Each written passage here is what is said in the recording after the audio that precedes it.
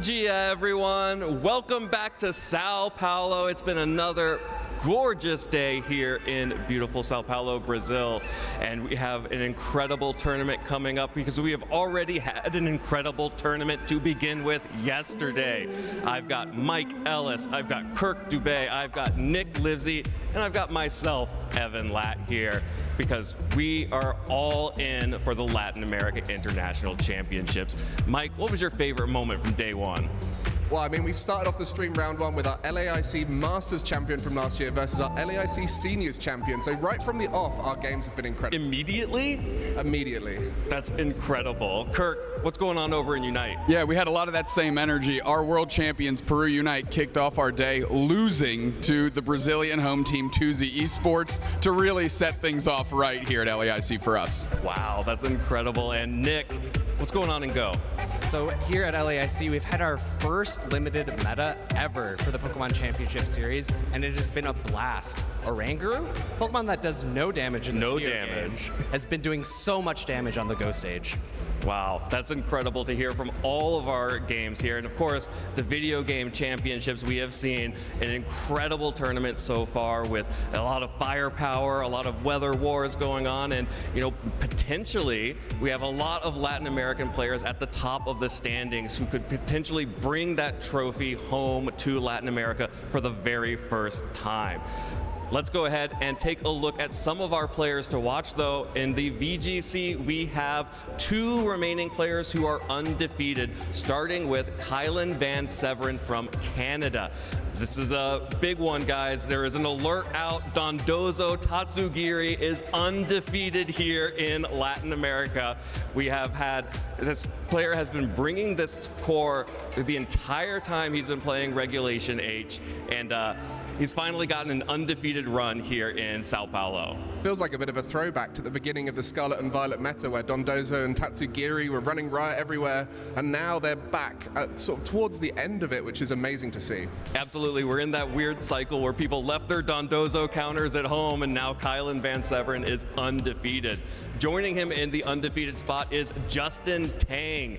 This young man is a phenom in VGC, only started playing in the Scarlet and Violet era, won his very first regional championship that he attended, and this year in Regulation H, he has attended 3 events and gotten top 8, and top 4, and now he is undefeated heading into phase 2 of our tournament. Definitely a player you're going to want to keep an eye out for, and this is an international championship, and the best example of that is the team that Yuma Kinugawa is running. Yuma Kinugawa was the 2025 Japan national champion, but also he has been competing in our international circuit over the last season, and he has been doing incredibly well. And right now he's running this really cool manual Sun Typhlosion Eruption team that he brought to Las Vegas last week.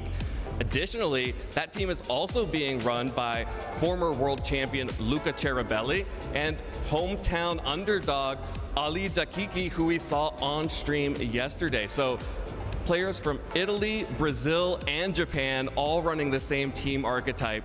Really just the 3 of them, and all of them at 7-1 heading into phase 2. Do you think those 3 trainers called each other this morning and dressed the same at the venue as well? I hope so. We have to get a fit check on all of them.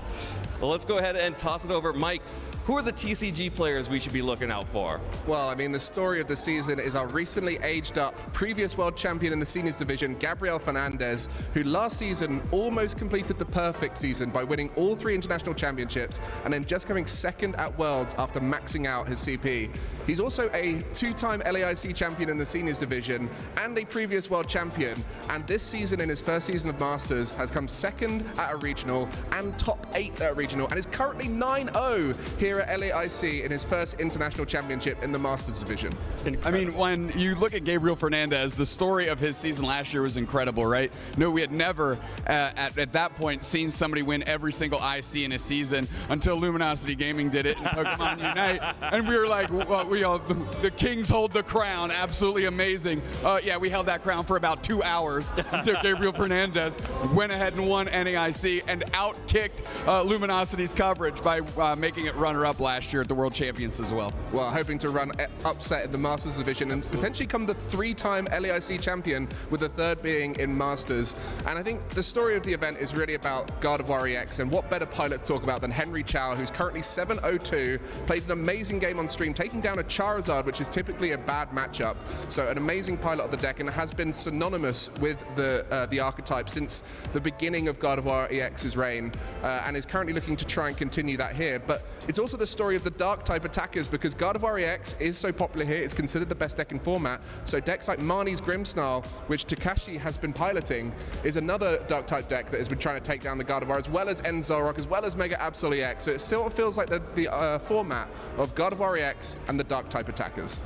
And I gotta ask you, Mike, when aren't Gardevoir or Charizard on the top decks of TCG? Well, we've just coming close to Charizard EX being rotated, and a Mega Charizard EX will be coming out soon to try and replace that variant. But I mean, Gardevoir has always been such a powerful card in the TCG. All right, well, Nick, you have whetted my appetite for Go information with that Oranguru call out. What else can we expect? Who should I be looking at in the Go tournament this weekend? Well, at the top, there's got to be our first LAIC champion, JW Naldo, who's going to be looking to make a repeat performance here. In the Go scene, we've only had one other trainer win the same IC twice, and that is our previous world champion, it's Axon. There has been no repeat winners for LAIC, so JW Naldo is going to be making to look his stand here. Additionally, for the Go scene, we have never had a player win an IC outside of their own region. No way, that's crazy. I feel like that's got to be a crazy stat across all the Pokemon games. I feel like, yeah, 100%. That's not common. And we have two trainers from out of region who are going to be trying their best to be the first person to do so, and to make the Latin American region the first region to have that stain on their mark of losing their first IC within their region. First one, none other than Dudebunk. He's won 6 regional championships. His last one, not that long ago, in Las Vegas, and he's going to be looking to repeat a good performance here. He's been really good at the ICs all around, had really good performances, but he has yet to claim victory, so I know he's going to be looking to do that. And across the ocean, we have Stone Collection, who, in order to make it into the top cut, had to repeat a grand finals matchup against PvP David, another really young, bright, shining star in the Go community. And both of these trainers are going to be looking to make their mark here in Sao Paulo. Yeah, and that's going to be really exciting to watch. Actually, on the opposite side of it, in the VGC, like I mentioned before, a Latin American player has never won the LAIC, so we're going to be really excited to see if any of our top Latin American trainers can bring it home. Actually came very close 2 years ago, made it into the finals. Thiago Latanzi from Brazil almost brought it home for Latin America, but we have a number of really strong trainers here that are going to be looking to do that for us on the VGC side. Now, Kirk, take us home. What can we expect? What fireworks are coming out of Unite this weekend? Well, a lot of powerful teams representing their region well here in Brazil. I'm going to kick off the conversation with 2Z Esports, runner-up from last year, but this 2Z Esports team is in name only, right? This org is now anchored by Baby Mazo, kind of the face of Brazilian Unite over the last 4 or 5 years, qualifying for Worlds every single year. Didn't qualify last year, but then got picked up as a sub by another Brazilian team. They're like, oh, we'll take Mazo with us. So that 2Z team, we saw them beat Per Unite, our world champions, to open up our day yesterday. Mazo, Mats, Leozine, just anchored by a great core. However, formerly known as 2Z, that were the runner-ups last year, are now on Force Team. And this team beat their group down 3-0, walked out head and shoulders above the rest. Lel, Soto, Falb, they anchored the 2Z team last year that came runner-up, and they're anchoring this team that is doing so well. Kirk, would you say that they're a force to be reckoned with?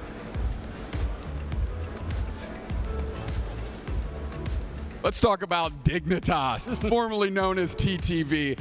Just absolute superstars from NA, have really held down our scene since what we call as year 0, where it was just grassroots events before we were introduced into the World Championship Series that you all were already a part of.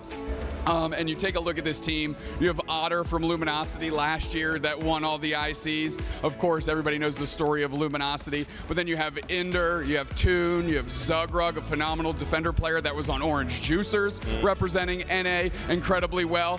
And as the resident paleontologist, those fossils absolutely needed some young blood in there. And they went and got themselves a kid that's cracked on the sticks and Zealot that's really helping push that team over the finish line, because this team is something, or a group of guys that we've always expected to really win the big one, and they've fallen short kind of on repeat for the last 5 years, and they definitely hope that Zealot is going to be the difference maker for them and really kind of live up to their own expectations. Well, all of our competitors are going to be competing for incredible prizing here in the Latin American International Championships, but for those of you who are unable to make it to the event, you can still participate in the prizing by our wonderful distributions. And Mike, what can our TCG players expect to see this weekend? Well, we got loads on offer, but let's start off with some packs that you can get a hold of. Everyone loves TCG packs, and you can use the code LAIC26, Phantasmal Flames. It's quite a long one there, so make sure you type it out in game to get some access to those Phantasmal Flames packs. It will be legal in tournament play next weekend in Stuttgart, so very much the format to look forward to. And you can also get some drops while you're watching, so why not just watch the stream, put it on in the background, watch as many of the games as you can, and you can get access to the Mega Venusaur accessories, and they look incredible. The sleeves, the deck box, the coin, but it's all about that jacket, really spicing up your characters in the game. Yeah, and on the VG side, you can receive Federico Camporisi's winning Whimsicott, say that 5 times fast, the winning Whimsicott of North American International Championships. Use that code LAIC26 Tailwind, swap out those eyes for ones, and you can download that Pokemon to your Scarlet and Violet now. Nick, what have you got for Go players out there? Similar to the VG, we have our NAIC champion, It's Axon's Araquanid. You can get that through a special timed research. In addition, you can get an elite charge TM, which will allow you to change a charge attack on any Pokemon you'd like to any of its learnable movesets, in addition to the normal ones, as well as any signature moves that might not normally be TMable. You can get some XL candies for Jupiter as well as normal charge TMs and fast TMs. A lot available through doing that timed research. All right, and Kirk, what can the Unite players at home receive? Well, all the stuff that you guys have is super cool, but what do you know about a sticker? Go ahead. So do children. LAIC 2026 gets you a sticker for your trainer card representing, obviously, that International Championship logo. And also, if you are stitched deep into the game, like those of us are named Dupe Snacks, you know that there is nothing stronger than a platinum emblem for just tuning in. So tune in and get yourself that incredibly invaluable platinum emblem. If you want it, you gotta watch, and you gotta stay right here on our broadcast, so stay right here. Day 2 is about to begin.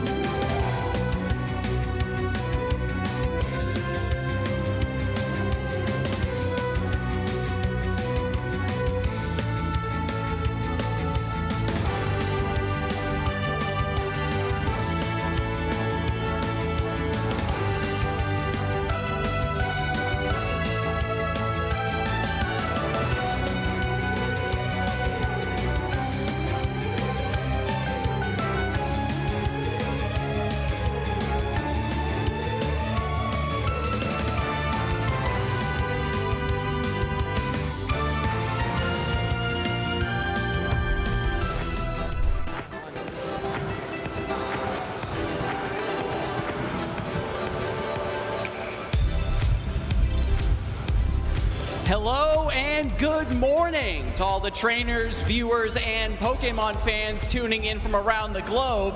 I'm Adam Watson, joined here by Spraggles, and we're here to welcome you to Day 2 of the 2026 Pokemon Latin America International Championships, coming to you live from one of the biggest cities across the entire world, Sao Paulo, Brazil. Yeah, baby. You know, Adam, yesterday we saw some incredible competition in Day 1. But if I know one thing is true in this crazy mixed up world, I know this. Day 2 is going to be even more exciting. Before we get started, let's talk about a few of our competitors that we are going to be following as they battle their way towards Championship Sunday. To kick things off, we've got Pokemon GO.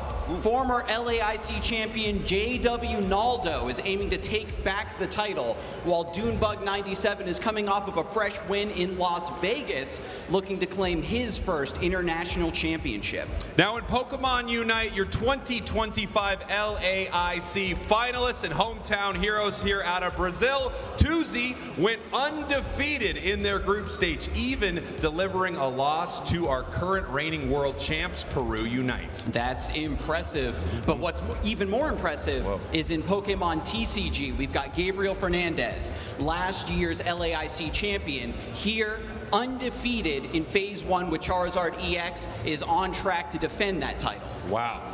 In lesser-known video game, Pokemon VGC, 2 players remain undefeated going into Phase 2. Kylan Van Severen and Justin Tang. Fun fact about Justin Tang, he has top cut every single event he's attended this season. And that's good. And that's going to be hard to top because all of the players that are here still in the competition, still in the running, have a chance to earn championship points towards an invite to Worlds 2026 in San Francisco, California this August, alongside the debut of Pokemon XP, and furthermore, a chance for their share of a massive $500,000 prize pool. Oh, dang. Well, with that, Sao Paulo, are you ready? Let's kick things off. Best of luck to our remaining trainers, and let's get Day 2 of LAIC started. Woo!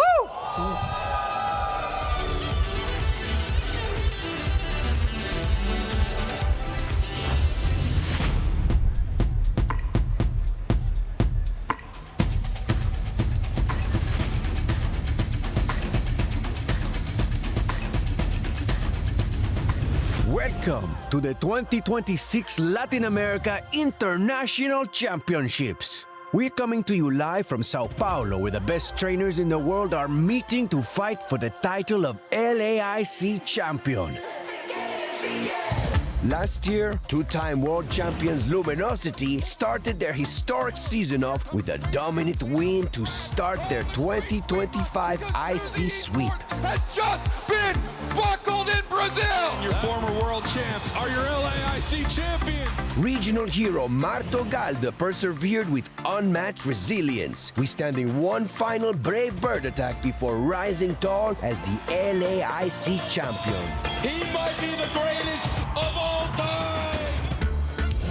Miloslav Posledny proved that patience pays off. His highly calculated plays laid the groundwork for an inevitable victory and achieved status as TCG legend. Brent doesn't think he can do it, extends the hand. Defending LAIC champion Marco Silva devastated his opponents, burning through the competition and searing his name into Pokemon VGC history. As the first 3-time international champion in the Masters Division.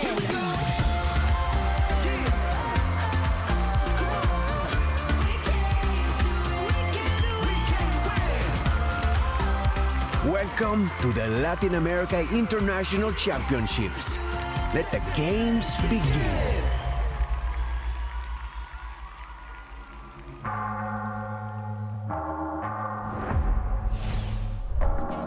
Bom Yeah, hello, good morning everybody. Back for the second day of the Pokemon LAIC International Championships. You're here on the VGC stream, which is exactly where you should be, with myself, David Partington, and of course, Costa Didymos. Mate, how are you getting on today? Just the same way as I was yesterday. Absolutely pumped and excited to be here, especially casting along your lovely self. We are here for phase 2, of course, is what has been one of the biggest events so far this season. This is a real big stepping stone for trainers in order to be able to try to not only get ahead of the competition in terms of leaderboards and obviously the title, but also travel awards and stipends, as this is the final opportunity to be able to get those valuable CPs in order to be able to bolster yourself moving onwards to EUIC later on in several months. 100%, yeah. And we are doing the Regulation Set H format here as well, where we are kind of in that second iteration of it after having it last year, where all of those little Pokemon that don't get quite to shine in some of the more restricted metas are able to really kind of cut through. And we've seen things like Sneasler, we've seen plenty of Golden Go, obviously, Incineroar, Saluna, Basculegion, and plenty of other friends to go around as well. Yeah, and I mean, it's sort of what we've said. Since there's been a first version, there's always going to be further iteration that's going to be made, but then the usual suspects, of course, that will make another debut. But generally speaking, when it comes to the overall performance of our trainers and the general formatting of the tournament structure, we've got a lovely little graph to be able to break that down for you lovely folks. Let's dive into the format for Pokemon VGC at the 2026 Pokemon Latin America International Championships. Trainers have traveled far and wide to compete for their share of over $500,000 in prizes and the ultimate title of Pokemon VGC LAIC Champion. The competition takes place over 3 days, battling head-to-head in a best-of-3 Swiss round format with open team sheets. An open team sheet means critical details about each trainer's Pokemon are available to the opponent. Trainers advance to Swiss Phase 2 if they gain more match points than their division threshold. When Swiss completes, the top 8 trainers and up to 8 additional trainers tied with 8th place advance into an asymmetrical single elimination bracket until only 2 finalists remain. These final 2 trainers will compete on Championship Sunday. The trainers are bringing their all to the play tables this weekend, and we will soon see who will claim the trophy and title of LAIC champion. Let's get this tournament started. As we've seen, a lot of champions to be made over this weekend, and we do have the rankings of a couple that we will be encountering later on this weekend. But for now, Justin Tang and Kylan Van Severen, our only 2 undefeated trainers, and what an accomplishment and confidence boost going into what is such a prominent phase 2 phase, of course, of the tournament. Yeah, super duper accomplishment, really, getting this far already. And a lot of these players can still afford to take another loss and still have contention of getting into the illustrious top cut as well. So yeah, plenty more names down there that we've also featured yesterday. Yuma Kinugawa on the right there, one of the players from Japan as well. And so far, our most recent Japanese championship champion as well. A really cool team with Typhlosion, Saluna, just really aggressive hyper offense too. Yeah, lovely representation across the board, globally as well. So it's really good to see so many people come to the fore, especially the local community as well. We've got lovely little representation, not only of Brazil, but also of Peru. We've also got of Argentina, with Hans Pizarro and Juan Salerno. So a lot of very well prominent trainers that have risen to the fore. I've had chats with Juan Salerno, and he's been on a bit of a spree in terms of traveling around. He visited us in Europe only several weeks ago, so clearly on top of his game. But there is who we will be featuring for our round 9 Swiss match at the very top there. Gabriel Agachi versus Tiyoti Masu. A very incredibly hype match. Really excited to see that one. And of course, we've got a few of our other matches that will be going on at the same time just below. Yeah, exactly, and there's so much action to be found. We've got EUIC 2022 finalist Oliver Escalin running a very, I would say, disruptive team, you know, high high-octane sort of Venusaur, Dusclops, Sun mode, which I'm a big fan of. I've had chats with Oliver as well, and he did really well last weekend in Las Vegas. So looking forward to seeing how he could bring that sort of matchup going up against Bruno Rebello. Yes, exactly. Plenty of very hype action of Pokemon that we're going to see very soon too. So yeah, like got that undefeated match, Justin and Kylan as well. That would be really hype to see as well. I think that might even be on our side stream as well. Hopefully you've been checking that out as well. And often we have the time to also feature those side stream matches on our main channel too. But of course, if you're ever at a loss for Pokemon action, Pokemon.com/broadcast is where you can find it. Yes, exactly that. So make sure you do not miss out at all, as we have got our trainers getting ready. They're on the floor right now, prepping for the first round of this Phase 2 segment. Gabriel Adachi versus Tail Team Muscle in what seems to be a mirror match, excluding the cheeky little toad at the bottom left. I believe that's a Politoed, David. It certainly is, yeah. So there's a combination of that rain setters and those snowy setters as well. And Gabriel looks very happy to be there, showing this team off. I think it seems like from the socials that Politoed has been the most valued Pokemon on his team, to be honest.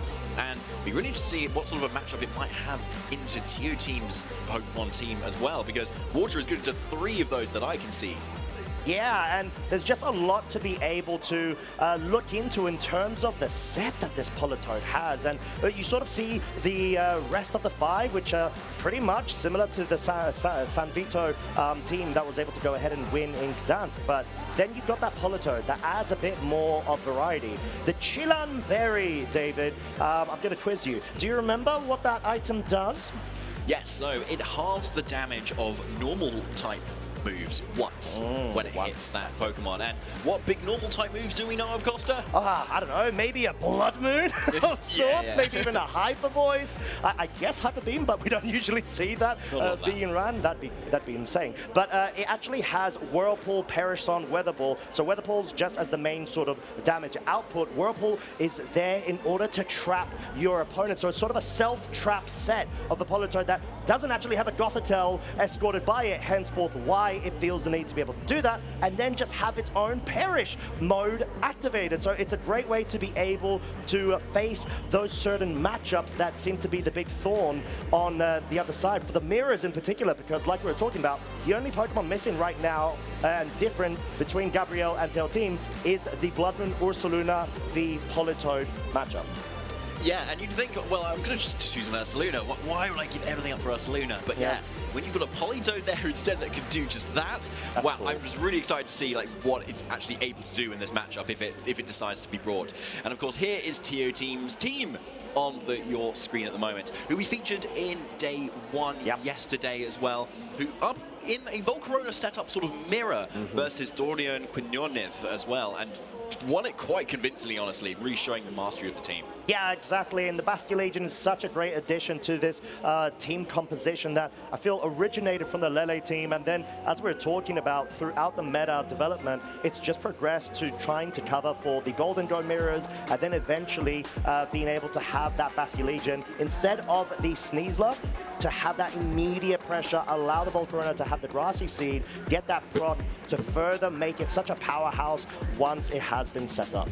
Yeah, we've seen how that Basculegion was really good in that mirror in our Phase 1 yesterday as well, where it was able to get around the special defensive boosts of the opposing Volcarona and just hit it really hard. And even if there was like a speed boost as well, often with the Choice Scarf, the Basculegion would steal out speed. It would also be able to take a fire attack or 2, and also a Terra Blast at the same time. So just an all-round really good Pokemon that you can just kind of slap onto your team, on your composition to really deal with things. Yeah, and Tail Team, back in Gdansk, obviously regional finalist only several weeks ago that was up against Simone Sanvito, and we saw how important the Basculegion was in that matchup, and also the speed tiering of the Volcarona, which at least from Tail Team's side, I believe was a bit slower than Simone's, but we're going to have to see if that does come to fruition, because there's going to be a Volcarona face-off yet again. Gabriel bringing the Volk of his own, Basculegion along its side, and Tail Team actually bringing the Incineroar, already having an impact on the Basculegion's damage output.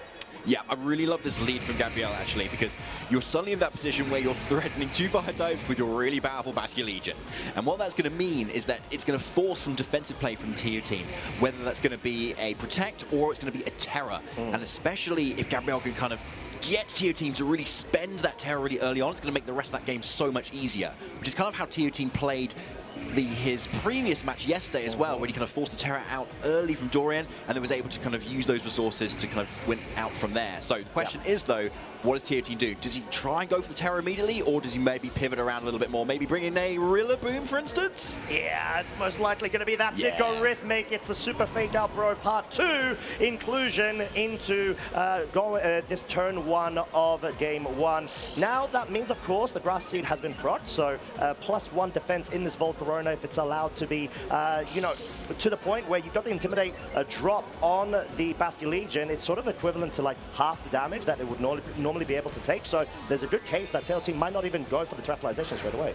No, indeed, and that'll be a really good play too. But actually, you see, yeah, the Terror Fairy on the Volcarona here instead, going for that big heart because it loves its trainer just that so much. Ooh, all right, and Wave Crash will be targeting that slot. It's going to deal so little damage onto this Volcarona, just going to show why you've got the multiple offsets to be able to absorb that damage. And Quiver Dance actually revealing Tail Team's Volcarona to potentially be faster than Gabriel's, which of course will be immediately following suit. But all of a sudden, David, we've got Tail Team with that Rillaboom on the field, directly threatening the Bastion Legion and maybe potentially forcing a defensive play. Yes, definitely forcing a defensive play. However, TO Team doesn't really need to worry a lot about this Bastion Legion, right? Because we know it's locked into Wave Crash, and we saw how much damage it did, which is not very much. So I'd imagine, yeah, TO Team doesn't really need to use this Rillaboom. You might as well switch out, maybe try and get in another opportunity to go for more Fake Out, or Bastion Legion to threaten the other Volcarona, I suppose. Oh, yeah, as we're actually seeing the Bastion Legion staying in, going for the Wave Crash, clearly trying to prioritize getting as much damage onto the Volcarona as possible. This is a great way to be able to not let it run out of control, as we see a second Quiver Dance being set up by Tail Team, and Gabriel might even go on the offensive right now. No, it's just going to follow suit with that Quiver Dance, because at this point, it's sort of the case where, sure, Tail Team is getting those smooth little switch in, switch out interactions, already revealing all 4 of their Pokemon, but Gabriel's gotten so much damage onto this Volcarona, and this may invite an attack from the Volcarona itself now.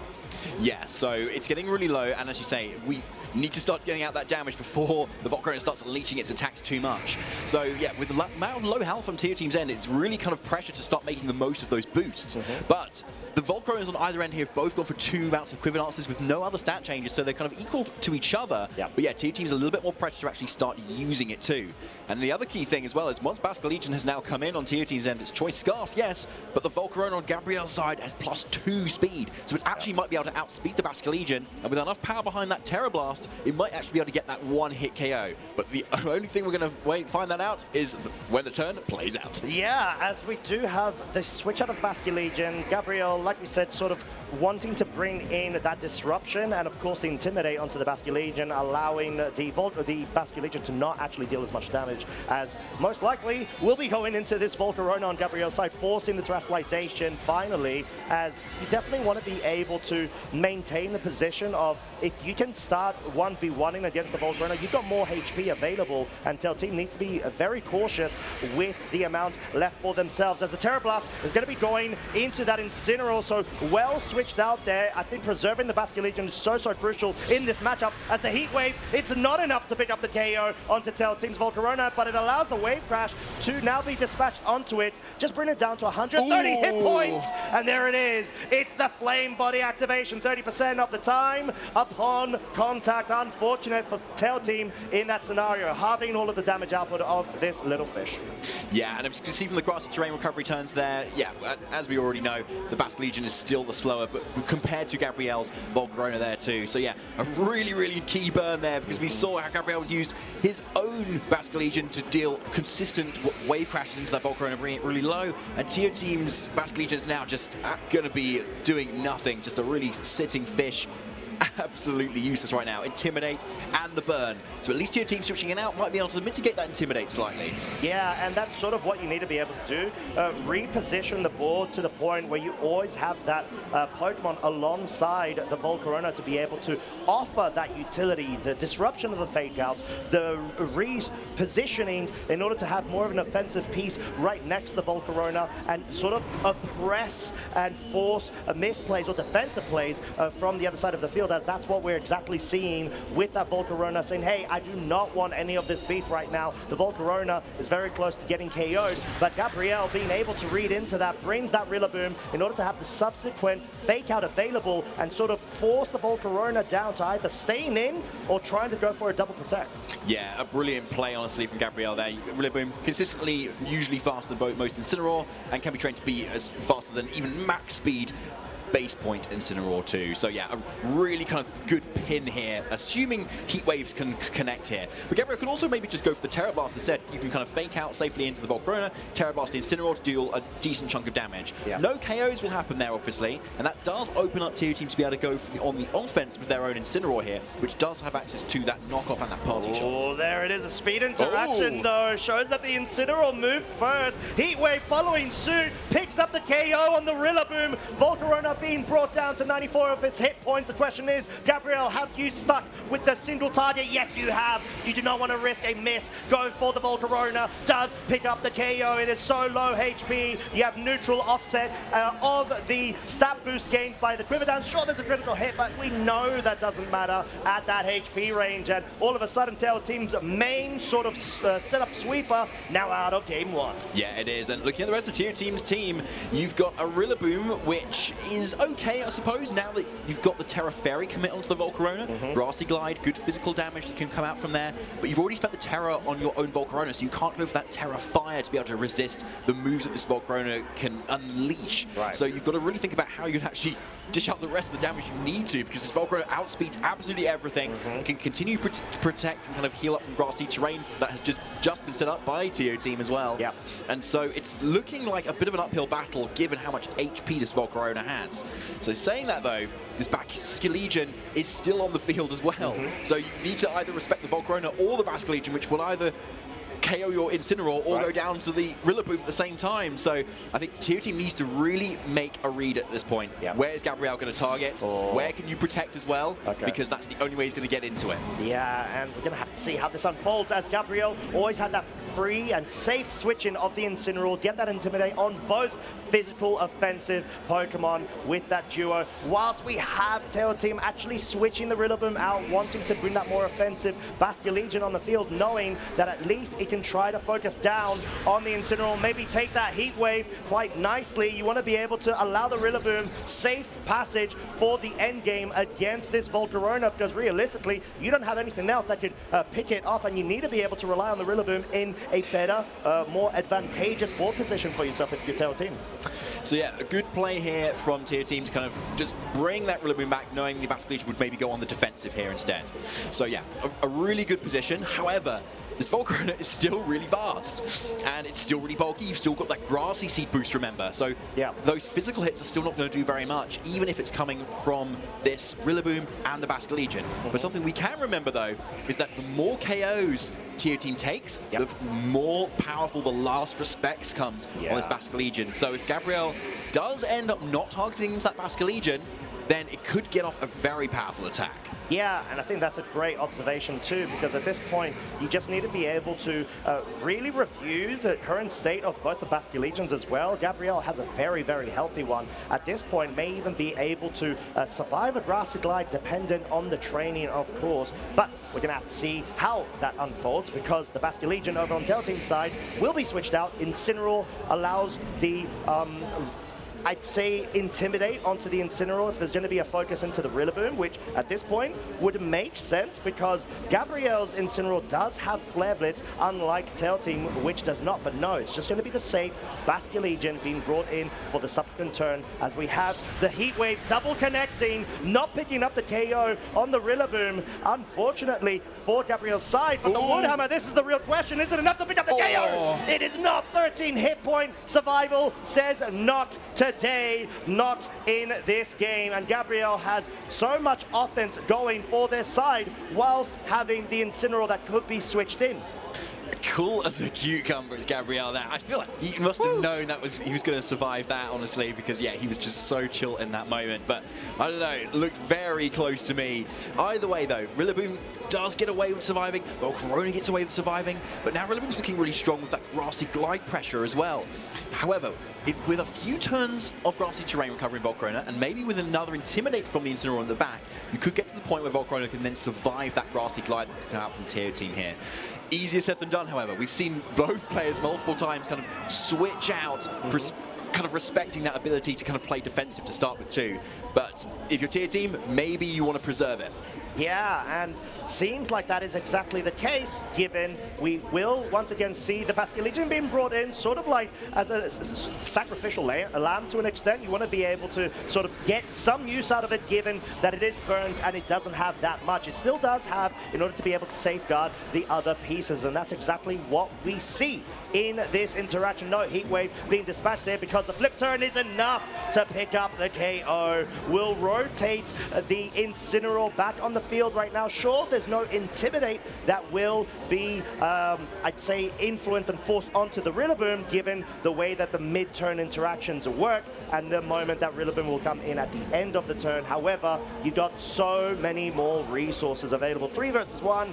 Yeah, I don't think Teo Team's going to be able to come out of this one. Yeah, I don't think so. No, that was a really pivotal turn there. We saw Gabriel just leave their Volcarona completely open to a grassy glide that could have just come out from that Rillaboom instantly on that turn and just kind of call it, saying, you're definitely not going to go for it. Gabriel takes game 1 in this 3-game set. Yeah, and with what fashion as well. So cool, like you said, in terms of just the calmness and the zen that Gabriel is exuding at the moment, sort of saying, right, I know this matchup inside out. I know what I need to do. I know that Teo Team is an amazing, amazing player. So at least I'm able to sort of draw out how I need to be able to flow the sort of different steps and the key pivotal points of your pieces. With that Volcarona being sort of like a king or queen of the hill-esque sort of piece, whilst having all of the supporting cast by its side. Yeah, and we've seen that kind of back and forward in our phase 1 as well. And yeah, here it is again, but using that ability to have that Basque Legion in the exact right position to deal out that much damage early on was really critical here. Yeah. And yeah, that final KO on that Basque Legion was really good here too. So yeah, I see Teo Team really kind of anguished on some of the last remaining turns of that whole game there. Yeah, but when it comes down to fine margins, just as that, you need to get every single turn right when you're at this level of competition, right? You've got so many accomplished players in this tournament, and 2 of them are standing right in front of you. We've got a regional champion, a multi-international finalist on your left in Gabriel, and Teo Team as well, a regional finalist and a top competitor. Yeah, exactly that, and they're both going so well in terms of the current CP that they've been able to gain. Like we said, you know, they're vying for those awards for those finalists. Teo Team came very short of being able to get their first regional major title, but you never know. This may be their day as they progress on, and they essentially have the back against the wall right now. You do not want to drop any sort of game at the moment. Gabriel has been able to force out Teo Team to the point where you're going to have to really think if there's any sort of adaptations that you can make, but it doesn't seem to be the case, as we do have a mirror same leads from both our trainers. Yeah, so exactly same lead, but obviously things can be a lot different. We saw how Gabriel's Basque Legion targeted twice into that Volcarona, which means that if you do that again, you're not guaranteed to not be burnt again. And so it could be that Teo Team's wanted to roll the dice a little bit here this game, saying, right, yeah, if you go for the same play, you could still just get burnt, literally, in this sort of set as well. And that could really pivot things around, because we saw how that Basque Legion was really good at taking KOs throughout the game and just really putting a thorn in Teo Team's side in terms of its plan. But on the face of it, Teo Team has the faster Volcarona. Yes. So in theory, he should have a bit more of an advantage here, especially given his Incineroar is also faster than Gabriel's Rillaboom. Yeah, as we're actually going to see the Volcarona being withdrawn for the Politoed. Wow. And we were just talking before, David, about maybe Politoed's a game 2 adaptation, but not what I would have thought when you're in the lead going into game 2, rather than trying to readapt with a game loss. So very, very interesting sort of bring in order to maybe be able to trap that Volcarona in, expecting the sort of setup of that Rillaboom being brought in, saying, okay, well, surely you just want to go ahead along the lines of game 1 that we saw, but Gabriel has such great potential to go on the offensive right now. That's exactly what we're seeing with the Terra Water commit of the Basque Legion. It's surely going to be going into the Volcarona. The Volcarona most likely is going to have to go for the Quiver Dance. You don't make the play of switching the Rillaboom in if you're not going to be able to do it, as there's a Terra Fairy commit as well from Tail Team's side. The question is, you are at -1 attack. How much damage will this Basque Legion go and deal onto the Volcarona? It's in the rain! It does not pick up a KO, showing how valuable the Grassy Seed truly is, but that is so much damage, especially accompanied by that weather. Yeah, that was a massive, massive hit that Gabriel was able to push out there onto TOT's Volcarona.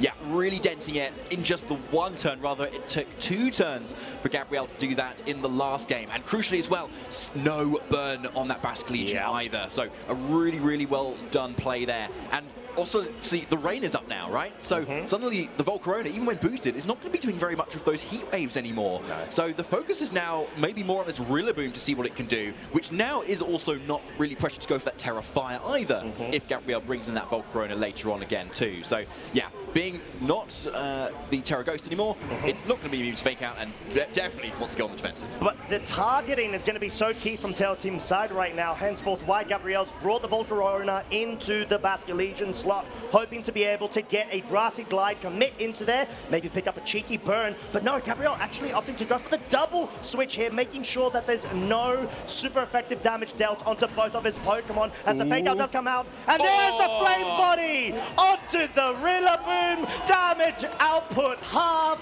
not what Tail Team wants to see. You can see the dismay in their face as the Quiver Dance has now progressed on. Once again, we've got a +2 all around Quiver Dance Volcarona. Yeah, we do. So that is a really, really good burn there for Gabriel. I was saying how like Rillaboom's going to be really important here. We need to deal with the Basque Legion and both the Politoed now. But yeah, with that burn, it's just looking so much easier for Gabriel in this matchup, particularly when the burn actually halves the power of your moves rather than halving your attack stats, so you can't even crit through that damage. Some would say that Gabriel was trying to fish for a burn there and was able to get a catch, as Incineroar now being brought onto the field from Tail Team's side will be able to get an Intimidate drop or an attack drop onto the Rillaboom itself, as you've got this interaction of, okay, I'm going to protect my setup sweeper and bring in the support, the disruption, should I say, on the other side for the subsequent turn. Fake Out, of course, but this gives Gabriel the opportunity to go for a Quiver Dance of their own. Sure, we know that there's no Terra available for Gabriel's Volcarona to be able to utilize Terra Blast, but we've seen time and time again when it comes to a Volcarona face-off, or dance-off, some would say, then you get to the point where you've got so many Quiver Dance boosts, Terra Blast actually starts dealing a lot of damage. Yeah, it really does, and that consistent fairy damage is something that's often lacking in this format as well. So when your Volcarona can be that fairy offense, when it's really fast and really strong, it's just really good neutrally to pretty much everything. Yeah, exactly, as the Fake Out will be targeting down the Rillaboom, and now Tail Team starting to go on the offensive. This is a +2 Quiver Dance Volcarona. Terra Blast into the Rillaboom, dealing just about half of the HP, and Gabriel now set up their own second Quiver Dance. Both of them sort of directly having a face-off right now, and like we said, this is why it's so key to be able to better position your utility support on the other side at the appropriate time. Yeah, definitely is here. Now, interestingly, we've got a matchup of those two Volcaronas with the same amount of boosts here as well. But crucially, like in game 1, Tail Team's Volcarona is on less HP. But you can see, though, it's healed up quite a lot, actually, from when it first took that wave crash. Almost healing up half of what that damage was already. So the Grass Terrain is really paying dividends here, and it does have a lot of boosts at the moment, too. To now the point that it should be able to outspeed this Basque Legion once again, critically getting those 2 boosts that kind of secures its ability to do that. And when you've got that ability, suddenly the Basque Legion provides a lot less pressure here, particularly when Gabriel has actually already committed the Terra Water onto it as well, meaning that any fake out from either the Incineroar or the Rillaboom is going to be able to target it as well. So Tier Team backing is against the wall, but this Volcarona is looking actually pretty strong now. Yeah, it is truly starting to become a bit menacing, and that's sort of what we expect from the Volcaronas of this sort of Accord. Terra Blast going into the Politoed. This is a +2 special attack, and Politoed is known to have so much special defensive fold. It takes so much damage. Terra Blast now actually neutral, normal typing of course, from a Gabriel's onto Tail Team, dealing, I'd say, respectable chip damage, just something above the degree of chip damage at that point, maybe 20-ish%, whilst most crucially, Tail Team goes for the parting shot. Now Gabriel's Volcarona is only dispatching +1 special attack damage output. And now the Basque Legion comes in, and just as the rain kind of goes down as well, which is probably good at this point, more so for Gabriel, to be honest, because, yeah, that Basque Legion is very strong, and it's hit on the physical side, of course. Yep. And as we know, Gabriel's already spent their Terra on that Basque Legion that's in the back, so this Volcarona cannot resist those water moves now. Thanks to the Grass CC, though, you should be able to take on a few hits, but what do you do going forward here? You can see that the Pyrax on the other end there is getting a little bit low, but you need to continually deal damage into it, otherwise it's just going to keep healing back. And what can you deal damage into it? Basque Legion on your end can just be outsped.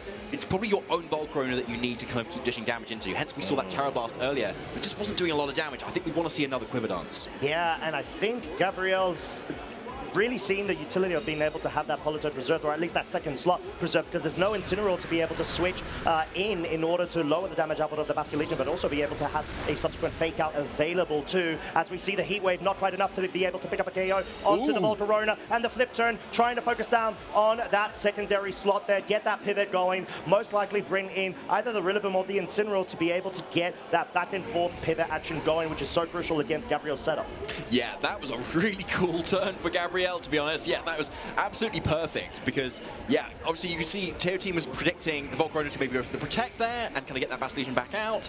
But yeah, now that's so perfect because Basque Legion has locked in now to that very much weaker flip turn move, and it's not even boosted by the rain at this point either. And Tail Team has to go for that again this turn, which really frees up Gabriel's Volcarona here to be able to go for another Heat Wave, which the Pyrax on the other end is very much in range of now. So if the Volcarona wants to kind of do anything this turn on Tail Team's end, it's probably going to be taking that Heat Wave. Oh, and there's a Heat Wave miss onto the Volcarona of Gabriel. So it's a double miss. That's not what you want to see, especially because you feel like the Basque Legion would have been able to dispatch off the Politoed. So crucial there, Tail Team absolutely upset from that interaction. No wonder anybody would be in that case. Flip turn though, focusing onto the Volcarona from Gabriel's side. Another burn!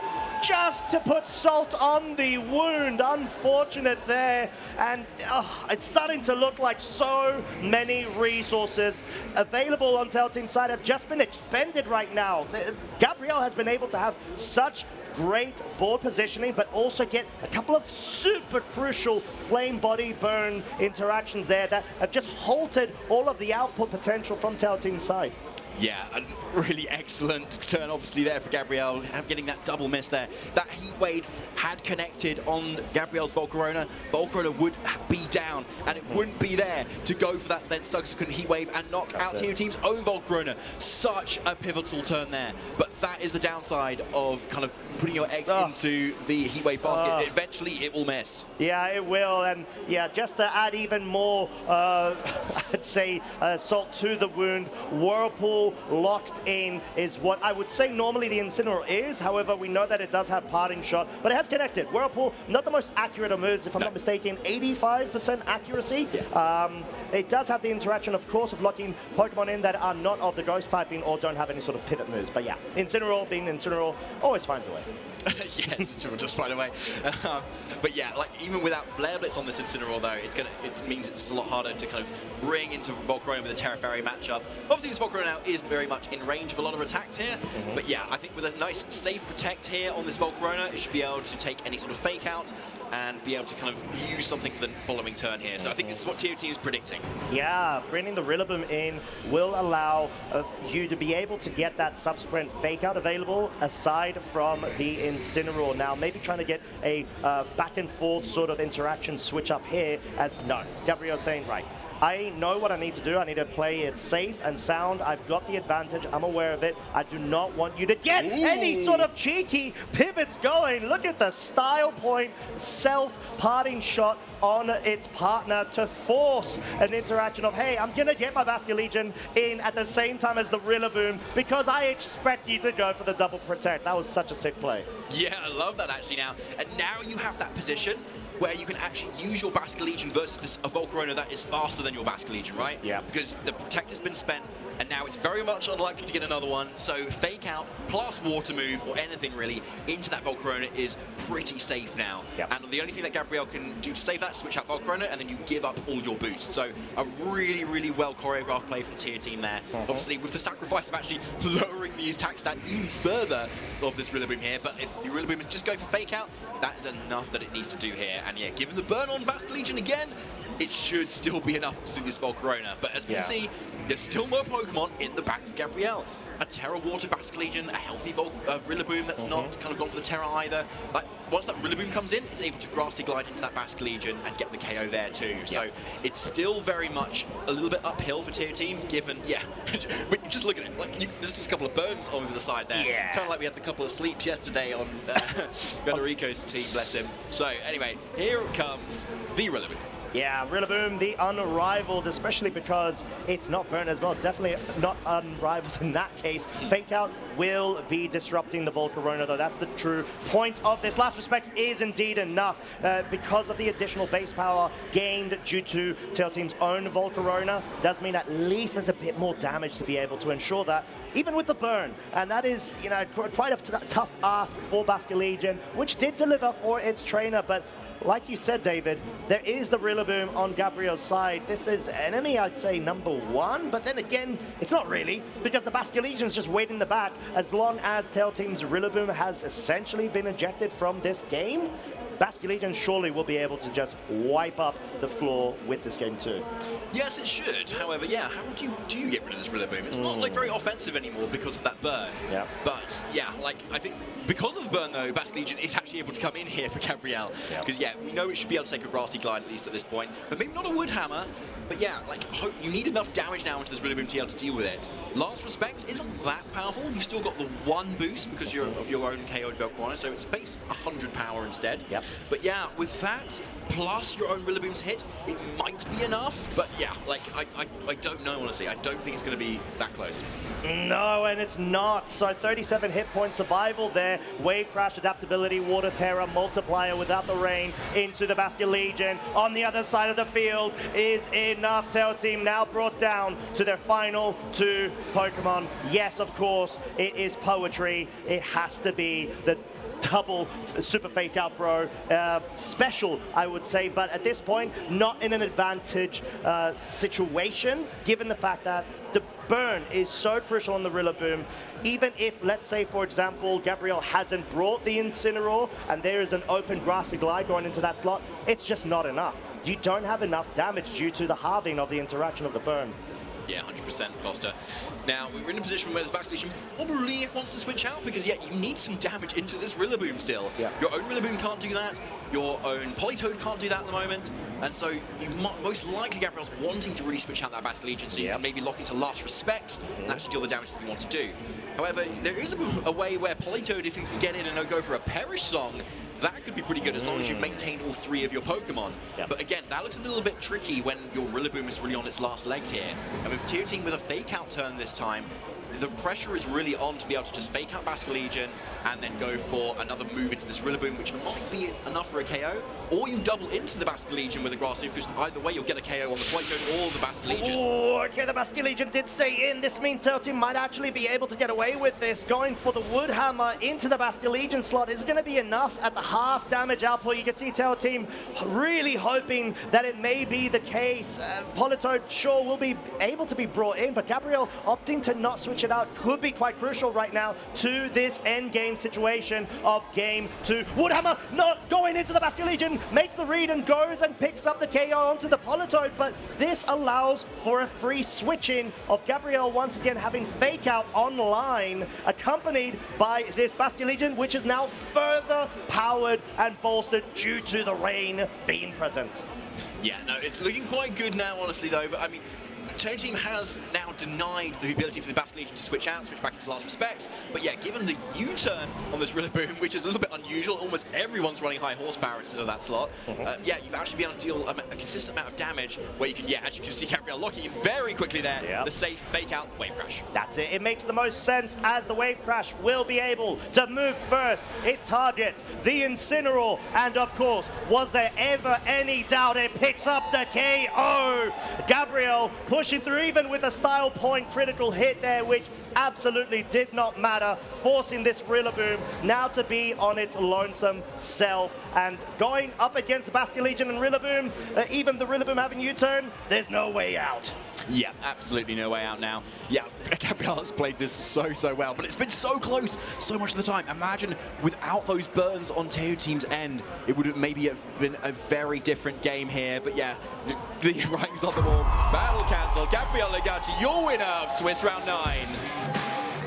What a way to go about it as well. Huge congratulations to Gabriel being able to be one step closer to the top cut here in their local region. What a way. We know Gabriel, a phenomenal player. That, of course, still stands the same for Teo Team, putting up a very strong fight like we sort of discussed there, David, getting quite unfortunate with the Flame Body, as well as the Heat Wave interactions too earlier on. But that's sort of the price you pay when it comes to having to run A, the Heat Wave on the Volcarona, and obviously B, Volcarona just being so prominent in the meta. That Flame Body, even though it's not a direct way to be able to get immediate pressure onto the field as an ability, it's there for the passive interaction of the contact moves. Yeah, it's a really punishing way to kind of deal with your opponents, isn't it?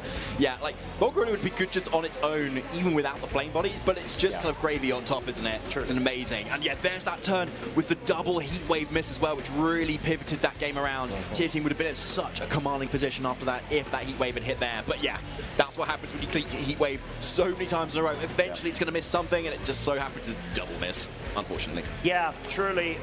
But still, that doesn't mean that Teo Team, you know, just didn't absolutely play that phenomenally in that game too, just sort of trying to understand what needed to be done. And then we did see the interaction, of course, of the Politoed being brought in that game too, David. I genuinely, I was thinking, I don't see a real reason why maybe Gabriel should bring it, because I thought Incineroar surely had a lot of use when it came to sort of the interactions of the additional Fake Out user, the Intimidate, of course, onto the opposing Bastion Legion, but Politoed really pushing through with the additional multiplier, further bolstering the Bastion Legion of his own to be able to just pick up some really powerful damage, especially onto that Volcarona. I think you hit on a really interesting point there, though, obviously. Like, I think other than, yeah, the Bastion Legion getting those boosted water moves off, I think it wasn't doing a whole lot in that matchup, right? Yeah, when you're trying to pivot in and support your Volcarona, you want that nice kind of core of defensive typing. Right. And yeah, you're suddenly missing that fire type now, and you're doubling up on water, making yourself really exposed to Rillaboom. It's true. So, yeah, and especially when you've not brought a fire type, as well as half your team being weak to grass, you don't even have a fire type for it either. So it's a really, like, interesting combination. I think luckily those burns came out for Gabriel in that second game. Yeah, and I guess it's a great opportunity for us to be able to ask Gabriel himself. We've got Evan on the floor, please take it away. Thanks, y'all. I am so thrilled to be here on stage. The crowd is already cheering for you, Gabriel. Congratulations. 8-1. That looked really impressive. How are you feeling now as you won your first match of day 2? I'm feeling great. I was very nervous coming to this match because the mirror is actually one of my hardest matchups. Like Bo, his Insane and his Volcarona were faster than mine, and he also had Taunt on Insane, so it's very hard for me to keep up with that. Game 1, I just played the exact same mirror and hope to get him off guard by playing very aggressive. It worked pretty well. I also thankfully didn't get burned with my bass collision. And then game 2, I just got lucky. Well, I really want to talk a little bit. You mentioned this as a mirror, but it's only a mirror in the 4 Pokemon from that first game. And I really want to talk about that switch up you made in game 2, going for the Terra Water on Basculegion and bringing Politoed to give it even more power. What was the thinking behind that specific switch up? So, to be honest, I think my gameplay wasn't super strong because I expected the Wave Crash to do more damage. Since his Volcarona was faster, I expected to don't be super bulky, so I expecting it to be like, I was expecting a bit more damage and like hopefully to put the Volcarona on Grassy Glide range, but it took the hits very well.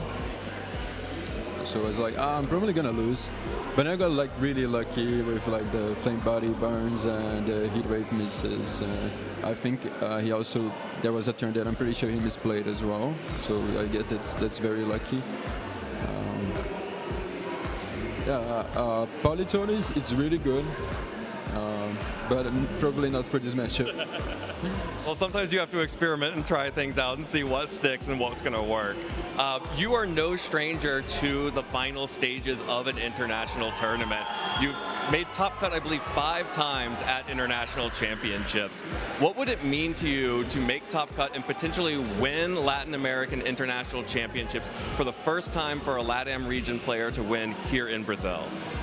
So it's very funny because the first time I top cut was the first LAIC, and I was using Perish Song Politoed back then.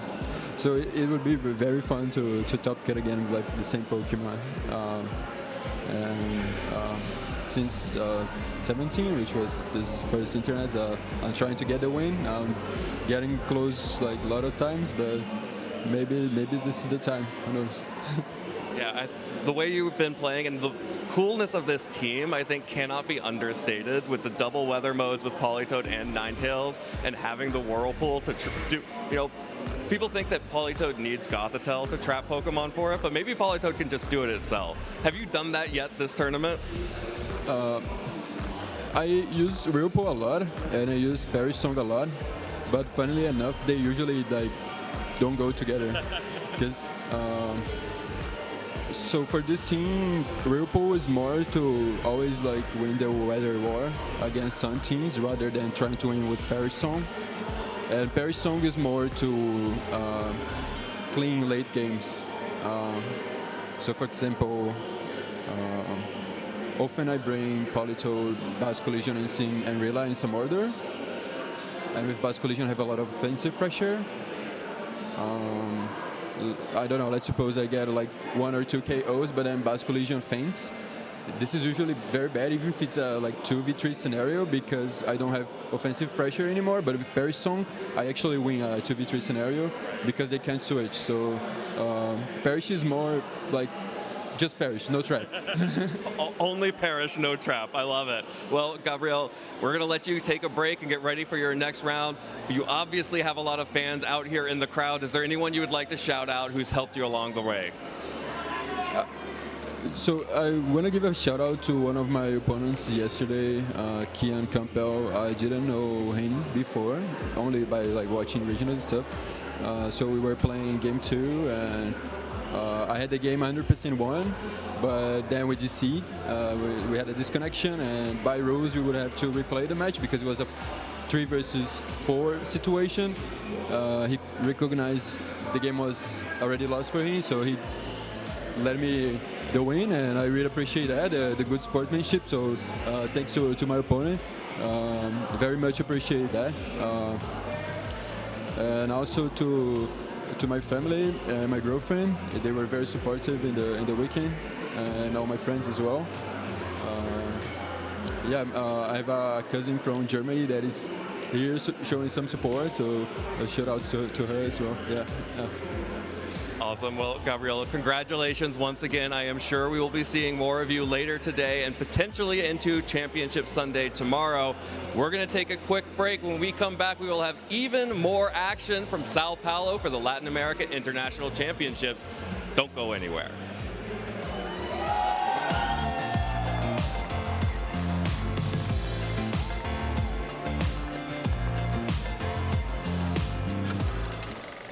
Hey Pokemon trainers, welcome to Pokemon Championship History, a series where we showcase important matches throughout the history of competitive Pokemon.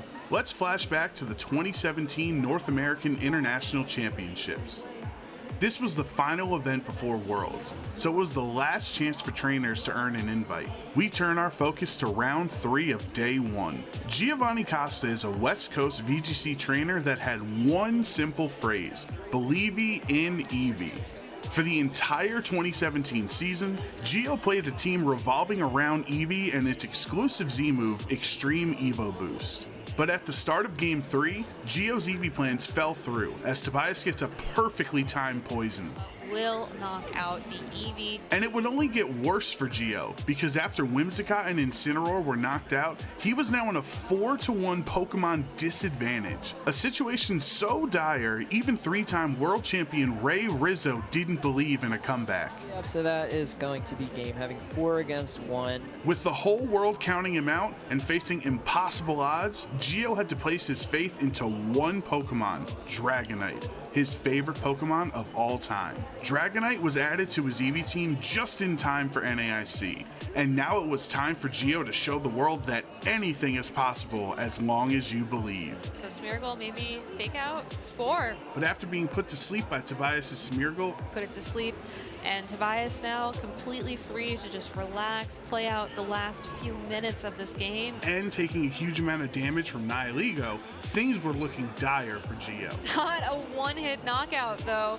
Then the unthinkable happened. Dragonite wakes up and goes for an Earthquake, targeting down this Nihilego and this Hariyama. It gets the knockout on Nihilego. It gets the knockout on Hariyama after the burn damage.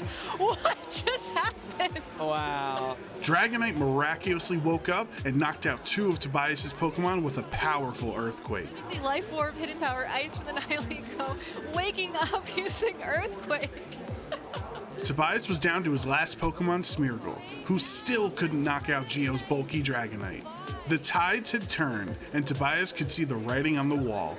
Wow. I don't think Smeargle's able to pick up that victory, so wow, what a comeback there. Oh my man, okay, Gio defying all the odds, he believing in Dragonite. And with that, Giovanni Costa's Dragonite delivers one of the greatest comebacks in VGC history. Gio proved that truly skilled trainers can win with their favorite Pokemon. Thank you for watching, and let us know some of your favorite moments in competitive Pokemon history by using the hashtag #PlayPokemon. This is going to be a no-holds-barred match between Shiliang Tang and Justin Tang, 2 friends meeting each other in the finals of the San Antonio Regional Championships. My name is Justin Tang, and I'm born in Maryland. If I was a Pokemon, I would probably be a Dark type. Wait, no. Wait, I messed it up. Wait, can we reset that? Reset that? A rising star who cannot be stopped, the 3-time regional champion, Justin Tang. If I was a Pokemon, I'd probably be a fighting type, just because of Pancham, my favorite Pokemon, so. I mean, you must be on top of the world right now. I don't know, it feels better than the first time and the second time, I guess. I don't know, man, it's too good to be real. My first partner Pokemon was Mudkip. Had a copy of Emerald. Like, I didn't really know how the game worked at the time, so I just gave it all the HM moves, and I was kind of circling around the sea for like hours and hours, and I don't think I ever beat the game, so yeah, I guess that's my favorite. I mean, like, I've only been playing for like a year and a half in VGC, and I'm playing against guys who've been going for 10+ years, and it's really insane. It's really cool to not just be winning, but to meet all these people, and it's just been great. That's awesome. I got into competitive Pokemon through a lot of YouTube creators. You know, I mean, Wolf was like, you know, everyone's example, right? Cybertron, like watching them ladder and like trying to make my own teams and then trying to play the game, even though I wasn't very good back then. This should be enough to clean it up. Justin Tang, your Knoxville Regional Champion. The first team I used at Knoxville was a variant of the Wolfie Orlando team. And think it shows that, you know, you gotta start somewhere. To watch out for Justin Tang winning his second regional championship here in Fort Wayne. So impressive. It's in the red, and with a third surging strikes, Ice Rider Calyrex goes down, and Justin Tang, three-time regional champion, winning the San Antonio Regional Championships. Winning an event again, it just feels unreal. This is something I've been chasing for a long time. Winning 2 your first season is really a hard goal to achieve, and to try to come back at that peak, it's tough to kind of like falling short when you're so close, because I topped at countless tournaments last year. I topped 16 almost every tournament this year. A long time coming after Justin had such an explosive start to his competitive career. And I'm finally back. Paired from this finals to my other 2 I've had so far, honestly, it's been so long. I feel like it feels similar. It's just that adrenaline that hits. Just because I've been shooting for this. Like before, it was unexpected. I kind of went in blind. I didn't have those standards at the time, and having another win after chasing it for another year now, it feels really good. Is there a player or just a mentor in the scene that you have? It's gotta be Xilang Tang. You know, he's one of the most calculated players in the world. Like, whenever I watch a stream game of him, it's some of the most impressive work. Like, he sees things that most people don't see. Like, we're both grinders. Like, we both put in the work because, you know, we love this game and we want to do well. Xilang Tang, one Pokemon knockout away from moving on to the top 4 and closer to another regional championship title. We'll forfeit the match, and Xilang Tang is our first Tang in the finals. And I feel that I'm learning something new from him every day. It's just been great working with him, just because I, you know, find someone that just fits me best. So, yeah. And Justin, one Pokemon away from moving on to the finals, where he has to face his team-building partner. Some parts of my gameplay I want to try to get better in is kind of just thinking more in turns. I feel that I can be calculated when I'm thinking right, but sometimes I just overthink. I try to cover things that I can't always cover, and I end up losing for it or trying to make overread. During my top 8 set, I almost lost because I spored to a sleeping Calyrex already because I misclicked. If I just gave more thought, I can just sport out a slot. I've also had experience like that at Toronto, like trying to cover Wolf's every move. But our Chaladon not going for the protect. Which wasn't possible. Like thinking things that he wouldn't do, realistically, and he didn't, of course. Who do you predict to win the San Antonio Regional Championship? In my heart, he's been feeling the energy, he's been getting really into it, so I'm gonna have to lock in Justin here. I knew I was gonna win finals after I saw the last turn trick room. His only way of winning was if he high horsepower crit me, and he didn't. It was Cali Ice versus Land of Ursh. The moment I saw the bar go down to like 20, I knew I had the game won, and it felt really good. I can't lie. Like, finally able to beat Xilang too. He always beats me in mirrors or in practice, so you know, it feels good being one of the best players in the world. My #1 goal for this season is to do well at Worlds. Xilang actually last year, he knocked me out of Worlds in the exact 6-1 mirror, so it feels really good to have my revenge on that. This year, I hope that things can be different and I can finally have that Worlds dub or cut, something that's just better than what I've had before. After 2 Worlds of maybe not the best results I wanted, I just want more.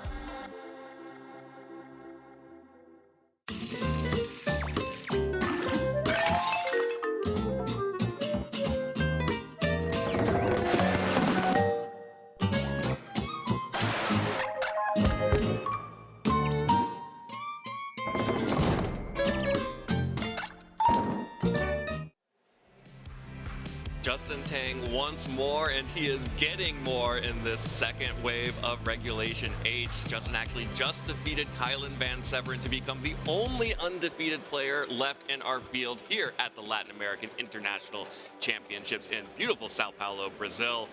Gabby, it's great to be back here behind the desk for our second day of competition, and I could not be more excited to see some of these matches as we get closer and closer to our elimination bracket.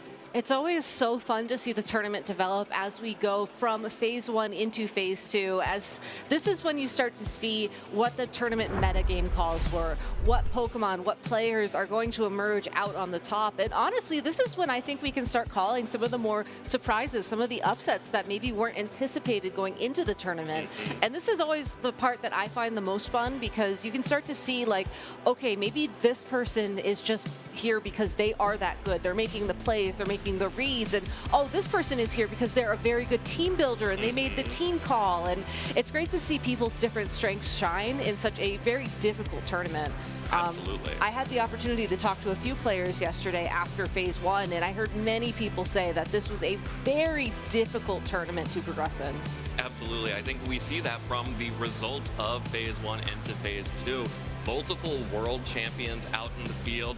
Some of them are no longer in competition for the championship here. Of course, Marco Silva, our two-time defending international champion, dropped 2 games yesterday, but still made his way into Phase 2. So still his tournament hopes are alive as of right now.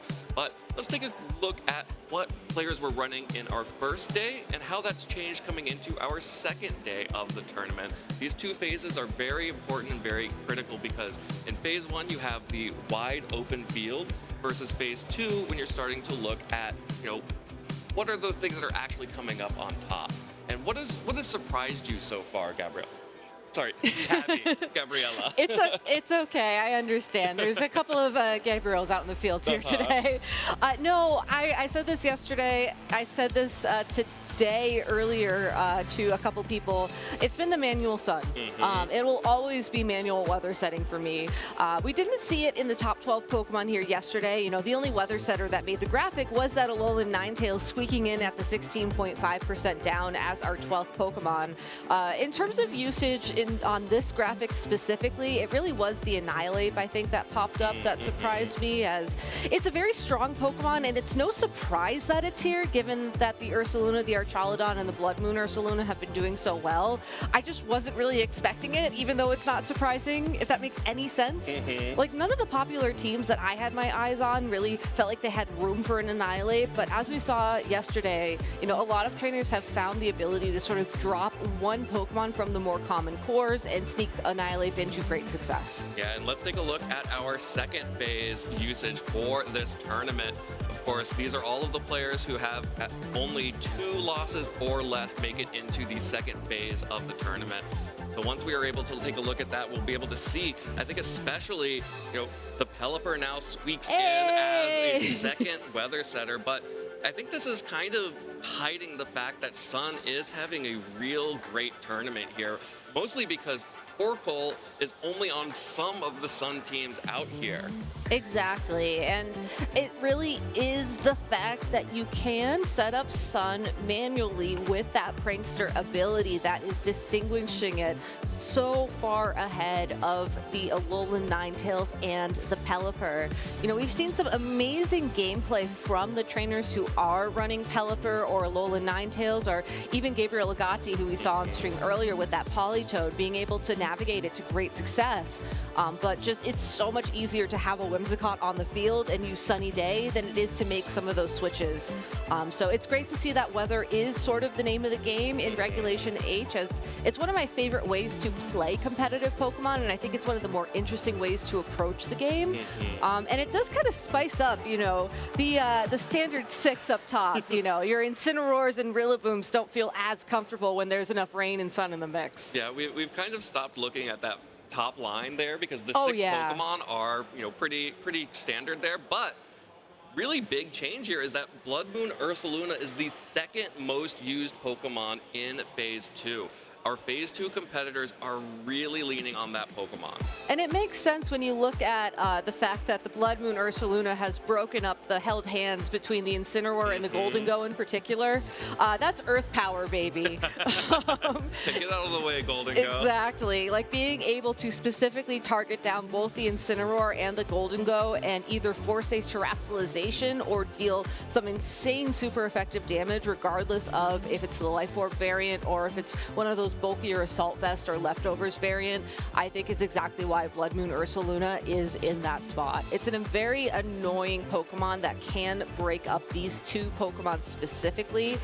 and you kind of have to have a Pokemon like Rillaboom or Sneasler or the Annihilate or just something dedicated to handling it at the end of the day. Yeah, and another pair that's here on this graphic that I am really interested in is the Volcarona and the Basculegion. Yeah. These are two Pokemon that are pretty frequently paired together on teams like we just saw in our first match of the day. And it's really interesting how they both interact because those Volcarona teams want to start quiver dancing up. They want to get all those boosts. And Basculegion, usually with the Choice Scarf on those teams, like we saw in match 1, coming in and just trying to get big water type damage onto the Volcarona either via Aqua Jet because it can do be priority above the quiver dances, or just trying to go for a big wave crash like we saw Gabriele Gatti try to do in that second game. So they're best friends, but they're also best frenemies.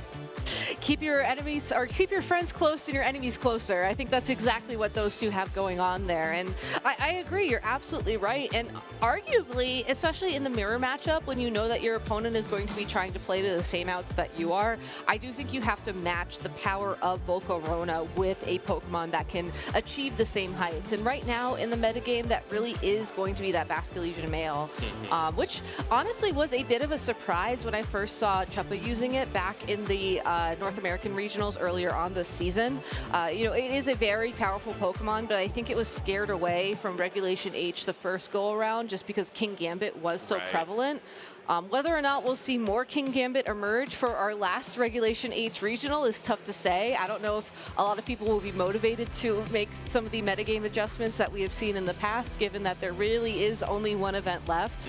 But it's great that Basculegion has had all this time to shine. Absolutely. And I think it's also worth calling out the Archaludon that's still sitting here in 7th place on the usage graphic. And this is largely because we're seeing Archaludon become more prevalent outside of rain. Players like Justin Tang, who's even still an Assault Vest variant of the Archaludon, but using it as a more supportive option with the Snarl, as well as the ability to deal big damage with the Fighting Terra type body press. It's found a niche outside of just rain. Not only that, I mean, Justin Tang dropped Electroshock entirely. So I would argue that's not even a niche outside of rain. That's just accepting no rain. Yeah, no rain at all. And even the ones that are in rain are accepting the fact that maybe they won't have rain, as we have seen sort of these like fake out rain teams where the Basculegion is running adaptability instead of Swift Swim and holding the Focus Sash, or the Archaludon is carrying the Power Herb, even though there's a Pelipper on the team, to be able to get an Electroshot outside of the rain and also have that sturdy ability, which allows you to have a free Focus Sash, so 2 items at once. Yeah, and ultimately at the end of the day, I think a lot of these techs are more to outplay your opponent rather than to sort of set up some sort of strategy. I think there's 2 ways to approach Pokemon in terms of how you play the game.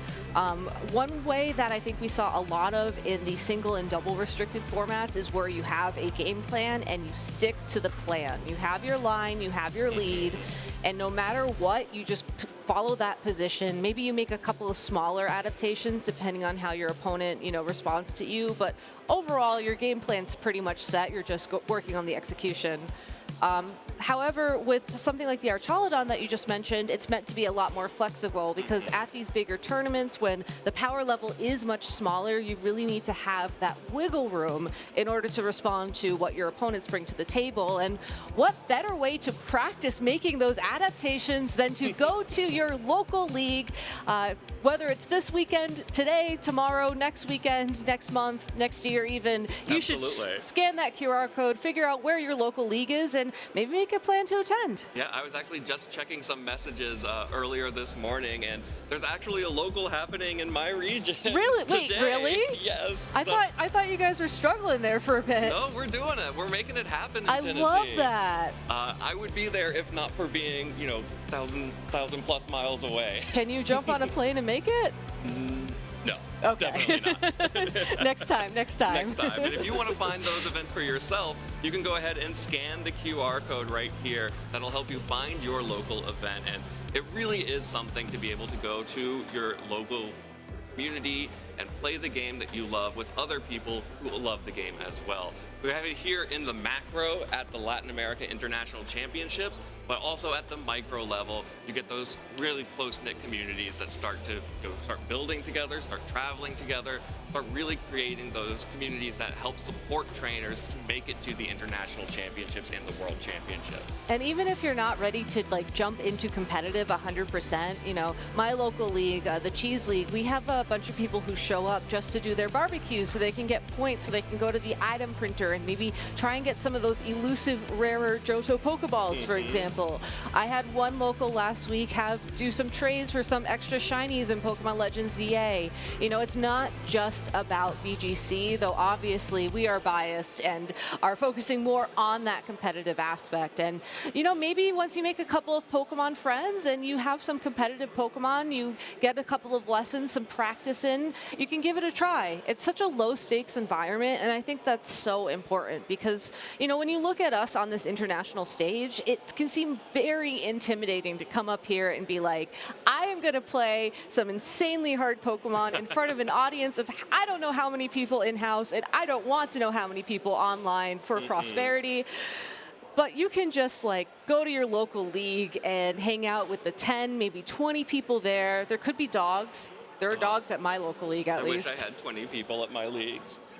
Oh, I thought you were going to say you wish you had dogs, so. No, I'm a cat person, we know this. Okay, fair enough, fair enough. And it's just so much lower stakes, and it's a lot of fun. So please check out your local leagues if you haven't already, and then maybe someday you can find yourself here in the crowd. Yeah, I love the venue here. They've done such an incredible job of dressing up the place. We had the jungle as we were walking in with all the grass types and some of the greener bugs as well, which are green, they're grass types in the trading card game, so it counts. Yes, and they also had some like photo booth style of those in the activity zone area, which is, you can't see it in this shot, but if you pretended you just walked to like the right, that's where that is. Oh, did you see the, you can see it sort of at the very top of the screen here, the photo booth where you're in like a Pokemon GO, like in a cell phone. It's really cool. So yeah, if you're in the hall, check those things out. If you're at home, check out these pairings from our next round of Swiss. Evan, you sound pretty happy. Oh, I am excited to see Oliver Escalin versus Luca Ceribelli for sure. That's going to be an incredible matchup, and I can't wait to get into that one. But there's also a lot of really great matchups here. Of course, Justin is our one undefeated player. Kylan dropped to him last round. We'll have to go up against Renzo Navarro, one of Latin America's greatest trainers, strongest trainers, regularly at the top tables and in top cut down here. And every one of these I would like to see. Yeah, shout outs to Christian Rangel. We haven't had a chance to feature him on stream yet, but he's running a really cool sand team that I hope we can see later with Corviknight. Going to be playing Gabriel Agati. We have Yuya Tada versus Ali Dakik. Ali running that sun team that Yuya's also running, I believe. And Luca Ceribelli. And Luca Ceribelli too. You know, we're starting to see that Whimsicott with the manual sun just popping up time and time again here in this topper table. So let's go ahead and jump to the stage though to see Luca versus Oliver once again. Luca even having the Whimsicott on stage with him to give some support. You gotta love that. Well, obviously Luca is no stranger to the power of Whimsicott, having been a key critical component of his 2024 World Championship winning team. And here it is. We're gonna figure it out once and for all. Is Torkoal Sun or Manual Sun Whimsicott better? I love Oliver's take on Sun here, though, because it has some components that we have not seen in VGC in a very long time. Special shout out to that Dusclops on his team. You know, it's going to be the Trick Room setter to support Torkoal in a more slow mode, which does mean that Torkoal will be the Eruption user on his team, having access to Eviolite, having access to Nightshade, which is guaranteed to do 50 damage to any Pokemon on Luca's side of the field, provided the attack goes through. It's a it's a Pokemon that we saw a lot in the Sword and Shield era because it was one of the best Trick Room setters back then. But and one of the best Bulldoze users. And one of the best Bulldoze users back then. But it's been taking a bit of a break since we entered the Scarlet and Violet era. And when you're playing against a team like Luca Ceribelli's team, where the Sun mode is arguably a lot faster and the Farigiraf Trick Room feels more responsive to other fast teams rather than an acknowledgement of, hey, my team is built especially for Trick Room, I think you do have to plan on utilizing that slow mode a lot more in your game plan. Absolutely, but we also have to shout out the Venusaur. Oliver is getting ready for Mega Venusaur to come back, and of course that is the mascot Pokemon of this event, so Oliver definitely matching with the stadium right now. And I'm really excited to see this because oftentimes we see the Chlorophyll users being the jump love. Especially on a team that's trying to be more disruptive, but Venusaur gives you so much more offense available. And you can see Oliver has even decided to go with the Life Orb item, which is going to be dealing even more damage. So I'm really excited to see how this is going to match up against Luca's version of the Sun team. Yeah, you do have to worry a little bit about accuracy on Venusaur with that Leaf Storm and Sleep Powder combination. They're known to be not the best moves, but against the Sun team that Luca Ceribelli is running, I think Earth Power is going to be your primary mode of attack if you do decide to start with a, I don't know, Torkoal Venusaur lead, and then maybe you switch the Torkoal around so that you can set up a late game Trick Room, as most likely the Pokemon that Luca is going to be leading, provided it's not the Dragonite, will be weaker to that Earth Power than anything else. But also really cool is the Annihilate here with the Focus Sash. I was just going to say, but like overall, I do think that Oliver's best strategy going into this matchup is going to be saving Chlorophyll maybe for a end game sweep situation and trying to rely on the Trick Room a little bit earlier on. And Annihilate does seem like it would be a fun way to sort of pressure the Farigiraf off the field and ensure that you have Trick Room up when you need it. All right, well, here is Luca Ceribelli, of course, the 2024 World Champion, with his take on this manual Sun team with Whimsicott. We've seen a few different looks at this now, mostly the 5 Pokemon, the Blood Moon Ursaluna, the Dragonite, the Whimsicott, the Typhlosion, and Farigiraf stay the same, and it's a 6th Pokemon that players are experimenting with. Luca is going with the offensive Incineroar with that clear amulet and the 3 attacks, including close combat. This version gives you so much more pressure against other Incineroar and gives you a little bit more, a few more options in the Trick Room mode. It does, and I think it also most importantly allows you to make up for some of the offense that you would lose if your opponent does set up Trick Room. A close combat into that Torkoal would do enough damage to mitigate most of Eruption. My biggest question for Luca is how he's going to try and approach this game. We've talked so much about how this Whimsicott is such a key component to this team, but if you know that your opponent is going to be relying on something like Trick Room or maybe just trying to underspeed and ensure that they're going to be, you know, the fastest Pokemon on the field via Trick Room, you could try an Encore Trick Room so that it's always going to be used, but other than that, I'm not sure Whimsicott's going to have the most usage. It's not going to be as effective in this matchup as other ones. Yeah, it's definitely more telegraphed that you're just doing Tailwind mode at that point. And you really have to then be able to break the Dusclops, which is so hard to do. Even in the Sun when you have powerful Pokemon like this Choice Specs Typhlosion. Exactly, and certainly connecting a knockoff from this offensive Incineroar would go a long way to breaking it, especially when you remove the Eviolite. But that's still a very difficult Pokemon to take down. All right, let's hop right into it. Luca Ceribelli will be leading with the Dragonite and Ursaluna, while Oliver has opted for that Trick Room mode with the Dusclops and the Incineroar. Of course, threatening some fake out on pressure to the Dragonite and Ursaluna, unless that Farigiraf is in the back. But if you have to switch out to Farigiraf, that means Trick Room just goes up for free anyway. Yeah, and even though this will be a potential Terra Normal Life Orb boosted Blood Moon, if there's any Pokemon that can take it in the format right now, I do think that Dusclops has the bulk to take it. No fake out coming out. Instead, just going to be damage onto the Incineroar.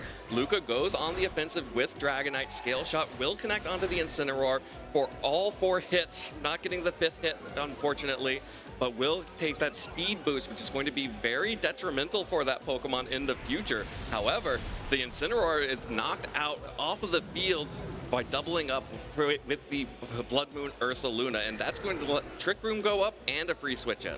But on the other hand, Oliver has now lost the ability really to pivot, as the Incineroar is the pivot Pokemon on this team. We get to see what Pokemon Oliver has in the back, and we'll be sending Torkoal in now, which makes a lot of sense. Trick Room has just been set up. Torkoal will get the opportunity to go for an Eruption after only taking maybe an Extreme Speed's worth of damage from that intimidated Dragonite. But the final Pokemon's going to be that Annihilate, so Oliver has to really take advantage of these 5 turns, because there's really no way out of it. Well, Incineroar is a Pokemon that can resist a big boosted Eruption from Torkoal. It's holding the Charcoal item, so it's going to be dealing even more damage. But that Blood Moon Ursaluna should be pretty scared right now, as basically nothing underspeeds the turtle in Trick Row.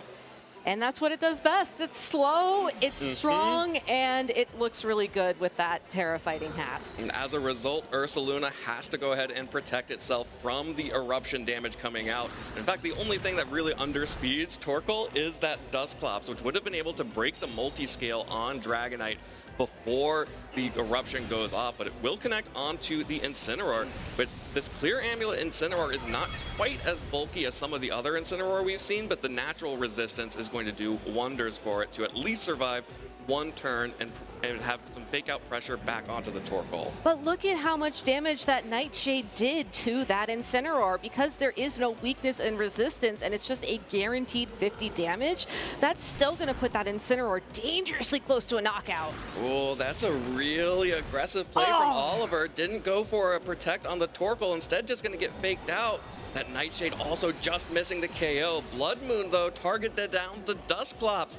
There was an opportunity to go on the offensive against the Torkoal with the Ursaluna, but Luca, predicting that Torkoal would maybe try to just protect itself, just goes for damage, guaranteed damage on the Dusclops. And now Oliver has a tough choice to make here, as Dusclops, now that it's below half of its health, you can do something a little bit different if you want to do more damage on the field. It has Pain Split, which, had it used that, could have healed it up a little bit. Yeah, but Ursaluna will just protect itself once more. It is not going to try and allow itself to take an Eruption.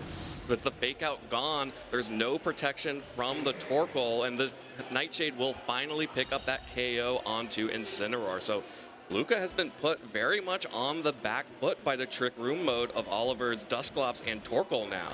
But very smartly using Protect every other turn on his Pokemon on the field to get through these Trick Room turns. And I think critically, Oliver's going to struggle to reset the Trick Room now that the Dusclops has taken so much damage. It has the opportunity to try and heal itself up in the future, but I like this switch from Oliver because you really need to find a quick knockout here to try and even up the score and even get a Pokemon advantage, and this Eruption's really going to help that. Ooh, Oliver going for the switch and Eruption means it will pick up the KO onto Ursaluna, breaks the multi-scale onto Dragonite, but doesn't deal full damage.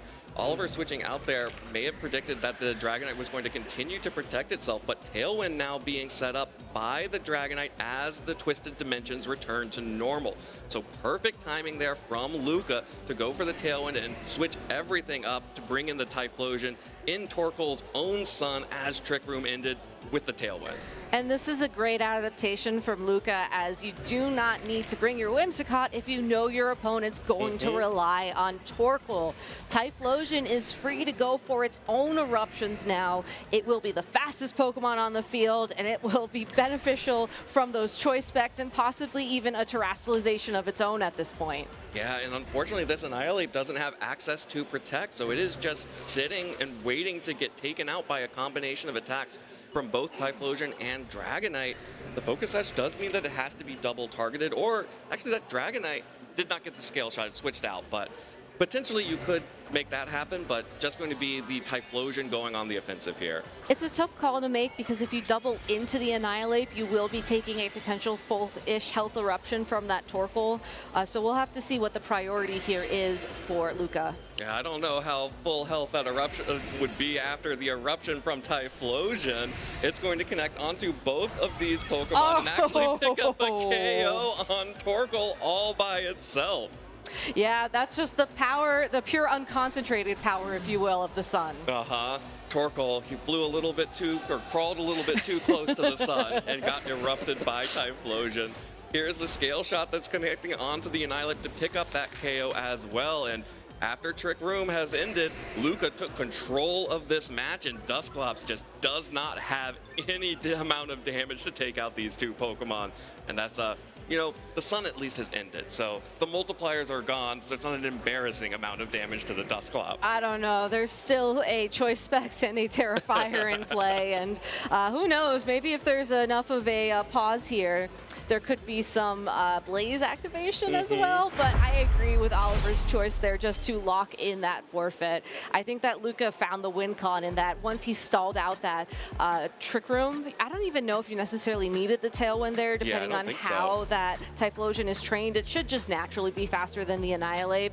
Outspeed, Eruption, make sure you target down that Annihilate, and then, you know, you can pretty much go from there. Yeah, the Tailwind at least covers for a potential last Pokemon Venusaur. That's true, yeah. But I also think that we had seen all of Oliver's Pokemon at that point, so. Yeah, but, you know, why not just get the extra Tailwind there? Yeah, no, it's fair. It's fair. You know, you want to lock in your win conditions as solidly as possible, and that's why Luca Ceribelli is the world champion from 2024, and I am very much not. Absolutely. And I think this was really interesting target prioritization because Luca was able to take out the Incineroar, which would be really critical outside of Trick Room. Yes. By focusing that Pokemon down early, Luca was able to limit the options that Oliver had once Trick Room went down. Yeah. And now when Dusclops doesn't have as much offensive pressure to make the most of those turns, and if Torkoal's not picking up big KOs, the way that Luca was able to pivot around and stall out those turns of Trick Room really made it so that Oliver got Trick Room up, but at what cost? Exactly, and the downside to a team like Oliver's, you know, this Trick Roomy form of Sun is that you need the double Trick Room typically to close out games in Regulation H. So going into this game number 2, it looks like we will be seeing a mix-up in leads, and I like this because if Oliver can power through the Ursaluna without Trick Room, that could potentially free up a later game Trick Room to lock in the win. Yeah, that would be very important for Oliver to be able to make something happen in an end game if you only get the one Trick Room. Exactly. The Annihilate also immediately threatens the Ursaluna on the field, which was very threatening, even though it did go down to that Eruption. As you can see, Luca has to retreat the Ursaluna because of the pressure that Annihilate is putting down. That's just going to be Typhlosion switching in, however, a fake out onto the Dragonite, so no damage done onto the Typhlosion at all because the close combat, Ghost types love to see it. They do, but now the Typhlosion does have to worry a little bit about the Incineroar on Oliver's side of the field. I don't think there's necessarily a downside to locking a knockoff into that slot. There is no Sunset, and if it is like the game 1 that we saw, Luca does not have Whimsicott in the back, and it would take 2 turns anyways to set up the Sun at this point. So that Incineroar should be pretty comfy from Oliver's side. So we'll have to see if Choice Specs are going to be removed this turn, because look at just how much little more damage that does now. Yeah, but Annihilate is able to take that damage and fire back with a Rage Fist to connect a one-hit KO onto the Typhlosion. Because Luca did not use the Terastallization there, Oliver is able to pick that KO up. The Scale Shot comes out from Dragonite, a big critical hit there actually. That could potentially, probably just a little bit out, would need another critical hit to KO the Incineroar here after that Intimidate. But getting that KO onto Typhlosion is very good for Oliver. This U-turn now will also allow that Oliver to pick which Pokemon will come in to face down Luca's remaining 3.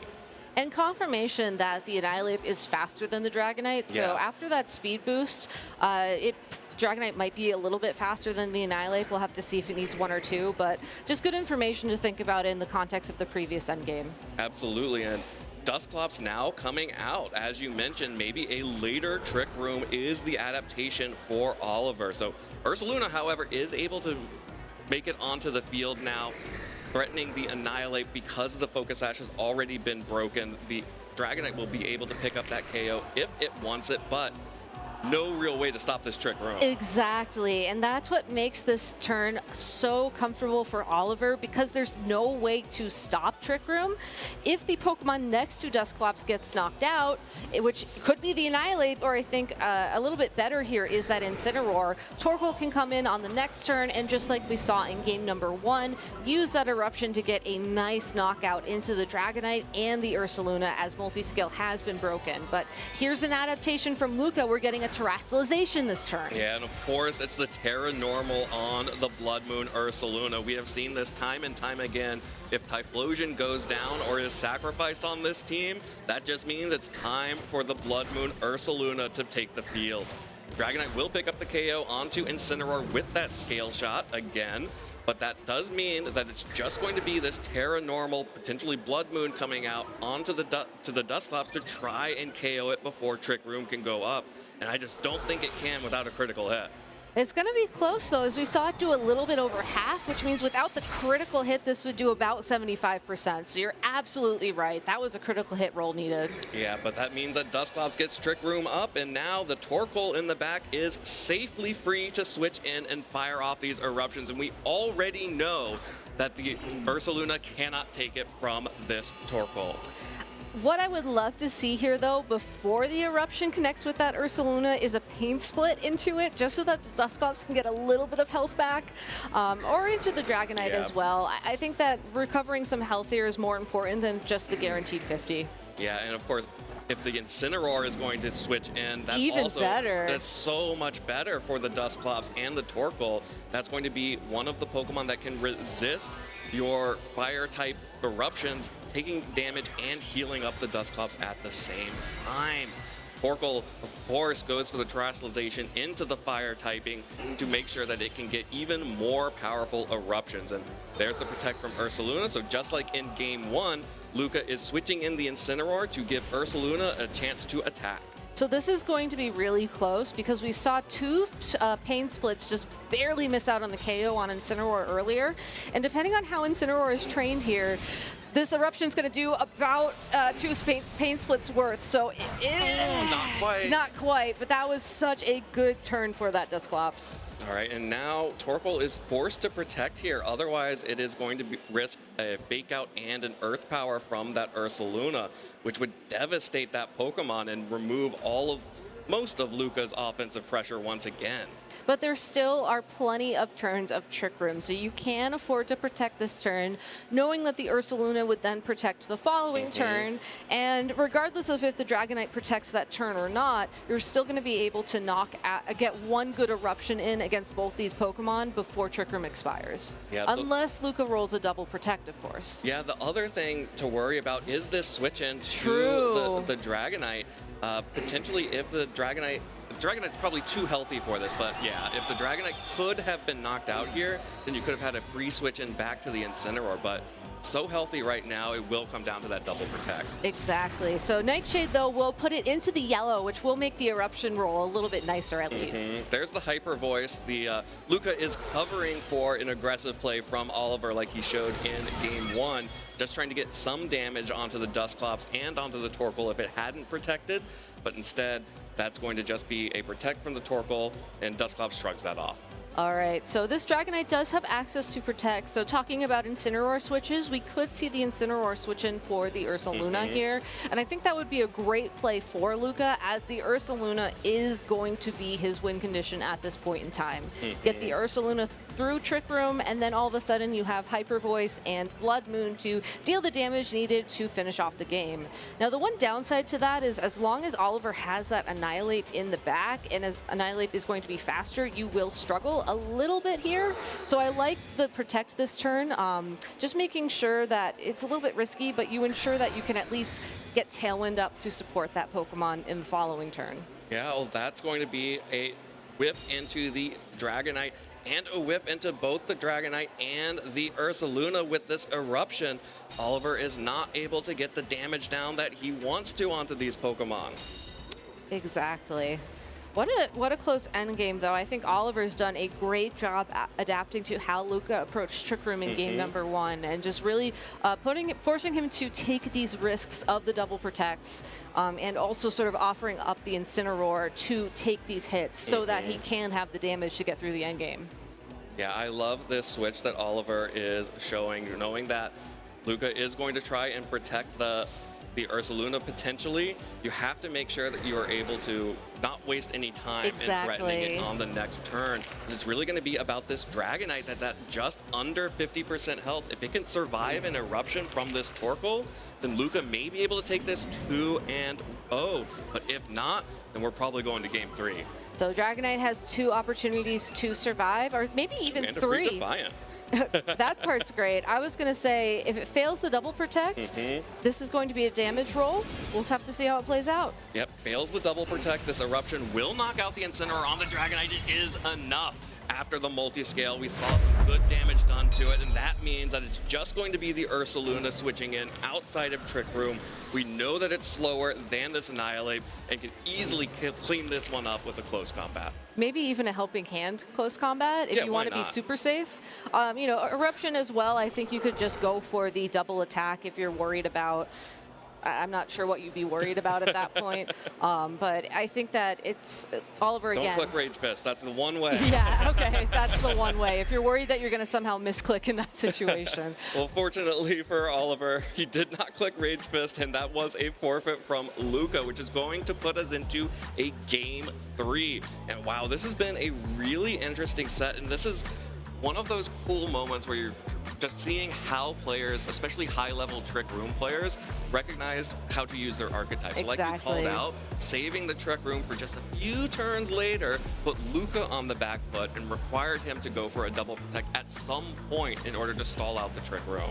It worked very well the first time you're able to pull it off. It's now this game 3 situation where I think it's going to be a little bit more dicey because the surprise is gone. Right. You know, I think that Oliver also made a great call there, getting that Rage Fist into the Typhlosion switch in, and that helped him out a lot early on in the game. That was a ton of momentum lost for Luca in addition to the later Trick Room rounds. But overall, Luca now knows, I think, that Oliver's going to commit to this later Trick Room strategy, and to respond to that, I think Luca's options here are definitely keep the Dragonite, Ursaluna, Typhlosion. I think those 3 Pokemon put a lot of pressure down onto the field.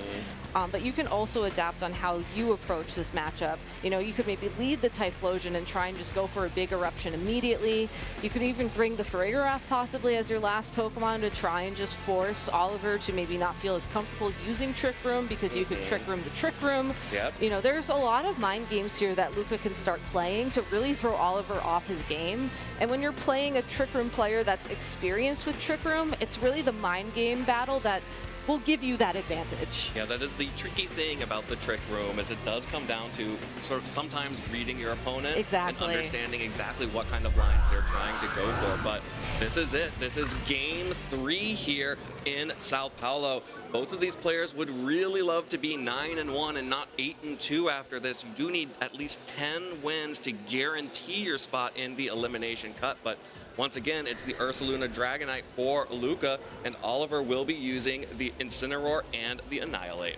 And last time we saw these leads from both these trainers, I believe we saw the Hisuian Typhlosion switch in and try to take an attack. So whether or not Luca tries that again really will determine the outcome, I think, of this match. Yeah, it did. It was able to take that first close combat, but then the Rage Fist afterwards was able to clean that one up after a weaker eruption. But Luca is just playing it so safe here with the double protect on the Ursaluna and the Dragonite, just trying to see what Oliver is trying to go for right now. And honestly, there's really no downside to going for a double protect, especially in a game 3 situation when you know your opponent is going to use fake out. Just scouting out what they're thinking gives you so much information. It's a very safe play, but at the same time, the information is so valuable, it's always worth it. Absolutely. And crucially here as well, the Incineroar has not been able to pivot or get any damage done onto either of these Pokemon. So with this, both of these Pokemon on Luca's side have to make a choice here, and it's going to be the Ursaluna staying in, survives the close combat from Annihilate, This is going to take a defense drop for its troubles. That's super effective damage, but it's not enough to pick up a KO. Instead, Dragonite goes for the scale shot onto the Incineroar, deals a decent amount of damage here, definitely enough with a double up like we saw in game 1, and gets the 5th hit this time and the critical hit. Just additional bonus there for the Dragonite, but big damage on to the Ursaluna, which has an opportunity here to fire back with a Hyper Voice, and actually with that extra damage, almost picks up the KO onto Incineroar, but it's going to stick around for one more turn at least, as it switches out with the U-turn and breaks multi-scale. And what was so important about that double up in game number 1 was that with the Incineroar gone, that was a pivot piece gone for Oliver, which meant that he couldn't switch it in to take an attack that would have allowed the Dusclops to make a return later on, which is what we saw in game number 2. So that Hyper Voice survive from Incineroar, even though it's only hanging on by a thread, is huge. And especially breaking the multi-scale is going to be very impactful onto that Dragonite. Still able to set up the Trick Room here with the Dusclops on the switch end, but it's a little bit dicier. It's a lot more dicier, I would argue. You know that this Dusclops, I think in this situation, Oliver is definitely going to go for Trick Room. I think you have to. I think the Annihilate, honestly, is still very comfortable on the field as well right now. I think that you can try to go for a KO here onto the Typhlosion. The Rage Fist is connecting. That means it's connecting on the Typhlosion on the switch, and Oliver just going on the offensive, picks up that Pokemon, and that means that Ursaluna is going to fire back with a Blood Moon into Dusclops, and does take it down to about a third of its health. But Ursaluna is also just going to faint to the Life Orb recoil, and now the 2 heavy hitters on this team have gone down in one turn, and Trick Room is up. I was going to say, if Dragonite stays on the field in that position, because of the scale shot, you know that it would be slower in Trick Room, and then you're in a situation where if Ursaluna attacks with Hyper Voice in the following turn, Annihilate goes down, Torkoal still gets in for free, and I think you have enough momentum to sort of keep yourself in the game, even though the first turn of Trick Room is wasted. Or you could just Rage Fist that spot and your opponent makes the same switch they did in game 2, and all of a sudden you have a huge lead. You do have a huge lead, but Luca actually has some options here because of that clear Amulet Incineroar with the 3 offensive options. It's not just a pivot Pokemon, it also can deal the damage. And that's what you need right now, because you cannot flinch either Pokemon on Oliver's side of the field. And fortunately, those Pokemon can't do much to you either. I mean, this Pain Split helps a lot, but that's not going to be a KO. And I think critically, you're going to be able to deal most of that damage back. Yeah, especially knocking off the Eviolite is huge into Dusclops, but not quite enough, and Dragonite Scale Shot will miss the Annihilate. That's huge. That means that Annihilate gets to fire off a close combat into Incineroar, and that's going to be about it for Luca.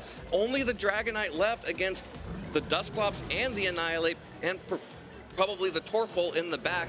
There's no way for Luca to get out of this one. It was still going to be an uphill battle no matter what there. However, had that scale shot connected and Annihilate had gone down, it would have been Torkoal on the field next, and the Incineroar would have been so helpful in that matchup. But unfortunately, sometimes Dragonite just needs a little bit extra help. And that is the problem when you roll the dice. Sometimes you roll double 6s and sometimes you roll Snake Eyes, and Dragonite just unfortunately rolled Snake Eyes on that turn. Can you get glasses for Snake Eyes? No. Yeah, that's, yeah.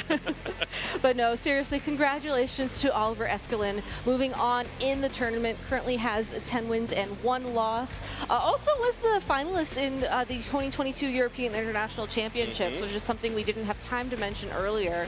Well on his way to potentially getting a second shot at that champion title this weekend. Yeah, absolutely no stranger to these top-level matches, to these top tables, and to the pressure of being in phase 2 of the international championships. And so obviously you saw him keep it calm and collected throughout that 3-game set.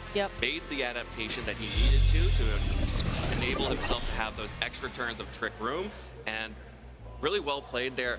Got the break at the end there on the scale shot, but it still might have been a little bit tricky for Luka to close that one out. I agree. I think had Torkoal already had some damage down on it and Eruption wasn't going to be at full power, it would have been an interesting endgame. But the fact that Torkoal had not been forced out on the field at that point in time really did mean that Torkoal was a very solid endgame for Oliver. Yeah, and that's just the good thing about Torkoal. You can always rely on Torkoal, especially when you're clicking Eruption instead of Overheat or Heat Wave. You know, it's a nice sturdy little turtle. It's very solid, yes. and that's why Trick Room works so well for it. You know, I love that people are looking at Hisuian and Typhlosion more. You know, I said this yesterday, I'll say it again. I think it was very overlooked as a best of 3 Pokemon, you know, finding most of its success in best of 1 formats, at least in VGC.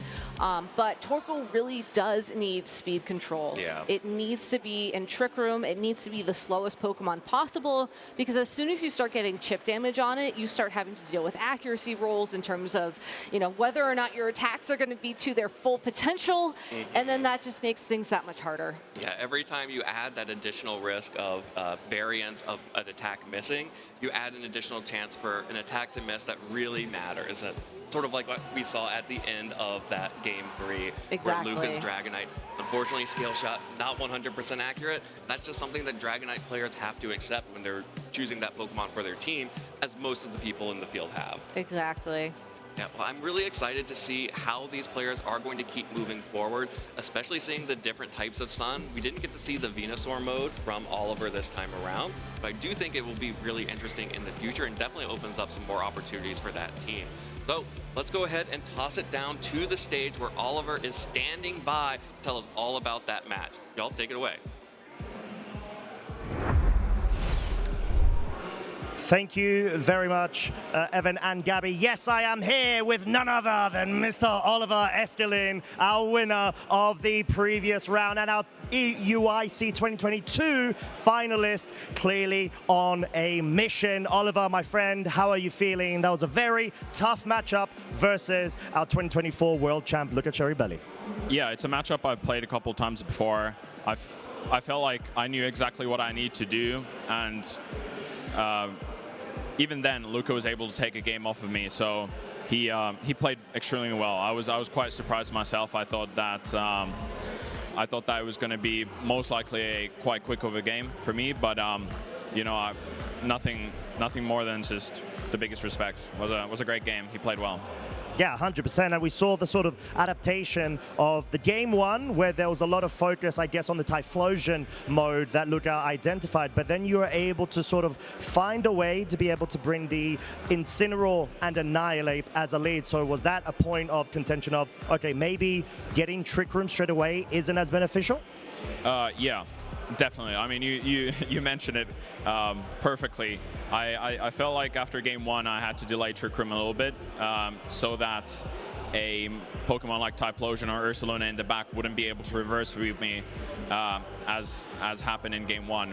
So that was kind of the main idea I had going with that lead. On top of that, I've faced loads of different approaches from that opponent style of a team that I just played, and I genuinely think that Luka's one has been the most unique in that sense. So it definitely got me to sort of shift my focus a bit from getting up Trick Room instantly to kind of delaying it, getting some damage more on the board, and then setting up Trick Room for a later sweep. Yeah, exactly, and you did that to such a stellar fashion as well. And going into that Game 3 then, I think I really want to focus on that very crucial staying in with the Annihilate, focusing the Rage Fist on the Dragonite that ended up switching out. So what was going through your mind at that point? So I kind of thought that I'm pretty sure I'm able to actually live the double up from Terra Blood Moon and Scale Shot on Dusclops. But in Game 2, I ended up switching in my Incin to the Annihilate in a similar situation to kind of cover that and guarantee it. So I assumed that Luka would expect me to do that. So then I decided to take advantage of that opening and at least get a lot of damage on the Dragonite, or potentially get a free sack into Torkoal so that it's able to sweep more effectively in Trick Room. And we saw it in play. It was such a pivotal moment of that Game 3. Essentially, you're just able to sweep in Trick Room, which is sort of the intention of this team. But I guess I want to talk a bit about the team. It's one of the unique compositions that, okay, there are a couple of usual pieces, familiar, usual suspects and such, but you've got Dusclops and Venusaur. Please talk to me about your motivations and the roles that they complete with this team. So in terms of the Trick Room mode, obviously there aren't that many PCs supporting it. Mainly it's just Incineroar. And I feel like Dusclops functions extremely well as a kind of solo Trick Room setter in the sense that it's almost impossible to actually take it down in one shot. So you're able to guarantee Trick Room unless the opponent has Taunt or some other means, almost always. The Venusaur just currently has a very great speed tier in my opinion, apart from Goldengo. It's able to play into Rain and into a lot of other like compositions quite effectively, and a lot of people don't expect the damage it's able to do. And I guess on top of that, lastly, you know, if you have to rely on Sleep Powder, that's an option as well. I mean, it's a win con for a reason, right? It gives you that out win situations that may not be as advantageous for yourself. So right now, Oliver, you are #1 in the EU leaderboard championship points-wise. You were in Las Vegas last weekend and did, of course, get that top 16. So what are your motivations and your roadmap so far this season, back-to-back, just try and do the best that you can? So there's actually a kind of major reason why I tried to squeeze in a lot of these tournaments into the early part of the season, and that's because I'm starting my first like full-time job out of university in December. So I kind of want to reserve some time to get adjusted to, you know, the flow of things, and I guess on top of that I want to make sure that I have a good shot at qualifying for Worlds as well. So that's kind of the main reason. I'll still obviously try my hardest to attend, especially UIC and NAIC, but obviously the current situation in terms of my availability during those times is unknown, but obviously I'll do my best. I would love to be there, and I don't think I've, for example, missed a single EUIC since my first tournament ever in 2017 being EUIC. Yeah, and I mean, we'd be absolutely excited to be able to see you accomplish that too. So this weekend right now, you have only dropped 1 set at the moment, going into phase 2, 2 more rounds remaining. What would it mean to you if you were able to pick up the title this weekend? I mean, it would be amazing. I feel like in 2022, I came very close to actually winning an IC, but after that, it was kind of a humbling experience for a year where I kind of figured that like I wasn't as good as I thought I was. And then I feel like as my skill sort of naturally improved a bit, I was able to win my first regional. So I feel like it is only natural to, at some point in the future, get the international title to follow. Well, I mean, from my eyes, you are definitely one of the favorites, so I'm wishing you all the very best, Oliver. Now, finally, just to close out this section, give you a bit more rest time going to the next round. Do you have any shout-outs, my friend, to anybody in the venue or watching at home? Yeah, first and foremost, I want to shout out Calvin Foster, who's the main duo behind this team with me. I could have not done this performance without his help. On top of that, there's a lot of people who actually help me prepare matchups behind the scenes. We have people like James Katsaros, Carson St. Dennis, funnily enough, Marcus Statter as well helped me in a couple matchups. On top of that, we got another Australian, Dim the Sim. Appreciate it. Dimitris Koziari. Yeah. I kind of forgot the last name. I'm sorry. I got you covered. He's part Greek, so yeah. Yeah, and I'm sure that there are many more, but I wanna appreciate all of you and you being part of this success. Lovely, lovely words. Oliver, thank you so much for your time. As I said, we are wishing you all the very best going into the next round, Swiss round number 11. So with that being said, we're going to cut to a very short break and we'll be back with more action.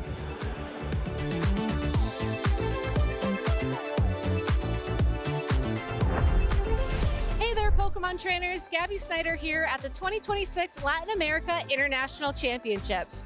Now, while the main competition is going on and trainers are competing in the Pokemon trading card game, Pokemon video game, Pokemon GO, and Pokemon UNITE, there are many side activities for our spectators to enjoy. Why don't we go take a look?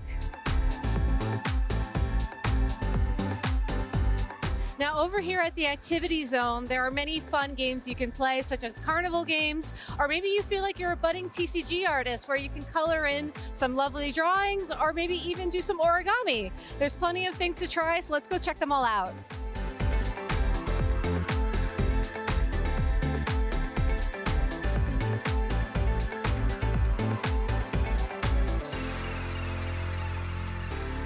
Now, I don't think my art's going to end up in the Hall of Fame. I think there's a lot of incredible artists here who deserve the recognition a little bit more. But next time you're at an international championship, such as the Latin America International Championships, make sure to check out the activity zone where you can play some carnival games, do some origami, or maybe even color in some pictures of your own. For now, though, that's enough from me. Thanks for watching, everybody.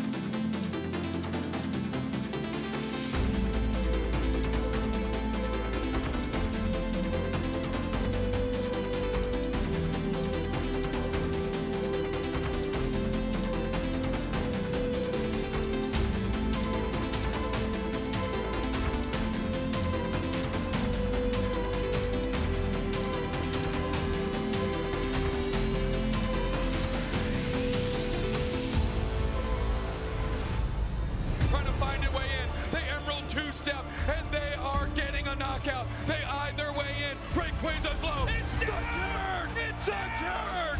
Peru Unite looks into the eyes of Zeta Division and says, we are the beginning and the end. We are Peru Unite! The time ticks down. 5 more seconds. 2, 1. Peru Unite are your world champions! Trying to see how much energy maybe that Corsola has He has in the back. back-to-back. This is huge for Beelzebub. I don't know if his market art's gonna be enough. He goes on the ice beam! Wow. He goes on the ice beam! It should be enough to knock out here. Beelzebub, he feels it. He knows it. It's Beelzebub in 2023 World Spectator. It's Beelzebub in 2024 World Commander. It's Beelzebub, your 2025 World Champion. Big one card here for Yuya as Jose will disrupt. It's lightning energy! If that's true, that would spell disaster here for Jose. Not done with the turn yet. Is going to do everything he can here in this second game. Yeah, here we go. Yeah, Phantom Die is being used. This Raging Bolt is being knocked out in the active spot, and if Yuya has an energy card, this game is all over. Raging Bolt charges him. There it is! Lightning energy in the hand. Yuya Okita takes the game and becomes your Juniors Division 2025 World Champion! Huge congratulations! Question really is there a superior energy retrieval in hand? If there is, Figuan will be making history here, and it looks to be a jolting charge. No access to the knockout on this occasion, is going to have to take a step back and prep for a future turn. No other attacker on Figuan's board. Disruption. That was it. Boss's orders in hand, and that's it. Figuan Liao topples the Titan to become your world champion. Oh my gosh, genome hacking, not just having its own move, it's hacking the system, copying the Dragapult EX and able to use its powerful move against it here and then applied with that Fairy Zone on the Lily. Oh, he's ready to just give up the game, it's over! It's history made in the 2025 season here at the Masters Finals. Riley McKay is taking things down with Gardevoir EX.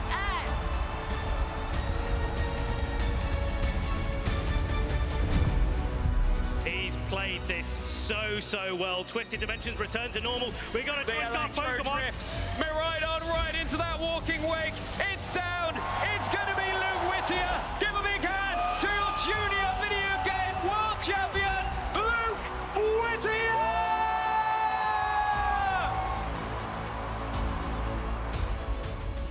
Rillaboom, Woodhammer, Bills, here comes the KO. Now the Calyrex Ice Rider has this opportunity to move, and that is the Glacial Lance. Double, Morgan down, double, KO. Give it up, everyone, for your 2025 Pokemon World Champion,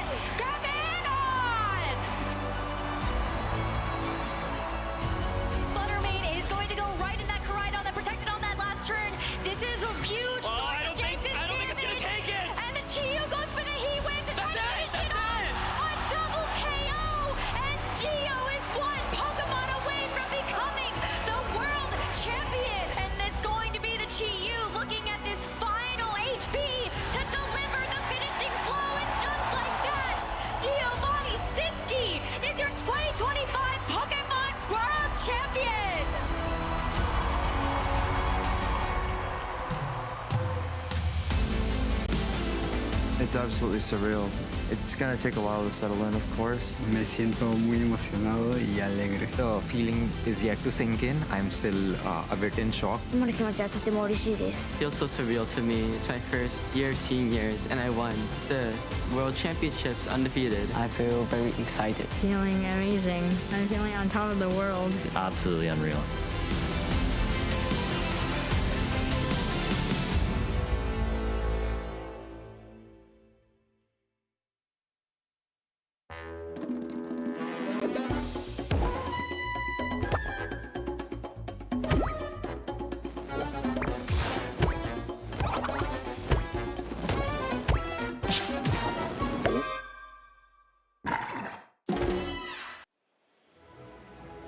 Welcome back, everyone, to the Latin America International Championships in beautiful Sao Paulo, Brazil. It has been a gorgeous, sunny weekend so far in Brazil, and it has been even sunnier in our matches as we just finished our sun mirror. Well, different types of sun in our last match. Do you think the weather outside was set via an ability or via somebody using Sunny Day? I think it was set via someone using Sunny Day.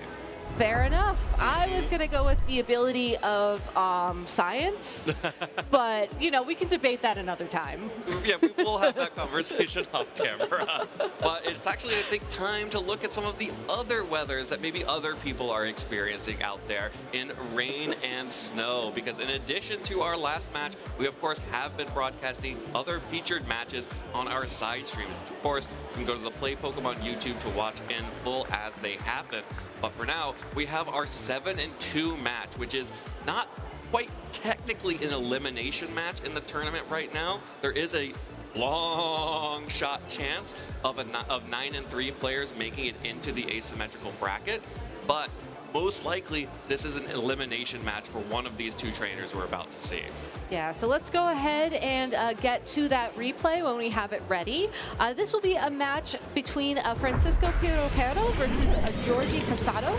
Francisco, no stranger to the world stage, got top 16 at EUIC last year, whereas Jordy is a bit of a newer player to this field. And Jordy will be our snow player of the match, having the Alolan Ninetales on his team, whereas Francisco, as the screen revealed, is running Pelipper. Absolutely. This is going to be actually a much harder rain team than we have been seeing in the rest of the tournament. The Pelipper has the Archaludon with the Electro Shot and the Sinistra as well. So having a number of different Pokemon that I definitely associate with hard rain versus Jordy, who will be using the more traditional Lele team. You know, I haven't looked at this team in a very long time, but this does look very familiar to that one rain team that a lot of trainers were running at the beginning of Regulation H. There is no Golden Go, which, you know, is kind of sad as the Golden Go works very well in this composition. You know, Rain and Golden Go are just, you know, side-by-side best friends, but I do think adapting that Incineroar instead does give this team a lot better playability in an international championship when Fake Out Parting Shot are just really good utilities to have. Yeah, and the Dragonite, I believe, may have been the actual change on that team, but from Rizabeth Rain, but it has been so long since I saw it. I know, I have to reach back in my memory banks. I'll get back to you on that. For now, though, it looks like Jordy found a water type of his own, at least. Oh, yeah, the Golden Go can just go ahead and Terrasilize into the water type there. Will make use of at least the resistances of the water typing, if not the benefits of the rain itself. That just means we have Incineroars across from each other, and that is always an option for pivoting out when you have Incineroars staring each other down. Yeah, so I did manage to pull up my memory banks for what it's worth. And I do believe that the Elizabeth Rain team, which is named after the Japanese player Elizabeth, who built this team, did have Golden Go over Incineroar. You're right. Okay, thank you for that Of clarification. course. I just wanted to know because I ran that team for like 4 months, and it was more of a personal, am I going crazy moment. So you are totally fine. And this is also a throwback for LAIC because that was the team that Victor Medina was running for the finals in that tournament. And that was when I picked it up, right after that. You and a lot of the other trainers, because it became a very popular team right after. But yeah, it looks like that Incineroar just parting shot out. The Golden Go honestly looks very comfortable on the field right now, even though the Sinistcha has switched out onto the field.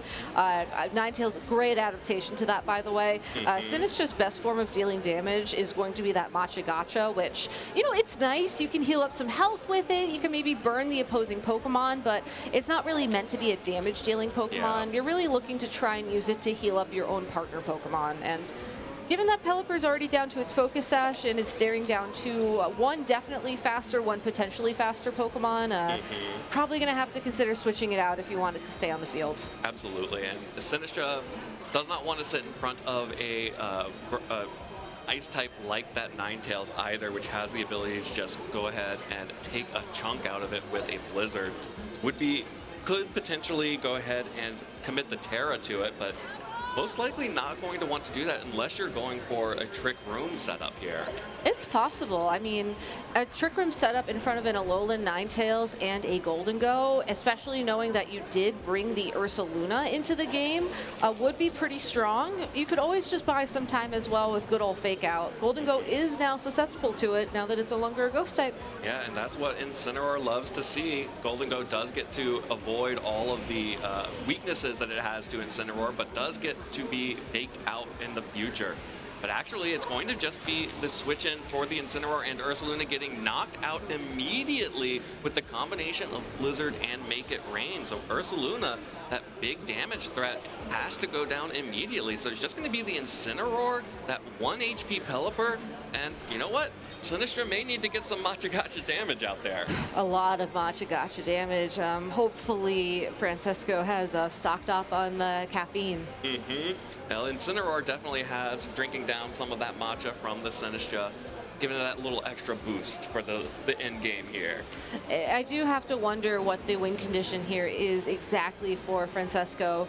Looking at the opposing side of the field, do you really want to be landing the Flare Blitz into that Ninetales and then maybe utilizing the Matcha Gacha to break the Focus Sash on that Pokemon to try and take it out into hits, which I think is exactly why Jordy is now pivoting out that Pokemon. This isn't so much for weather control, it's just for preservation's sake.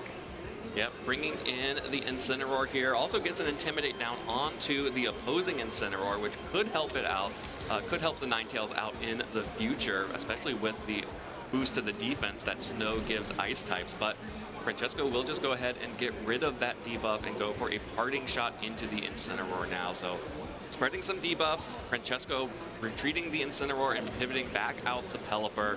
Again, most likely not for any type of weather control, although we're going to see this weather change hands multiple times. But more than anything, just trying to make space for some damage to start landing on these Pokemon, which is absolutely blocked by the Protect. You do now have perfectly accurate Hurricanes, which will help a little bit. This Pelipper also has Muddy Water, which will be super effective against the Incineroar, and of course a Muddy Water accuracy drop can always be a way to buy your way back into the game.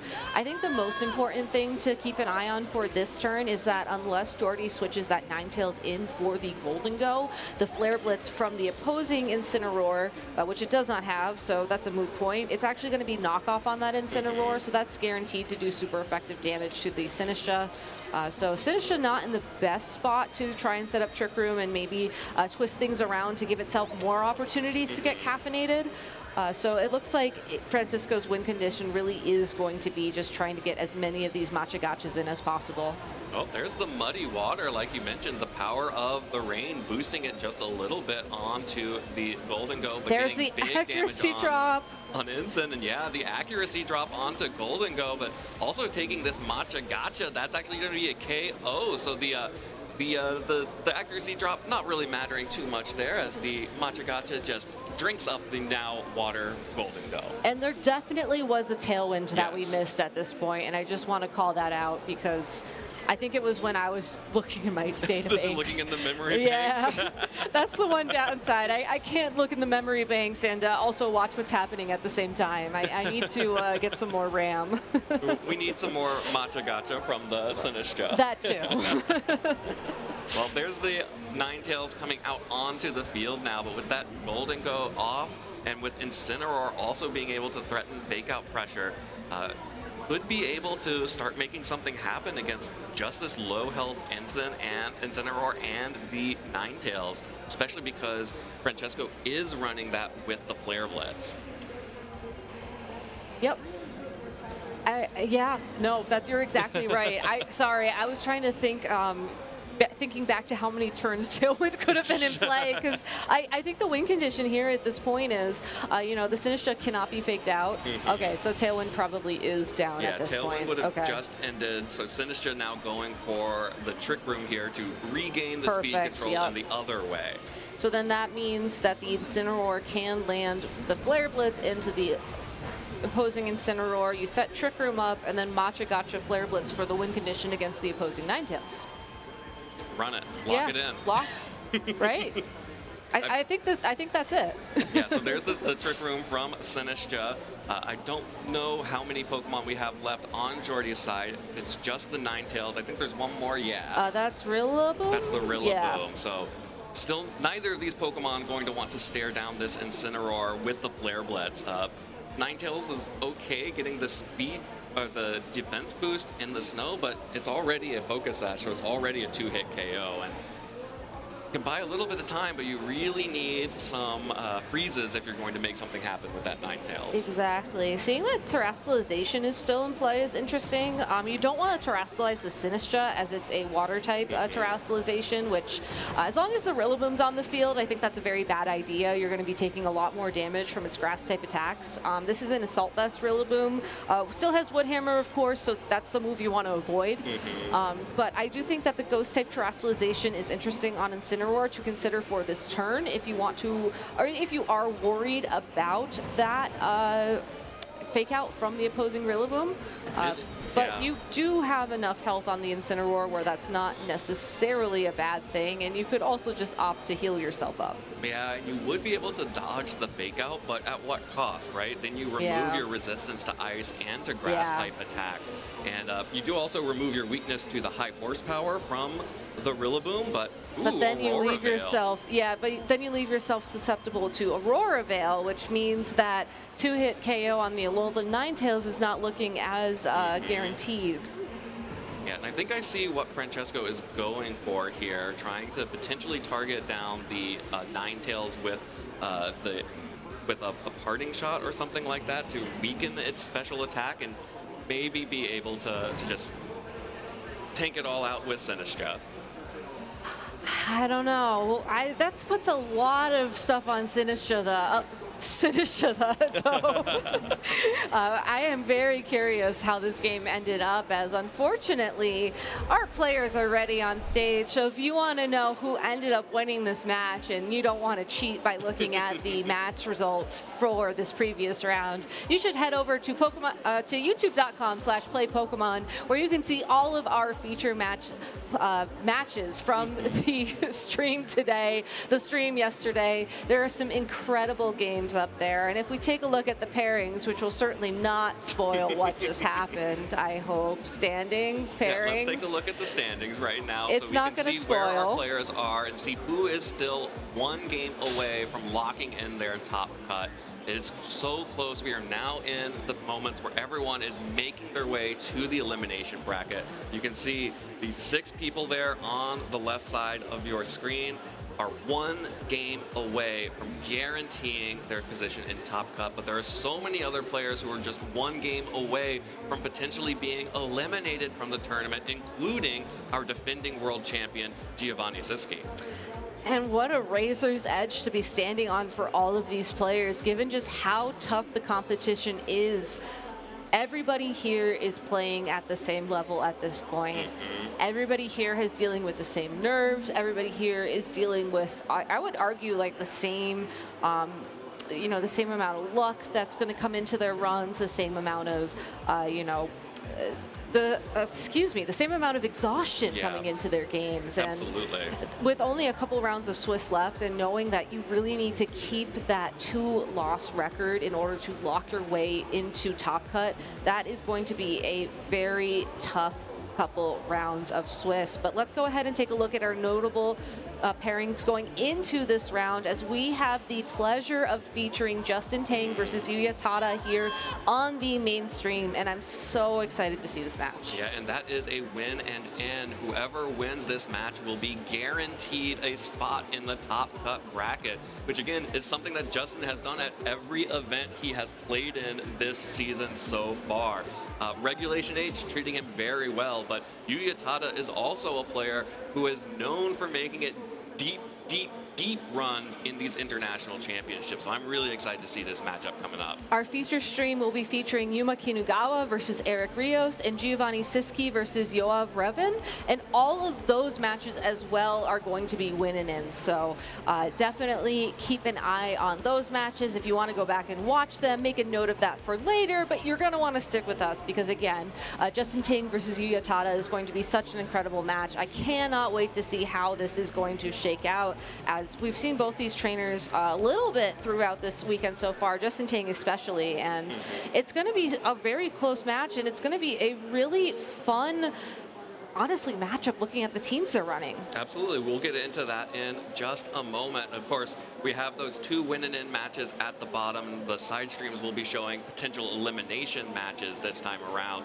just to be clear about that. But that's going to be really exciting and really tense moments for all of those players on the side stream. So as we head down onto stage, we have Yuya Tada versus Justin Tang, and this is going to be an incredible matchup. We've already seen Justin's team earlier on in this tournament. Actually, the very first match we streamed of this tournament was Justin Tang, who then took a victory in that match and then kept on winning all the way through day 1. And now here in phase 2, Justin Tang is 1 win away from making it into the top cut. And it was that support Volcarona and the light screen and reflect on Grimmsnarl that really took it home for him. And a team that he has a lot of experience with, getting top 8 at the Las Vegas Regional Championships just last weekend. It's the incredible bulk of that Grimmsnarl that really enables the Blood Moon Ursaluna, the Volcarona, to get this damage down on the field. Excuse me, the Golden Go to get the damage down on the field. The Volcarona provides some excellent support for that as well. And I think coming into these international championships, a lot of trainers don't expect this little bit of extra bulk, and that opens up the opportunity for these crazy powerful Pokemon to go on the offense. And looking at Yuya Tada's team, having that Blood Moon Ursaluna go on the offense here against the Archaludon, against the opposing Blood Moon Ursaluna, is going to be so key, as this is a very familiar team if you were just watching our replay. It looks exactly like the team that Francesco was running with that Incineroar over the Golden Go for the Elizabeth Rain team that was very popular here last year, where you're going to be looking at the Archaludon with those electro shots and the stamina for body press to be your main damage dealers. Yeah, so having the Rain mode with the Pelipper and the Archaludon with the Sinistcha and the Incineroar, giving that Rain core that we saw in Francesco's match, but also has the different type of Ursaluna using the Blood Moon Ursaluna and bringing in the Farigiraf for additional Trick Room pressure, not just putting all of those on the Sinistcha. That gives Yuya a few more options for setting up that Trick Room mode. And I really like that, especially against Justin's team, as there's really no opportunity to shut that Trick Room down. You could try and stop Trick Room with a Thunder Wave paralysis, but I think realistically speaking, if that is your concern, which it very much should be given this lead, you're better off trying to weather the storm. And I think Archaludon's natural bulk is a good start towards that. Yeah, it's natural bulk and the fact that Justin is using a Snarl Archaludon. Actually, both players are using Snarl Archaludon, but what's really powerful about that against Yuya's team is that by going with the special attacking Blood Moon Ursaluna, you could potentially just really negate the power of that Pokemon over time. That's going to be a Scale Shot, trying to do the Scale Shot to the side onto the Archaludon, but came up Snake Eyes once again, means that that Body Press will not pick up the KO onto the Incineroar, which means Incineroar gets to go for the Parting Shot and switch out and drop the special attack of that Archaludon on Justin's side. and that is a devastating scale shot miss. And Yuya would have gotten this switch regardless had that scale shot connected, but the fact that the Incineroar is still around does mean that it can come back in and intimidate and parting shot once more. Getting the Trick Room up on turn 1 of this match with the Ursaluna next to this Farigiraf, though, does mean that Yuya is free now to go on the offense. Justin does have Archaludon with Assault Vest, which is going to be your best answer to that Ursaluna on the field, like you were saying with Snarl, but there's no Snarls in play yet. There's no Snarls in play yet, and the miss on the scale shot is even more devastating because you can't threaten with that body press anymore. That means Archaludon has to switch out. Volcarona will come in instead, which does also have the ability to lower the special attack of that Ursaluna with Struggle Bug, but Dragonite will also be retreating in favor of Justin's own Blood Moon Ursaluna, trying to match the damage of Uyatada's Blood Moon Ursaluna. Volcarona takes some big damage on the switch-in, though, but will be able to eat up its Citrus Berry and recover a good amount of that health back. Still in a 2-hit KO range of Earth Power, which means there are just no safe switch-ins there, really, for the Archaludon, but will survive this Psychic. But the Ursaluna Blood Moon on Justin's side of the field does get in without taking any damage. So Justin has one opportunity here to try and even up the damage on the field. Unfortunately for this Volcarona, it doesn't have access to Protect. So it's going to be forced to either try and redirect an attack away from the Ursaluna or otherwise just buy some more time in Trick Room in hopes of getting through this these 5 turns. Well, the speed interaction between these two Blood Moon Ursaluna are going to be so important. If Justin is slower than Uyatada, that means that he will be able to go before and potentially knock out the opposing Ursaluna with a big Terranormal Blood Moon. However, if Yuya is slower, then that means that he will be able to move first and deal big damage, and there's nothing that Justin can do about it. And this is going to be even bigger damage with a Terranormal plus a Helping Hand. The only way for Justin to dodge this would be to go first or protect itself. And you have to imagine with that Protect, Justin is worried about that speed interaction for sure. But even with the resistance and the Assault Vest on this Archaludon, that's good damage. That is very good damage, but we finally get one of those stamina boosts on the board for Archaludon. And looking at how much damage that Hyper Voice did, it's possible that even with all of the boosts on the field for Archaludon, Blood Moon is not a guaranteed knockout at this point in time. And that's great information for Justin, because otherwise there's nothing really stopping this Blood Moon Ursaluna for just going for it right now. Yeah, there's another Helping Hand for the Blood Moon Ursaluna. That is going to be a Hyper Voice again coming out, so Yuya's Blood Moon Ursaluna goes first, and that's a one-hit KO onto the Ursaluna on Justin's side. No critical hit, no nothing. That's just the raw damage of Terranormal, Life Orb, and Helping Hand.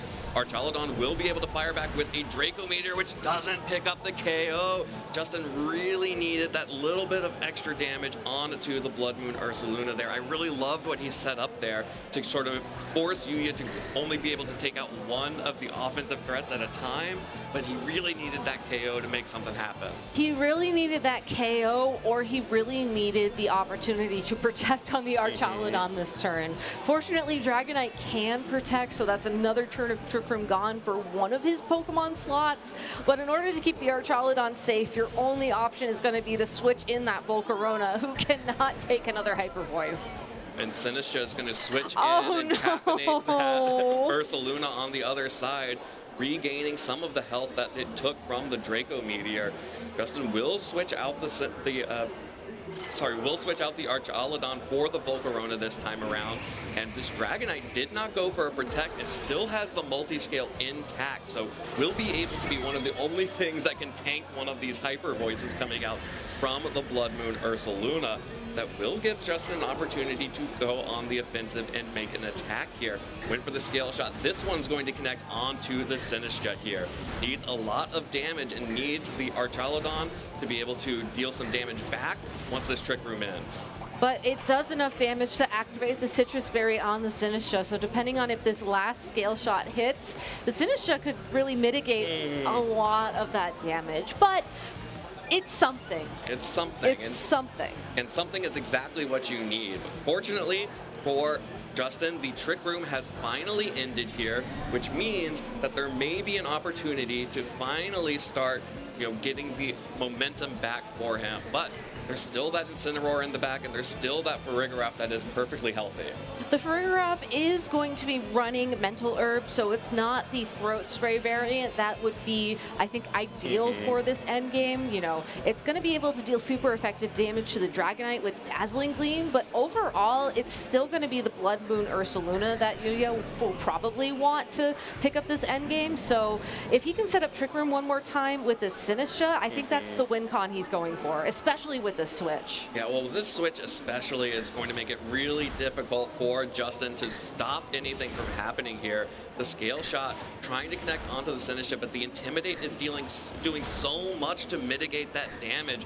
Gets the 5th hit this time around, but Sinistcha needed that extra hit the first time. It needed a couple critical hits on this time to try to break the Sinistcha or a double target from the Archaludon. And it's that one Scale Shot miss, the 5th hit, that allows Sinistcha to survive for one more turn here in the red health and go ahead and set up the Trick Room on his own. But I think what Yuya switching here was really smart, because even if Sinistcha went down there, you'd be able to bring in the Farigiraf and set up the Trick Room with the fake out pressure anyway. Exactly, and I love how Yuya played this game, because support the Ursaluna Blood Moon is the perfect strategy if and when you catch your opponent off guard, and that's exactly what we saw. It was kind of surprising to me that we didn't see Justin lock in the Grimmsnarl in this matchup, given that one of the ways that I think Yuya's team really succeeds is getting the Trick Room up for Ursaluna Blood Moon, then using Farigiraf to stop fake out, using Sinistcha to heal it, and then you also have the Incineroar as well to do what it does best and just be there. Yeah. But going into this game number 2, I do think that Grimmsnarl is a very natural adjustment, if only because once Light Screen is on the field, all of a sudden that Blood Moon Ursaluna is no longer going to be able to deal that crazy amount of damage. It'll just be a normal amount of damage. And with that little bit of extra breathing room, I do think that Justin will be able to find his way through Trick Room a little bit easier. The question, though, is if Yuya brings both his Trick Room setters again, can he get through it twice? Yeah, that's a big question, but I don't know that Justin really needs to do too much differently, because let's not forget that first turn started off with the Scale Shot missing onto the Archaludon. True. If that had landed, you definitely would have been able to deal big damage to either the Incineroar or the Ursaluna, and just having that available to one-hit KO that big threat on Yuya's side makes that those Trick Room turns so much more difficult. But Justin is not going to go for that risk, or maybe Yuya says, oh, actually Justin had an answer for that and I got bailed out by that 10% chance. Let's both switch it up here. I also think that Justin has put his life on the line with Scale Shot one too many times. I respect the fact that he made the adjustment. That's Pelipper going for the Terastallization into the Terra Stellar immediately. Going to boost the power of the Weather Ball and the Hurricane on that Pokemon. And that's an aggressive Terastallization. Ooh, okay. And it gets punished with a Thunder Wave. That means that Pelipper is now going to be slower than the Blood Moon Ursaluna. But because there was no attack, that does mean that it will be able to survive this turn because of that Focus Sash, and at least fire off one Terra Stellar power boosted attack. There's the Electro Shot that connects straight onto the Grimmsnarl, deals good damage there, but the Earth Power comes out from Justin's own Ursaluna and picks up the one-hit KO on the Assault Vest. This is why Assault Vest Archaludon has always felt a little bit fake, because Blood Moon Ursaluna still one-hit KOs it. And this is oh no! And there's the paralysis making up for turn 1 of game 1. Yuya is not able to deal any damage with that Pelipper, is not able to go on the offensive despite the Terastallization. And this is why the Blood Moon Ursaluna broke up the friendship between the Incineroar and the Golden Go. It has so many answers to what is good in the format right now, especially when it's holding the Life Orb. I think this is one of the later adaptations of this Pokemon in Regulation H, and it is such a threat. That now being said, I think we're finally going to be able to see the speed interactions between these two Blood Moon Ursaluna. maybe next turn if this is a double protect, or not. That's just going to be a faster Blood Moon Ursaluna from Justin Whoa! Tang. 2 attacks, 2 KOs from Justin Tang's Blood Moon Ursaluna. It is not happy about how game 1 went. And the confidence. We haven't even seen Grimmsnarl go for a light screen yet. Just went for the speed control on the Pelipper, and now I think I saw a Spirit Break going into the Pelipper. Probably was the Ursaluna before it was knocked out. Did take a bit of a risk there. Had a Weather Ball connected into his own Ursaluna, we would be looking at a different game, but you can see why Yuya locked in the forfeit right there. Yeah. Those were 2 insanely game-defining knockouts in those 2 turns. Yeah, that's kind of just what Blood Moon Ursaluna does sometimes. Oh, 100%. If you let that Life Orb Blood Moon Ursaluna get rolling, it gets rolling. And what's really impressive about that, you mentioned the confidence that Justin had. There was no terrestrialization either. He knew exactly how much damage he was going to do with that Blood Moon. He knew that his opponent would not be able to survive it. And, you know, we saw there Yuya locking in the forfeit. No way out. But now you ask the question of how you respond to that, because clearly the Archaludon and the Pelipper was not the answer that Yuya was looking for. And if you go back to that Trick Room mode, is the Farigiraf's bulk enough? You could always bring that Incineroar alongside of it, as Justin has no way to stop Fake Out on that Ursaluna, as it's also a Terra normal type. So it will be able to, you know, always be flinched or forced to protect in that situation, which would guarantee the Trick Room setup. And you can't even think about a Thunder Wave into that Pokemon, as Armor Tail will stop Prankster. And then once Trick Room is set up, you know, assuming the Ursaluna is slower, which is what it seems to be like, you will then be in the driver's seat. And it looks like that's exactly the adaptation Yuya's going for. All right, I love this game 3 leads here. The Incineroar and the Farigiraf against the Dragonite and Ursaluna for Justin Tang. As you can see, he's locked in the same thing as game 1, but hiding it a little bit this time. And if the Scale Shot can land, it could be really powerful, and we could see exactly what Justin was going for in that first game. It's a risk, though. At least you have the Blood Moon Ursaluna to back it up, and admittedly, maybe the fact that the Ursaluna will come back in and then you can protect it that turn will buy you a little more time, but you're still putting everything... Okay, you got 1 stamina boost, so that's pretty good. Even better, a bonus stamina boost from the Incineroar. The No! It hits this time. Okay. Oh, no. That's split-second delay. Oh, my goodness. Yeah, that split-second delay, if I felt it like that, then you know Justin felt it like that, too. There's going to be this Scale Shot connecting onto Archaludon. The defenses will raise, and now, finally, Justin gets the beefy Archaludon he was hoping for in game 1. That is now max defense Archaludon with that Fake Out as well. So here comes the Trick Room. Yuya, you didn't get the miss on the Scale Shot. Show me how you defeat this Archaludon.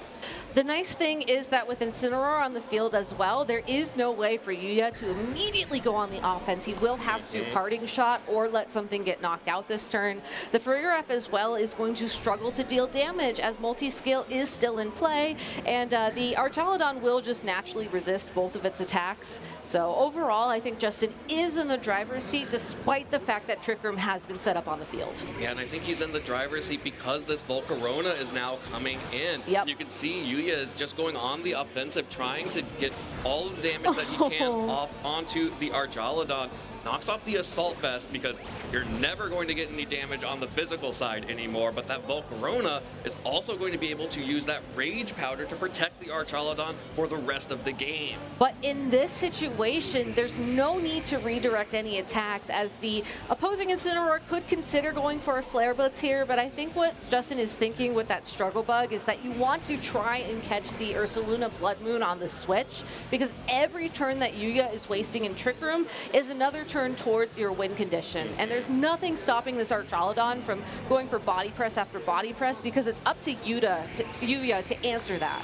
Yeah, and Yuya is not going for any switches because it is too risky with this powered up Archaludon on the field. Just going on the offensive into the Volcarona deals great damage with that Flare Blitz, but will be mitigated with the Citrus Berry. And the Dazzling Gleam keeps chipping away at the Archaludon, which could add up over time, but it's got nothing on this body press that wipes Incineroar off of the map here. which means Yuya can now get the Ursaluna Blood Moon on the field. So that is one good thing for Yuya. Single target, super effective Struggle Bug KOs, we love it. And now can also get another Pokemon in next to that Blood Moon Ursaluna to provide support if that is the back line that Yuya has. And it does look like it will be the Sinistra and that Ursaluna Blood Moon. So can't necessarily take advantage of the Hospitality ability, but can try and use some Rage Powder support of its own, which will definitely make things harder for this Archaludon. Now that being said though, several turns of Trick Room have already passed, so Justin's win condition at this point in time really is to just stall out the remaining couple turns of Trick Room. And with all 4 Pokemon remaining, that's a lot easier than the first time around. Absolutely easier said than done. And Justin is just using the threat of a Rage Powder here to potentially stop Yuya from going for a big Earth Power or even a Blood Moon into the Archaludon to pick up that KO. Instead, Yuya will go for the option to Terrestrialize into the normal type and go for the Hyper Voice and not go for a Rage Powder on the Sinistra. Archaludon survives with 22 hit points. Sinistra may get a chance to move before the Archaludon. The Matcha Gotcha connects onto both Pokemon here. Is Archaludon bulky enough to survive? It is with 10 hit points, and the Body Press connects right onto that Ursaluna, and that just means Sinistra is all alone. And this was the master plan in Game 1 brought to fruition here in Game 3 as Justin Tang is about to lock his 4th consecutive top cut of Regulation H. Archaludon playing to all, or Yuya playing to all of its outs, hoping for a burn on that Archaludon, but it was just too late in the end. Justin Tang showing just why he is doing so insanely well in Regulation H with those adaptations. Even if that Scale Shot missed a second time in that Game 3, he still guaranteed 1 stamina boost with that Fake Out Connect into the Pokemon with that switch. That was such a clever play. It gave him the opportunity to at least ensure that Archaludon would start getting that body press damage going, would have a chance against the Incineroar and the Farigiraf, which would both take decent damage from that attack, and I think more importantly would be forced to attack into the Archaludon to boost that stamina further. The fact that it connected was just an added bonus. Absolutely. Very well played there from Justin, and well played from Yuya as well in our other matches, or other games during the match. But just unfortunately in that last game, Justin had the read. He knew exactly what he wanted to go for. It was what he had tried to set up in Game 1, but just missed on the back of a Snake Eyes on the loaded dice on the Dragonite. Scale Shot, of course, not being 100% accurate, but that's why we play best of 3s. That's why we don't have a best of 1 right now, because you have one of those games that happens. Okay, let's move on. It's still the right plan if I can get it set up. And Justin proved exactly why it was going to work if he could have gotten off in Game 1. And now he's in top cut for a 4th consecutive tournament. Just wild.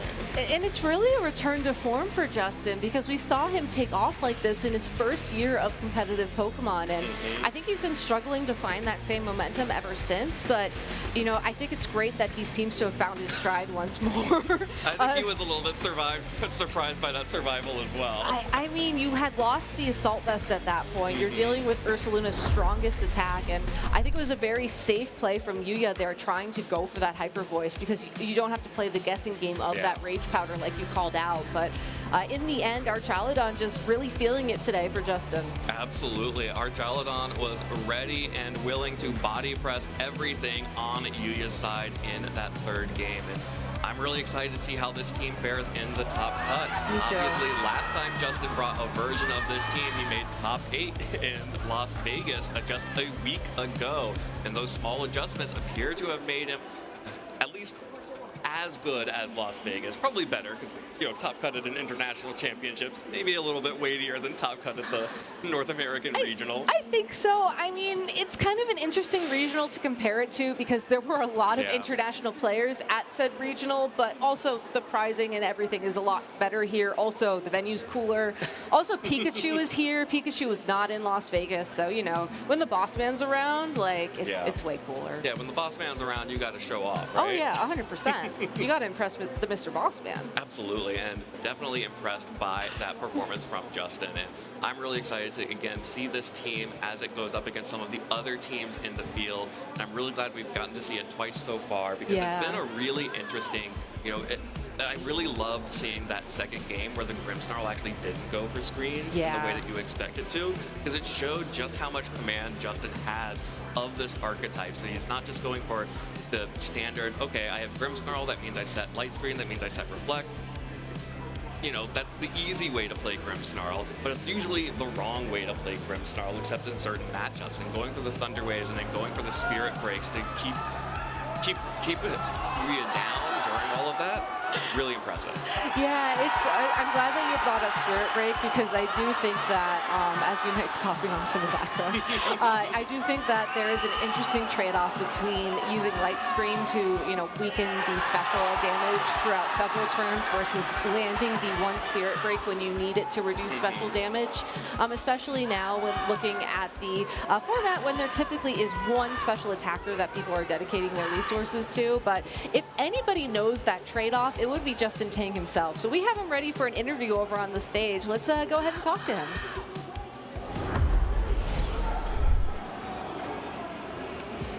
And here we are with Justin Tang once again. 24 hours later, you've already been on the stage before. Here you are again, and you've secured top cut. Justin, put your feelings into words if you can. It's unbelievable. That's all I can say. Starting off 8-0 yesterday, and then losing my last one was it hurt a little bit, because I've seen the story before of going undefeated and choking into the top cut. But I'm not one of those people today, and this is my 4th top cut in a row. So I am unbelievably happy. I am so happy. And that game was intense, and I don't even know. I'm at a loss of words, but I'm just really happy to be on stage once again. Yeah, it's great to have you here, of course, as well. Yeah, that was a really tough match, honestly, versus Yuya. So if you can kind of take us through kind of your thought process there. I mean, we saw your thought process on turn 1 of game 1, right? With the scale shot as well. And of course, it missed as well. What were you feeling after that?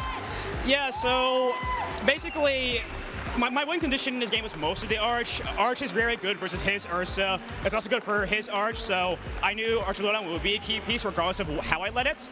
So game 1, my general idea was to get the body press off on the instant. I really thought he would lead instant Sinistcha, so it would force some kind of more mind games. If you fake out to me, that's totally fine. That means he just get an Ursa immediately, was my logic. But instant Fari, I guess, was a kind of good way of doing that, so he get that Ursa safely. And even if I got the body press KO on instant, I still had to pivot in and out from the Earth Power and Psychic combos. So I don't know if I had enough turns to still win that game 1, but I think my game 2 and game 3 just were much, much better, because it allowed my Arch and Blood Moon, as we saw, to really, really shine.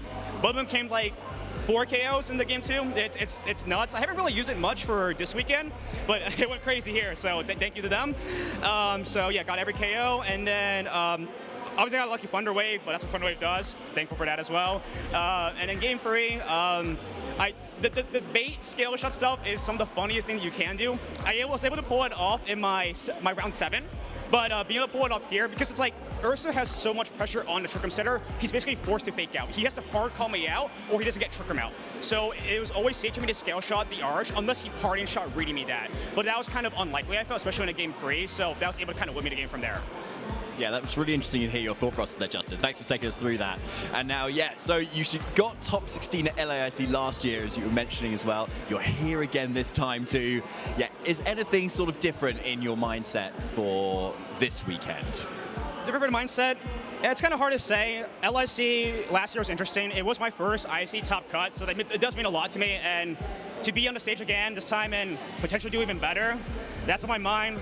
I want that trophy. I was close-ish last time, and this time around, starting off 8-0 was a really good confidence booster. It's a little cocky, but I can't help but feel good, because I'm playing good and I'm doing good, and I just hope for the best. We'll see what happens though.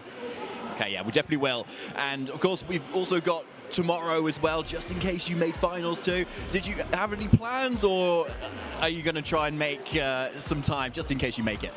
I mean, if I do make finals, I would have to book another flight realistically and probably get a check-in bag for the trophy, because I do not have space in my luggage at all. So we will see what happens. That's a little bit thinking too much. I would like to see how I do in the top 8, top 4, whatever. But if it is finals, well, we'll figure it out.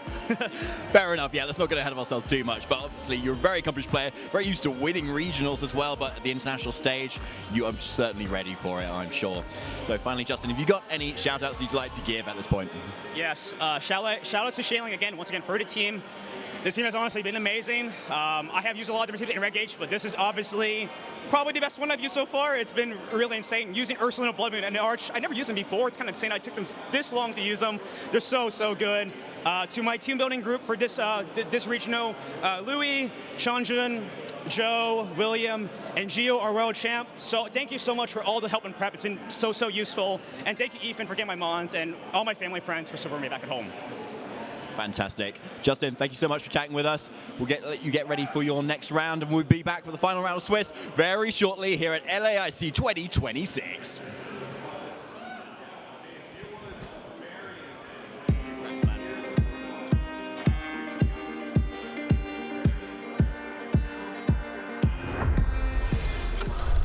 Hey Pokemon trainers, welcome to Pokemon Championships History, a series where we showcase important matches throughout the history of competitive Pokemon. Let's flash back to the 2015 Pokemon World Championships in Boston, Massachusetts. This classic moment happened in the Seniors Division Championship match between Mark McQuillan from Great Britain and Koki Honda from Japan. VGC 2015 was a season most remembered for two things: Mega Kangaskhan and Japanese trainers dominating the metagame. Japan this year came in full force. I mean, they really did. Yeah, they just took the junior division championships in the Masters division. They're pretty much guaranteed. I mean, 7 out of 8 top cut players in the Masters division were Japanese. So Japan's here to play, and you know, I'm pretty sure Koki wants to be able to. So this will try to set up a clean sweep. This will be for what decides the clean sweep. Oh my goodness. Mega Kangaskhan was the queen of VGC in this era, as nearly 67% of all top cut teams across all 3 age divisions had Mega Kangaskhan on their team. Mark was the last trainer who could stand in the way of Japan claiming all 3 VGC titles in Boston. Mark was also aging up into the Masters division for the 2016 season, so this would be his final match in seniors and his final chance at redemption. Mark had been on the world stage before. At the 2014 World Championships, he fought through the tournament only to lose in the seniors finals match. So with the weight of the world on his shoulders and the fear of finishing second 2 years in a row, Mark had to find a solution for Kangaskhan, and his answer was Machamp. But before game 1 could start, the casters had one simple question. Mark M, does that M stand for Machamp? Question. Mark felt incredibly confident in this matchup. He even winked at the camera when he correctly predicted a Landorus switch in. Cresselia disrupted much of Koki's game plan by setting up Trick Room and skill swapping away key abilities. When it was finally knocked out, it was time for the crowd favorite to join the fray. There's the Machamp, the crowd is going wild right now! Machamp's ability is No Guard, which disregards accuracy and ensures that all attacks hit without fail. Mark used Dynamic Punch as the main attack because without its dubious 50% accuracy, it is now 100% a problem for Kangaskhan. That's a no guard Dynamic Punch, a move that normally has 50% accuracy, but thanks to that ability, never gonna miss. Mark finished up game 1 in convincing fashion and was now 1 win away from fulfilling his dream of becoming world champion. The crowd was captivated by Cresselia and Machamp, realizing they were the ideal brains and brawn combination that was capable of defeating Kangaskhan in a format ultimately warped by its success. Did you ever think that you'd see a Parental Bond Cresselia and a Machamp in the senior division final championships here? I don't think that ever crossed my mind once. As game 2 progressed, Mark built up momentum by making all the right plays. The will of the crowd had been determined, and Mark was eager to give them the Machamp sweep they so desperately wanted. We're gonna see Dynamic Punch into that same slot. Ladies and gentlemen, will it pick up the knockout? It picks up the knockout. It's a crit. That is a critical hit on an incoming Mega Kangaskhan. Lost its Parental Bond and now lost its will to fight. Dynamic Punch is just gonna punch this Heatran right in the dome. Is it gonna pick up the knockout? It picks up another knockout. Mark breathed new hope into VGC by showing that no Pokemon can exist without counters. The match was forfeited. Ladies and gentlemen, say hello and congratulate, applaud, give a huge hand to your new Seniors Division World Champion, Mark Machampion McQuillan. Mark and his Machamp played a flawless set in the finals and brought a title back home to Great Britain. He also redeemed himself from his 2014 loss and gave VGC trainers around the world one of the most dominant and memorable Pokemon matches of all time. Thank you for watching, and let us know some of your favorite moments in VGC history by using the hashtag #PlayPokemon.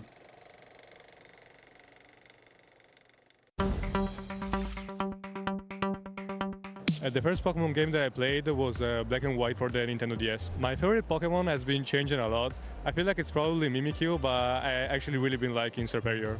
Mimikyu has been my favorite Pokemon for a little bit because when I first started playing competitive in 2017, it was one of the strongest Pokemon and I was putting in all my teams, while Serperior was simply the starter evolved from my first Pokemon game. I think the farthest I ever traveled to get a Pokemon event was probably Australia for the Oceania International Championship in 2020, since from Italy it's I think around like 20 hours of flight.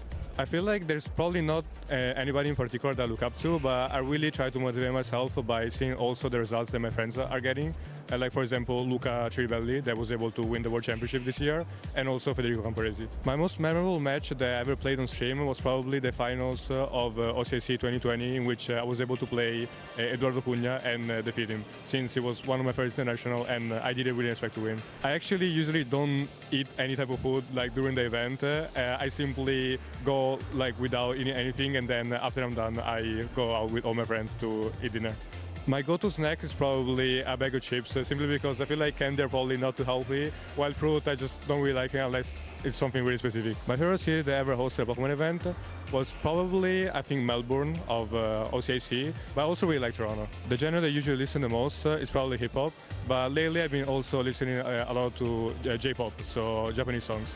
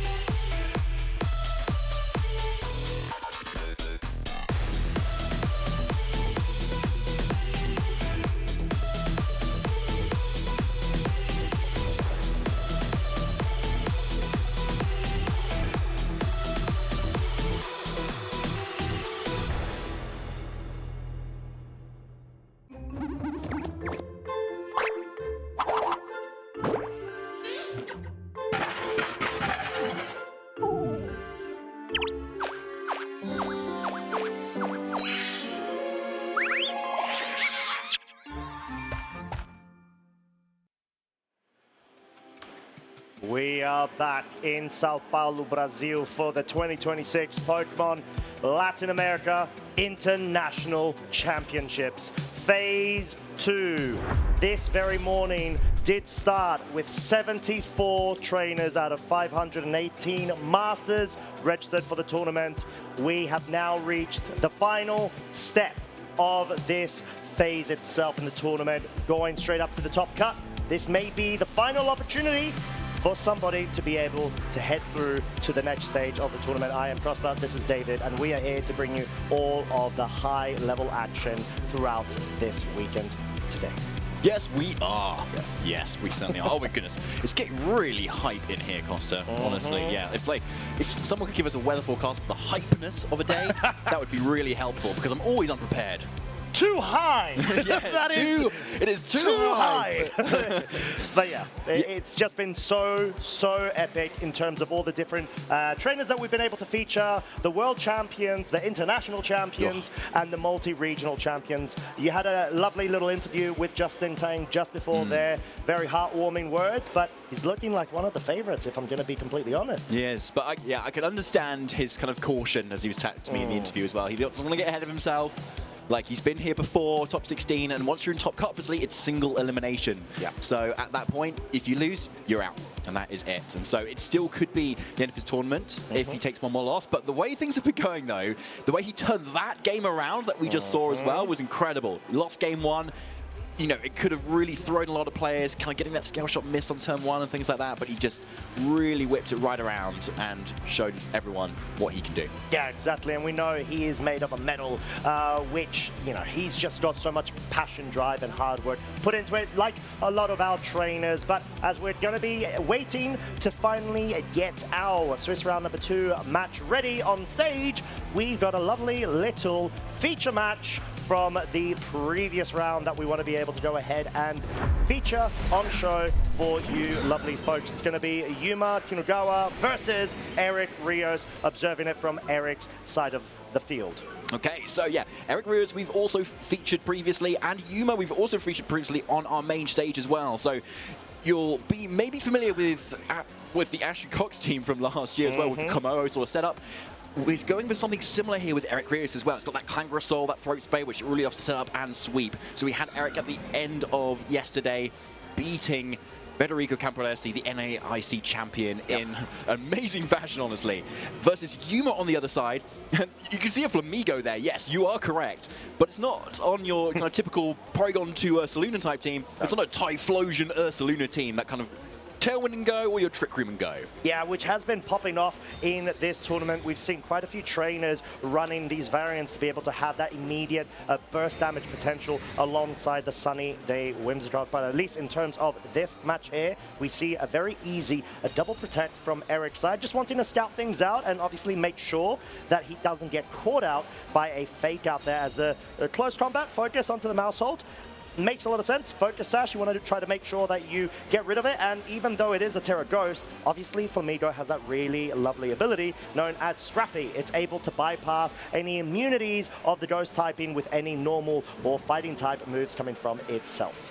And on top of that, it makes it immune to Intimidate too, which is a really nice addition and just kind of gravy on the top, to be honest. Yeah. So yeah, a very much of a kind of neutral turn here, just kind of scouting out the fake out. But yeah, going forward, Komodo definitely wants to set up here and avoid the Brave Bird that could come out from this Flamigo as well. Sorry, not actually running Brave Bird on this Flamigo. No. It's close combat, feint, wide guard, and detect. Yeah. So a little bit safer, so not needing to go for follow me. Yeah, exactly, and that means that it could have been an additional mind game in that turn 1 because of the interaction of double protect or feint being able to break that protect. And clearly, Flamigo going on the offensive, moving first. Naturally, it is a very fast Pokemon in comparison to Eric's Como-O, which is going to be able to now dispatch of the cheeky little Flamigo from Yuma's side. But at least in terms of what Yuma has been able to accomplish so far, break a Focus Sash on the mouse hold and maybe try to get that reposition with the parting shot to bring in another mode, maybe even that Typhlosion. This is a lovely position to be in. Yeah, you've taken down Flamigo, which is, you know, not like the star of the show a lot of the time, but the co-star of the show. Hey, you beat me to it. You little over there. Yeah, I'll get you next time, Costa. Right. And so yeah, Incineroar goes for the parting shot as well there. Now, you would have maybe wanted it into the Komodo there, but this Komodo is soundproof as well, which is a really rare ability to see in the current regulation, and you can see why it's so useful. Parting shot being a sound move, it means it can't even be affected by Komodo, and that also would deny the potential for the Incineroar to switch out at the same time. So has to go into this mouse hold, and then 4, you've still got this Komodo now at +1 special attack thanks to that Throat Spray. Trick Room's not up as well. Mouse hold is still next to it too. It's looking really strong. So Yuma's got to really bring something out here to really flip the tables on Eric, and Farigiraf is a great Pokemon to do that with that Trick Room threat. Yeah, I think that's such a good shout. The inclusion of Farigiraf sort of suggests that maybe there isn't a Typhlosion in the back, because surely you don't bring a positive Tailwind Tailwind speed control Mon on its own without the main sweeper. Let's say if the Whimsicott is in the back for whatever reason. Because I know Farigiraf is strong, and I'm a big fan of it, but I don't think it could sweep the playing field, especially up against Soundproof. But the fact that we've got the Blood Moon on the field does highly suggest, like you said, David, the Trick Room surely will be going up, but you got to be careful of that taunt from the Mousehold. Yeah, that's a good shout, actually, Costa. Yeah, that is something that certainly can deny it. And yeah, usually you'd pair your Trick Room Setter with something that can help it out, like a Fake Out or a Follow Me. But yeah, the Ursaluna, the Trick Room Sweeper that Yuma really wants to use here is already on the field, so can't support Farigiraf in its ability to do that. So yeah, it's really vulnerable to that taunt at the moment, which could come straight out. And yeah, this Farigiraf doesn't carry Mental Herb, which we've already seen either. So yeah, ball is definitely in Eric's court as to how he wants to play this going forward. Yeah, and I was just looking at the team list and I saw Nightshade on Farigiraf. That is so uncommon of a move, but it makes a lot of sense. You're able to deal damage equivalent to the current level of the Pokemon, 50 HP. But who needs to deal damage when you've got a good old buddy, Ursaluna, maybe being able to get this a huge attack off if it can survive, which it cannot. Super Fine with that Clanging Scale combo does mean the Ursaluna, even though the Terra was activated in that case, Yuma wasn't able to capitalize off of it, so it just feels like Eric's just been able to absolutely run through Yuma's strategy in this game one. Even if the Incineroar's brought back on the field, Kommo-o has literally been untouched. Yeah, it has. It's been doing exactly what it needs to do. Yeah, no Dragon Resists or anything. This Clanging Scales has just been putting in so much work with the spread damage, and yeah, Yuma recognizes that it's probably not a winnable game and locks in that forfeit. But we're getting into straight away to game two here to see how Yuma might be able to pivot things around. Yeah, and just looking at the leads, it seems like Kommo-o's a bit in the way. Please move politely on the side. But no, it's a Whimsicott, yeah, because I was like, Incineroar surely is a bit bigger. I would have been able to see the silhouette. But no, Whimsicott and Flamigo. Adaptation from Yuma's side, obviously the same from Eric. So, David, at this point, seems like maybe Typhlosion might be lurking in the back?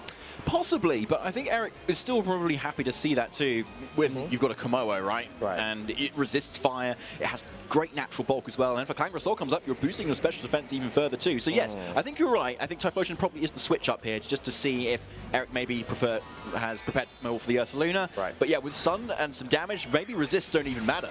Yeah, and I think because the Whimsicott's on the field, Eric has to give the respect of the potential Moonblast focus into the Kommo-o if there is no redirection on the field, because obviously Kommo-o is ×4 weak to fairy typings due to its natural dragon fighting typing. Close combat, though, will bring the Mousehold down to Focus Sash, and Tailwind has already been set up, so already this guarantees Yuma to be able to be at least faster if any of their two Pokemon do go down.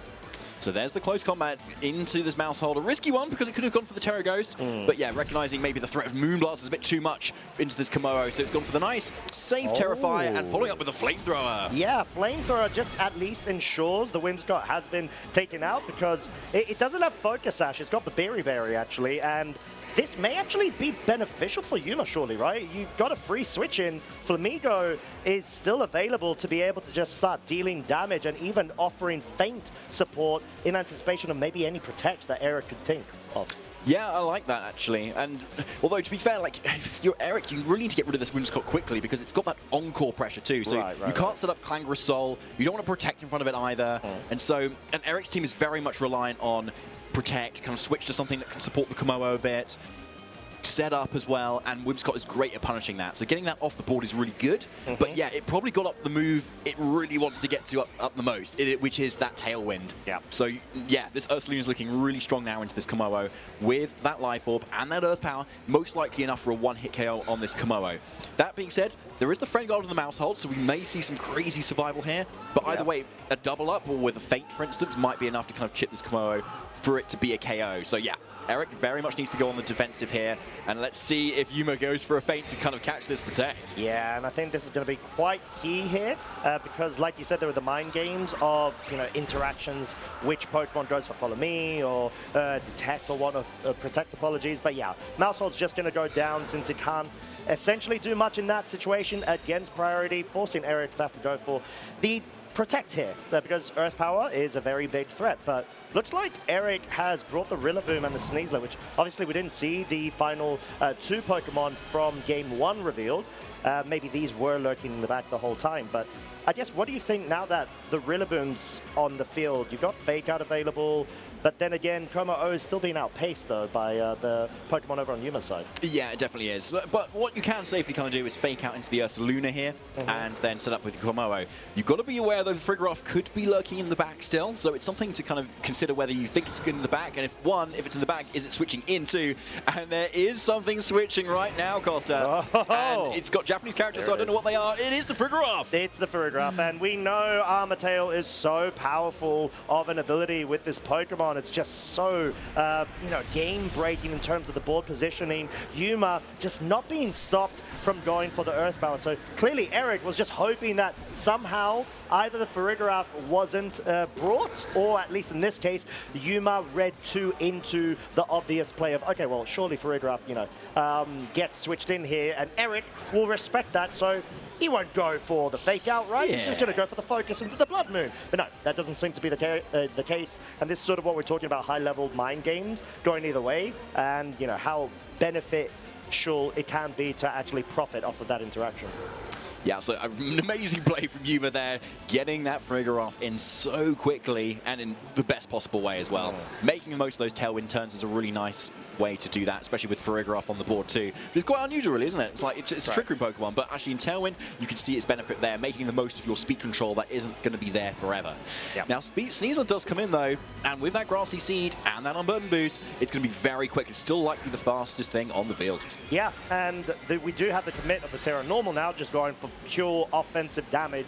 I wouldn't be surprised to see another helping hand coming out from the Farigiraf, because you just want to be able to guarantee a scenario of it. But the close combat, not enough! Seems like this Blood Moon has been trained so well to be able to survive that, or at least in this case, go ahead and dispatch of a very powerful Terra Normal Life Orb boosted Blood Moon. Pretty much most of the time, guarantee an Oko onto the Assault Vest Rillaboom. And changing it up, Farigiraf hasn't even moved as of yet. And sure, Blood Moon's gone down, but it kind of did its job. Yeah, it really did its job, didn't it? Like, it's so powerful with that Life Orb there. And yeah, most likely a Psychic now coming out from this Frigoroth into the Caesar, which can no longer Terra as it was spent earlier, for a one-hit KO.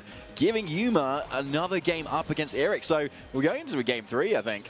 Yeah, it does seem that way, and Yuma just being able to show off their experience in terms of, being the 2025 Yokohama champion, Japanese national champions, which is so impressive, and, just going ahead and going up against one of the very best of Europe, if not globally, too. We've got the game 3 at the moment. It does seem like Yuma's gone ahead and switched it up with Typhlosion, and if not mistaken, the Winter card. So going full offensive, and obviously Eric's just changed it up too. So yeah, it makes a lot of sense to kind of bring this in, especially if you feel like your Komodo lead has been kind of countered, as it were. So yeah, Whimsicott, really strong lead there. Yeah, if your Komodo was there and you Terra, then your Terra is at least spent then, and you're still going to be taking some big damage anyway, especially from an Earth Power that could be in the back from an Ursaluna. So instead we're going to see the Rillaboom actually going for that Terra Fire here. Makes a lot of sense into Fairy and Fire offense there. Going to be able to take those hits very well. Yeah, and just being able to go ahead and ensure that you deal as much damage as you can. We know that the Rillaboom does have high horsepower, which is very staple in terms of the current meta. But yeah, I think even with Sunny Day, the fact that this is a heat wave on top of that means that the Rillaboom definitely going to be able to survive. The question is, can it connect with either a high horsepower, which I feel should be the play into Typhlosion, and it doesn't pick up the KO, but that's sort of why Yuma's locked into Heat Wave, right? You don't want to be caught out the subsequent turn with a basically minimal damage output Eruption. Yeah, 100% there. It makes a lot of sense, especially if you feel like you can survive a Grassy Glide coming out the following turn. But again, is the Farigiraf in the back? Does it want to come in right now? Does it want to block the Grassy Glide? Because Typhlosion doesn't have the best of defenses as well. So it is probably in Grassy Glide range, I want to say here. And so yeah, Farigiraf is always going to be present. It's been brought to 2 games so far. So I feel like if you're Eric, you really need to respect the option for it to come in. Yeah, and I guess there's also the Blaze, which further powers the firepower of the Typhlosion at that range, right? Yeah, that's a really good point, actually. That's going to make it even more powerful. But into the Rillaboom, probably not going to make too much difference, but into the Sneasler, very much so. Oh, here it is. Yeah, this is surely going to be the paragraph. Yuma is going to go ahead and try to capitalize off of all of this offensive pressure, and that's sort of the reason why Farigiraf is so cool on this sort of offensive side of speed when it comes to the Typhlosion mode. Diaclaw, not enough to even get a status ailment, and we see the raw KO onto the Sneasler. My lordy Blaze really paying dividends here for an additional damage multiplier increase. Damn, that, yeah, it's a lot of damage right there.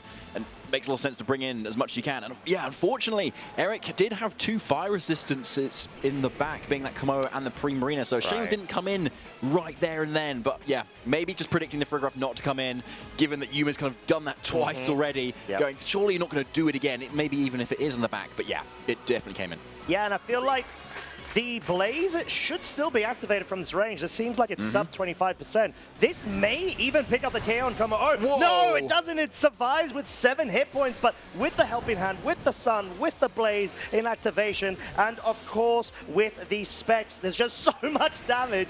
This Komo was somehow able to tank, and yeah, it's just incredible. Not something that you see, not even with a resist of a Fire-type move going into that slot, but the fact that Komo is known to be a bit more bulkier than the average Dragon.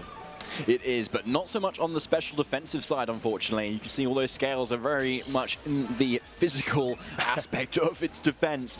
But yeah, Typhlosion going down there, but very much has done its job, bringing Eric now down to his last 2 Pokemon. Meaning, what has Yuma got in the back? We obviously know that Whimsicott's there, Farigiraf's there. You've got to imagine it is that Ursaluna that is probably lurking around. And with the knowledge of all 4 Pokemon now on Eric's end, Yuma can now decide whether Trick Room's best here, or maybe if Tailwind is best here as well. And what you can simply kind of do here is maybe Tailwind and Psychic into the Komodo and actually use your Farigiraf as the offensive priest here. Yeah, true, because you don't really need to respect the Komo anymore, and you just need to focus on, well, I'd say that, but Yuma says otherwise. Thanks, Yuma, for letting me know. But yeah, going and actually dispatching of the Komo here, I guess makes sense because you want to be able to avoid any damage being dealt at all on the Farigiraf, and obviously the Flamethrower, which could still pick up that Whimsicott, especially because the Sun is still in play. But yeah, Primarina opting to go for Moonblast here. At this point, it's just essentially going to be Yuma going ahead and rounding off this Game 3 against Eric in order to be able to still keep their lifeline going in this tournament. And yeah, it's just been an absolute riot from Yuma's side with the adaptation of the Game 2 going into Game 3 after Eric's run in that Game 1, and I'd say stomping too. Yeah, 100%. It looks like we're seeing a Farigiraf sweep here with the Tailwind, the Psychic, and the Moonblast as well, and Eric absolutely knows it. Unfortunately, that's Eric out of contention for top card. Yuma Kinugawa heading on into the final round for Swiss. Yeah, and what a way to go about it as well. And they, of course, will be trying to go ahead and compete in what we will now be transitioning into the final Phase 2 round, Swiss round number 12. So yeah, good luck of course to Yuma, commiserations to Eric, but there are still points to be earned and travel awards and stipends to try to vie for. Yeah, 100%. Still a very impressive run there from Eric, taking Komodo so far there, which I'm very happy to see. Unfortunately, it couldn't quite get the justice it needed to. Why are you wearing the Komodo? Wait, what? Wait, wait, what? Sorry, I thought you were a Komodo doubter yesterday. I am a doubter. Hey, that's mine. Wait, what? What's happened here? What funky business have you been up to? Like, what can I say? Well, you have been inspired by Komodo's success. I'm an honorary Komodo fan. Let's just say that. I'll take that as a win, actually. Yeah, that's true. Yeah. But it was my cast prediction, right? No, I think you'll find it's actually mine. Thank you very much. I don't know about that. But anyways, there's been a lot of Komo business, but we are ready to go ahead and get our streamed match of the stage going up very shortly as we have a bit of a review of the rankings so far. Okay, so you've got so many X and 2s there that all have that contention for getting into the top cut if they can get that win. But of course, the 10-1s on the top left that you can see there have locked that in. Yeah, and very, very notable trainers, all with their own personal goals. And we've had multiple opportunities of being able to have interviews with quite a few of our trainers on the board right now. We've seen quite a few of them yesterday, but also going into today, we've got international champions, we have got multi-regional champions, and we've got a couple of international finalists which are looking to try to grab it all this time round. Gabriel Agachi and Oliver Eskelin, I am looking straight at you two. Yep, and I'm sure they are very happy to hear that, Costa. Yeah, there's a lot of talent there, and looking at your screen now is who we are going to be featuring at the top there. Gabriel Rigo versus Kylan Van Severen. Yeah, and Gabriel, having gotten last season a top 16 in the Rio de Janeiro Regional Championships, currently hasn't been able to compete at more recent events, but seems like obviously a local to the Brazilian region, looking to try to make a very strong show and run at this tournament so far, having been able to do so exquisitely well against Kylan Van Severen, one of those potential trainers that we have seen rise through the ranks over the past several years, multiple top 16s, and was here last year to get that top 16 spot. And who knows, maybe trying to vie for it and get into it with this final win and in. Yeah, you might as well try it. You've come this far, you might as well get an extra win under your belt there to make sure you're into that top cut.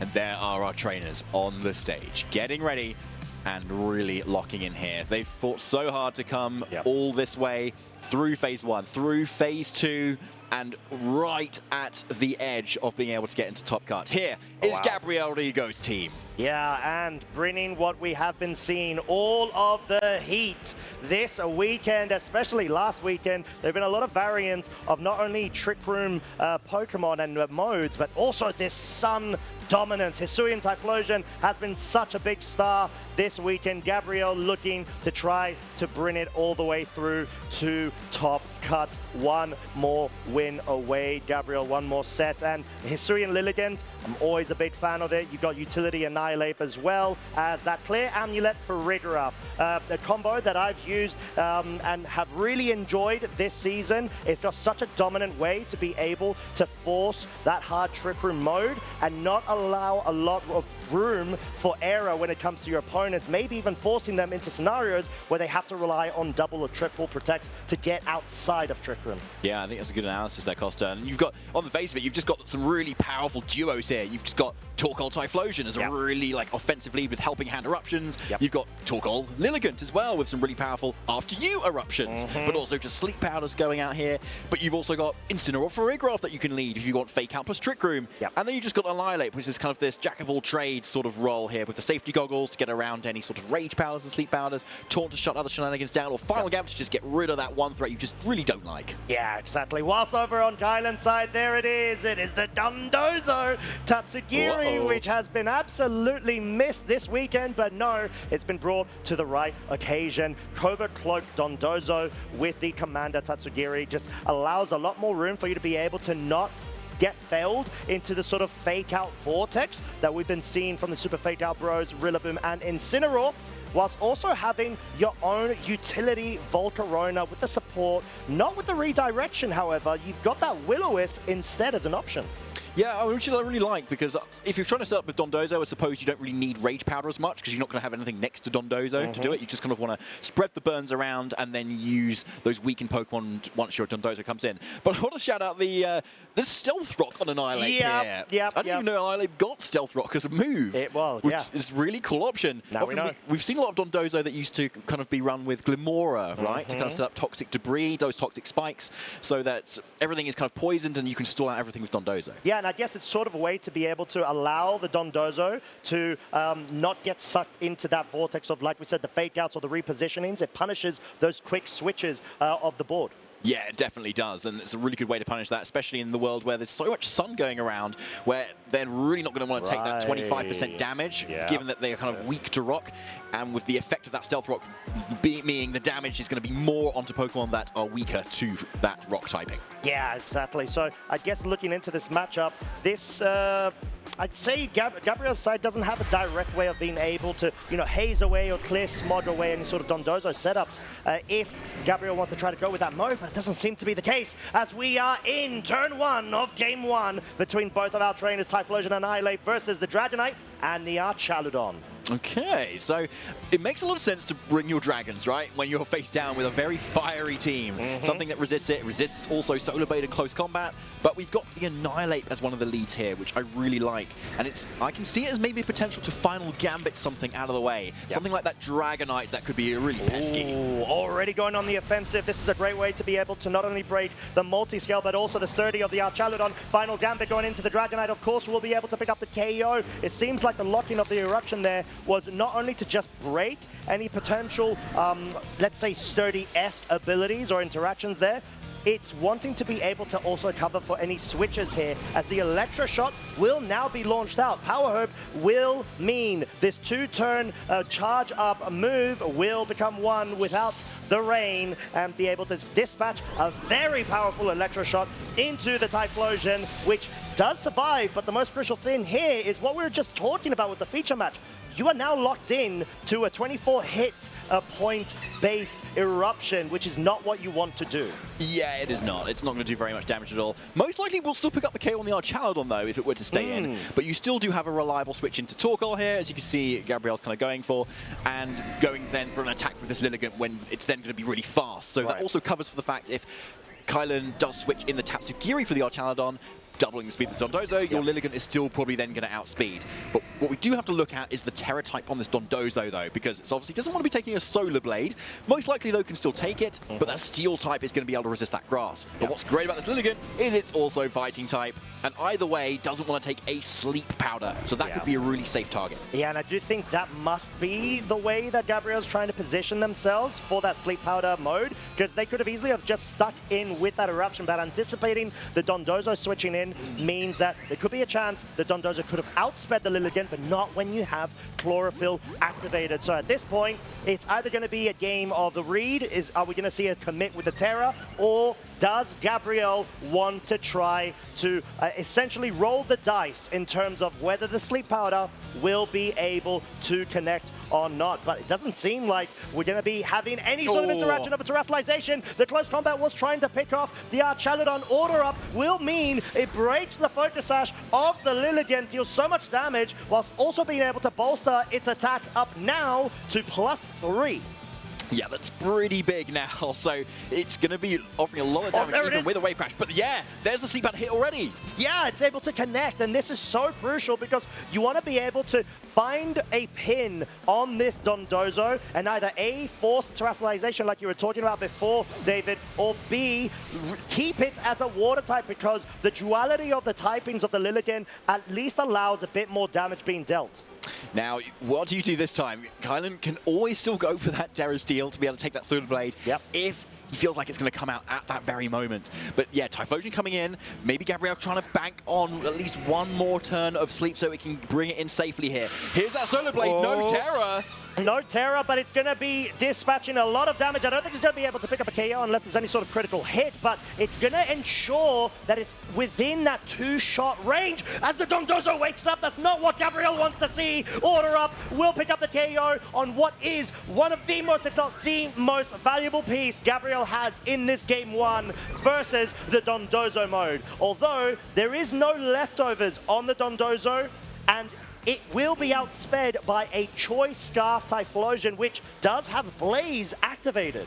It certainly does, and as we saw in that previous game we've just shown, we could see the power of Blaze and how much damage it can do. But yeah, at this point, Typhlosion needs to lock into something, unfortunately, and Kylan, despite taking a super effective Solar Blade earlier, it seems to be worth having not gone for that Terra just yet, because now you most likely will be able to take on this Heat Wave, given the +2 special defense, but maybe I'm underestimating Typhlosion here. I don't know, we're going to find out very soon as the Helping Hand does connect. You've got so many multipliers stacking up right now, even though we're not going to be seeing much being dealt due to the Protect from the Dondozo. It's a good way to be able to stall out the amount of remaining turns of Sun, because as Kylan's identified, it's just wanting to be able to survive any sort of damage. And was that a heat wave lock-in from what I saw, David? It was, yeah, definitely a heat wave lock-in. Given how low your health is, I think you definitely feel like you're back against the wall. You want to be hitting both targets and just assume that you want to hit. But even if the Dondozo goes down here,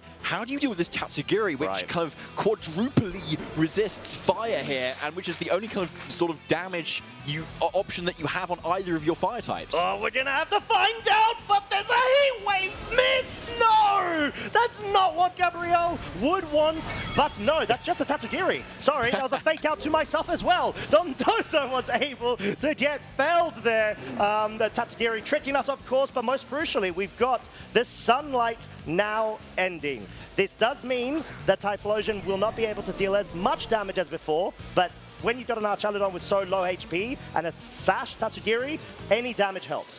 Yes, it does. Now, the Tatsugiri is obviously the main thing we want to be looking at here, because Archaludon can just go down to a Heat Wave instantly. It can obviously protect it because it's not that Assault Vest set, and then the Tatsugiri needs to then probably do something to try and KO this Typhlosion as soon as possible here. And it could be the Muddy Water or that most likely that Dragon Pulse to really make sure you can connect. Yeah, and you really need to be able to consider the Heat Wave misses. It makes the most sense from an optimal point of view on being able to position yourself against the Tatsugiri and break its Focus Sash, but also deal some damage. But now you've got your Typhlosion out for the count, and your own Torkoal no longer will be able to have the Sun to be able to bolster its mono fire type damage dealing moves, and that's why you sort of left in an awkward spot where the Weather Ball has no additional boost dealt to it due to the lack of weather and also the lack of same type attack bonus.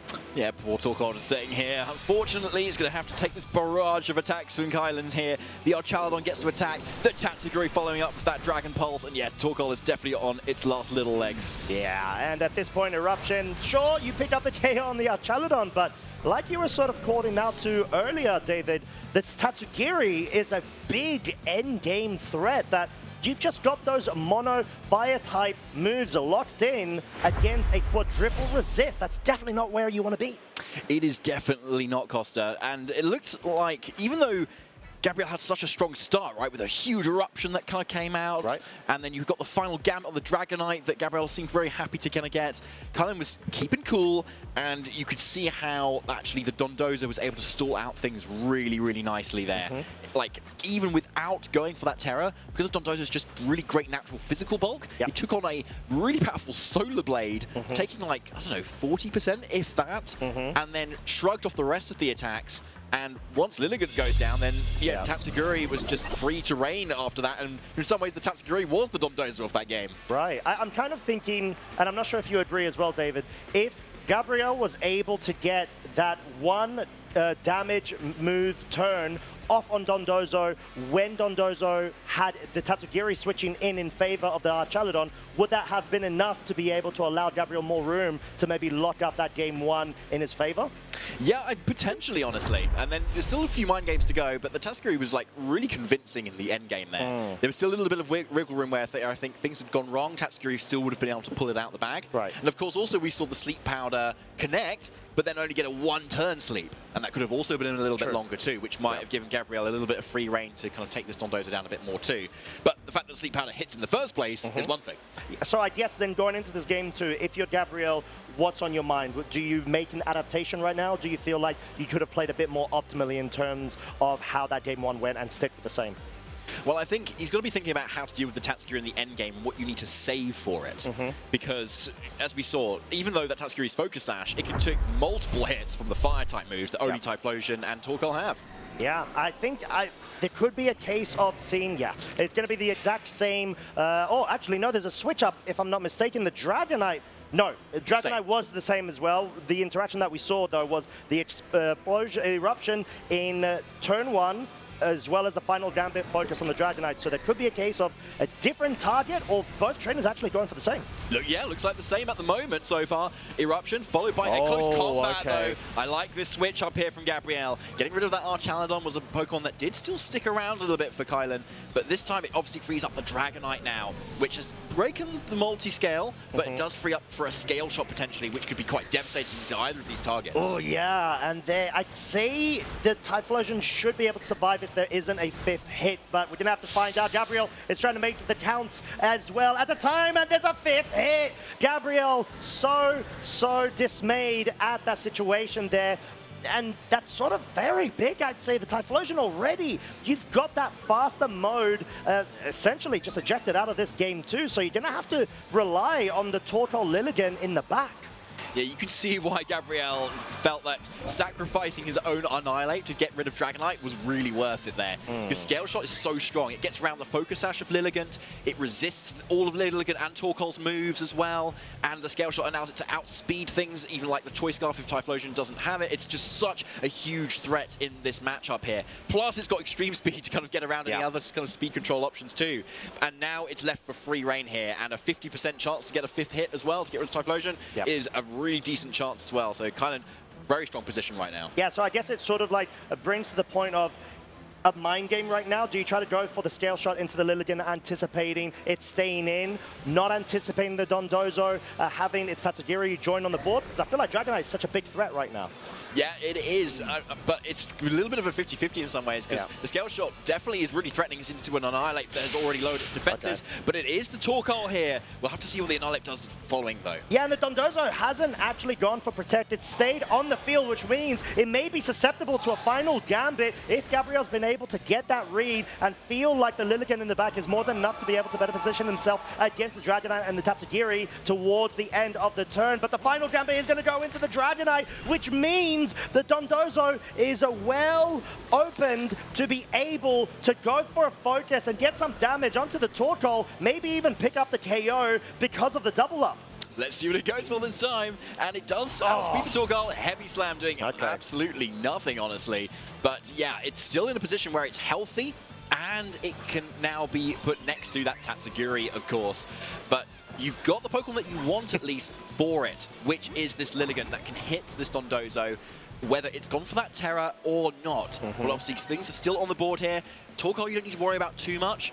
But yeah, it might be that Gabriel needs to start relying on those sleep powders now, because as we know, without it, this Dondozo can pretty much do what it wants in terms of the damage and how much it can kind of shrug off some of Lilligant's attacks. Yeah, and you want to be able to give yourself as many outs as possible, because if you need, I guess you need to connect, but then you also need to make sure that the Dondozo stays asleep as much as possible. And Kylan's more than happy to try to wait it out in order to make sure that the Sun turns at some point do expire a bit quicker, and maybe, depending on the training of the Dondozo, it will be able to outspeed the Lilligant outside of Sun conditions when Chlorophyll is no longer available. Yeah, exactly. And that won't always be the case. It does depend on the training of the Dondozo itself. But either way, the Sun kind of then lowering the power of the fire moves is also really good. We do have that sleep powder connect. It's exactly what Gabriel needs here. But he needs a good few sleep turns, because the Lilligant needs to be able to survive long enough to deal with the Tatsugiri once the Dondozo has gone down. Yeah, I think at this point, Gabriel has more required outs in comparison to Kylan. Kylan's very straightforward, one-dimensional. I need to wake up and I need to start A, breaking the sash on the Lilligant, or B, just, you know, avoid the constant sort of sleeps, because as every turn goes by, that means you got more of a chance to be able to run into a mind game of, do I get close combated or Solar Blade, and can I call it? Yeah, 100% there. So, yeah, you've got potential opportunity to do that here. But yeah, either way, you take something super effective, and then you resist the other thing. So either way, you don't really need to commit the Terror in either aspect here. So yeah, Solar Blade, it's just going to take it. Wow, and we saw the damage dealt. It was around 40-ish% before. It seems like to be a bit consistent from that last time, but Dondozo woke up again! But similar to game one, turn one wake is so crucial against Gabriel's side, but this does introduce the case of the Weather Ball probably not picking up the KO here, and Gabriel, I would say, normally having to rely on another sleep powder, but it's so chipped down, this Dondozo. Do you just want to have to commit with one of the moves and pick up the KO? Yeah, most likely you can just pick up the KO with like a close combat, for instance, at this point. Yeah. But I think kind of might be going for the Protect here to maybe stall out the last turn of Sun, I believe, and that means that it's just a lot less threatening from the Torkoal's perspective. Yeah, because the Solar Blade has 5 more base power than a Close Combat. So Close Combat's 120, Solar Blade is 125, which means you've got a tiny bit more damage that you're able to deal with it. You do, but yeah, this is why maybe Kylan is going for that. Oh no, sorry, this is not Kylan, this is the Torkoal going for the Terrifier here. Yeah. I just want, but close combat either way, whether it's water or steel type, can hit it for at least neutral damage here. But yeah, so for the last opportunity to do as much damage as possible, Gabriel thinks just, I might as well try it. Yeah, and it makes sense, and sort of what we were saying to as well, if there's a case that you can outpace this Lilligant, your Tatsugiri will be able to 1v1 the Torkoal, so it really does come down to this, of course. And yeah, there's the sun gone. Which Pokemon's faster, Dondozo or Lilligant? Yeah, so that's what we do not know yet, and maybe Kai doesn't know either, but yeah, that's a fast Dondozo. Wow. Picks up the Lilligant there, and there is just no way Torkoal can take this game versus a Tatsugiri that is still yet to reveal itself from the mouth of this giant fish. Yeah, and this seems to be over. The weather ball at this range with no sun available cannot pick up the KO. We have got the writing on the wall, surely. Gabriel will not be able to progress on to the next stage, gives the helping hand to Kylan's Triumph in their opportunity to be able to progress through to the top cut. Huge congratulations to Kylan Van Severen. Massive congratulations, honestly. Huge win for Kylan after being undefeated for so long in Phase 1 and then taking a couple of losses here today in Phase 2. They finally got the win that they need to kind of secure top cut and do the team justice as one of the very few Dondozo Tatsugiri players in the entire tournament. Yeah, what a way to go about it. Dondozo Tatsugiri, not something that we had seen crop up, I'd say. Aside from perhaps, was it Lille Regionals, David, where we did see it reach top 8 with some variant of Pelipper Choice Scarf, if I'm not mistaken. But that, I think, had a Weavile comp to it. But we're so well prepared versus the Dondozo Tatsugiri combo and try to find ways to be able to break that sort of norm and expectation with the Covert Cloak and the sort of other... Consistently went for in those 2 games. Eruptions, close combats, final gambits, but they're just the bulk of Kylan's Dragons, and then the final fish at the end was just too much for Gabriel to deal with. It's just arguably one of the worst matchups, honestly, for I think a Sun player to kind of go for, especially when you're backed into the corner of relying on Sleep Powder as well, and then just going for it and then hoping that you can hit, and then you hopefully get the sleep turns that you need as well. Yeah, just not enough dice rolled Gabriel's way, unfortunately. Yeah, but to be fair, at the same time, they were able to connect with a couple of sleep powders there, which was quite crucial, right? And that sort of was their win condition. If they don't connect with the sleep powders, that just puts them so far back in terms of momentum when it comes to that matchup. Because like we said, there's no direct way of being able to deal with Dondozo setup. You don't have Haze, you don't have a Clear Smog on some of the Torkoal, Charcoal variants that are running around. And at least in that case, there's still always the reliance on the Dondozo Terra Steel to forego the Clear Smog, but that introduces a new sort of level of mind games when it comes to fire type oppression onto the Terra Steel Dondozo. Yeah, it does. And what a showing from Kylan, honestly. It was a really cool match to see, really. We've not had a lot of Dondozo Tatsugiri going around, and we can see the threat of it there too. I'd be interested, though, as to how Kylan had been doing versus a lot of the Dragonite teams that had Haze on their Dragonite, which we do have a lot of as just this one big, awesome move that can just shut everything down. That is true, and we will be able to hear from Kylan straight away as we've got them ready on the stage for the interview.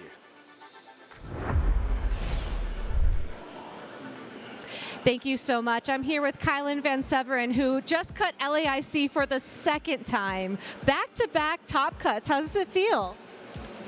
Feels pretty good. I mean, my opponent played very well, but I got kind of lucky with the sleep turns, and here I am. I mean, you mentioned that it was very surreal for you. Your mind was blank after the win. Did you have any expectations coming into this tournament? Well, I was hoping to do pretty well. I was thinking if I got day 2, I had good chances at at least a travel stipend for EUIC, and now I'm in a position where I'm probably getting the full travel award. So I feel pretty good about that. Yeah.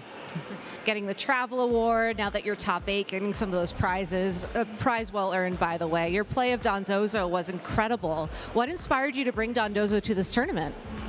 Well, originally, last LAIC, I didn't have a team the night before, and I went on Twitter, and I found like a Dondozo team that had just done really well at Gdansk.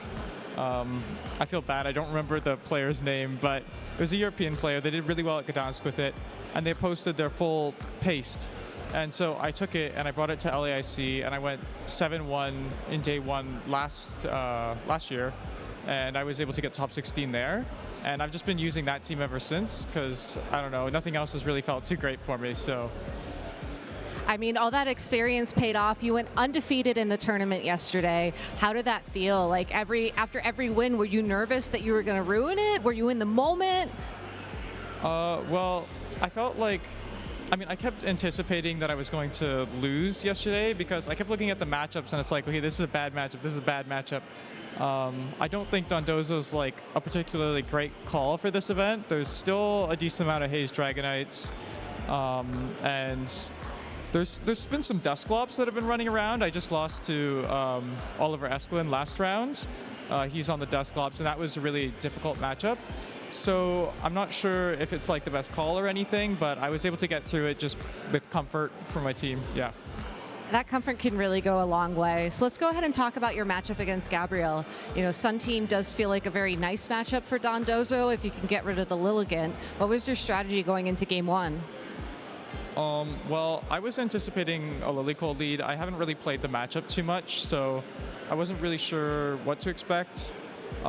Him going for like the final gambit into my Dragonite game one and then close combat into Archaludon game two, it made it a little bit more difficult for me to deal with that Lilligant. So, and because I'm Terra Steel on the Dondozo, I can't even play to like Terra Grass and then like hit the Torkoal and not take too much damage from that. So I have to play the sleep turns to some extent. Maybe if it went to a game three, I could have made some sort of adjustment to try and not play with the sleep turns, but game one and two, I got the turn one wake up, so I got pretty lucky there. And that definitely helped me. When he played pretty well, like I think at the end of game one, I thought maybe if he locked into Shadow Ball, there were some more chances for him. But he went for the Heat Wave, and my Tatsugiri didn't take too much damage, so that was okay. But he played really well in the set, like overall, and I had to get lucky with some wake ups. Yeah, that's just how the game goes sometimes. So, I mean, now that you're here, going into Top Cut, what's your plan? Just gonna try and do your best? Do you have any strategies that you learned from being in Top Cut last year? Well, I'm gonna try not to lose, I guess. You know, that's. But I'm pretty happy with where I'm at, so I'll try to go further. But I'm content with this run so far. Yeah. Well, congratulations. You've really accomplished a lot. Back-to-back Top Cuts is a true amazing feat. Do you have anybody in the crowd or anybody at home you want to give a shout out to? Definitely my mom. She's not here, but she brings me to like most of the events that I go to. She's definitely my biggest supporter. And I definitely wouldn't be able to do any of this if she wasn't supporting me. Awesome. Well, Kylan, thank you so much. I'm going to let you go get prepared for Top Cut. And that's it for us for Swiss for now. But we have an incredible single elimination bracket coming up soon. So we're going to take a quick break to get that ready. Stay tuned. You're not going to want to miss it.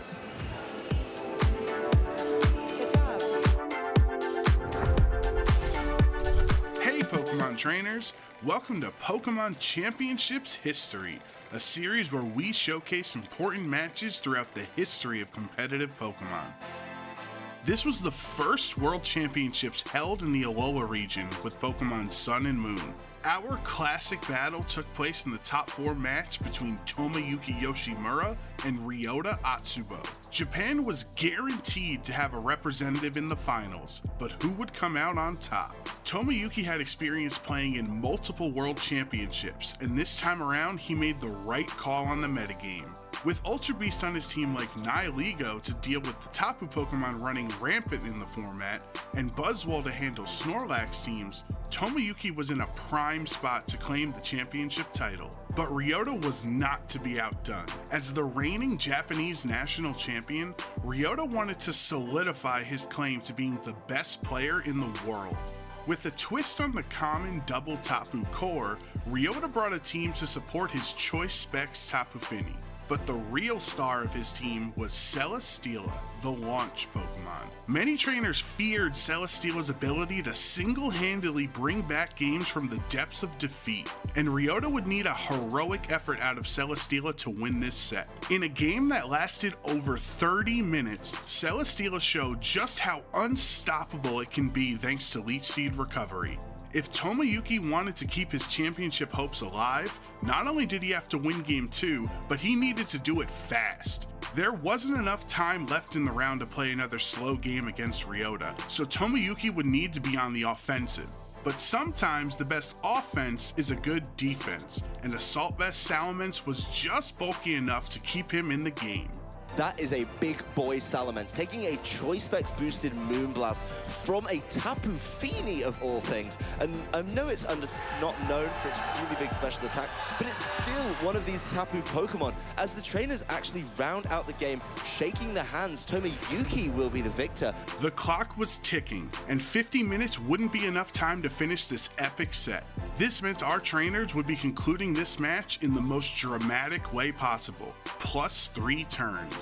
If a match exceeds the round timer, 3 untimed turns are to be played, and whoever has more Pokemon remaining at the end of the 3rd turn will be the victor. Time was just called in the round. We are a couple of seconds out, so this is turn 0 in the game. And in this turn 0, Metagross taking so much damage, but after the Intimidate, it's not enough. Rounds don't commonly go to time in VGC, especially not in top 4 of the World Championships. Only 3 turns stood between these trainers and their destiny. What would ensue could be considered the most intense plus 3 turns in VGC history. A climactic 50-minute set came down to these final turns, and only one of these worthy trainers would be victorious. Celesteela wasn't the only Ultra Beast to show up big in this match. While the Fighting-type Buzzwole faced off against a Fairy-type and a Flying-type, Tomoyuki made an incredible read with his Z-move to try to make Buzzwole the hero of this story. All out pummeling from your boy Buzzwole. It's not your boy Guzma like it is in the trading card game. In this case, it's a Buzzwole. It's going to be dealing some pretty sizable damage. It would like to get that on Celesteela, I think, a Pokemon that sometimes people try and bust through the defensive of with all of these fists. But instead, the Crocodile is going to get knocked out by this all-out pummeling, leaving Ryota down with just 2 Pokemon on his side of the field as we go into the final turn of this game. With a 3-2 Pokemon advantage for Tomoyuki going into turn 3, Ryota could see his hopes of victory slipping away. This was Celesteela's last chance to launch Ryota into the annals of VGC history. It's been so close coming down to the wire, but Buzzwole doing what it does best with the Z-move. No, it protects from Tomoyuki. Instead, Sludge Bomb into that Tapu Fini. Not going to knock it out. Instead, Moonblast into the Buzzwole for the knockout. Ryota's clawing his way back. He still has a chance. The Heavy Slam from the Celesteela into the Nihilego. Will it knock out without the Intimidate? A critical hit! Critical hit! It does it at the last second! Ryota gets into the finals thanks to a critical hit from his Celesteela in the final turn of this game. Tapu Fini hung on with 1 HP, and then crit from his trusty Celesteela. Ryota won an unbelievable set against Tomoyuki and would go on to leave Anaheim as the VGC 2017 Masters Division World Champion. Thank you for watching, and let us know some of your favorite moments in VGC history by using the hashtag #PlayPokemon.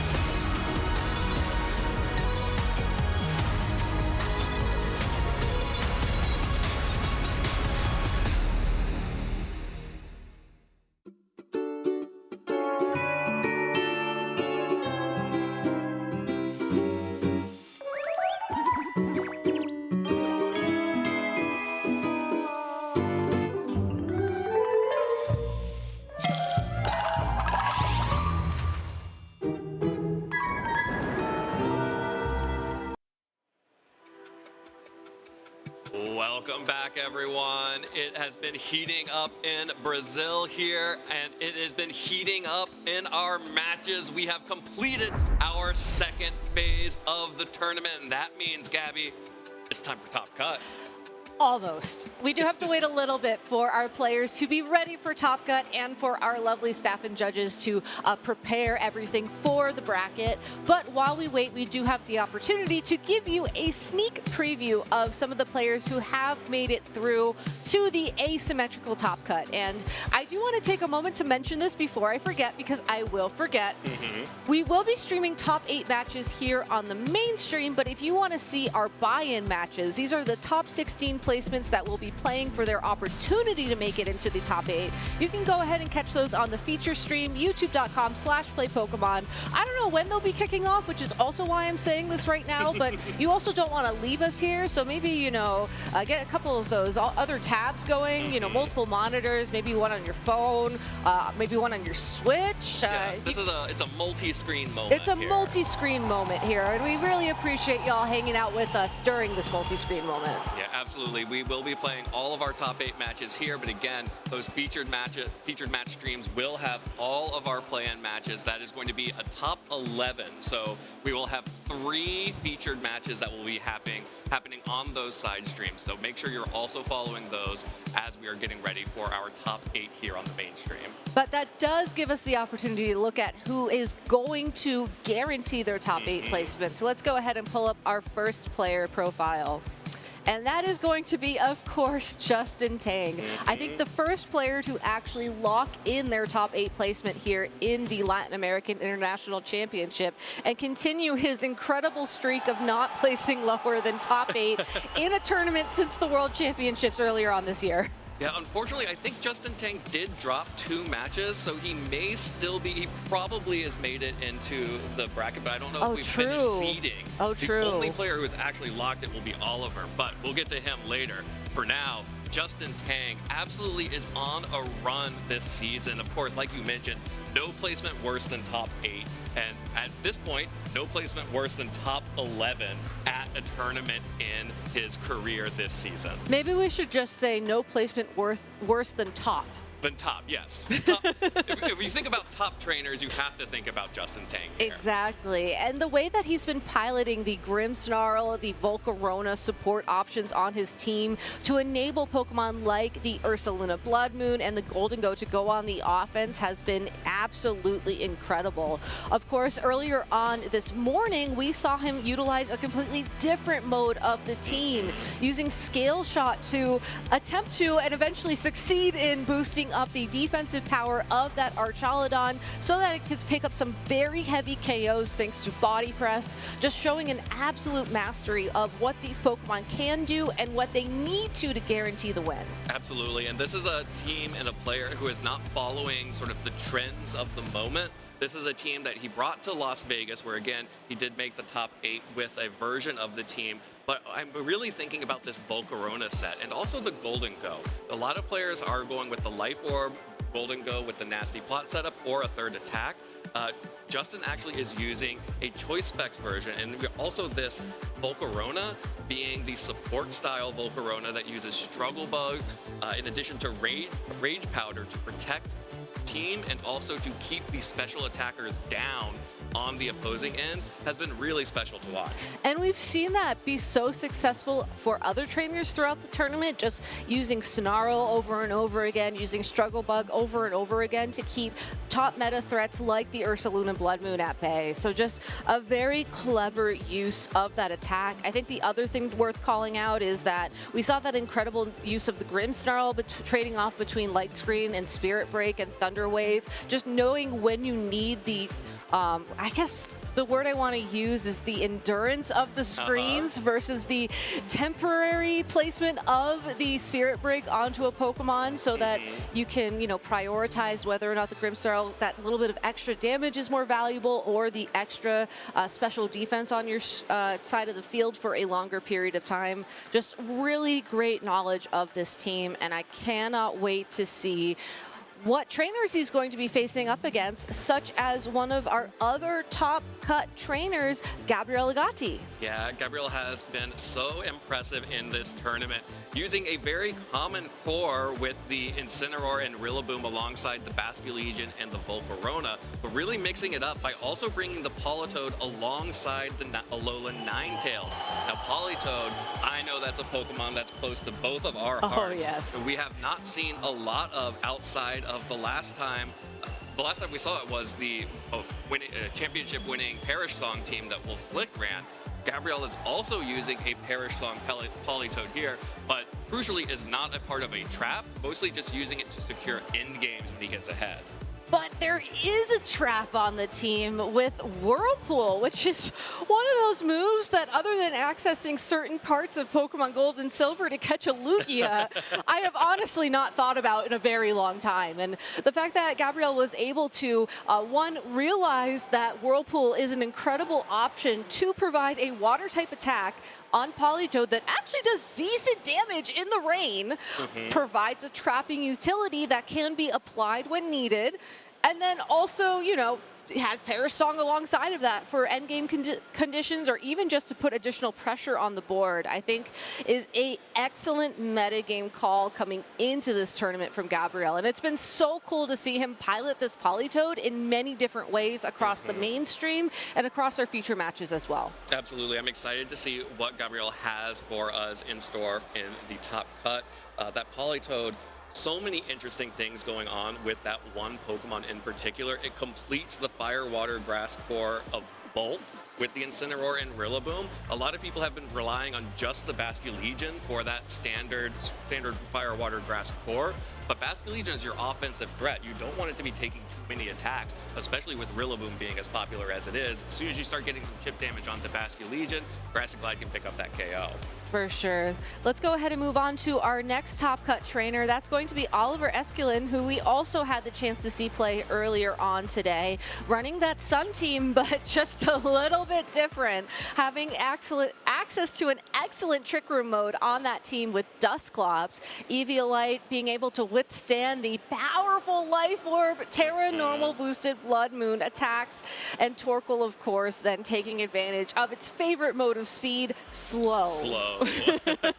Yeah, and crucially, Oliver Eskelin is our only person who is guaranteed into the top 8, because he finished at 11-1 after Phase 2. Our other players are currently being seeded to see who will join him in the top 8 and who will have to play in those play-in matches, which, by the way, make sure you go to youtube.com/playpokemon so you can see our side streams that will be broadcasting those 3 play-in matches. But, like you mentioned, this is a really cool team. It has a lot of cool text, and I just got to throw it out there. You know, the mascot Pokemon for Latin America International Championships is Mega Venusaur. Torkoal. No, no, it's not. It could be. It could be. Could be. The mascot is Sun. That is the truth. Yeah, I'm trying to make like really powerful eye contact with the camera, which you can't see, but I'm sending those waves into the universe for next year. Really intense eye contact with the graphic. But you're absolutely right. No, Mega Venusaur is the mascot here. We haven't seen this Venusaur in use yet on this broadcast, at least, but it's such a fun Pokemon to see in use once again, as it can make excellent use of Chlorophyll and its access to Earth power to really threaten a lot of the common metagame threats. It's also one of those Chlorophyll users who can take advantage of their speed under the sunlight to threaten Sleep Powders. I mean, we saw how just critical that was in the previous round of Swiss for that Lilligant. And then you also have a Leaf Storm and a Weather Ball as well. So just a fantastic special attacker. I think it's left on the sidelines a little bit in Regulation H just because Hisuian Lilligant's fighting typing is very hard to give up, but overall finding its moment in the metagame. Absolutely, and I think I wouldn't actually even be surprised to see Venusaur if it showed up in sort of a mixed Trick Room mode, because one of the benefits that Venusaur has over some of the other Chlorophyll users when you're using it on a team like this is it actually has kind of a weird middle speed tier, and so you can get to that point where you're outspeeding everything in the sun, and maybe you're underspeeding some other key threats under Trick Room, which can make it really difficult to figure out how you want to face off against this team. And that's one of the amazing things I love watching when watching a Trick Room player who has these different modes is whether or not they know those key numbers. Given that Oliver has made it this far in the tournament with such an incredible record, I think he has to have that game knowledge, and I really hope we get to see it play out on stream. Yeah, and there's also a couple of other interesting things here in that this Dragonite has a unique set for this tournament. Most everyone has been using the Scale Shot with Tailwind, with Haze, and Protect, but Oliver has actually decided to go with 3 attacking moves on that Dragonite with Scale Shot, Ice Spinner, and Extreme Speed. We've seen Extreme Speed be very useful in a few of the matches that we've seen this weekend, just to be able to add that a little bit extra damage, especially if like a Typhlosion gets into Blaze range and tries to go for the Terrestrialization to get even more damage, or same thing for a Basculegion going for a Water Terrestrialization and barely surviving a Grassy Glide, but then getting picked off by the Extreme Speed. And having the Ice Spinner is really a throwback to making sure that you have control of the terrain, which can be really important when you're trying to worry about different priority attacks like from the Rillaboom, or even in the field if you're worried about the Psychic terrain with Expanding Force matchup. All right, talking about someone who has access to grassy terrain on his team, Juan Salerno also making it into our top cut here in the Latin American International Championships. Going to be running one of those more traditional style Regulation H teams, but has shown a commanding understanding of this team, having used it literally all around the world recently to great success. Was able to get top 4 in Gdansk, the regional championships there just a couple weeks ago, and really it's such a powerful team and has so many different ways that you can pivot in and out of situations. You can rely on your game knowledge to sort of carry you across the finish line, and when you're playing at such a top level and playing trainers that have so much game knowledge that you also have, I think giving yourself those opportunities to pivot, utilizing the, what did Costa call them, the fake out brothers? Super fake out the brothers? Super fake out brothers. I prefer the pivot pals or the fake out friends. I'm going to call them the pivot pals because I like the alliteration on that a little bit better. It's just a way to open up opportunities for your Pokemon to deal the bigger damage, to give yourself that lead and to slowly advance through the game. Yeah, and this is absolutely a very strong 6 Pokemon. You might recognize them from the top 6 usage Pokemon on our list. These are the Pokemon to beat, and it turns out when you put the top 6 Pokemon in the meta on one team, it makes it very difficult to beat as well. This is, of course, a little bit of an evolution of the original Lele team that won Frankfurt Regional, but it's actually very traditional when I think of those style teams. It has the Water Terra type on the Ursaluna instead of the Electric Terra type, and has the Dragonite instead of the Ninetales. But other than that, pretty standard according to what won the Frankfurt Regional Championship. So proving that this is still an extremely powerful archetype and still something to watch out for. Something to watch out for indeed. Let's go ahead and move on to our next top cut trainer. This is going to be Teotihuacan Maso, who I had the opportunity to talk to yesterday after he won an incredible matchup. And I really loved watching him play that game because that was one of those Volcarona mirrors that we saw where it was really a matter of knowing just how the Volcarona needed to be positioned in the match because it was encored into Quiver Dance. And a lot of times when you're encored into a move, you're like, well, this is great.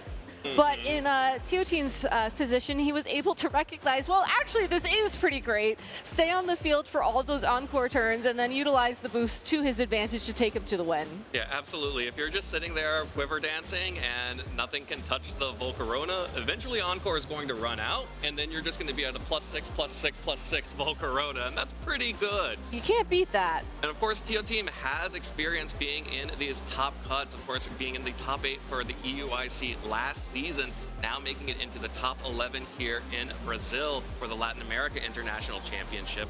And I have to really shout out just the level of composure that Teotihuacan has shown to be able to get here. We saw him have a really difficult match at the very beginning of our day today, where he had a bunch of rolls go against him, But he did not let that keep him down. That's just one game, and he still had other games to play, and he won out from there and was able to make it all the way here to the top 11. That is such a position to be in as well, because every single person in phase 2 of this competition was insanely talented. I think you mentioned this earlier today. We've had world champions not make it through to the top cut phase of this competition. That's just how difficult it was. So that level of cool-headedness is going to be needed to progress beyond top 8 into top 4 and to have your chance to vie for the championship title this weekend. Yet there were 4 or 5 world champions here this weekend, none of whom are in the top 11. Sorry for the spoiler on that, by the way. Apologies. But let's go ahead and continue to dive in on this, because I also love the Encore and Disable Ninetales. That's something that I think people have stopped really seeing it as.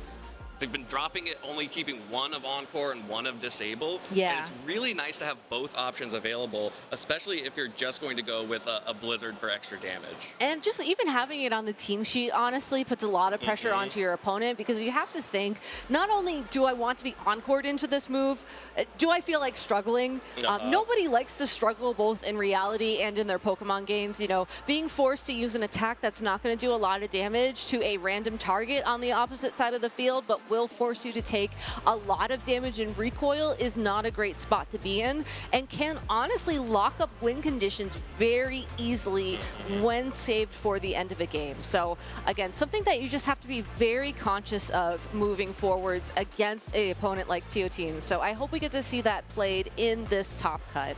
All right, well, let's take a look at our next player in the top cut. That is going to be our second United States player, William Brown. Billy Brown has made it into the top cut here of the Latin America International Championships. And this is a very classic heavy rain team.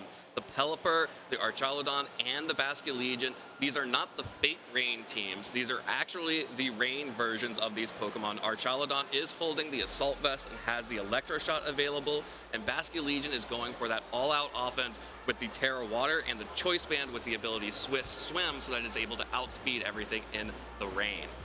But that does open up some opportunities for a couple of different changes on this team. For example, the Incineroar is going to be the super offensive variant where you're holding Clear Amulet and you're running Knockoff, Flare Blitz in close combat. We've seen that Incineroar be able to change the tide of battles very quickly, pun slightly intended there, for trainers both this weekend and in Las Vegas and previous tournaments in Regulation H 2.0.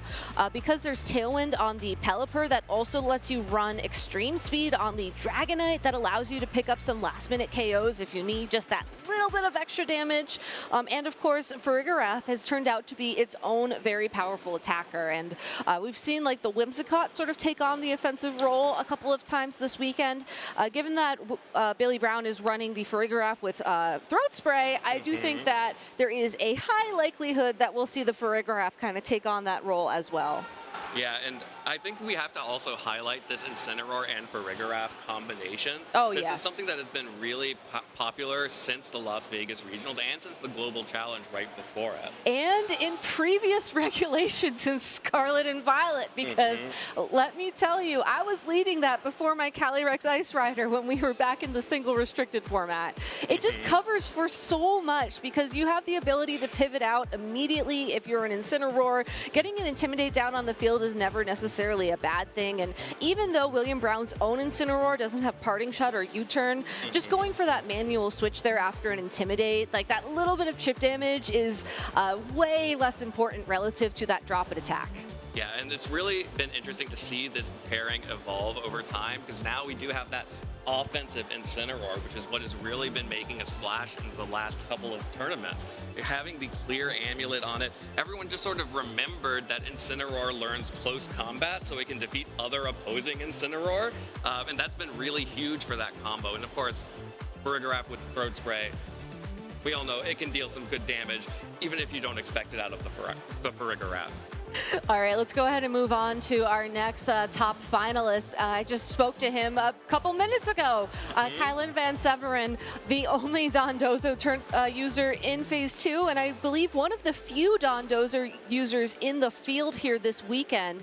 He actually just told me that this was the same team that he ran last year at the Latin America International Championships. Yes, where he was able to get top cut there as well, finish top 16 in that tournament. And I think it really is his mastery of this team over time that showed in his run. You know, when we saw him finally on stream in that final round of Swifts, you know, did acknowledge that he got lucky with those one-turn wake-ups on the Dondozo, but overall, that just felt like a nice to have. You know, it still felt like he was very much in control of the momentum. The Dondozo was able to get those attack boosts where he needed it, and ultimately, the Dondozo wasn't really too threatened by the Torkoal endgame that Kylan's opponent kept trying to set up. Yeah, and I think it's actually really interesting, this particular combination. I don't think it doesn't surprise me once I started thinking about it a little bit that it's doing well here. You know, this is actually a team that Kylan has brought, since you said since the last LAIC, that means it's been probably the last 4 or 5 tournaments in Regulation H that Kylan has been bringing this same six Pokemon. Yep. Which is wild to think about. But in this current moment where Pokemon like Typhlosion and Torkoal are so powerful and so strong, even just the lone Tatsugiri outside of the Dondozo having the water and dragon typing to quad resist fire type, it's one of the only, it has a focus set, so it was always going to survive, but actually it can survive multiple eruptions from those top threats with that resistance. Yeah, the end game in one of those matches, I know we were watching backstage, was like you needed to somehow land, I think 3 or 4 hits on that Tatsugiri to secure the knockout, and as long as Muddy Water just decided to cooperate, which Kylan didn't even go for, as he knew he had enough time to rely on Dragon Pulse, which was the better play for sure. That was able to lock him in this top cut. So just amazing knowledge of the team, amazing knowledge of the outs that you need. And I think a lot of people weren't preparing for Dondozo for this tournament because it's kind of gone away, which, you know, I think a lot of people were thankful for, myself included. But then you always worry about, well, what if I hit the one Dondozo player in the field? What is my matchup into that? And you have to wonder if our top cut players have a matchup into Dondozo, and if they don't, this might be Kylan's ticket to go even further than last year. Yeah, I guarantee our top cut players are rethinking their Dondozo 100%. matchup right now. Absolutely. But I think what's really interesting is that, you know, I think a lot of players in Regulation H, especially once Dragonite became so powerful and so common, started thinking, oh, I have Haze on Dragonite. Of course that means I have a Dondozo matchup. All I have to do is use Haze. We saw some really powerful plays from Kylan in that match, focusing down the Dragonite with that final Gambit Annihilate, just to wipe it off the map. So could not use Haze ever, and clearly Kylan has been really focusing on how to counter the Haze Dragonites that are all over the field. Yeah, and I think it's actually impossible to have Dragonite survive a final Gambit, especially after if you're able to somehow get a little bit of chip damage on there with an extreme speed. I don't think you need it, but if you're like worried, you have that option. Yeah, really cool tech there from Kylan to go for the Annihilate, and that Annihilate also has Stealth Rock, so it gives you that sort of pseudo hazards ability like we saw in the earlier Dondozo metas. That's so wild. Which were the slower Toxic Spikes Glamora version.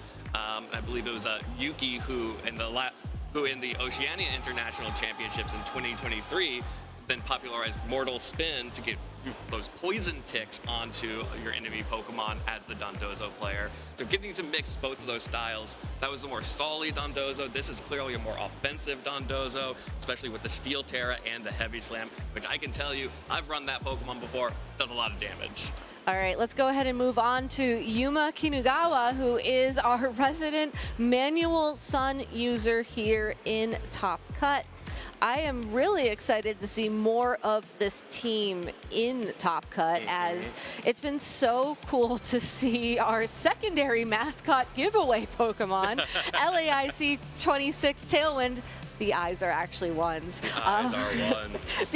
Build up kind of a hero story this weekend, as being able to set Sunny Day after any switches have been, sort of processed in the game turn order has really enabled Typhlosion to have its moment right now in VGC, and not just in the best of one formats that we've seen for VGC. And when you pair it with a Pokemon like the Ursaluna Blood Moon with Life Orb, with normal terastallization, it just does so much damage. You really have to worry about your plan, because if you plan for one and you don't plan for the other, then you're going to be caught in a really tough spot. Yeah, you're caught in a pincher move right there. And I really have to say, because we've seen two other competitors use this variant of a version of this team, but they all had different 6th Pokemon. Yep. So the Yuma Kinugawa on your screen has the Flamigo there. We also saw Luca Terabelli, who had the Incineroar, that offensive Incineroar with 3 attacks and Clear Amulet, and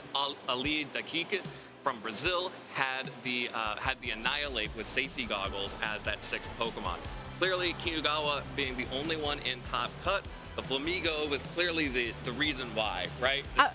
Got so many cool options. I was going to say, Flamigo hits kind of a sweet spot between the close combat as a pure offensive option. You have the scrappy ability, so you can hit any Ursaluna, regardless if they terastallize into a ghost type or not. Not so much relevant with the Blood Moons everywhere, but could have been relevant if it was a normal Blood Moon or normal Ursaluna weekend. But then you also have support with Feint and with Wide Guard, so you can't safely click Protect in front of the Eruption, in front of the Blood Moon or Hyper Voice, if there is the risk of your Protect breaking because of Feint. And then if you are facing off against another Eruption user, another Hyper Voice user, you have Wide Guard to provide that support as well. So it's a lot of like team sheet intimidation with this Flamigo, but again, when you're playing high-level Pokemon, that really is enough to make your opponent second guess, and that can be enough to give you the openings to get an advantage. Yeah, and I really have to highlight the Feint on this Flamigo. Yes. It's such a unique thing about this Pokemon is that it has the ability Scrappy and Feint as an attack, which means that even ghost types are not safe to protect in front of any of the powerful Pokemon on Kinugawa's team. So if you're trying to use your Golden Go to protect itself against a Typhlosion, sorry, you're actually going to get blown up by the Eruption and a Feint combination. And I think that's really special and a really cool twist to sort of really punish people who haven't thought through how they want to deal with the Eruption Typhlosion or the Terra Normal Hyper Voice Blood Moon. All right, so those are going to be our top players for this tournament, but we're going to take a quick break here to get ready for the Top Cut phase. So please stay tuned, everybody. We'll be right back.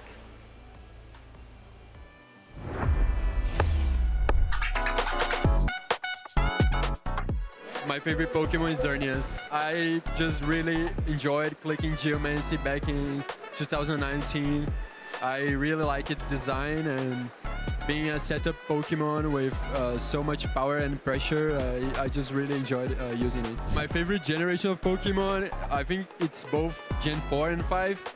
I started playing Gen 4. I love the Sinnoh region, I love the Pokemon of Sinnoh, and Unova also have great games with Pokemon Black and White and Black and White 2. I learned VGC pretty much by watching better players than me on YouTube. Back in the day, we didn't have official tournaments in Brazil, so my role models were pretty much players playing Worlds. There are a lot of people that I look up to in the competitive scene of Pokemon. I think mostly it has to be Wolf and Edu. They are two of the best players, and I really like their approach of the game. And also, there's a lot of videos of them playing on the internet. So when I was younger, I was able to watch a lot of their play style and their team building. And yeah, they're just so good. My favorite city was definitely Yokohama. I had a great time in Japan. Food is great there, people are nice, and the country is just really beautiful. I think the favorite thing I did in Japan was going to Nara when I saw all the deers, and it was really, really cool. They were so cute, and yeah, of course, playing Worlds there was also amazing.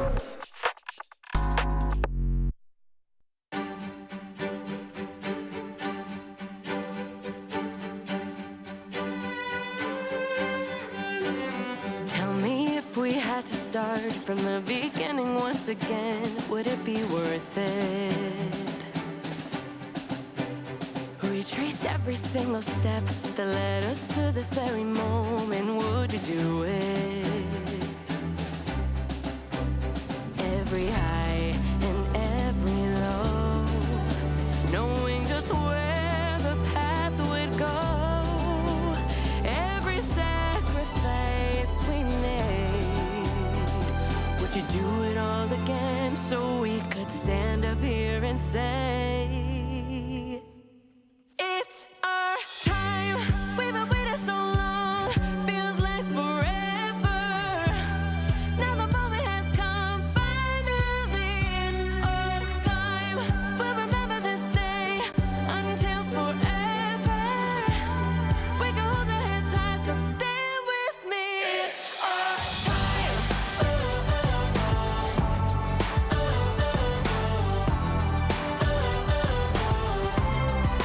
It's our time.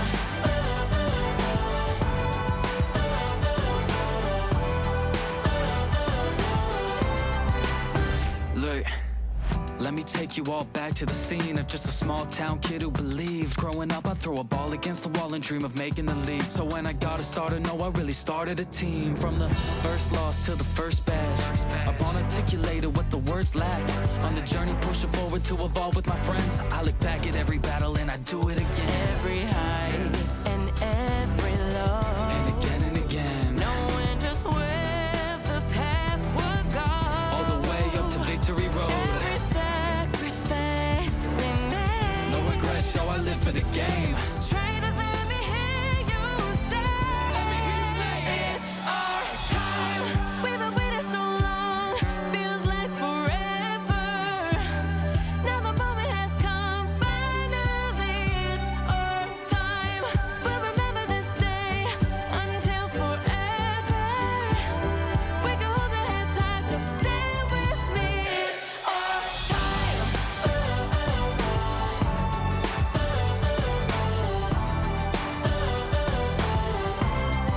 It's our time.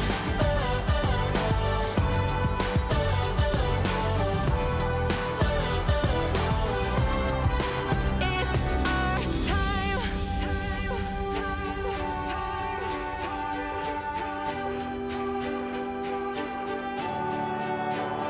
Every step and every scar, every wish upon a star, built the strength to chase the sun. We faced our fears, refused to run, from humble stars to dreams of glory high. Now our names echo across the sky.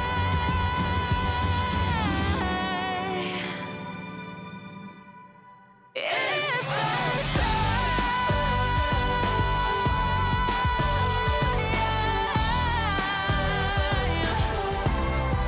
It's our time, yeah. It's our time, and we're living it up. You know we came so far, never gave it up. Now take a look at us. Finally, it's our time, and we're living it up. You know we came so far, never gave it up. Now take a look at us. Finally,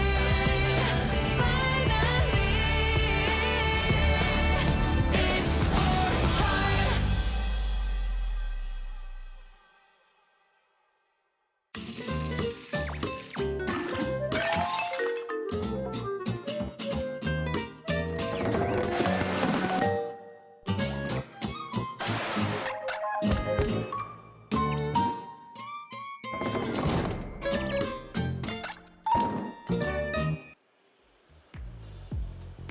It's our time, or it was their time, because we have new champions ready for the making here in Sao Paulo, Brazil.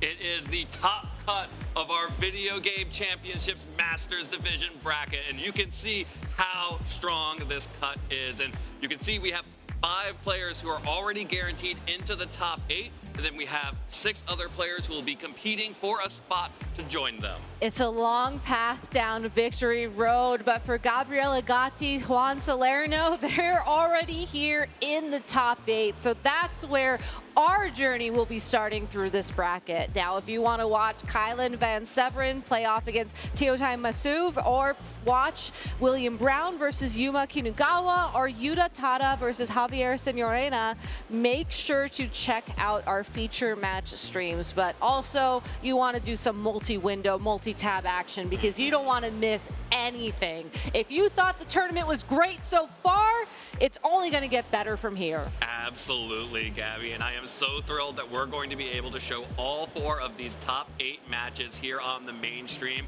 while those play-in matches happen concurrently. YouTube.com/playpokemon is where you can catch those feature streams. And if you're watching us here, Twitch.tv/Pokemon, YouTube.com/Pokemon is probably where you are.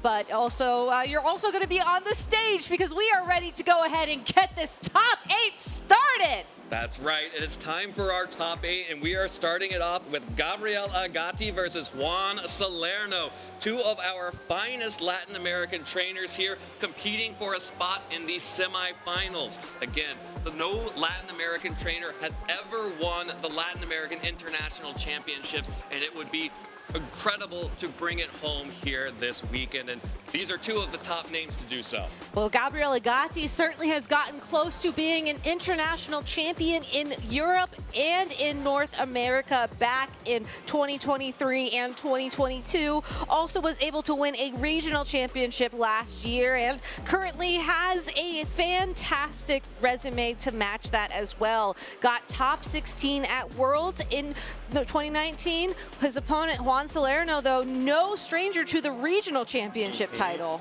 Yeah, no stranger to the regional or special event champion title, and also has made it to the top 4 here in Sao Paulo before, way back when in 2020. And of course, both of these players are often top competitors at the World Championships as well. So I am thrilled that we get to kick off our top cut with these 2 titans. All right, let's go ahead and jump into team preview for these trainers, as we've been fortunate enough to see them play earlier on, and you can always go back and watch those VODs. Again, youtube.com/Pokemon should have them ready later. But for now, Gabriel Agati, if you're just tuning in, has been using this really unique dual weather team with the Alolan Ninetales and the Politoed to set up whatever weather is most convenient for the matchup. You have the Basculesian with the Choice Scarf and adaptability ability to deal some big damage, and of course, Volcarona with Quiver Dance as well. Lots of utility on this team. Yeah, lots of utility, and this team is all about setting up either one of those Volcarona or Basculesian for big damage, and then supporting it with Rillaboom and Incineroar, the Pivot Pals, the Fake Out Friends, or the Super Fake Out Brothers, whichever you prefer, or the Alolan Ninetales or Politoed. Each of those 4 Pokemon brings something a little bit different, and really, it is all about that Volcarona, because even that Basculesian is really just there to stop other Volcarona. Exactly, and I'm so glad that you brought that up, because in this matchup in particular, looking at Juan's team, it's going to be that Golden Go that carries the most damage potential for that team alongside of the Sneasler, and I do think that Volcarona has a very good matchup into both of those Pokemon, provided you can take care of the speed boost that Sneasler would get from grassy terrain and the Unburden ability. You have to watch out for that flying type Terrestrialization on that Pokemon as well, but what are flying type Pokemon weak to? They are weak to ice type attacks, and without Dire Claw on that Sneasler, it is going to struggle to find the right alignment against the opposing Alolan Ninetales. Yeah, without Dire Claw on that Sneasler, that means you are really relying on Golden Go to immediately threaten that Alolan Ninetales and prevent it from doing the disruptive things that it wants to do with that Encore and Disable set. This, again, is a pretty classic 6 Pokemon set from Juan Salerno. It is, again, our top 6 most used Pokemon in the tournament, and for good reason, because they are all very good at supporting each other, and each one of these Pokemon in its own way is very capable of suddenly turning on the gas and doing big damage to their opponent. All right, well, it looks like our players are ready to go here. One thing that I would love to also see from Juan as we get ready for the first turn of this top 8 game would be use of the Ursaluna in particular. I think that Jan provides a very unique pressure in this matchup to force Gabriel to switch his Pokemon around. And if you're trying to set up a game where the Volcarona gets a Quiver Dance or 2 in, if you go for a Jan there and Volcarona has to choose between keeping the boosts or going to sleep, that is going to open up the opportunity for Juan to get some of that momentum back. And like you just mentioned, these are the top 6 Pokemon for a reason. They have so many different ways they can play. They have so many different ways they can adapt. And Juan Salerno is one player who really knows how to adapt to situations. Absolutely, you have to do that if you're going to succeed at the international level. And here we go, turn 1 of our first game of top 8. It is the Incineroar and that Ursaluna alongside the Basculegion and Rillaboom for Gabriel Agati. So insane value on that Intimidate from that Incineroar. Not only that, this Ursaluna carries a little secret with it in that it has a water type terrestrialization it can use maybe once this Rillaboom has been intimidated or parting shot another time or just scared off the field. Yeah, we've seen Gabriel do this before. Switch in the Politoed, go for the terrestrialization on that Basculegion to try and get as much surprise damage out as possible here on turn 1. Last time it was through an Intimidate before as well and into a terrestrialized Volcarona, so it actually didn't do as much damage as Gabriel wanted it to do. This time around, that Basculegion is still intimidated, but there is no terrestrialization here, and the fake out activating the Chilan Berry on Politoed. Unfortunately, you would rather have that happen on a Hyper Voice or a Blood Moon, but for its trouble, Basculegion will get almost a one-hit KO on that Incineroar, activating the Citrus Berry. That Intimidate remains crucial in controlling the power of that Basculegion. But a very safe target there from Gabriel, avoiding the Ursaluna Blood Moon on the off chance it went for Protect that turn and guaranteeing that you can pivot the Rillaboom right back in. The Incineroar took a bunch of damage, but it is going to be in threat in the future, and the Rillaboom on that switch in survives the Blood Moon that certainly that Basculegion would have struggled with. And now, not only that, the Rillaboom was able to drop the Intimidate from that Incineroar at the beginning of the game. It's back on the field, it's at full power, it has the grassy terrain, and it's threatening a huge Wood Hammer into the Ursaluna Blood Moon. Absolutely, regardless of if it terrestrializes. Exactly. There's Incineroar switching out. It is feeling very threatened, staring down this Politoed. That's going to be the Rillaboom switching in for Juan, and Ursaluna under threat of that Wood Hammer will protect itself as Rillaboom also just pivoting on Gabriel's side. A perfect call out there, deals so much damage into that Rillaboom on the switch in. And now Gabriel gets to decide what Pokemon does he want to bring out. It is the Ninetales, and of course it's the Ninetales staring down a Rillaboom and a Blood Moon Ursaluna that just protected. And now, Rillaboom, you are stuck in here with this Ninetales. So maybe you can fake out one more time, but unfortunately your pal in the back of your party will not be able to substitute in for you to dodge any threat of a Blizzard from the Ninetales. Ninetales could also opt to try and go for an Encore here. You know, we did just see a Pokemon use Protect, and it's always a little bit tempting to go for that, but I do think that if Gabriel tries to land an Encore at this point in time, it's a little bit risky. It's not necessarily still got the fake out. Exactly. Like, you don't have to go for that big of a risk when you have this much of an advantage. You can pretty safely go for Protect here, maybe try and set up a Whirlpool onto the opposing Ursaluna, and that way you know your opponent can't switch next turn, and then you can start going for those Blizzards. I mean, regardless, you could just go for the Whirlpool on whatever is there and just prevent any of this pivoting happening from the Incineroar or the Rillaboom. This is why the Politoed has been so strong. Fake out connects into the Protect. Gabriel is really excited about that one, getting the call correctly, and Ursaluna is now stuck in this field alongside the Politoed and the Alolan Ninetales as well, and that's the Blood Moon into the Protect as well. Gabriel gets everything on that turn. I think it's about to get a little chilly in here, and it's about time as the sun has been turned on. Yeah, the sun has been blazing all day in this convention center, and that's exactly what Gabriel wants at this point in time. Juan could try and go for a double protect here, let the Rillaboom go down, and then the Incineroar can come back in and, you know, provide fake out support, and you could try and wiggle your way around, but Gabriel has such a huge lead, and it's all thanks to Whirlpool and Politoed. Yeah, and the most important thing about this is, like, the Ninetales has opportunities to go for Encores, but really, why bother? You just they're trapped in here with the Politoed. You can just go for the big damage with that Blizzard. Exactly, and Politoed doesn't even necessarily have to stay on the field at this point. If you switch out, Whirlpool will expire, but one Blizzard is probably all you need at this point. Yeah, you're at least going to deal big damage to one of these Pokemon and force a Terastallization on the other, as Juan is going to go ahead and decide that the Ursaluna is the more important Pokemon to protect here.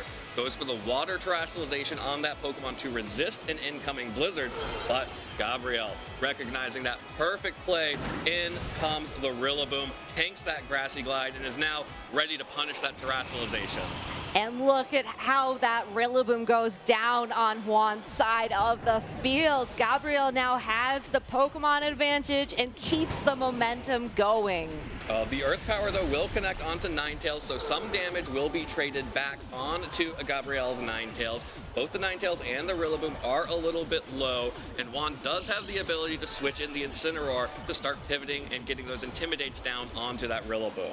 And that will matter, as now this Ursaluna Blood Moon is still susceptible to that Woodhammer, but instead it's actually going to be the Sneasler coming in, activating the Unburden ability, getting that defense boost with the Grassy Seed. And I think that's a good play here, if only because now the Acrobatics will also threaten the Rillaboom in return. Yeah, there's certainly a risk that switching in the Incineroar is a little bit too passive. Exactly. And you may just want to save that Intimidate for a higher value target like the Basculegion. Exactly, and after Unburden as well, that Sneasler will outspeed the Alolan Ninetales, so going for another Blizzard, not that you would necessarily want to with these two Pokemon on the field, doesn't feel as comfortable anymore. You also are stopping the threat of an Encore or a Disable from this Ninetales, so you're forcing Gabriel to really be on the back foot once again, and that's how you stop the momentum.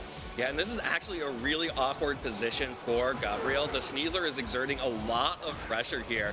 Politoed will switch back in so that there is more risk of trapping to trap the Sneasler and then deal with it as it wants, but the close combat is enough to pick up the KO onto the Ninetales. Politoed switching in removed the defense buff of the snow on that Pokemon, and instead Ninetales goes down, Politoed switches in, and will have to tank this Blood Moon from the Ursaluna, and does not have its berry to reduce the damage because it was blown by the fake out earlier. But look at how much damage it ended up doing regardless. Imagine if it had the berry. I know, I mean, that's great information for Juan going into a potential Game 2 or Game 3, but still, the Politoed is known to be one of the more bulkier, if not the bulkiest rain setter in the format. And this is why you want to run it, because you can tank those hits and you can pivot yourself into positions where Politoed can afford to take damage on the switch. All right, well, here comes the Basculegion alongside the Politoed. So now the rain is going to be powering up that Basculegion significantly alongside the Terastallization. But the Sneasler is still going to be the fastest thing out on the field because of that Unburden boost. And that means that Juan is going to be able to swing and does still have the option to continue to switch in that Incineroar now that the Whirlpool trap was broken earlier. Exactly, and this Basculegion is also susceptible to a close combat from this Sneasler, as it's no longer a ghost type. This Basculegion really is the most powerful attacker that Gabriel has left, so he has to be very smart in how he plays it moving forwards. Well, Sneasler recognizes that it is a top threat here, goes for a Protect and gets the Protect on the Basculegion, which whiffs that Wave Crash right into it. That means that Politoed, though, is going to go for a Perish Song and start saying, hey, you've got to start switching around or you're going to have to deal with my Politoed or something, because when the Perish Song ends, the slowest Pokemon on the field will be the last Pokemon to faint. And you know what? I think Gabriel would be totally happy for these two Pokemon to be gone from one side. Exactly, but it is worth noting that the Ursaluna is actually the slowest Pokemon on the field. So you definitely want to consider getting the Sneasler out of there, and it's possible that with the rain, with the terrestrialization and the adaptability ability on that Basculegion, Flip Turn could threaten a one-hit knockout after the defensive drop as well from the close combat. But if the Ursaluna, hypothetically speaking, is on the field when Parasonic Song expires and Gabriel doesn't switch out his own Pokemon, that's now a win condition for Juan. Yeah, it could be in the future. These Pokemon counts are still at 3 each, so they are able to switch out unless Politoed is able to start trapping things with that Whirlpool. Exactly. But Juan has the pressure here with that Sneasler. He does, and it's such an interesting board state because Gabriel was the one who set it up himself. Absolutely, but Gabriel just using that Parasong likely to try to force a switch at some point out of these Pokemon and regain some momentum so that Basculegion could maybe get a little bit safer, but this Rillaboom is just taking a close combat on the switch, and that is a KO, and that's going to force the Basculegion out regardless. So no hiding from this damage from the Sneasler for Gabriel.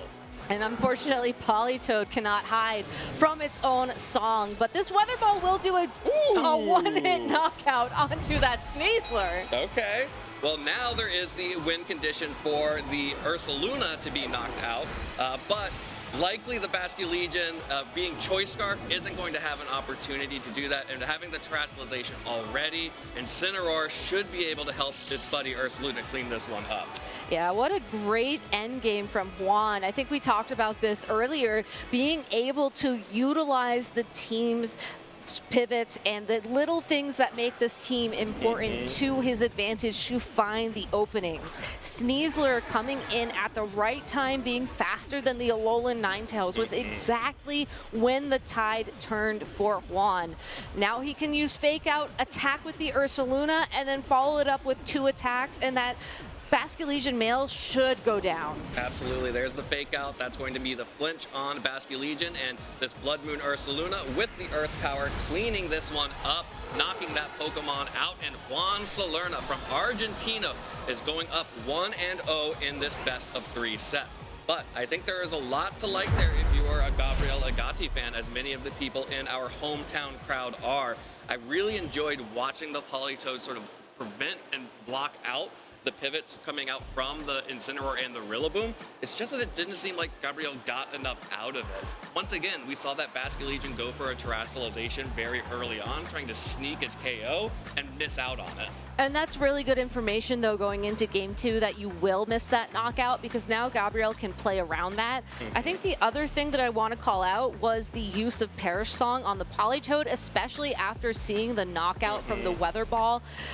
Perish Song is great, don't get me wrong, but you really want to use it in a 3 versus 2 or a already trapped situation.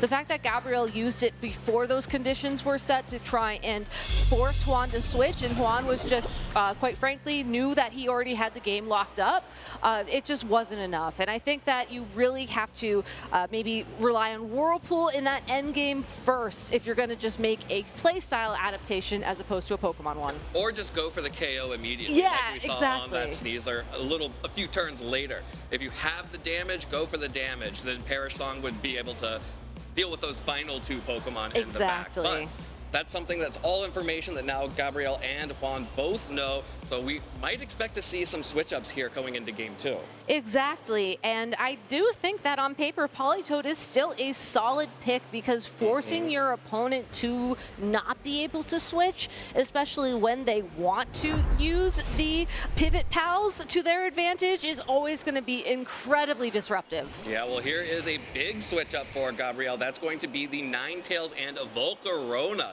So if there is a Pokemon that can make use of getting some free turns, it is a Volcarona here. That, of course, is going to be matched by Juan going with the Ursaluna and Dragonite on his end, the same lead as Game 1, but instantly threatened by Ice-type damage from this Ninetales. Not only that, because there's this instant pressure from the Alolan Ninetales, that opens up this opportunity for the Volcarona to sort of feel out the situation, try and get some quiver dances in early on in the game, and we've seen how much that can put you ahead. Okay, the water terrestrialization once more forced out on the Ursaluna on Juan's side. As soon as the Ninetales hits the field, Juan knows that he has to go ahead and protect that Pokemon. Gabriel will go ahead and protect the Volcarona here, knows that the only option for Dragonite to deal damage is into that Pokemon. The Blizzard deals a lot of damage, but the multi-scale really helping out there. High value protect. The Dragonite is unable to do anything here, and that puts Tailwind at risk, and a double whip into the protect from Juan. Volcarona is happy to stand in front of these Pokemon and say, come at me. Not only that, the fact that Juan wants that Volcarona gone could be some incredible information for Gabriel on what Juan has in the back. For now, though, another Blizzard from this Ninetales feels very safe. You do still have the Focus Sash activated. You know that the Dragonite is still going to be slower, as Scale Shot did not connect and did not give it that speed boost, and that is exactly why Juan is forced to switch here to send in something like an Incineroar who can take that attack way better. Yeah, Incineroar is definitely going to be able to take a Blizzard way better, as well as a Heat Wave potential from Volcarona, but Gabriel is actually just showing an instant terrestrialization to go for the other offensive option on the Volcarona. Wants to make sure that he has access to Fairy-type damage against both of these Pokemon, potentially also to threaten the Dragonite as well. Another Fairy-type means that that Dragonite is not really a threat at all. Both the Ursaluna and Incineroar do have to take this Blizzard on the switch-in, as the Terra Blast connects onto the Blood Moon Ursaluna, dealing good damage. Another Blizzard and another Terra Blast would be more than enough to KO that Ursaluna. But as you mentioned, going for the Yawn. So Gabriel knowing, can't just go for Quiver Dances here if this Pokemon is just going to get put to sleep.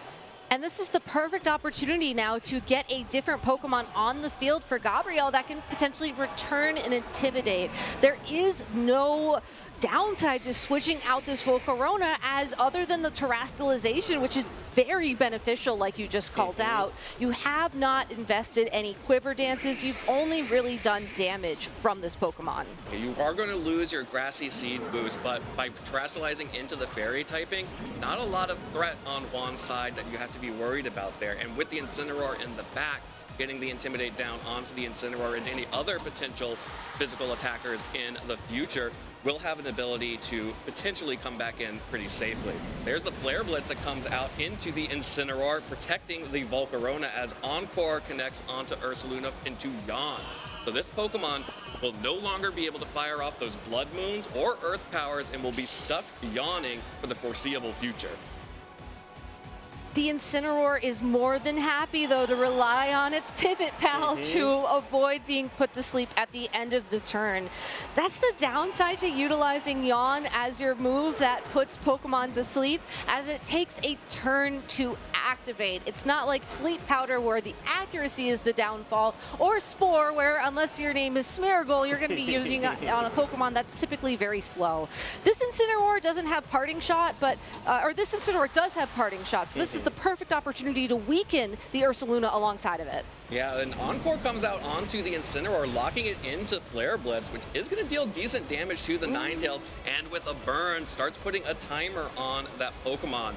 Can negate that somewhat by getting the Rillaboom in for grassy terrain, but another Yawn is just going to fail into the Incineroar. And the slow Incineroar with the Parting Shot will drop the special attack of that Blood Moon Ursaluna, which is already weaker than we're used to seeing because it's the Leftovers variant, not the Life Orb. And I'm so glad you called out the fact that the Incineroar is the slower variant, because that is key to keep in mind with how these Incineroar will interact. If we get into a Parting Shot situation where they're both Parting Shot each other, you want to be the slower Parting Shot so your drops stick. And I actually love this Encore into the Incineroar. It all makes sense now. That prevented a Parting Shot from coming out, which means that there is no fake out pressure, so this Ursaluna is not going to be able to protect itself from getting Disable Encore. Or it will be forced to switch out, at which point you can deal some damage with Blizzard, or maybe even try and fire a Terra Blast into that spot. Yeah, and that also opens up free space for the Volcarona to start buffing itself, and Rillaboom is forced to switch into a Ninetales and a Volcarona. That feels really, really bad. And actually, the Grassy Seed had not been activated yet, and it's only on the switch-in that Volcarona is able to get that defense boost. The disable will fail, but it did force out the Ursaluna, and now Volcarona is starting to dance. And getting that boost in defense right before you're the potential target of a Flare Blitz as a now Fairy-type Pokemon. What incredible timing! Wow. Perfect timing there on the disable and on the Encore previously.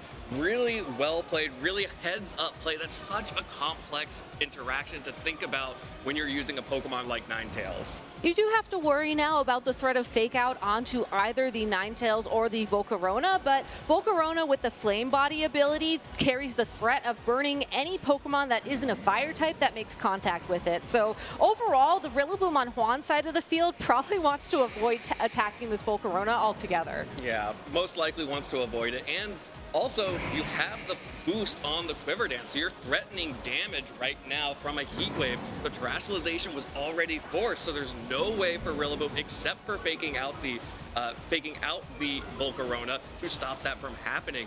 And even if it does, it just got intimidated, so there's really no risk of damage on this Volcarona, which is why the Incineroar has to switch out and the Ursaluna comes back in.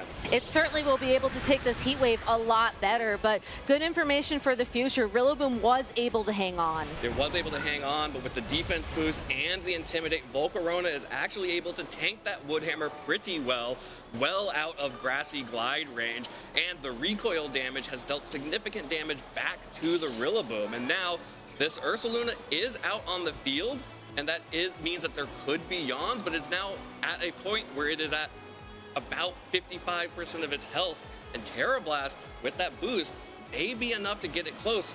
With a double up on the Incineroar, definitely. A lot of times, these leftovers Ursaluna Blood Moons, especially when grassy terrain is still active on the field, will take a moment to protect, to try and recover some health back. But I worry that if Juan decides to go for that move, that's just going to give Gabriel the opportunity to pivot his own Rillaboom in and once again start to threaten that Pokemon. Yeah, but there's no need to even worry about that because fake out pressure from Incineroar means that this Ursaluna just isn't going to get to move. Juan is forced to retreat Rillaboom for the Incineroar of his own because he needs to be able to deal some damage back to this Volcarona. There's the Protect coming out from Ursaluna. The Fake Out will whiff into the Protect, but this Incineroar is not going to enjoy taking a Terra Fairy Terra Blast on the switch-in from a +1 Volcarona. It connects, and it's going to bring that Incineroar down into the red. Not quite enough for a knockout there, but certainly quite enough to make Juan think carefully about his next moves, as even though there hasn't been a Pokemon knockout yet in this match, the damage is really starting to add up on Juan Salerno's side of the field. Yeah, the only Pokemon that's actually doing okay right now is that Blood Moon Ursaluna that's been able to recover so much health. That Dragonite, remember, took a Blizzard at the very start. That Rillaboom took a Heat Wave, and now after that Incineroar took that big Terra Fairy Terra Blast. The Citrus Fairy helped a little bit, but it's definitely within another Terra Blast range. Even though the Ursaluna Blood Moon has all that health, though, it doesn't have the offensive power to match. Without the Sneasler that Juan brought in game number 1, there is just no offensive momentum now that this Volcarona has gotten that single Quiver Dance up. Juan has to target down that Pokemon if he wants his way through this match, and that's exactly why Gabriel's protecting it. Yeah, and that's exactly why Gabriel gets just this easy free turn of grassy terrain recovery. Another double up into the Protect. We've seen this over and over again on these Volcarona teams. They are so threatening that you are forced to target it, because if you ever let that Pokemon get a swing at you, then you might just lose the game right then and there.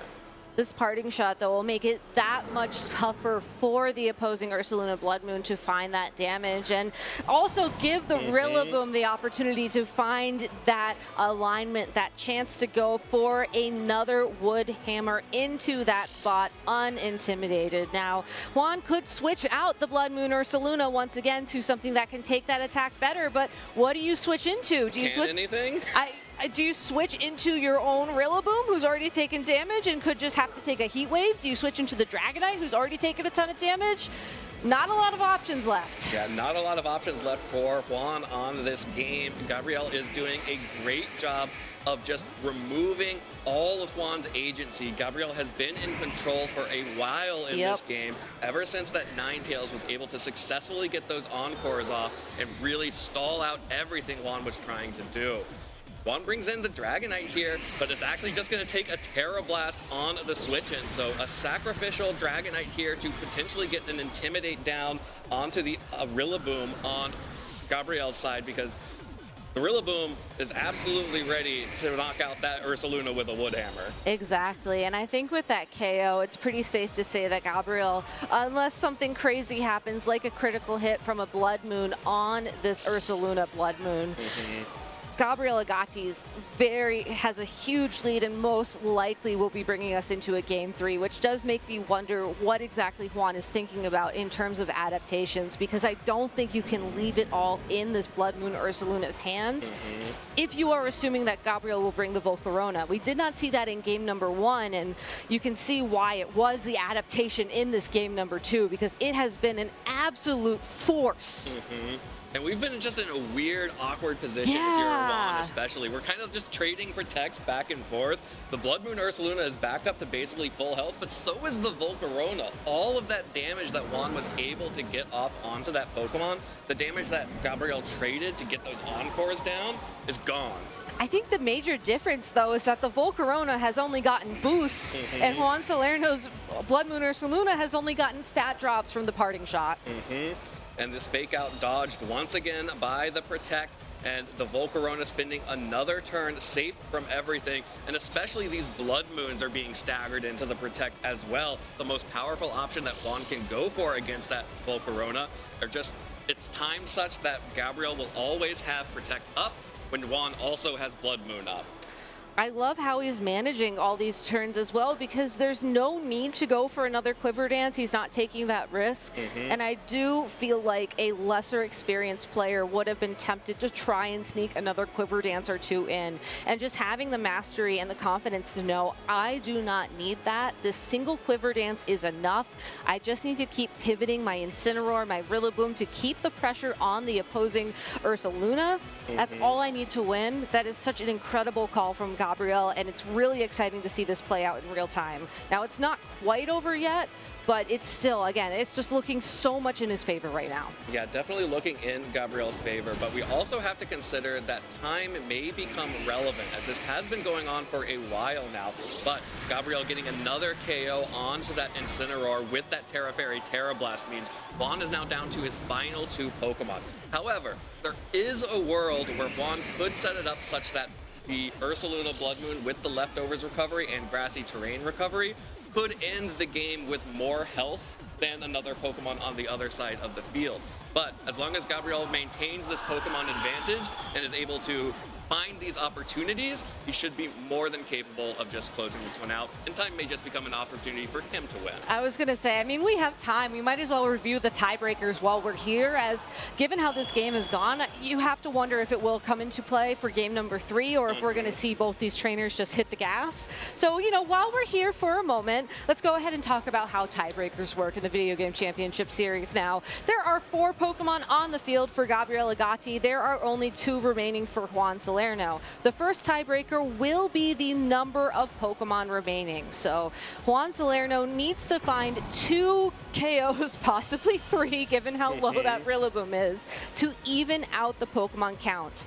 The next tiebreaker would be the percentage of health remaining. So if this Ursaluna was able to keep its health at 100% and the Volcarona would be less than 100%, then Juan Salerno finds the win condition for the game.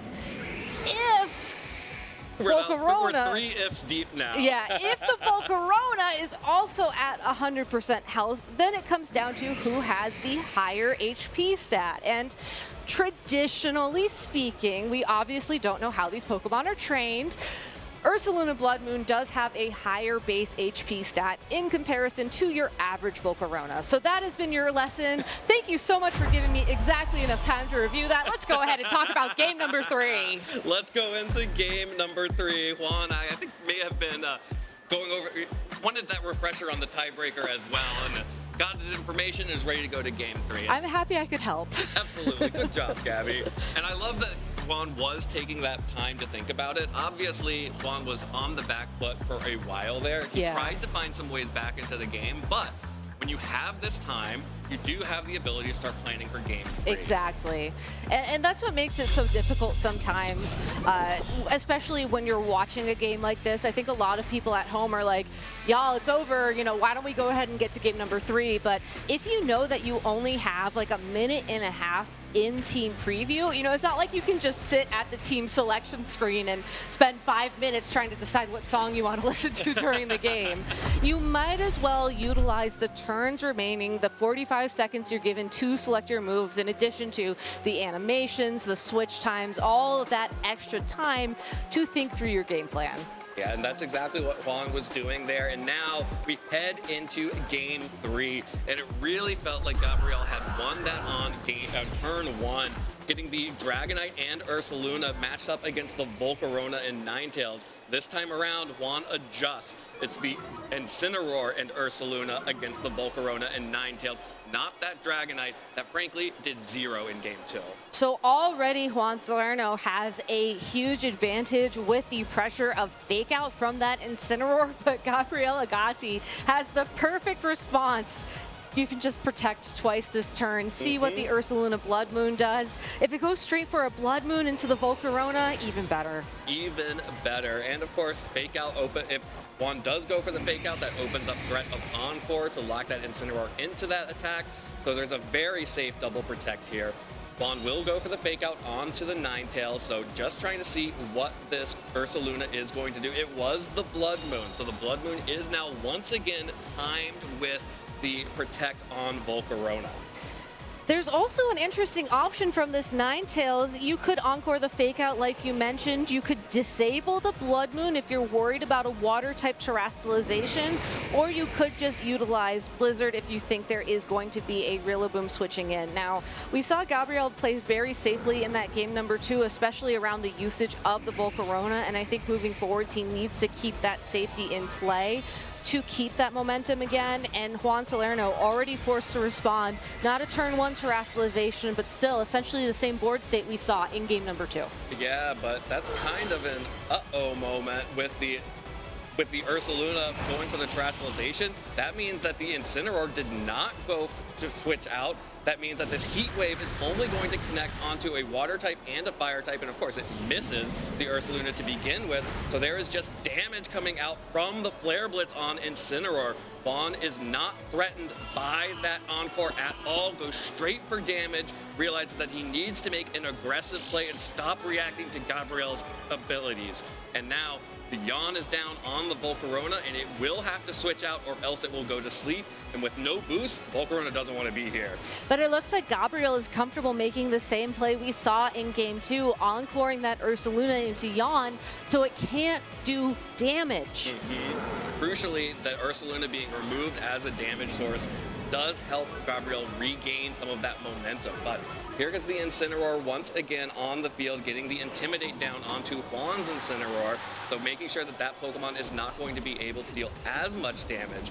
Previously, we had Juan stick around for the Flare Blitz, but this time it's just the parting shot, so it's going to get out of here and not be stuck on the field, giving up that momentum to Gabriel. I think if there is another Pokemon adjustment here from Juan, and honestly, now that I'm saying it, even if there isn't, I would be very curious to see the Rillaboom. Okay, there it is, the Sneasler. I was like, how do you set up the Sneasler for success?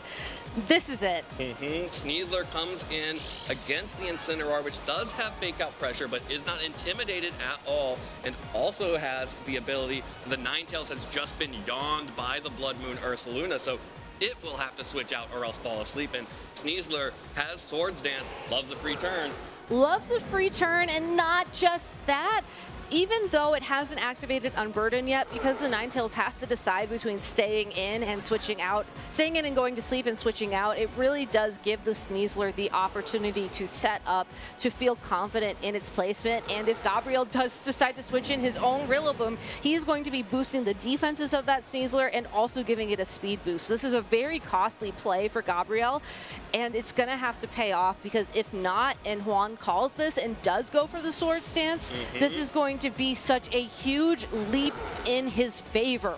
There's Rillaboom switching in for the Ninetales, activates the Grassy Terrain, which activates the Grassy Seed on Sneasler. Juan is reaping all of the benefits of this Grassy Terrain right now. Gets the defense boost, gets the Unburden boost, and finally switches out the Ursaluna for himself. That is going to be the Incineroar coming back in to get an Intimidate down onto both of the Rillaboom and Incineroar on Gabriel's side. High value Intimidate. Fake Out will connect onto the Sneasler, but that's okay. There's no threat of damage back to that Pokemon, and Juan, if the Fake Out had not come through, could have taken a huge advantage. There still is another fake out though, and that's something that Gabriel has to go for. There's nothing scaring the Sneasler off the field. You can just hang out here for a couple turns until it is time to go for that Sword Stance, Acrobatics, Close Combat. Honestly, all of those look pretty great. Yeah, they all look good to me, and Gabriel goes for the Terrestrialization on the Incineroar to protect itself from a Fake Out, as well to protect itself from a Close Combat from Sneasler. Gabriel has decided, I'm not getting any value out of Terrestrialization on any of my other Pokemon. Let me just get this Incineroar through this turn and we'll reevaluate from there. But that's the Sword Stance coming out from the Sneasler. Fake Out onto Rillaboom opened up the opportunity here. Parting Shot will try to start controlling the attack here, but because Sword Stance boosts 2 stages, it's still going to be at +1, and in order to try and keep that under control, that Incineroar is going to have to keep switching in and out, and every time that happens, there's a risk of damage on every other Pokemon. There's an easy switch for Gabriel, though. Certainly you have to make a tough decision right now. Do you send in the Ninetales, risk breaking the Focus Sash next turn, or do you send in the Volcarona? You do get the defensive boost, but you're already at down half your health.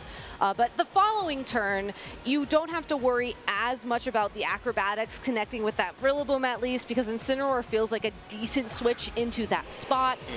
And then you also mitigate that final attack boost from the Sword Stance, so not the worst way that could have played out for Gabriel, but still on the back foot. Ninetales really only offers Encore support in this scenario. So awkward. Blizzard's not going to be doing the damage you need to turn the tides. And Ninetales was also forced out onto the field as soon as snow ended. Exactly. So there's both no defense boost and there's no 100% accurate Blizzard. That's going to make Ninetales feel really weird about being out on the field right now, potentially locking into an Encore or a Disable to try and disrupt what Juan's got going. But in a complete reversal from Game 2, Juan is in the driver's seat right now. He is absolutely controlling this match. And it's all because of that Sneasler. It's such an incredibly powerful Pokemon, especially when you're relying on the pivot pals. You have to respect it, and Gabriel is really struggling to respect it right now. Now, this Ghost-type Incineroar, like you mentioned, kind of feels safe to switch in, although it does have to worry a little bit about potential knockoffs coming out from the opposing Incineroar. Ninetales will get the Disable off onto Sneasler, which means that they will no longer be able to use Acrobatics. That makes Rillaboom a little bit safer, but the knockoff will connect onto the Ghost-type Incineroar on the switch-in. Not enough to pick up a KO, but the combination of that Acrobatics and that knockoff has dealt a lot of damage to that Pokemon, and you need those Pokemon healthy to get those pivots. Without the defense drop from a Close Combat, though, that turn, the Sneasler, I think, is going to stick around even longer. And yes, you can't use Acrobatics anymore, but Close Combat into that Ninetales or into a Pokemon that switches into the Ninetales is still looking pretty great for Juan. You have to worry about the Volcarona coming in and maybe a Flame Body activation starting to ruin your plans towards victory. And I do think that's a win condition that Gabriel has to start thinking about, given the Pokemon that Juan has remaining. But Juan is just getting closer and closer to that top 4 placement here at the Latin America International Championships. Okay, well, this is a great opportunity for Gabriel. However, there is no switch from Juan, which means that Ninetales can lock the Incineroar into a knockoff.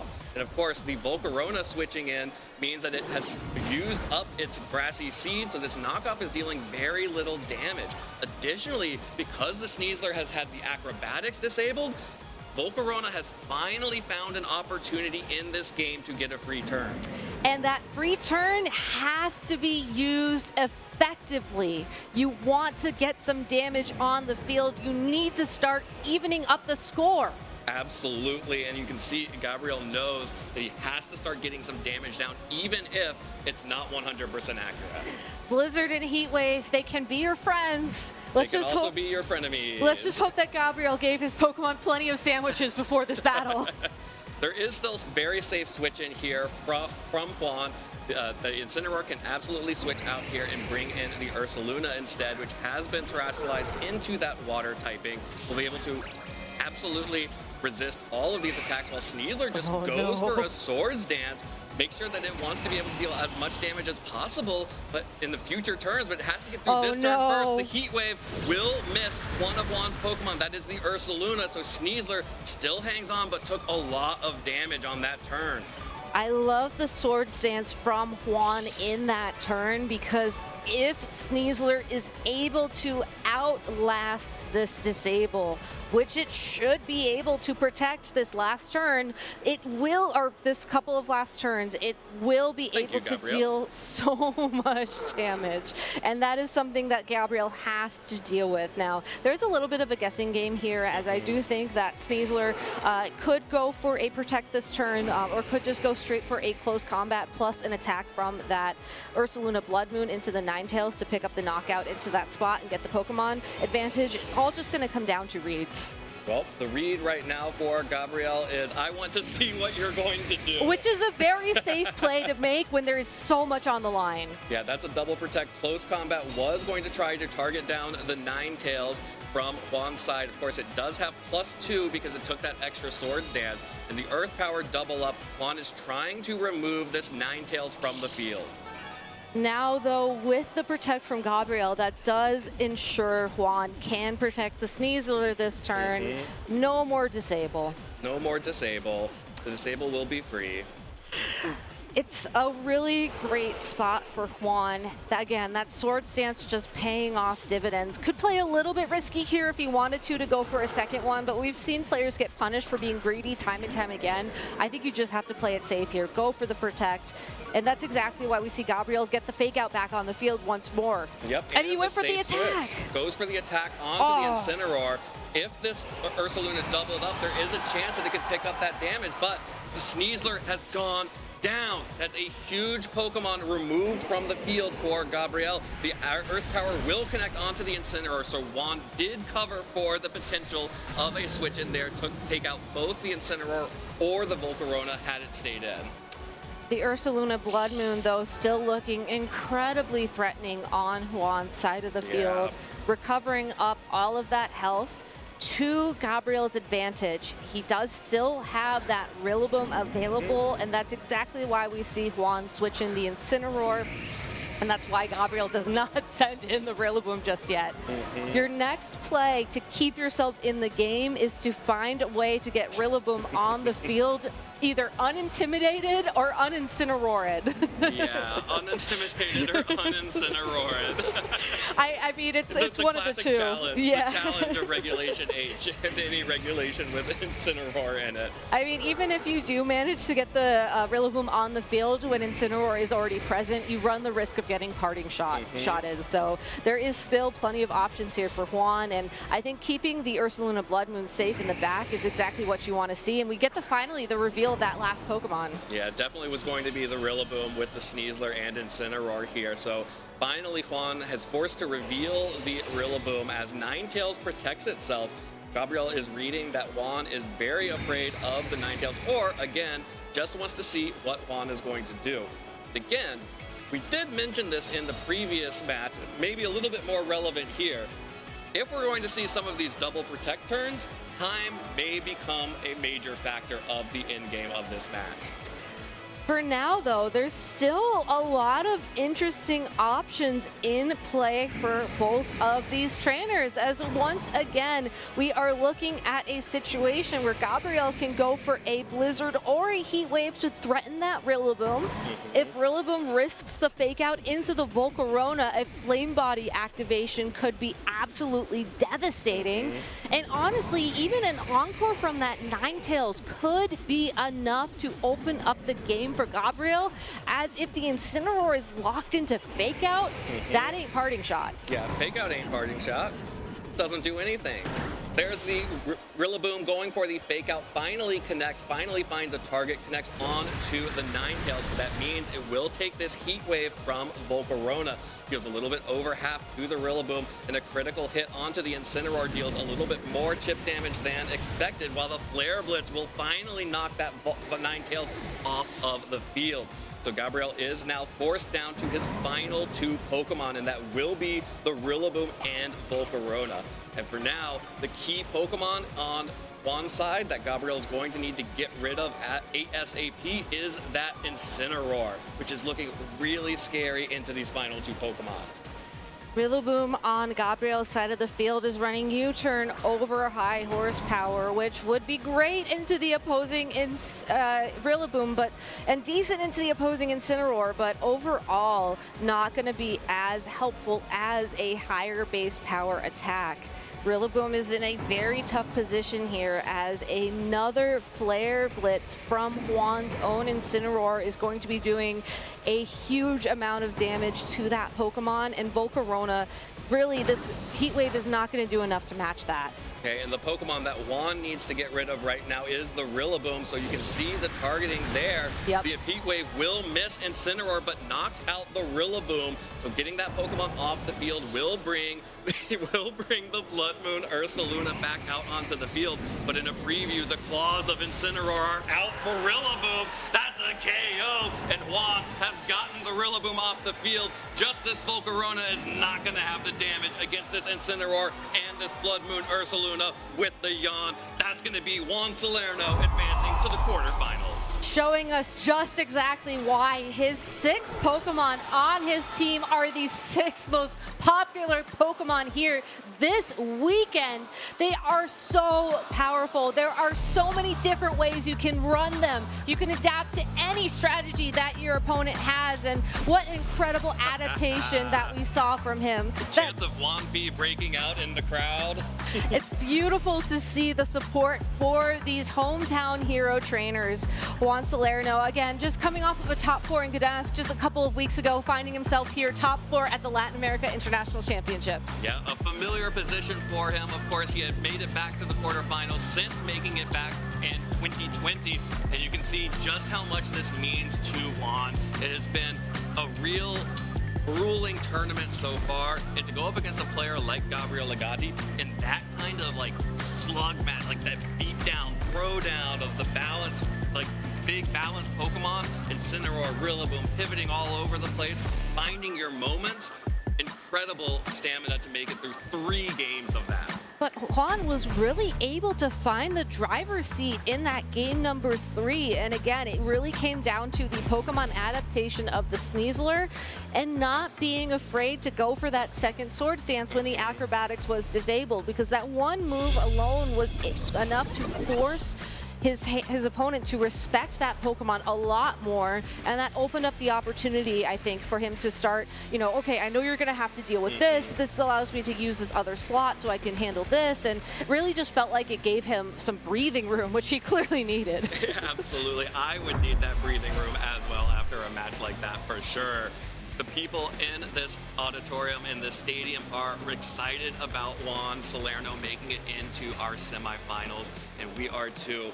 This is, again, we knew there was going to be a Latin American representative in the quarterfinals with both Gabriel Legati and Juan Salerno being lined up in the top 8. A Latin American trainer has never won this tournament, has never won an international championship and kept it here in Latin America. And I know they are champing at the bit to get this one home. I would be so excited if this was finally the year. I believe. I want to believe. Then do it. Okay, You can I will. believe, I Gabby. can. Wait, I can't. It's a choice. You can make choices. Great. But yeah. No, I want to commend Gabriel Agati as well. You know, that game number 1 from him, I think, was just really a masterclass in what this team can do, and really the creativity he had coming into this tournament.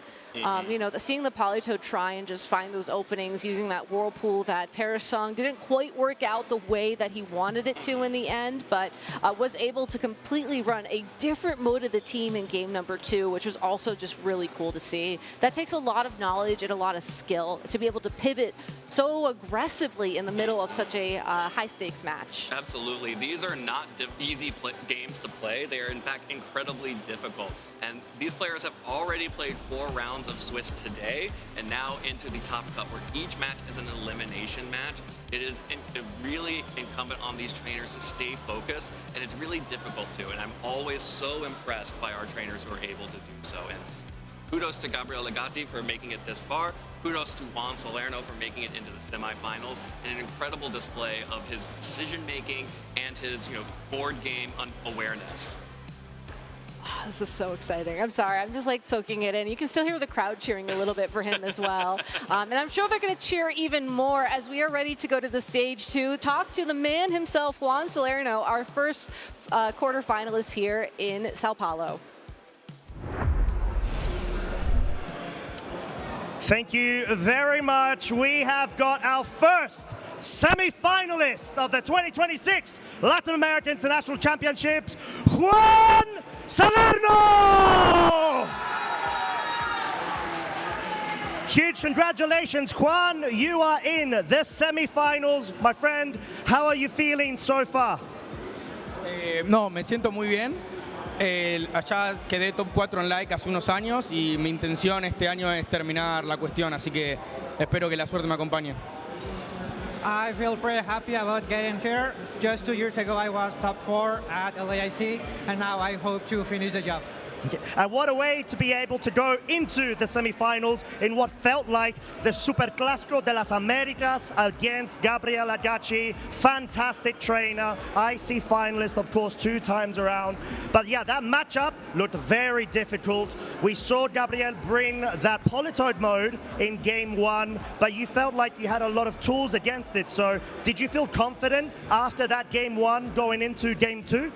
Agati es uno de los mejores jugadores del mundo y es un gran amigo y una inspiración para mí jugar con él. Creo que fue un partido cerrado, era muy difícil y que al ser un mirror de balance, quien saque los mejores tradeos iba a ser el que gane. Agati is a really top player of the world, and is a really close friend, so he was a little nervous about it, but he got it at the end of the day. Sorry. That's okay, that sounds fine. I mean, exactly that. And I believe you also played against him in Swiss round number 12, so just before going into Top Cut. Were there any big differences between that set and this one? Como Agati ya estaba en el CAT, no sabía si tomar esos juegos como referencia, pero gracias a que pude jugar con él y me ayudó para que pueda tener el bye y jugar top 8 directo. Así que muchas gracias a Agati, tuve suerte de jugar con él. He wasn't sure about the matchup, so it was really lucky for him to play him beforehand so that he had an idea of the matchup. Yeah. So thank you, Agati, for that. No, of course. I mean, it must have been a lot of mind games going into that, of course, but you were able to get through quite well. It was a very close game 3 in particular, and I noticed that you brought the Sneasler over, I think, the Dragonite. Was that the main adaptation that you recognized that you needed to make? Agati estaba trayendo siempre Ninetales, entonces sentí que Dragonite no iba a hacer un gran trabajo y hablé con Raxen antes de jugar mi match de suizo y me dijo básicamente Sneasel es la clave. Así que gracias Raxen, tus consejos me sirvieron. Agati was using a lot of Ninetales, so he was sure that Dragonite was not going to help a lot on the matchup. So a friend of his talked to him and said that Sneasel was the key, and thank you to our friend for that. Of course, and I mean, it really proved to be such a vital piece to his strategy. So, now you are in the semi-finals, my friend. You've come a long way. You've been able to go across the globe so far, early season. I saw you at Lille and Gdansk as well. You had really strong performances. This really feels like it's your year. You've got a good form going. So, what would it mean to you if you were able to win LAIC? Quiero ser el primer campeón latinoamericano, así que creo que solo me queda un partido hoy. Voy a trabajar duro en el siguiente partido y espero tener la oportunidad de jugar la final mañana. I would love to be the very first Latin America winner of LAIC, and I only have today one match, so I'm going to prepare for that and hopefully come back tomorrow to play the finals. That's it. And we believe in you, my friend. One set away, like you said. So, with that being said, we're going to go ahead and let you have some rest. So, before that moment, do you have any shout-outs that you would like to give to anybody in the venue or your lovely crowd as well that were cheering you on, or at home? No, quiero dar las gracias a Sufi, que ayer me ayudó con el tema de las listas, igual que en Gdansk. Así que bueno, muchas gracias a él. Y quiero decir que le prometí a mis amigos que iba a traerme un Pikachu a este torneo y lo conseguí, así que estoy muy contento. So I want to thank Sophie for helping with the list, and he promised his friends to take a Pikachu home now, and now that he was able to bring that home, he's really happy about that.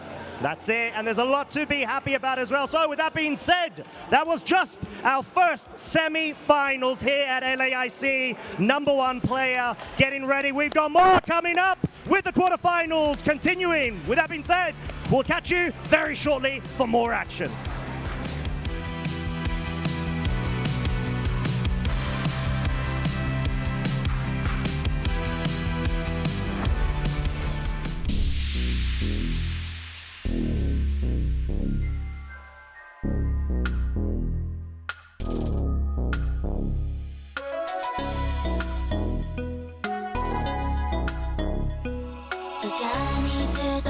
Is long and tough, and it takes all your heart and soul to keep on going. 夢にたどり着くまで諦められない。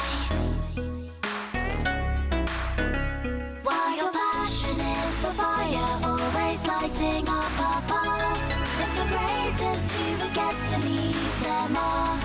So do you wanna be legendary?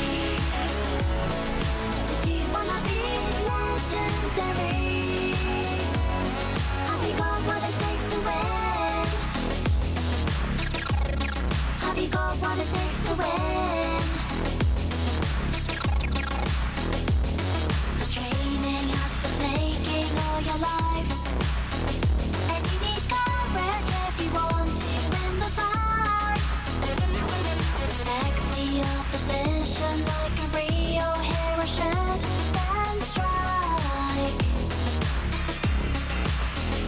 While your passion is the fire, always lighting up above, it's the greatest who will get to lead them all. So do you wanna be legendary? So do you wanna be legendary?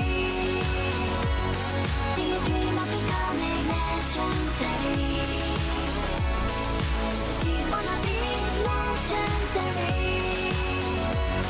Have you got what it takes to win? Have you got what it takes to win? Have you got what it takes to win? Have you got what it takes to win?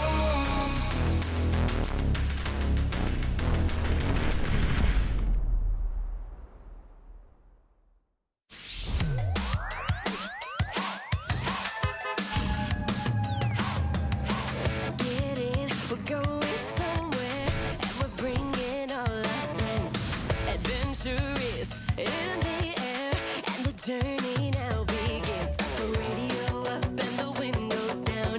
Me and my squad will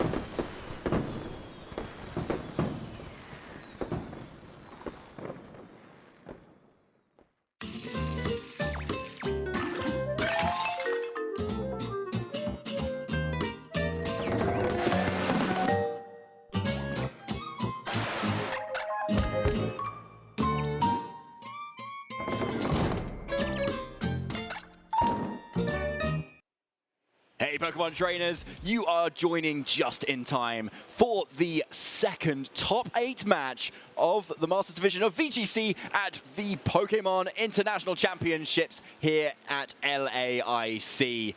We have just seen our first semi-finalist crowned, and so has locked in a world invite, and that is Juan Salerno, who is our player who has the most championship points in the world. Yeah. So very much a deserving world's invite already secured. I know, it's insane the fact that, like you said, #1 globally ranked, and now auto invite straight into Worlds. Fantastic that we're able to reward that to our top 4 when it comes to the international level, but of course, extremely fantastic for Juan himself.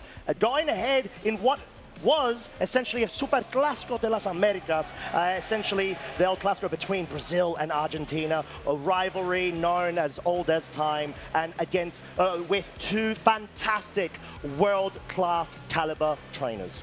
Yeah, it really was. Yeah, it's the same to see Gabriel Agacci kind of get defeated, but obviously making top 8 at LAIC is just an incredible feat in itself. So congratulations to him, and pushing the double weather that we never expected all that way. I know, it's quite a crazy concept. I think double weather usually doesn't have as much potency as the single weather, because normally you have a couple of different tools in order to mesh together with that certain composition, but clearly, Gabriel showing us good reason why it truly can work instead of that Blood Moon that usually is that 6th slot. And it really proved a lot of dividends. Unfortunately, in that game 1 of the set we just observed, it wasn't able to put in as much work, and that is what we saw Juan sort of try to adapt against in game 2, where Gabriel brought all the heat. Yes, definitely. Yeah, it was a really back and forward match, wasn't it? Really scary as well, with the setup between Volk and between that Sneasler too.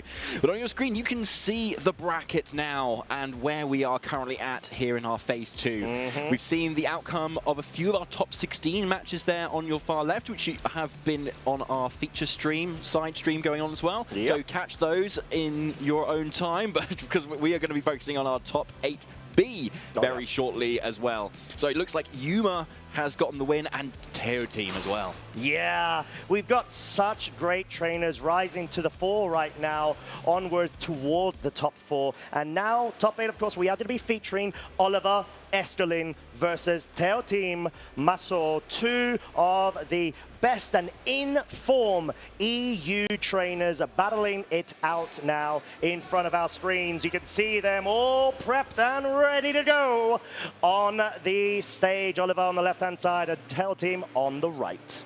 Yes, so we've seen Teo team a couple of times already for the last 2 days, using that Volcarona setup team that he piloted to 2nd place at the Gdansk Regional Championships, just losing out to Simone Sanvito in what was the mirror, basically. So, but we've seen him also play the mirror throughout these last 2 days, and we've seen him do very, very well. So now, very much deserved to be up here on the big stage in top 8. Yeah, exactly that. Going up against Oliver, who is a previous season Gdansk regional champion, so being able to accomplish what Teo team was 1 step away from doing so. So who knows, there could be additional layers of competitiveness between both our trainers, but fantastic quality achievements across all the board. We know that Oliver is a previous EUIC finalist, so definitely not a stranger when it comes to this high-level international play.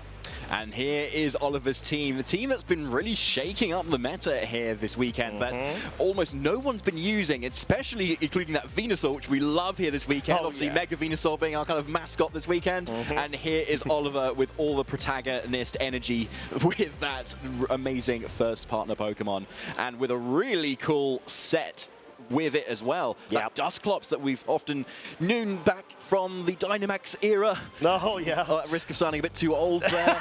But don't worry, I'm there with you, my friend. Okay, and with a lovely supporting cast, and of course that Torkoal. Yeah, and I do really like the Dusclops inclusion. We had a bit of a chat on the stage during Oliver's previous interview on the utility of Dusclops being such a I'd say, tank in terms of being able to take all of the damage. It's such a good sort of Pokemon to be able to set its own Trick Room up, but then get a bit of self-recovery through the interactions of Pain Split, but also the Nightshade, which deals 50 damage per, of course, the level across the board in the format being 50. And yeah, generally speaking, it's a great way to be able to function and utilize your Trick Room user whilst being able to extend its longevity on the field. And then you've got Annihilate, which is a Focus Sash variant. No Protect to be found, but it does have Taunt.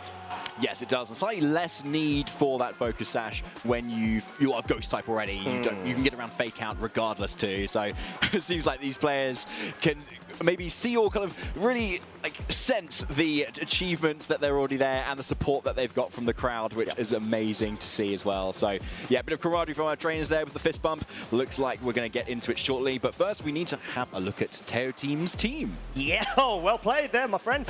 Yes, it is a team composition that we've seen time and time again. Of course, like we mentioned, Teo Team did go up against in what was a pretty much 6-mon mirror. Simone Sanvita Dance seems to be the exact same 6. And Basque Legion Male being one of those Pokemon opted in, as well as the Volcarona for the switches to the regular Lele team composition.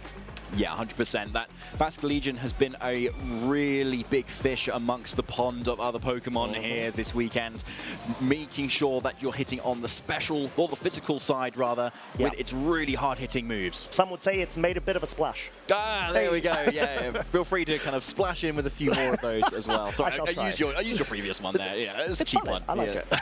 But yeah, I think sort of what we're saying is that there's a lot of different ways to be able to protect the king or queen of the hill with all of the supporting partners. The Rillaboom and Incineroar, notorious for their fake out spam, pivot shenanigans, but then also you've got Pokemon such as the Ninetales, which offer a different sort of level of disruption. As make some noise, everybody! We have got Game 1, Turn 1 in play. Oliver leading with the Incineroar, Annihilate versus Teo Team's Blood Moon Ursaluna and that Rillaboom.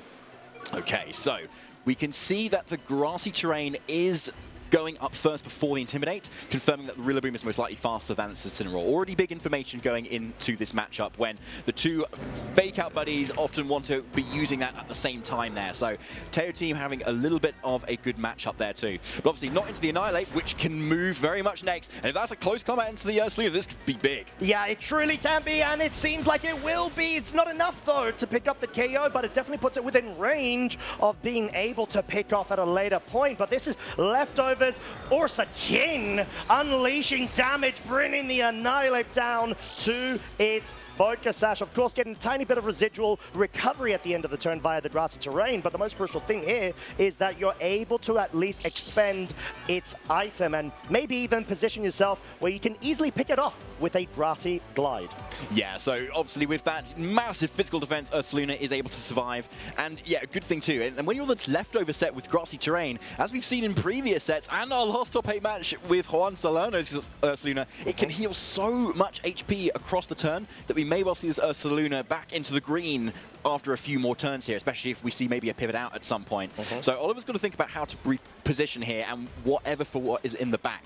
Most likely, let's say that Torkoal, that jump, that Dragonite looks all really good as well, and the Venusaur has been really popping off for him this weekend too. But here it comes, it's going out, saving itself from that grassy glide. Yeah, and from Oliver's point of view, you want to be able to position yourself to the point where Trick Room can be set up as long as the big disruptors over on Teo Team's side have been dealt with. And we're seeing the Frisk interaction coming out, of course. The reason why the abilities are utilized is just in case to scout out for any sort of Zoroarks that may be on the playing field. There's a bit more advantage in that interaction, but none to be found here, as we do see Teo Team bringing that Incineroar in and maybe position himself up for a fake out in the subsequent turn as Grassy Glide does pitiful amounts of damage onto what is such a bulky Dusclops, and Oliver going for the pivoting of the Incineroar now. Yeah, so it makes a lot of sense, but what do you want to get in at the moment? Because Teo Team has switched in another super fake out bro, Incineroar here instead. So you can kind of continue to slow down the pace of what Oliver's trying to do. But with the double Ghost type, it means that Dusclops is still going to be able to get away with doing something here, but is certainly threatened by the potential of knockoff coming into this turn. particularly as Torkoal can only go for fire moves if Teo Team were to maybe commit the Terra onto the Rillaboom to the fire type or switch into a water type. Then even if Torkoal is let loose, it's not going to do loads of damage, but at least then you can still pressure this Dusclops. Because either way, if the Dusclops goes to that Terra, getting rid of that Eviolite could make it so much easier to remove from the rest of your team as well, which are basically going to be doing at least 50% more damage onto it. For a Pokemon that can also heal on top of that with Pain Split, it is amazing. Yeah, at the same time, being able to, you know, detract away, or should I say subtract, the health of the target it doesn't lock into, which could be quite crucial in order to be able to get any sort of damage calcs with that Torkoal by its side. But Volcarona switching in right now will be having its Grassy Seed procced, and Oliver trying to reposition as well.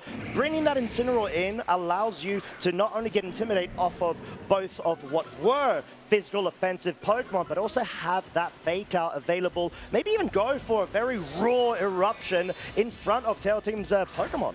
So there is the Terra from the Torkoal, yeah, and there is no water type switching in on Teo Team's end here. It's obviously not been brought, so it's only the Incineroar that's going to want to take this damage. But yeah, there's definitely going to be an attack here, but it's going to be a fake out instead. So keep things safe. I mean, it makes sense because Tail Team wants to make sure that they keep that Torkoal in check, because if you let out a Terra, Fire, Charcoal eruption, it's just going to take so much resource availability from your side, which is definitely not what you want to be able to sort of have to deal with from this resource allocation sort of battle between them both. It certainly isn't.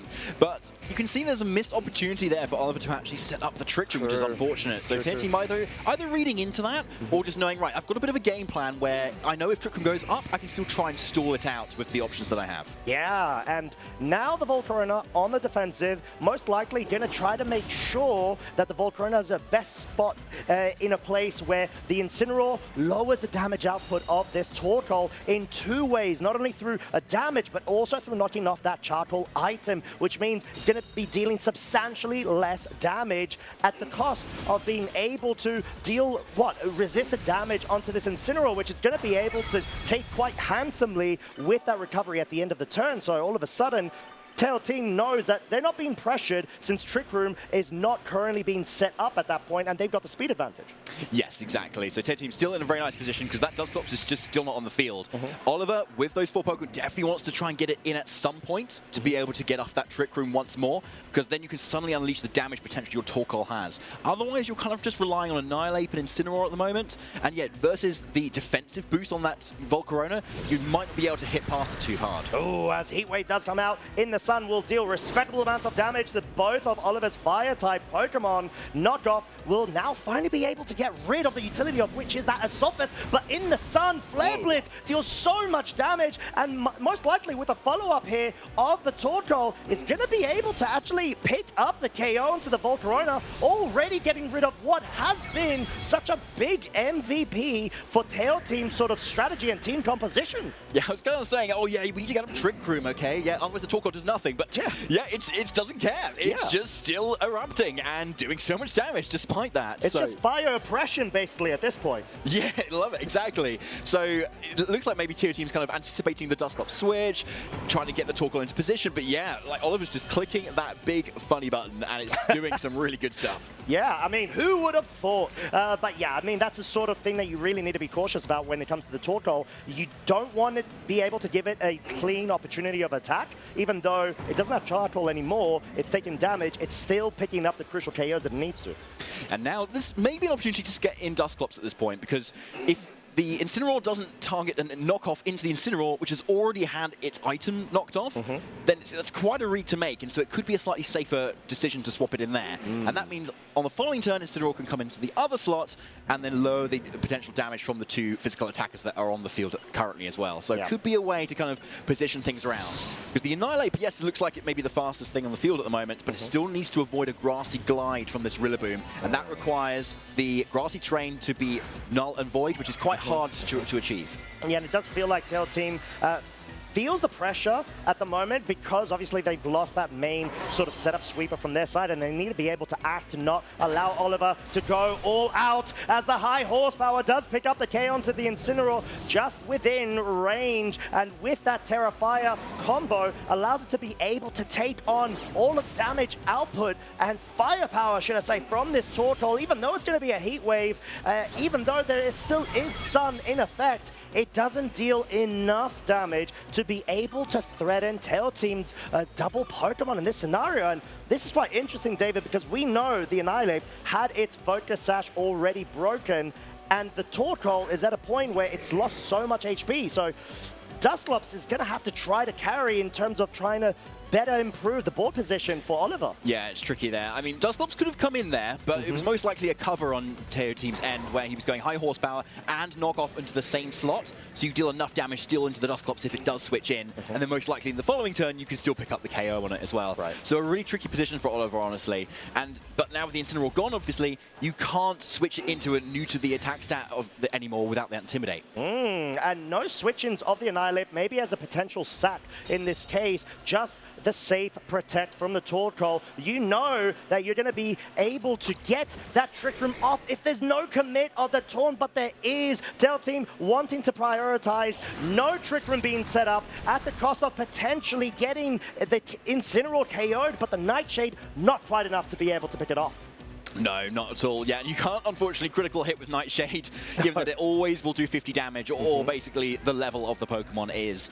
Now, Trick Room could have gone up there, obviously, if without that taunt, but the taunt was such a crucial play there and really safe for Teo Team to kind of do there. So good call from Oliver to kind of make the most of it, still go for that Nightshade, but it doesn't improve the position loads unless some significant damage starts coming out. But in front of Assault Vest Rillaboom with Terrify and that Incineroar, but look, there's a high horsepower miss. That is so big because you want to be able to not only get rid of the Torkoal, but I don't think it would have been enough. The most crucial thing is not allow it to have that much HP pool left for it to be able to go for those oppressive eruption attacks. Although we've got the pivot action going, Ursa Blood Moon has been brought in. The -1 special attack Torkoal will be allowed to get a damage off, but it's not enough as we have the Dusclops following through with the Nightshade, not into the Incineroar slot since it would have guaranteed most likely how low the Incineroar was at. The KO with the Heat Wave, or at least anticipate the pivot,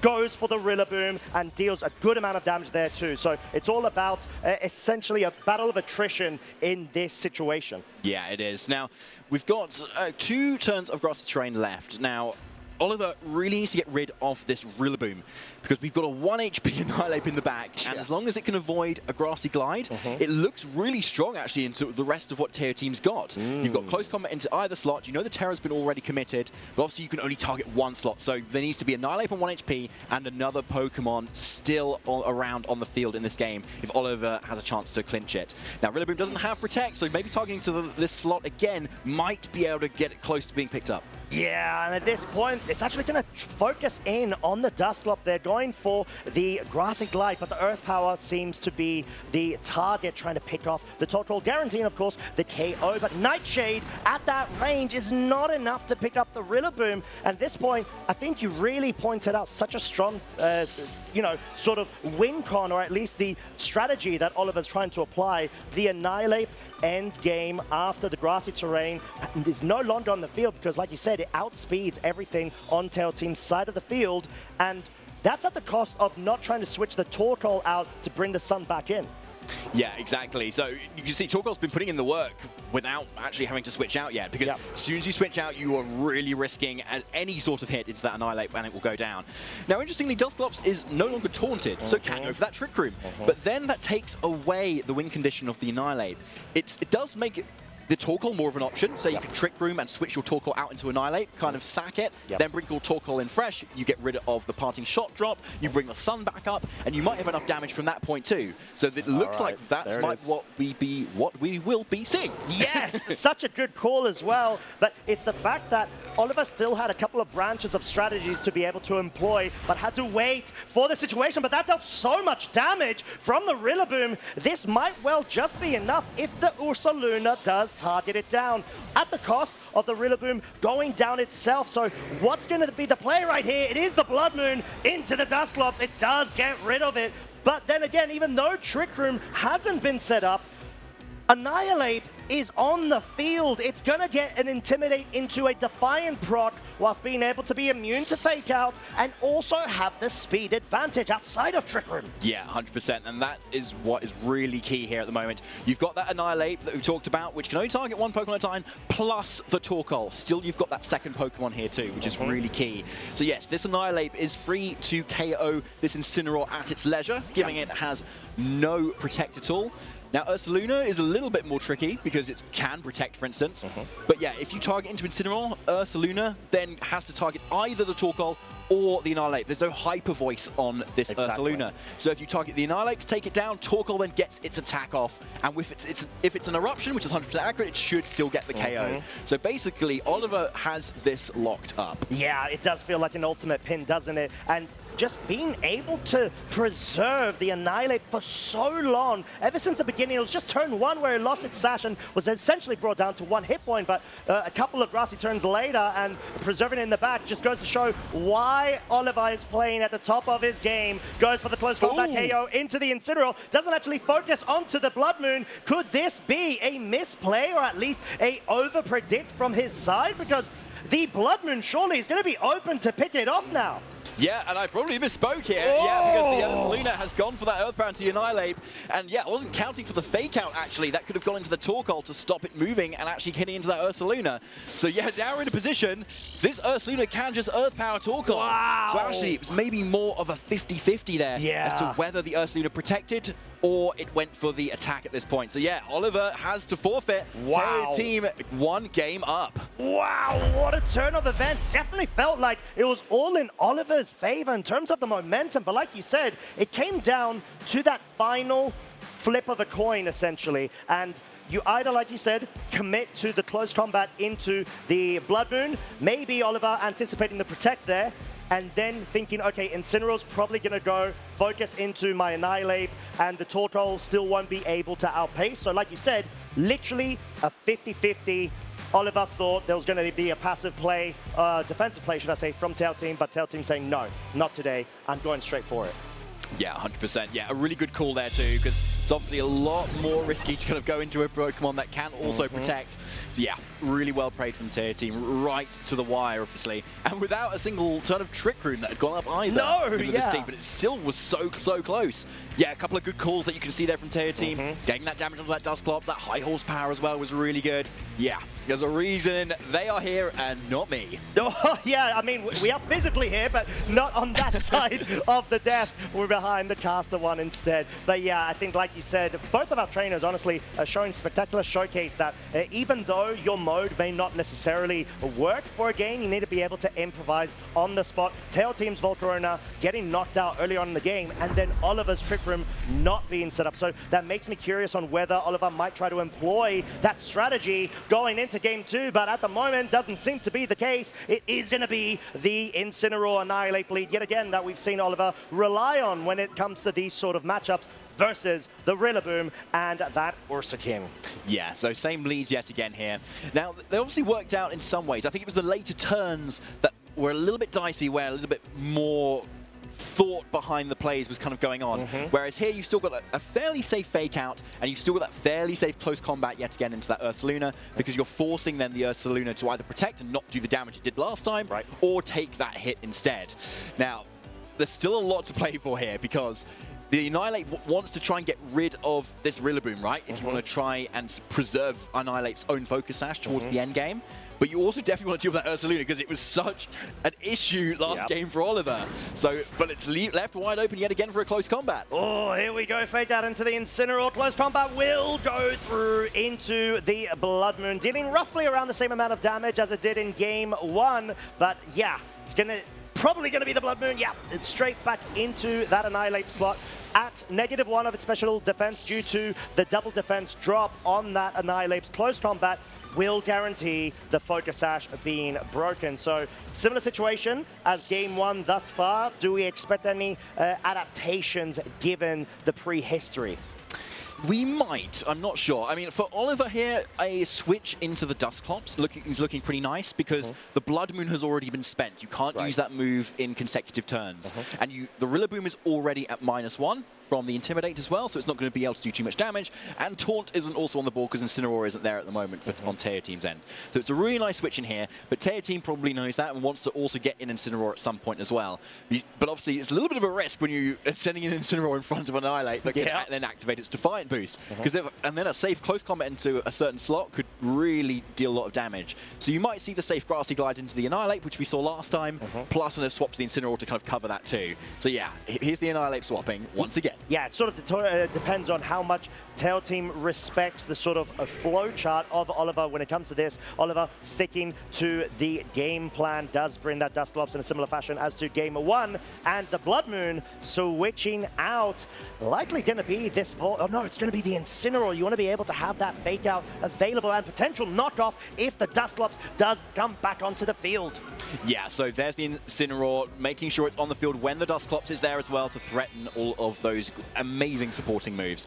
But first, it's actually going to be the Terror on this Rillaboom, which Teo Team committed last time. It was very useful, to be fair. It took a lot of moves for the team, so it might be seeing it going on the offense here, but it is just the Grassy Glide still into what was that Annihilate. Okay, sort of a middle play in essence from Teo Team, sort of wanted to make sure they could better position themselves and advance the board state in favor of their own. As like we said, the Dusclops has taken a bit of damage, but now it has to deal with a combination of a knockoff and a Wood Hammer, which it definitely won't like if Teo Team wants to go on the offensive, but then you've still got Taunt yet again if you're anticipating the Trick Room.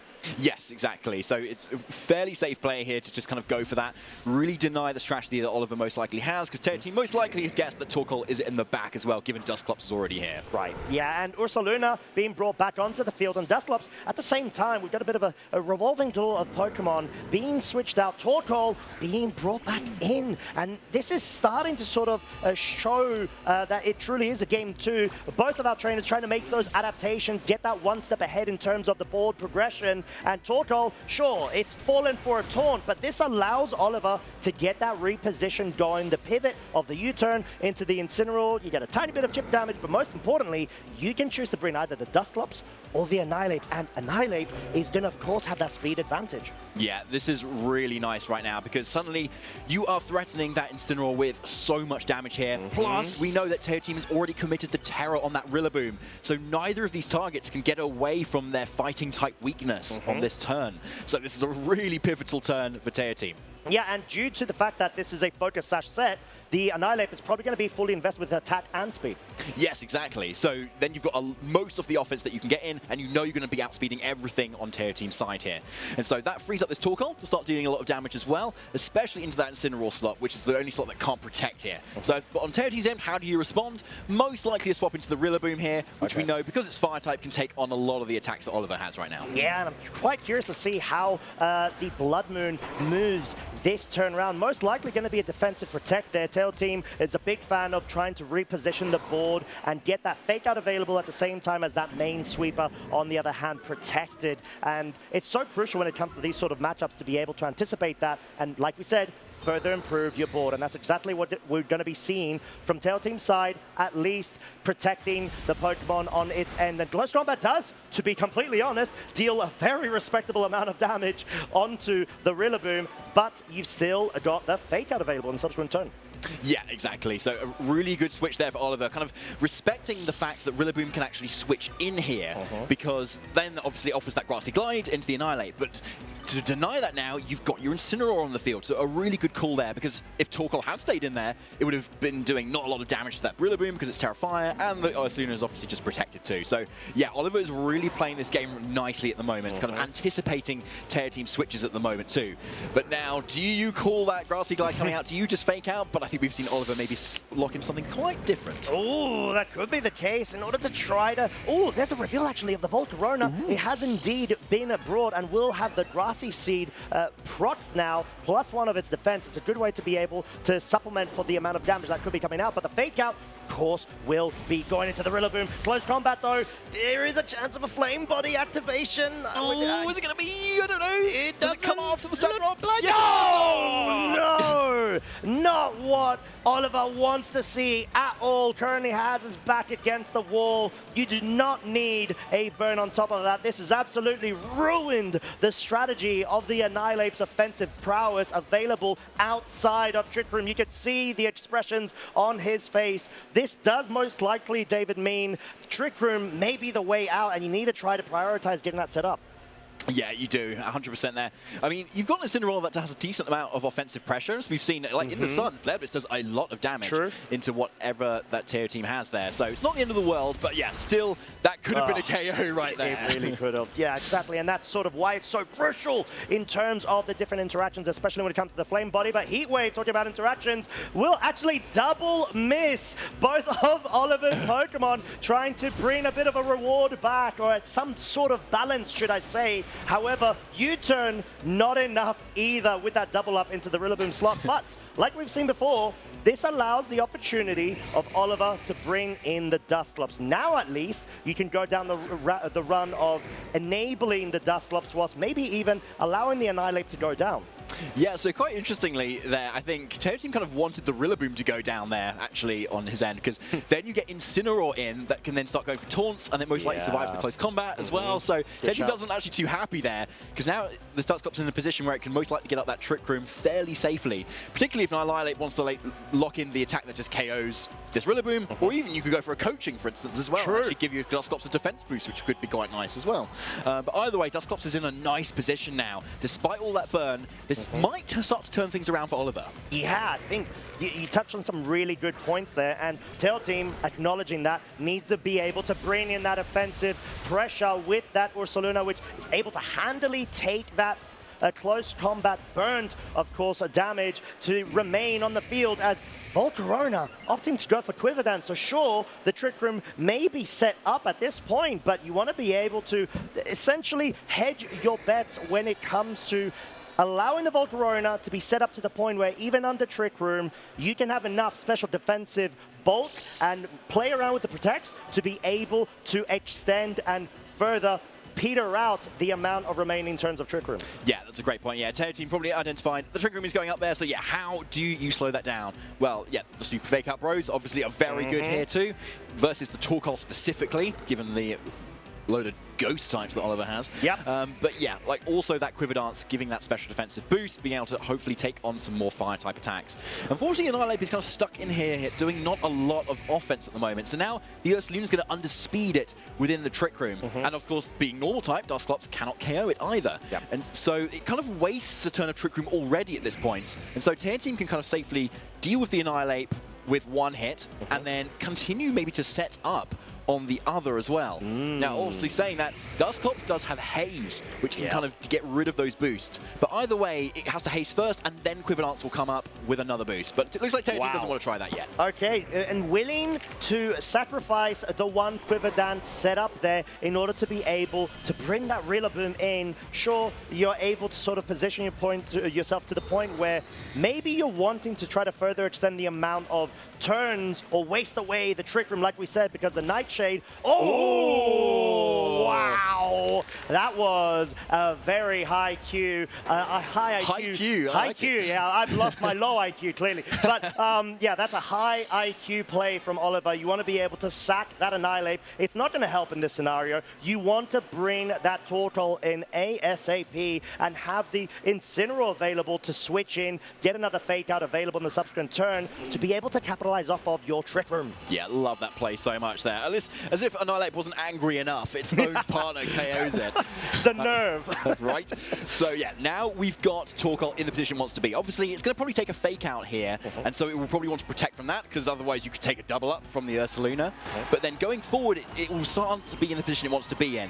But it will most likely want to protect here, but then only have a couple of turns of Trick Room. But it looks like Teo team's really popping off here, because if you're going for the Terra, you're most likely not protecting Costa. Oh no, I wouldn't expect the Terra to be able to supplement for a protect. This is going to be big. Nightshade goes into the Rillaboom. Teo team, is this moment he's going to be able to pop off? He looks like he's generating a very, very powerful expression right now. Oliver may be seeing the writing on the wall. We're going to get the confirmation. of the Earth Power into the Torkoal, already picking up what was such a key piece to Oliver's strategy. You've got Trick Room set up, you've got the Torkoal Terrafire committed, the Charcoal, so much damage coming out, but it's all gone in one turn. And now Oliver's going to have to depend on the Assault Vest Incineroar and the Dusclops to see this out. And I'd even say you need the Incineroar to pick off the Blood Moon, or else your Dusclops cannot touch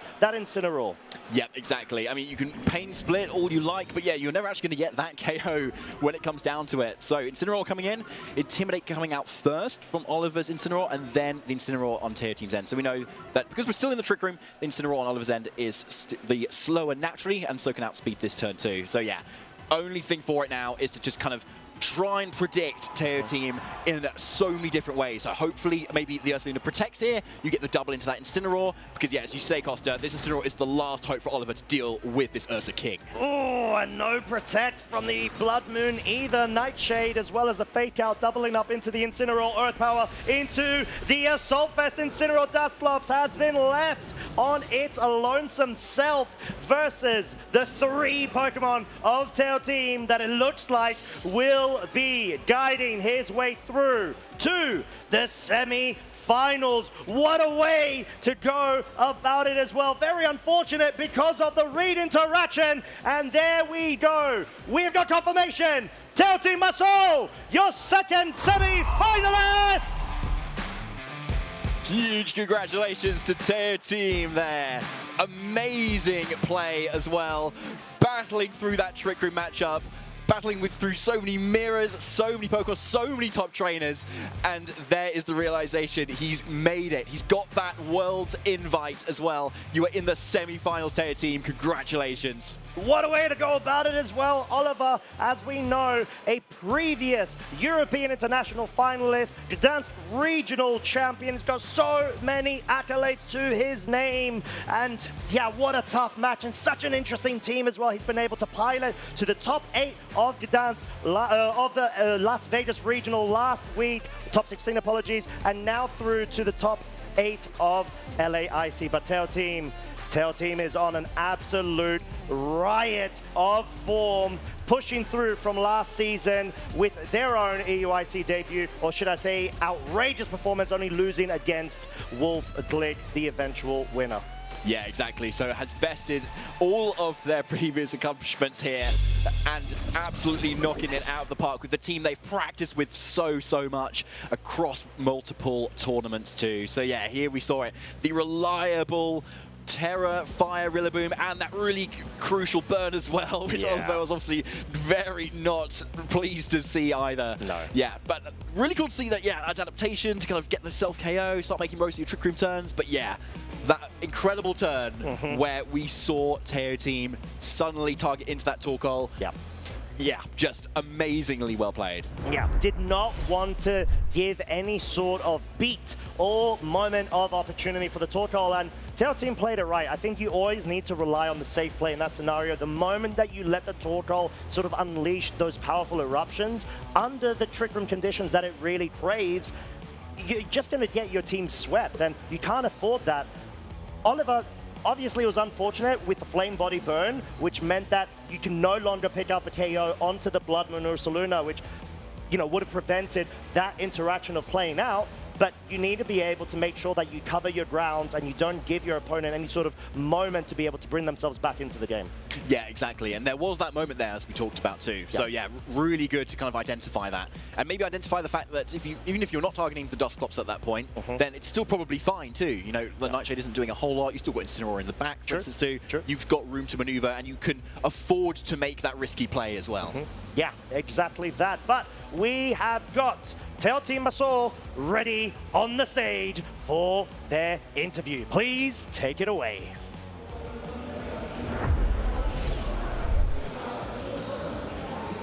All right, everybody, I am joined here by our second semi-finalist. Congratulations, Teo Team. You are now qualified for the World Championships and made it to a semi-finals of the Latin American International Championships.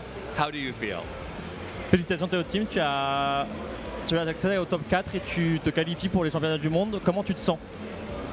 Là c'est fou ce qui se passe. Je m'attendais pas du tout à ça, surtout après ma round où j'ai perdu en stream précédemment.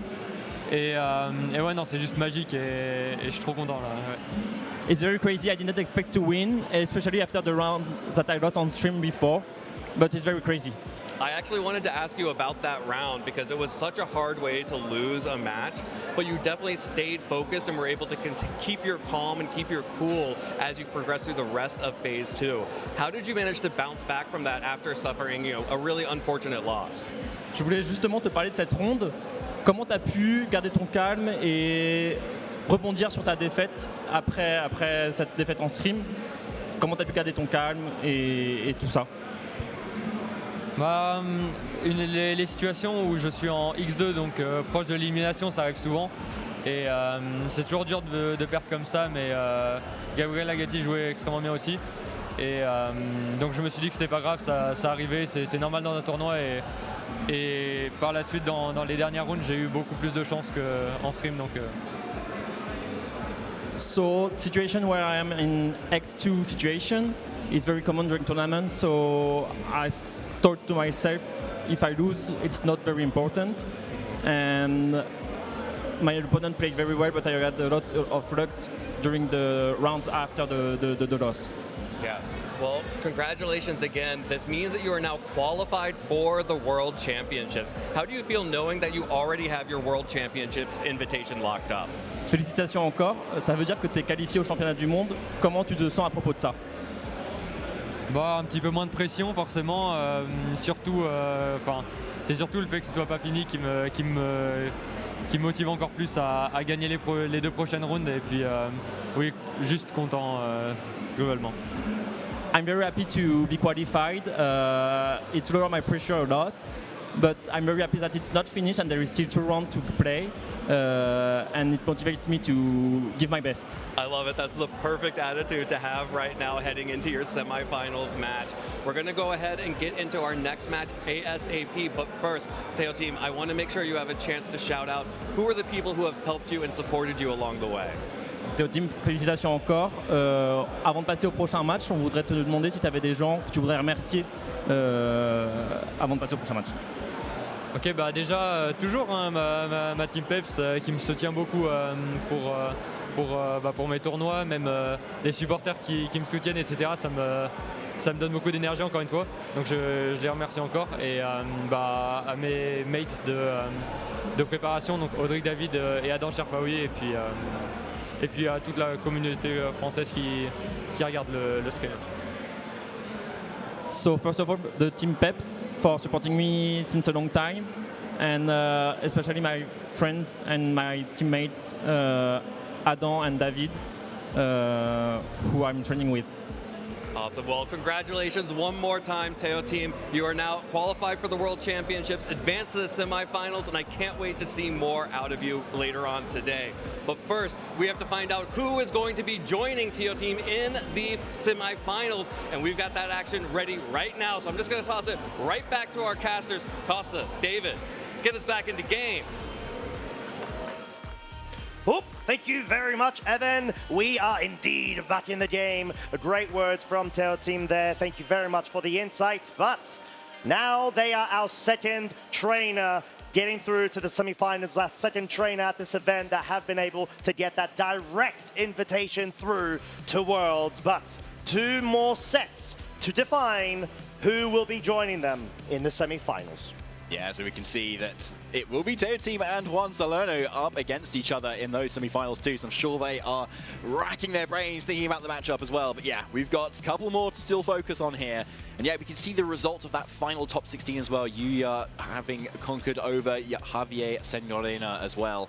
And they will be facing off against Hans. But first we'll be doing Justin Tang and Yuma Kinugawa, 2 trainers we've already featured as well. And with some cool teams too. Yuma with that really hyper-offensive, Whimsicott Typhlosion stuff, but also for Selena and we can't forget the only Flamigo in Phase 2. I know, which is such an incredible sort of statement piece, I would say. And Yuma being able to absolutely pilot it to such a great extent and results. But yeah, we've seen quite a bit of Justin both yesterday and today. And of course, Yuma through even a couple of our side feature matches, which don't forget, we had been previously showing on Pokemon.com/broadcast. However, that is our next set right now. Both trainers are vying for that spot in semifinals. And yeah, from Justin's side, we've got 3-time regional champion. Last year was able to accomplish that top 16 placing here in Sao Paulo, Brazil for the LAIC. And now trying to go that I'd say 2 steps forward. Yeah, and already getting that top 8 is pretty incredible, isn't it, at LAIC? And just the consistency, the sheer consistency that Justin's been showing, just like consecutive top cuts, it's incredible, isn't it? And only starting in the 2023 season as well. Oh, don't remind me. It's just my goodness. He's so good. So talented as well. Talented. Yeah, I dare to ask what else he's good at, because it'll just make us feel even worse.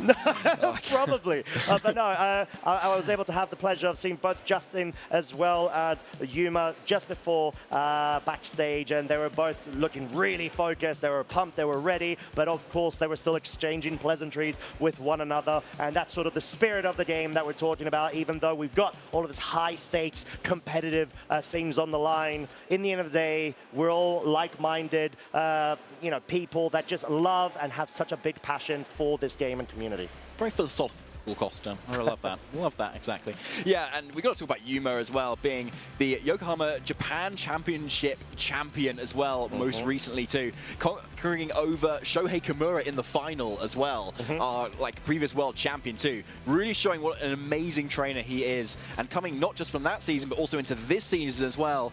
Coming into our internationals as well, and doing incredibly well with just really innovative teams. Yeah, exactly that. And both of our trainers are on stage. They're prepping, as we mentioned, and Justin on the left, Yuma on the right.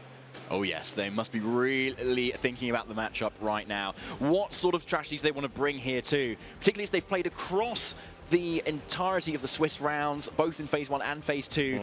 They're most likely starting to get familiar with what each other's Pokemon are as well. And of course, these trainers have not actually faced each other yet at all, which is going to be really key as well. Whereas a lot of trainers may have already faced by the time they kind of get to Top Cut. This is a fresh new matchup as well. But one I think these trainers have probably started to think about.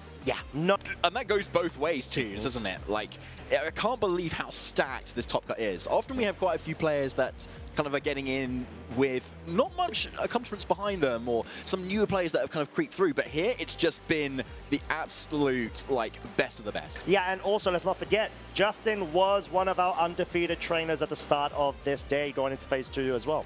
Yeah, it's true. And he took a couple of losses as well, going along it too, and saying, Jumpluff wasn't a great matchup here. And that Jumpluff had a Typhlosion on the team as well when he was facing it earlier in the Swiss rounds today. And there's a Typhlosion there on Yuma's team too that he's going to contest with too. But without a Jumpluff though, so there's got to be ways to kind of get around it.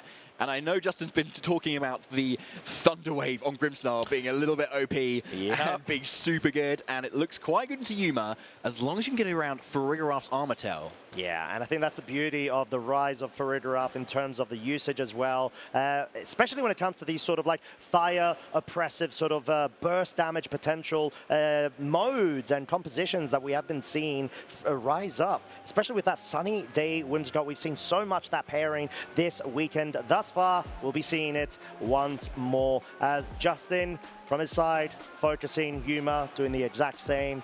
They're in the zone, they're in the flow state. They've got one more step to be able to ensure they get their direct invitations to the World Championships later on this season. Oh yeah, and Justin's Pancham is also very serious as well. And as adorable. You can see there. And so adorable too, adorable. But mostly serious. Probably 60% and 40% adorable at the moment. That's a good rate. Yeah, I would say so too. Well done. Thank you. And so we will see how the matchup goes, obviously. Looking at those teams there, Costa, there's a lot of different lead options that I can see. And Yuma's maybe a little bit more obvious in terms of the pairings there, but we know Justin loves leading with that Grimmsnarl, for instance, to kind of just get those screens, start spreading those Thunder Waves, just a really lovely bulky Pokemon too. But he's got to make sure He knows his counts. Yeah, and also the Volcarona is a good sort of opening statement piece when it comes to being escorted with the Grimmsnarl, as you got that Struggle Bud and Tailwind, which can really form to be such a good way to lower the damage output from your opponent's side. Exactly, a really good way of doing it. But obviously if the Trick Room goes up, that's a little bit more tricky, but then can you just stall out the Trick Room turns with your screens? True, and that's sort of the big thing when it comes to Grimmsnarl. I think Grimmsnarl goes in and out of the meta in terms of being underrated, then being overpowered. And clearly Justin putting in his faith with this Pokemon, as well as the very innovative structure of the team composition too. But yeah, with that being said, we're just gonna have to see and find out. Yeah, we will. There's a lot on stake here as well. And of course, Justin's been in this position too. He's really feeling it at the moment, but hopefully with so many regional championship wins, he knows how to deal with the pressure at the moment here too. Like 3 regional championships as well. Like when they're all kind of listed, you can't list them all on the graphics as well. No. Like, there's just so many to count in such a short space of time. Yeah. But Yuma still up and coming as one of the best Japanese players and players of all time. Yeah, truly. You know, I think what we've spoken about time and time again is the Japanese meta and the sort of influences that a lot of the Western sort of meta games take in from it in terms of inspiration and even direct sort of influences when it comes to what is dominant in what kind of different formats. Because as we know, being not only having one opportunity, let's say if you stick to the Japan Nationals in order to qualify for the Worlds, is already high stakes and pressure. Yuma being the 2025 champion and having to undergo a best-of-1 tournament initial phase going into a state of best-of-3 means you need to be able to have such creativity and well-grasped sort of understanding on how to take advantage of both of those states within the same tournament structure, which is so bonkers.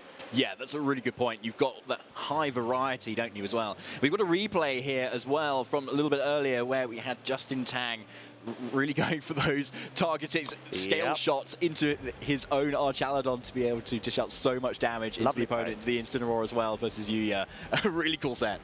Yeah, exactly, and then Sinister going in and proving why it's such a good Pokemon to be able to sort of bring to this meta. And yeah, like we were saying, the Archaladon, honestly, from Justin's side of the field, the fact that it is an Assault Vest, it doesn't have Electro Shot, and its Terra Fighting is so innovative when it comes to how the rest of his team works and how they blend in. And you can see Justin overwhelmed by positive emotion there, ensuring, if I'm not mistaken, that was progression into Top Cut, if I remember correctly. But yeah, that in phenomenal player.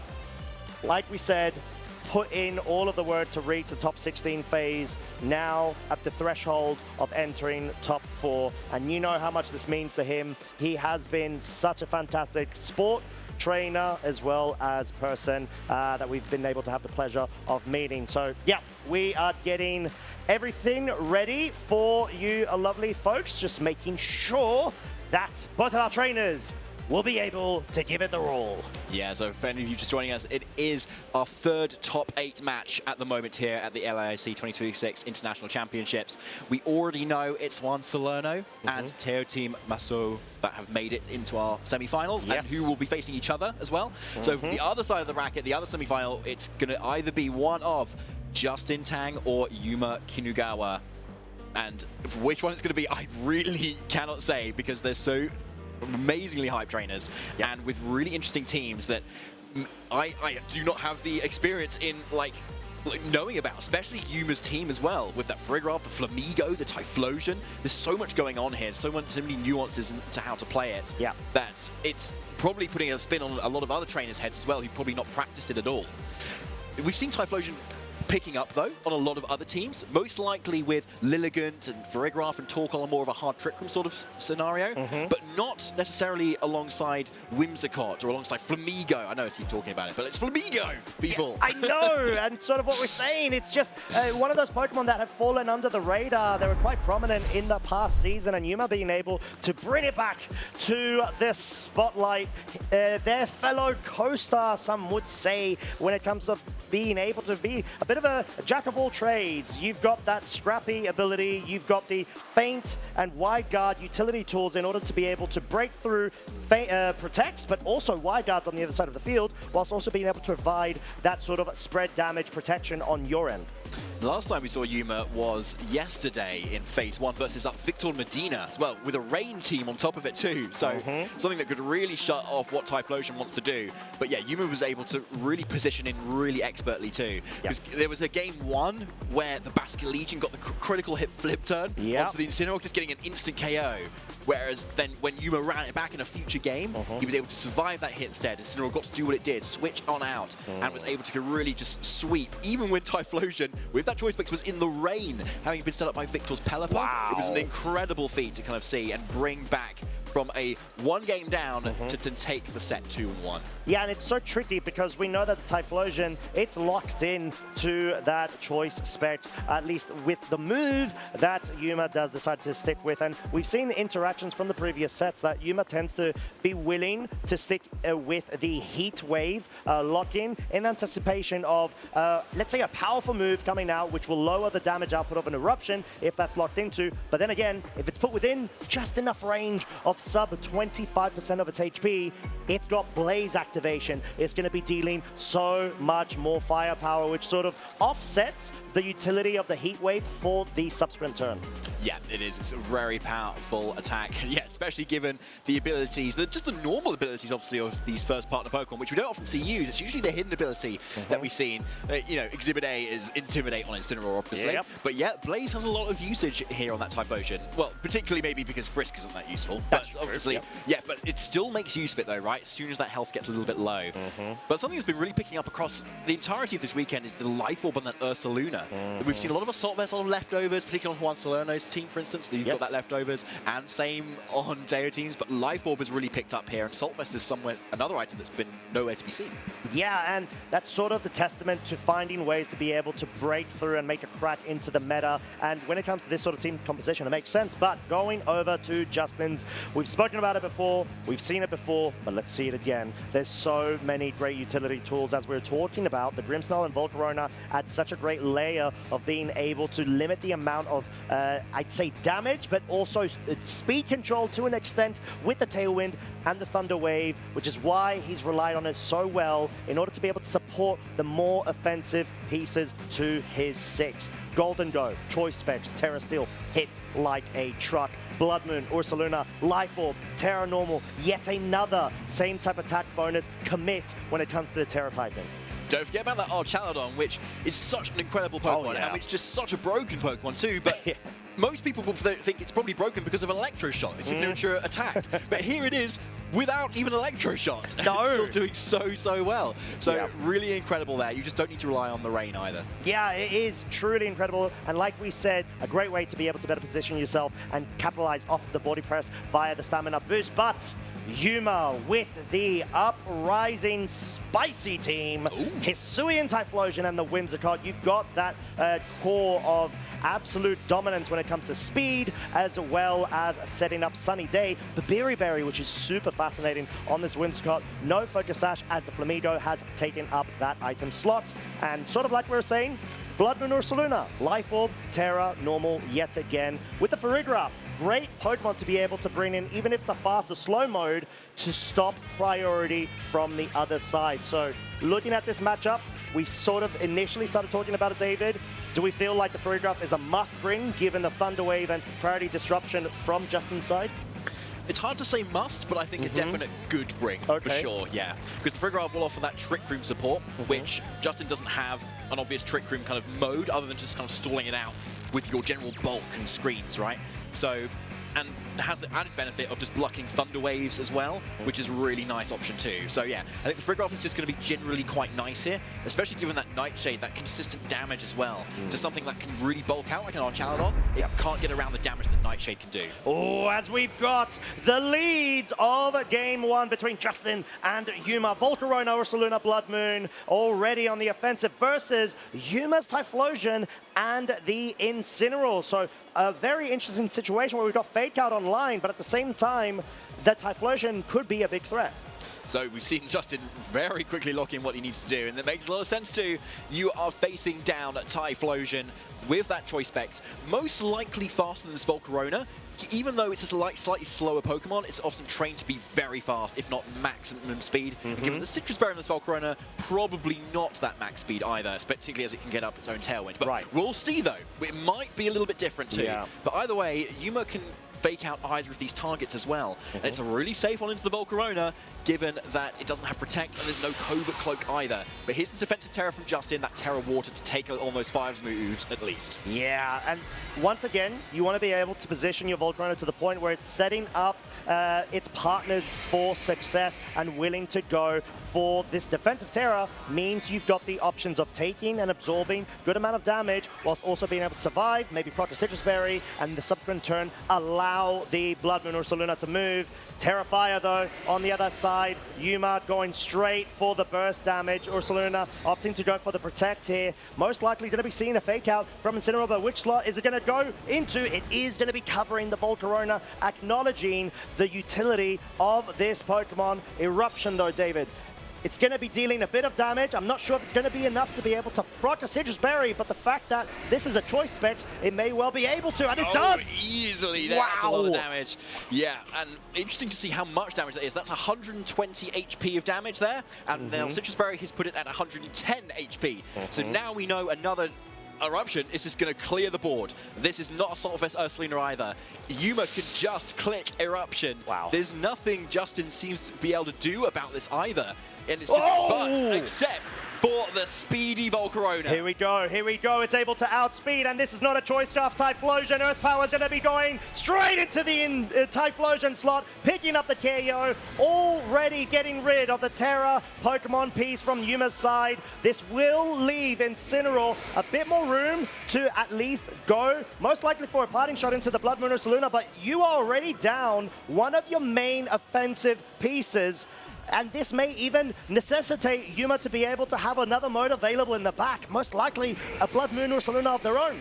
Yeah, such a critical outspeed there from Volcarona, showing off what an amazing moth it really is. And with the supportive set too, amazing to see. And yeah, so here's the Farigiraf that's coming in at the moment, which I really like to see. So you've got to imagine that Ursaluna might be in the back as well, if you want to set up that Trick Room, to really flip the speeds on what this Volcarona has now provided too. And the question is though, can you take the double up though? That's the question. But Incineroar coming in though could be very safe to be able to get it to do what it needs to do. But it's not. It's actually the Ursaluna coming in here. Fascinating. And this sort of brings to the question of, does Justin go for the just absolute damage output now, the Blood Moon focus, into the Farigiraf in recognition of a potential Trick Room setup, or expect a defensive play from that slot, maybe a switch in, and the Blood Moon Ursaluna from Yuma's side going on the offensive? So the Ursaluna's going to switch out here, a little bit afraid of what Yuma's Pokemon are going to be able to do in front of all this Tailwind as well. Archaladon, a good switch in there too, but catching a Protect there as well. But where has this Volcarona targeted? It is both. Strugglebug, a really nice defensive option to support the team. Yeah, and even though Yuma will likely go ahead and get that Trick Room being set up, critical hit is actually a bit annoying in terms of the amount of HP resource available on that Farigiraf. But like I was saying, the fact that you've got the Archaladon now on the field, it doesn't have the option to Terra out of the Earth Power incoming from the Blood Moon Ursaluna, sort of forces a point where we know this Volcarona has Rage Powder. It's going to be able to redirect that and maybe force Yuma to have to decide which Pokemon to really try to go for in terms of, do you go for the Blood Moon, do you go for the Hyper Voice, or do you go for the Earth Power? Yeah, all really good questions, Costa. I mean, like, it would have been closest to where the Farigiraf would have gone down to maybe a double off on that previous turn, but I think something else is about to happen right now. Yeah, it is, and it's just going to be the redirection from the Volcarona for now, but which move has the Blood Moon gone for? It's going to be the Hyper Voice, wanting to make sure that it can at least pick up the KO onto the Volcarona, deal as much damage as possible onto the Archaladon, and now we have got a +1 defense boosted Archaladon by the stamina ability interaction. It could be a case of trying to go for the body press straight into the Blood Moon Ursaluna. It's not that bulky, but I would say the safer place, it seems like, is the Snarl. You're not only able to get some good chip damage onto both of Yuma's Pokemon, but you start lowering the damage output of their special offensive prowess. Yeah, it's a really nice option there. We've seen Volcarona do exactly what it wants us to do. We've seen the Struggle Bug, we've seen the Tail, we've seen the Rage Powder. It's doing exactly what it needs to. But yeah, because you're that fast on Volcarona, you don't have the bulk to be able to take on those Hyper Voices, so it does obviously go down here. So Justin is a little bit of a battle here to try and stall out his own Tailwind and top of the Trick Room as well that Yuma's got up at the moment too. So yeah, Yuma's still very much in the driver's seat at the moment. But yeah, given that special attack drop, we might start to see these Pokemon survive. But there's where the Nightshade comes in on Yuma's end. The damage of that has not been mitigated. So I do wonder if something like a Nightshade and Earth Power could still be enough to KO this Archaldon. It looks like Justin is a bit wary of that too. Oh, yeah. So I'm curious to see if Yuma's been able to sort of anticipate this and go on the full offensive, maybe interact with that Dragonite slot instead, which at the moment it looks like there's been no protect on that side. Earth Power is enough, though, to pick up the KO thanks to that helping hand. Such a crucial KO onto that slot, leaving Justin down to the final two Pokemon. You can see Justin nodding his head, does connect with the Scale Shot, but even though the Blood Moon Ursaluna is more of the offensive set with that Life Orb, it's got so much bulk when it comes to its physical defensive side, and that's only 4 hits. It's able to take that and have a couple of more attacks in its slot available before the Life Orb recoil is able to pick itself off. Now, here's something interesting, is where the Archaldon is now in, the Tailwind has expired. Now, if you're running an Ursaluna that has a Tailwind on the team and Trick Room on the team, there's a chance that Archaldon could underspeed the Ursaluna here, but Yuma seems confident that it will underspeed the Archaldon, I think. Yeah, it does seem to be the case. Up in hand, Earth Power into the Archaldon. Yet another Pokemon KO'd from Justin in consecutive turns, leaving the Dragonite on its own. At this point, yes, it could go for the Scale Shot. It will potentially get the KO on the Farigiraf if we see all 5 hits and maybe even a critical hit at this point. But you've got the Incineroar in the back, and this just looks like Yuma's been able to run away with this game 1. You've got Trick Room still remaining and a lot more resource available versus Justin. Yeah, 100% here. It's 3 versus 1 at the moment, but obviously 2 Pokemon who are very low on HP here. So what you might want to try and do here is switch in the Incineroar, so at least you've got a Fake Out turn to if you want to then set up Trick Room at the same time. So, but if Justin can get the KO on this, like, Farigiraf, then maybe there's a shot. No, as the multi-scale has been broken, Blood Moon at -1, special attack is enough. Life Orb, of course, means this bear is a monster of mass destruction, giving Yuma game 1. I would say not very comfortably, because there was a lot of back and forth between both of our trainers, and Justin definitely felt like had the initial sort of momentum in their favor, but it just seems like the bring of the Trick Room in the back was able to give Yuma so much more room. Yeah, it really was. So you could see the kind of the bait of the Typhlosion in the lead, right? Going like, you need to get up Tailwind, otherwise I'm gonna like just destroy the rest of your team. So Tailwind goes up, but then suddenly Farigiraf comes back in. And that is where the tables completely flipped. All the speeds were flipped. Now, maybe a missed opportunity there for Justin to have actually targeted into that Farigiraf on that turn specifically with a Blood Moon. Double up with that Struggle Bug. Might have had a chance to KO there as well, given the Struggle Bug did get that critical hit as well. So they might have looked at a different game. Even if it didn't KO, it would be in range and there would be less helping hand.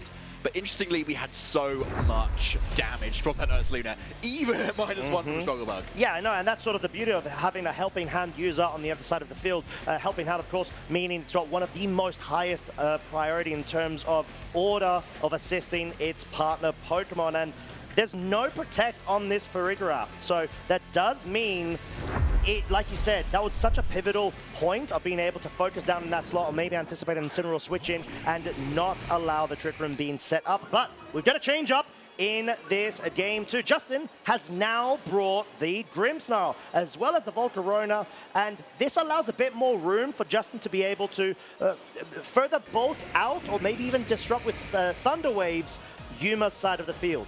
Yeah, exactly. So what is safe here is maybe a Terror on Grimmsnarl's end, plus, say, a Light Screen to get around Fake Out that could come out here. And obviously, we've seen the Terror on the Volcarona before as well, to get into that Water type too.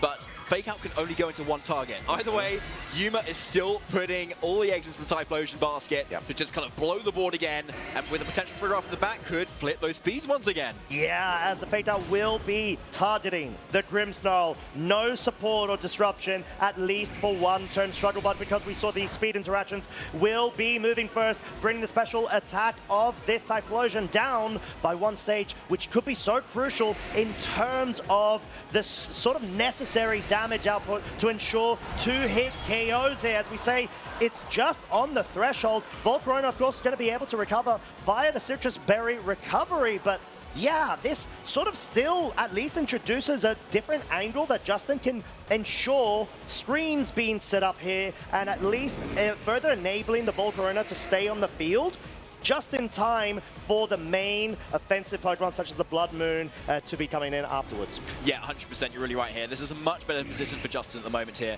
We can see from the Citrus Berry recovery, Eruption could be survived again, even if another Struggle Bug doesn't come out. So yeah, Light Screen might want to go up here, but obviously Justin maybe not thinking so as much here, but if you switch in something that maybe resists fire, that could be slightly better. Oh yeah, what a nice little bring here, because what are you really scared of, at least in terms of this board position? Now, the Typhlosion is at -2 of its special attack, so you sort of want it to stay on the field and not deal that much damage, as well as getting that Dragonite in means scale shots will start really taking the toll on Yuma's side in the subsequent turns, as a Flare Blitz focus into the Volcarona is actually enough to pick up a KO, because there's no sort of damage mitigation, at least when it comes to the physical output of this Incineroar. Yeah, it's a really good play from Yuma, just to kind of keep up that offensive power going, because the Volcarona has to leave itself open if it's going to start mitigating damage from Typhlosion. But the beauty of having a special attacker and a physical attacker on your team is that you can't often counter both at the same time here.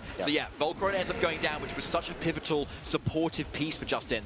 And now he needs to get to his position where he can start dealing out some damage. And now is a good time to do it too, right? You've got two Pokemon that can't protect, so can Justin capitalize on this position now? Yeah, and I'm curious to see if there's going to be a switch up from Yuma's side in more of a Whimsicott Ring, which will be able to be immune to a scale shot. So question is, has Yuma been able to read which slot the scale shot has targeted, as the Flamigo makes an appearance too? But no, wanting to go more on the safer side, Tailwind has been set up. Earth Power, does mean Flamigo is able to have a Focus Sash intact. Well played from Yuma. Yeah, Yuma is absolutely in Justin's head here. Wow. Not only from the play, but from the Pokemon that Justin has been using too. Exactly. The perfect switch-ins there. Dragonite has just gone for Tailwind. This Whimsicott has Encore, so it can actually lock it into that move. Not only that, it can Encore the Ursaluna into Earth Power, which can do nothing to the Flamigo and resisted damage to this Whimsicott. And even if Justin goes on the defensive, Whimsicott can just go for Tailwind and match it for what the Dragonite has done too. And now we have a Flamigo on the field as well that can deal really good damage to this Ursaluna. Yeah, Yuma is on fire right now. Justin does still have the option of committing to a Terrestrialization in order to forego the weakness to the Fighting type in the subsequent turn, as it wants to go a bit on the defensive right now, get that reposition of the Grimmsnarl going, and yeah, try to read that Encore, which obviously will definitely not affect the Grimmsnarl, but the close combat will instead. Yuma reading the defensive play, saying, right, all I need to do is get rid of that second slot, lower the amount of available switches that you've got in order to pin that Ursaluna. It's so crucial as well, it makes a lot of sense, because there's no way for the Flamigo to be impacted with a Focus Sash intact, and we've got Yuma Kinugawa, our third semi-finalist. Wow. Wow, wow, wow. Oh my goodness. Yuma completely turned things around on Justin there. The perfect play, the perfect Pokemon, the perfect switching. Wow. Every single time. It's like he had the game plan all mapped out from yesterday.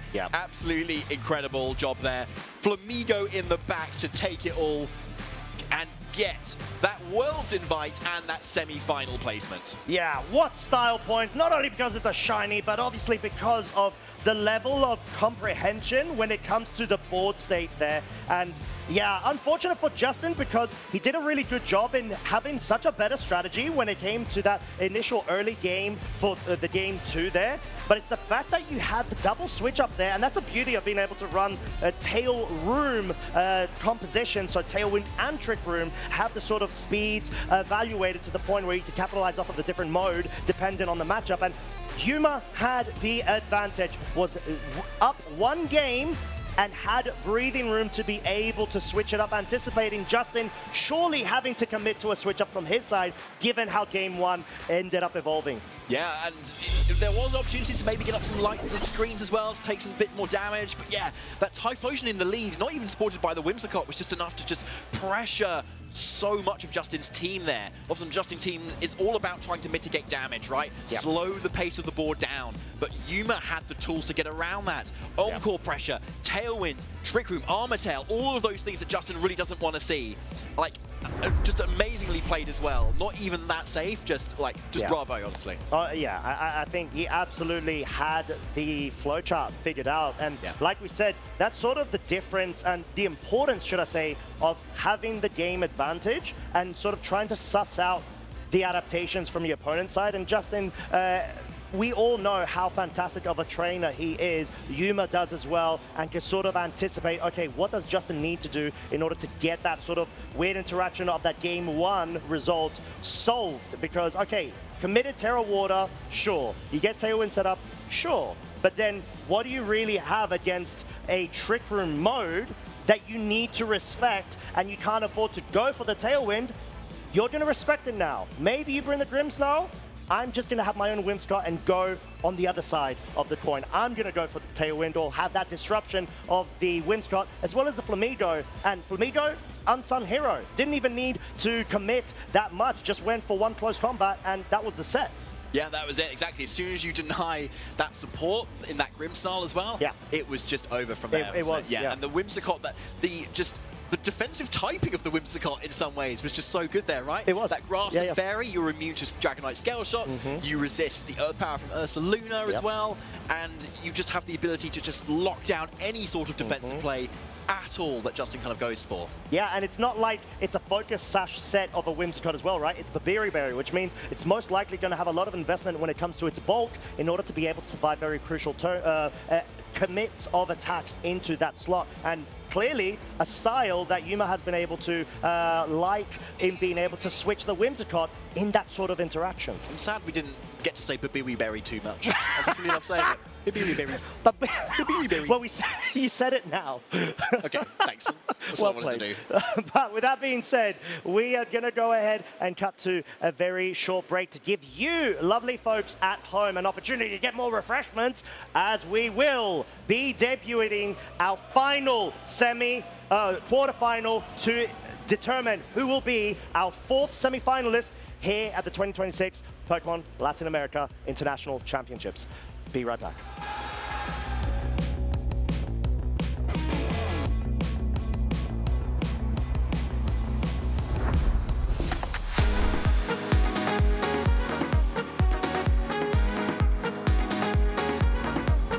The best way to test your team is to get a group of friends together and hold a tournament, check your show 6, pick 3, and learn how to work your way out of situations, tough situations, easy situations. So when I'm preparing for a regional, what I usually do is I play a lot of live, and I have a spreadsheet next to me with like every single deck I play, what deck I'm playing against, whether or not I went first or second, and then every single mistake I made, and whether just like everything that I could get from a single game, and that helps me just like condense all my knowledge and get better at my deck as quickly as possible. I think it's very important that you never cut out your team or a team member too early. You need a few games to determine, okay, this isn't going to work. You know, just testing so many games over the past like 2 months. That's how I ended up with the 6 that I have here today. Some unconventional, but sometimes if it fits for your team, that's what you need to go with. Practice with, I'd say, the Great League or the Ultra League. Go on the app and just like practice. Learn some strategies and just practice, basically. Practice makes perfect, so. Personally, live and going to locals, I go once or twice a week as best as I can. you know, and going against people, it's different from live, but like it's good to get the reps in. I think that there are a few good ways to test your team. Some of the best include just competing at locals and going out and getting real experience with other players, because sometimes what looks good on paper doesn't always do well in practice, so that's always good. But also working with friends and other people who are interested in the same Pokemon and archetypes that you are, because a lot of times we all see the game differently and you never know what you can learn from those people, even though they want to use the same things as you. So. Hey Pokemon trainers, welcome to Pokemon Championships History, a series where we showcase important matches throughout the history of competitive Pokemon. It's time to flash back to Championship Sunday at the 2023 North America International Championships. Welcome to the finals in the junior division of the Pokemon video game. Most iconic moments in Pokemon come from trainers in the Masters division, but this time around, the juniors stole the show in Columbus. The trainers in the juniors division often show the purest form of passion for the game of Pokemon. I've just got a couple questions about the championship. I've never been to a championship. Oh, this is a national. Whatever. Avery's energy made him an immediate fan favorite. We got Avery from the United States and Takumi from Australia. I am enchanted with these trainers. Avery made it to the finals with the help of his hard Trick Room team.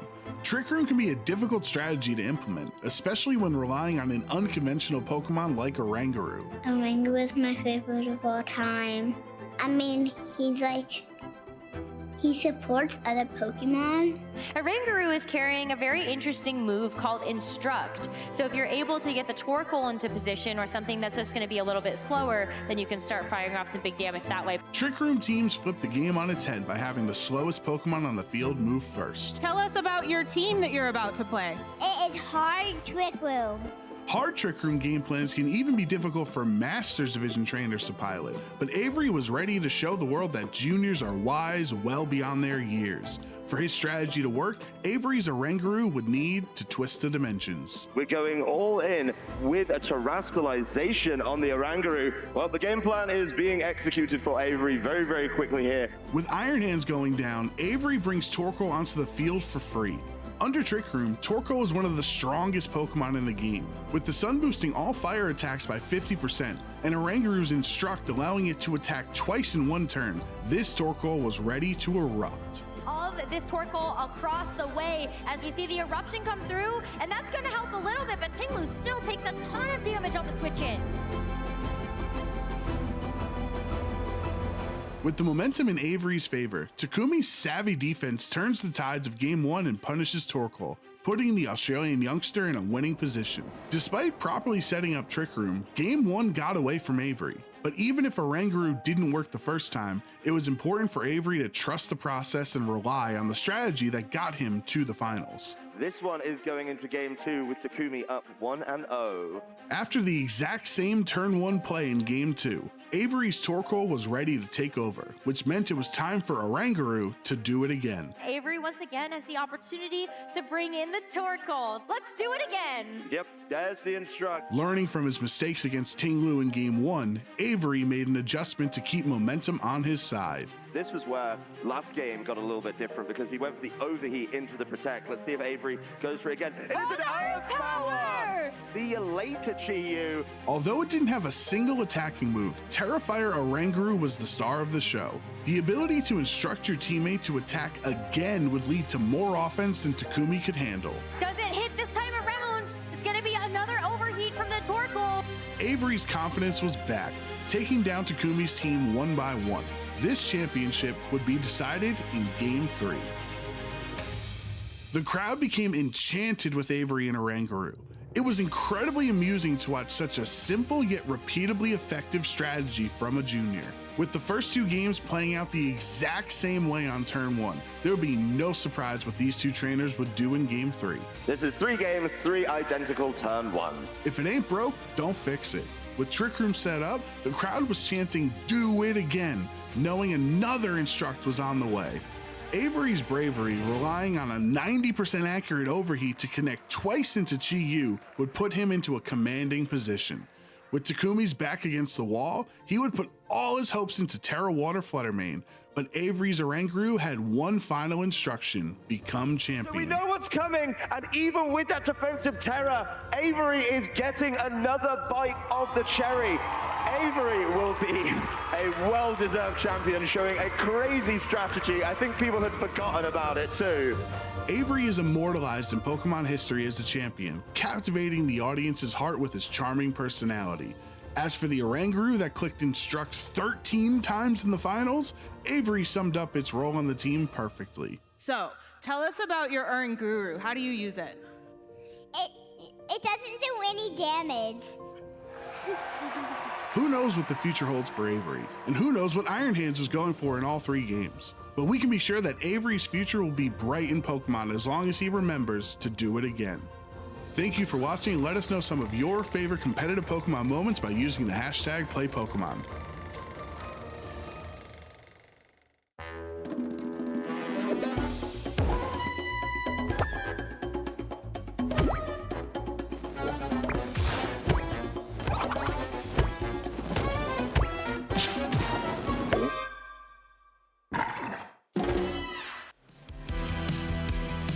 Welcome back, everyone. It is time to find out who our final semi-finalist is going to be here in gorgeous Sao Paulo, Brazil. My name is Evan Lattin. I've got Gabby next to me getting ready for our next matchup, and I could not be more excited. We've seen so many incredible matches so far that this fourth one is going to be as good or better. Not only did Yuma Kinugawa just get a direct invite to compete at the World Championships in San Francisco this upcoming summer, we're going to be giving away one more to the winner of this next match. And this has been a really unique opportunity for our Japanese players making it this far in the tournament to guarantee their Worlds invite and avoiding what has been arguably the toughest circuit to compete in competitive Pokemon. Yeah, absolutely. This is our 3rd Japanese player overall since the change was made to qualify directly to the World Championships, and our 2nd this season alone after Hirofumi Kimura made it to the top 4 of the World Championships last season. Let's take a look at our current bracket and see where we stand heading into this final match. Again, we have already identified 3 of our semi-finalists. Team Maso and Juan Salerno and Yuma Kinugawa are in the semi-finals, and we are going to find out which of Hans Pizarro or Yuya Tada are going to make it alongside of them. And Yuya Tada could increase the number of Japanese players to get a direct invite to the World Championships by 1, but will have to defeat Hans Pizarro to get that prize. And this is going to be such an exciting matchup. I don't think we should keep people waiting any longer. Let's go ahead and jump straight to the stage and get into our final top 8 match of this Latin America International Championships. Yeah, I am so thrilled to see this final matchup and finally see who our semifinalists are going to be, because already we have 3 Titans there, and whoever will be joining them will also be an incredibly powerful trainer, which means we are going to have 2 incredible matches later on today. I am thrilled to see we have Hans Pizarro on the left-hand side of your screen and Yuya Tada on the right. This is going to be such an interesting matchup too, because it's return of one of the VGC favorites. This is a Sun versus Rain showdown, but let's go ahead and take a look at our players first. Hans Pizarro won the Santiago Regional Championships back in 2024, got top 32 at the North American International Championships last year and the Latin America International Championships 2 years ago. So no stranger to this international stage, and his opponent Yuya Tada has the same level of comfort competing at this level. Yeah, absolutely. A regional finalist in Brisbane not more than a couple weeks ago. Yuya Tada is here in Sao Paulo, ready to repeat the top 4 finish of his OCIC finish in Melbourne in 2023. Of course, Hans Pizarro is our 2nd remaining Latin American player here in Sao Paulo. Again, a Latin American player has never won an international championship, and it would be so meaningful for one of our 2 remaining Latin American players to bring that trophy home here to Sao Paulo in Brazil, in the Latin American region, and keep it in the region for once. Hans is going to be piloting a team that is a bit of a throwback to the first time Regulation H came around, but of course has been updated to some of the more modern techs. You do have that Jumpluff and the Hisuian Typhlosion and the Torkoal that work very well together, but Dragonite holding that loaded dice with extreme speed and haze. You have Garchomp with the Life Orb and King Gambit with Assault Vest and Defiant. This is a very well-rounded team. It's going to be looking to go very fast, deal a lot of damage, and I love this Torkoal in particular because of the access to Burning Jealousy and Helping Hand. This Torkoal is such a great support Pokemon against what Yuya Tada can bring, which is going to be one of those more traditional rain teams. And unfortunately, it is going to be a bit heavier on the special side in terms of damage, so we'll have to be very careful about how you play and how you approach it given that. But if you can find the openings for, let's say, your Garchomp to get set up and get going, that's going to be a huge threat for Yuya to contend with. Well, Yuya also has plenty of threats on his side to contend with against Hans's Sun team. Of course, when you're talking about a Torkoal, a Sun versus a Rain matchup, you have to look at the Pelipper. This is a very offensive Pelipper with the Focus Sash and the Stellar Terastallization, not going for the Ghost typing that sometimes is used to avoid fakeouts. Instead, just the offensive power to boost the Weather Ball and the Hurricane. So keep an eye out during this match to see who is remaining in control of the weather at any given time. I do think that the weather is going to be slightly more important for Yuya in this matchup because if you look at that Archaludon, it has the Terra type of grass, which means the Torkoal and the Typhlosion are going to threaten it no matter what. And if you look at the rest of the team and you look at that Blood Moon Ursaluna in particular, yes, it is going to be that more offensive Life Orb variant, and you can kind of pick up some of the missing damage from that Pelipper. But if Hans is able to keep the weather in his favor, I think Yuya's going to struggle to keep up the damage alongside of it. Okay, well, Yuya is not leading the weather, but Hans is. It is the Typhlosion that has been a breakout star of this international championship, next to its best buddy there, Torkoal, facing down the Blood Moon Ursaluna and Incineroar. But not for long, as the Eject Pack item activates. And this is such a cool tech for Torkoal in particular, because after one of your stat drops, regardless if it's from an Intimidate or maybe from your own Overheat, you are able to switch out. So Torkoal is now safe, so that if Pelipper wants to switch in, Torkoal can also switch in. And you can also pivot to get Garchomp or maybe even another attacker in, unafraid of an Intimidate. Yeah, Hans gets to preview what Pokemon Yuya led and select which Pokemon in the back he thinks is going to match up best against them. And that Garchomp, no surprise, another powerful offensive threat to whittle down these Pokemon.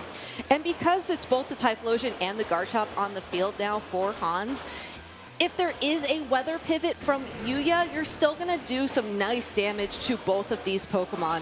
Garchomp can't necessarily go for an Earthquake, as you will be attacking your own Typhlosion. That's not ideal. But going for a Stomping Tantrum or a Dragon Claw in this position from Garchomp will do good damage to that Blood Moon Ursaluna or that Incineroar. Do have to worry about this possibility of a fake out into that slot, but that Incineroar is too scared to stick around. Yeah, the Incineroar doesn't want to take any attacks from Hans Pizarro's Pokemon, but more importantly, Yuya needs the rain out on the field to limit the damage of this Typhlosion.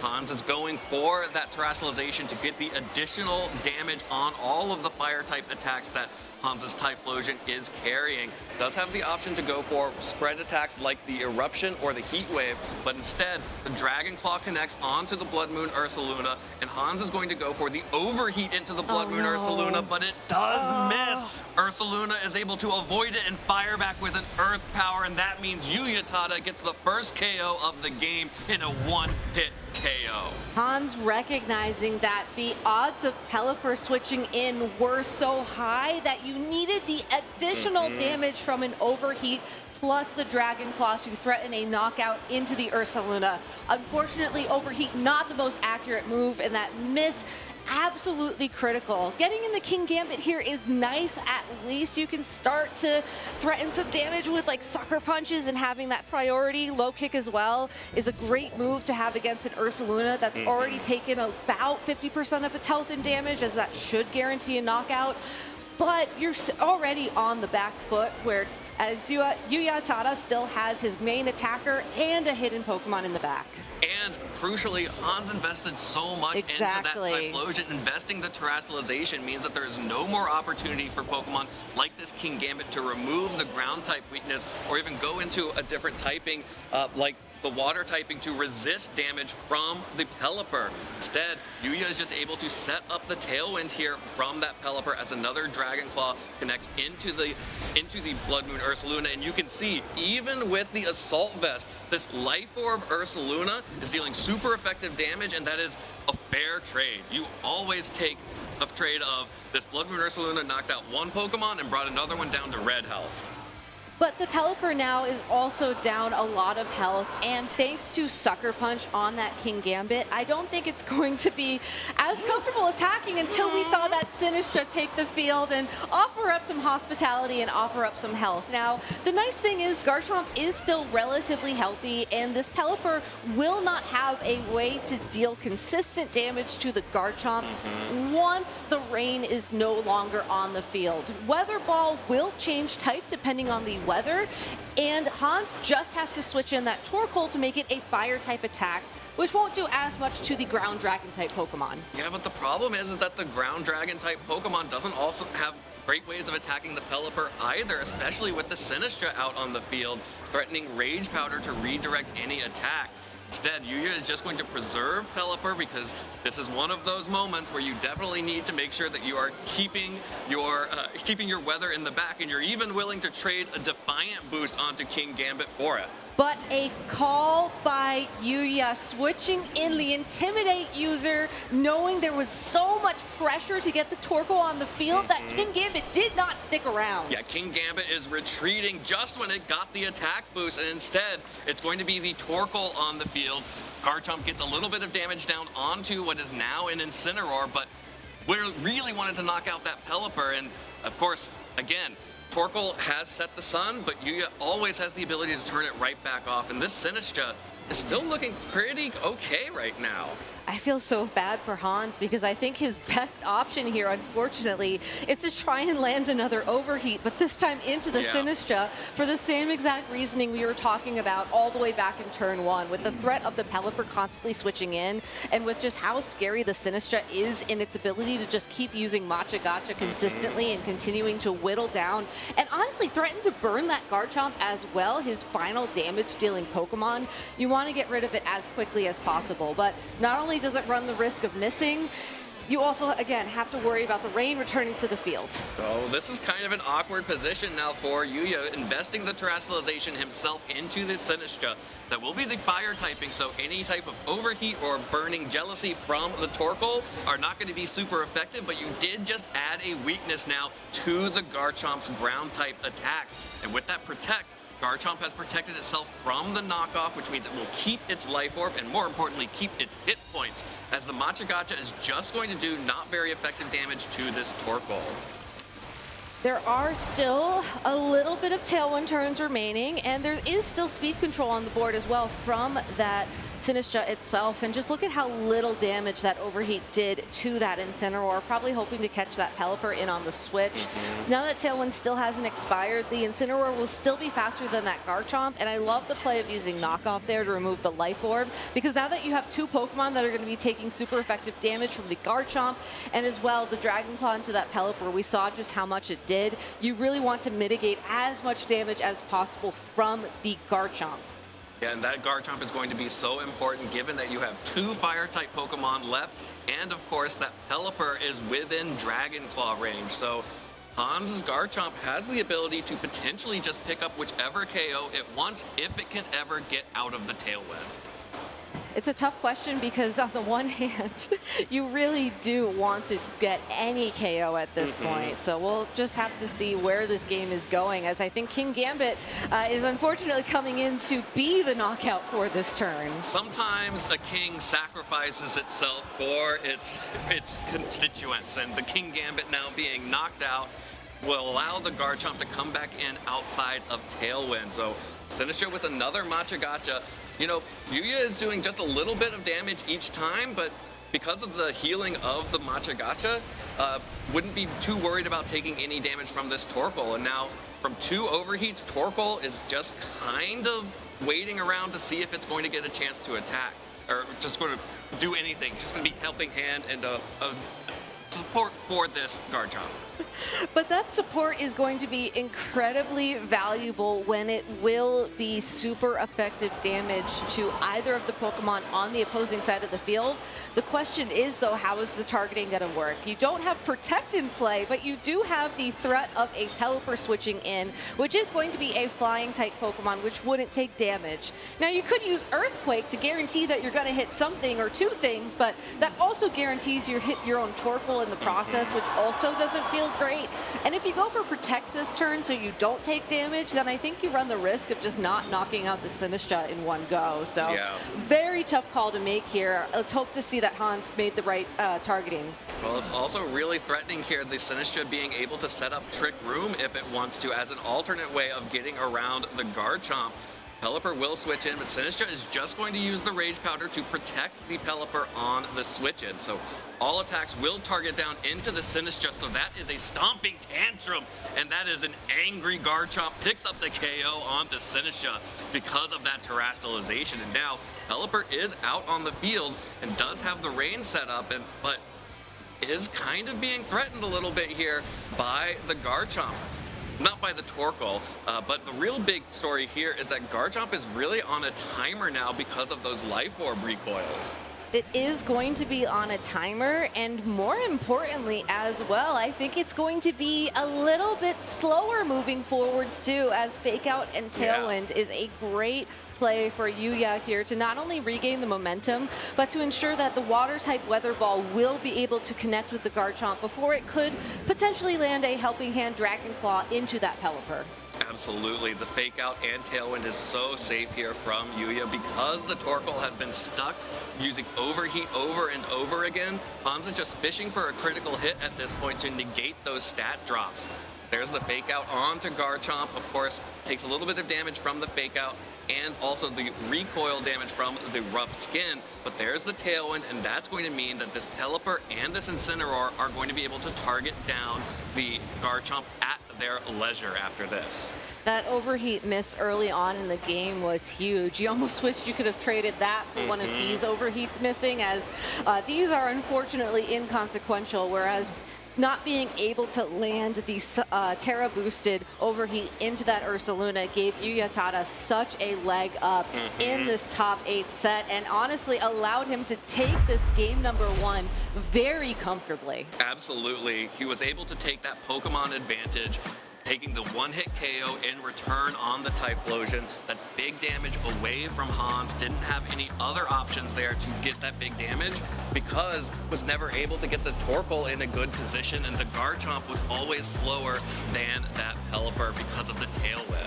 Exactly. So you have to talk about adjustments now, right? Because I think the big adjustment is, do you go for the overheat again, knowing that this is a best of 3 situation, and odds are you won't run into the bad luck a second time, knock on wood, trying not to cast a curse here? Or do you try and mix up your play style to guarantee that Sun is on the field so you can go for a safer play, such as the full health Eruption?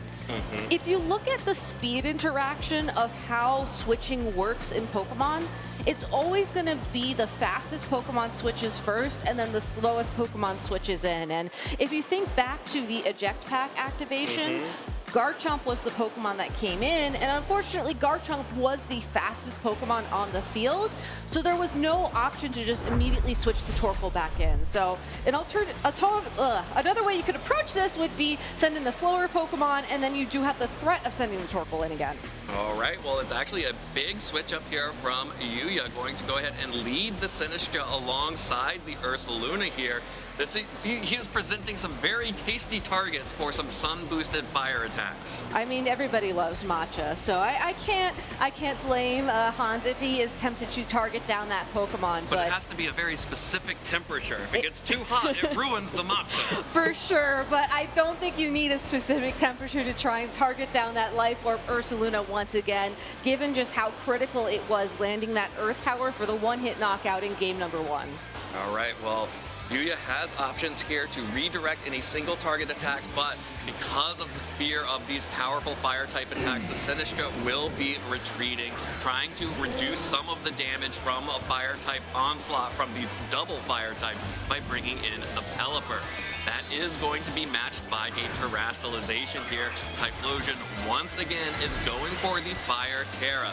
Let's try again, this time to see if we can actually land one of these fire type attacks and deal the damage we're hoping for. But there's even more investment this time with the helping hand on the Torkoal. This is huge!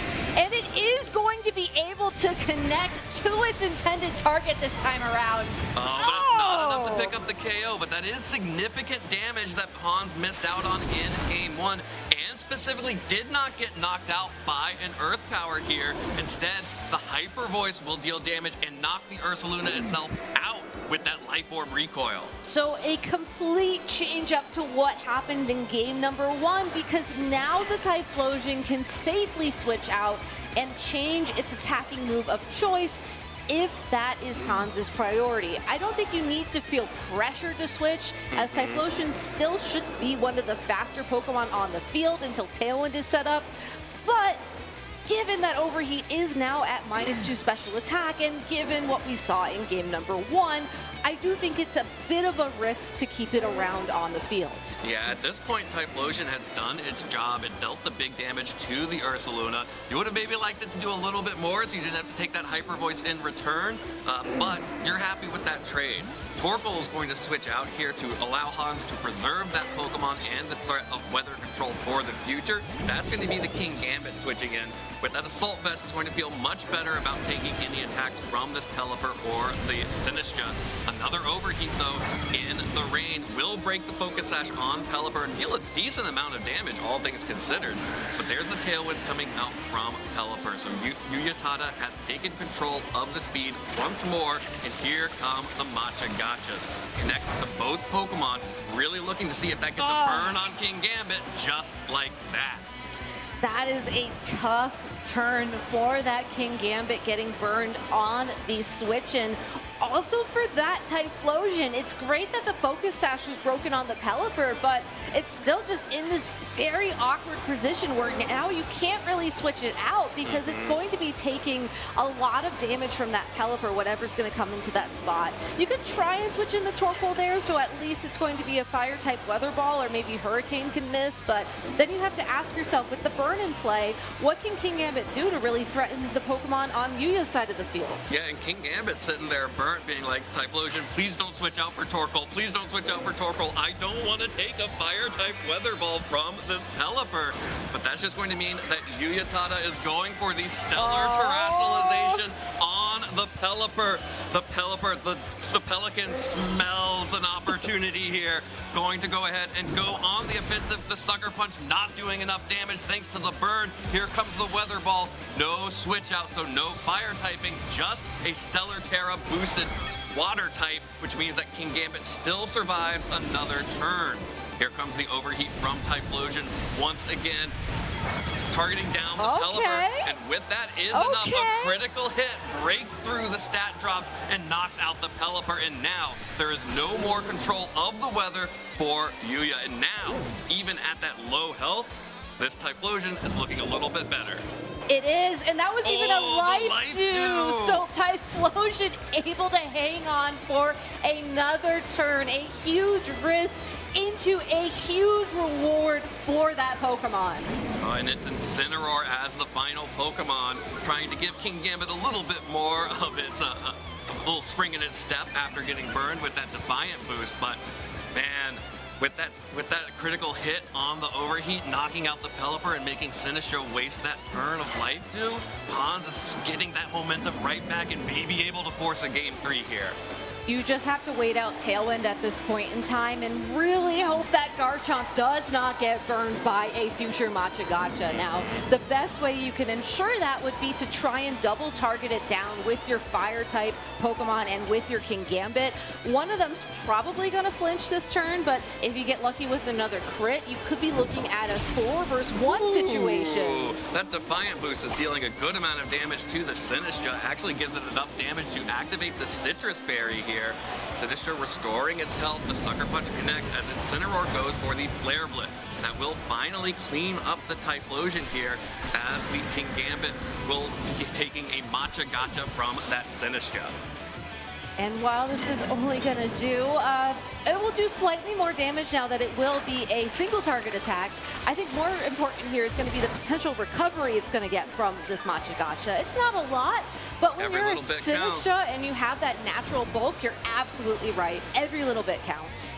Well, King Gambit is still taking that burn damage and having an opportunity to consider what Pokemon to bring in here. You have the Garchomp and you have the Torkoal, and this is putting a really nice pinch on Yuya, because Garchomp being able to outspeed outside of Tailwind means that Yuya may want to go for a Trick Room mode, but with that Torkoal in the back and with Terastallization used on the Pelipper, Sinistcha is not going to be able to be safe from any fire-type attacks from the Torkoal.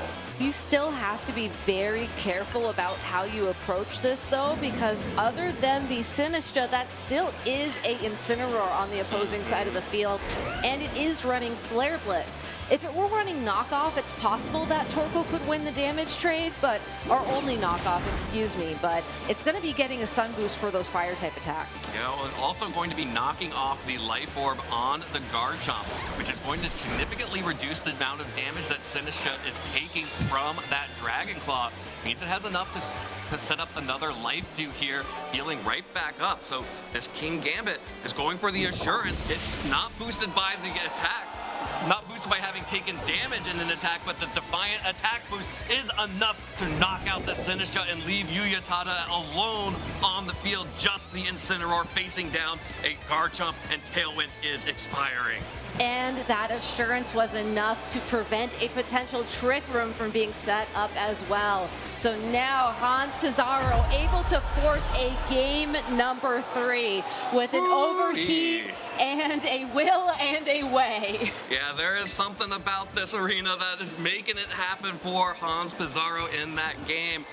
Being able to land the overheat this time around was huge in getting that Ursaluna off the field. It still dealt good damage with the Hyper Voice, but in doing so was able to actually get the damage trade because of the Life Orb, and of course, that's just left the Typhlosion alone to come back in later because it didn't get one-hit KO'd by the Earth Power. There was also the fact that he was able to knock out that Pelipper immediately after it terastallized, and really only got to take advantage of that terastallization for a single attack. And going into a game number 3, I think you have to keep the damage pressure up, as Yuya has been forced to bring 1 attacking Pokemon and 3 Pokemon to really support it every single game. Pelipper has had to consistently go for Tailwind first before it can attack to ensure that Ursaluna has the opportunity to outspeed the threats on the opposing side of the field.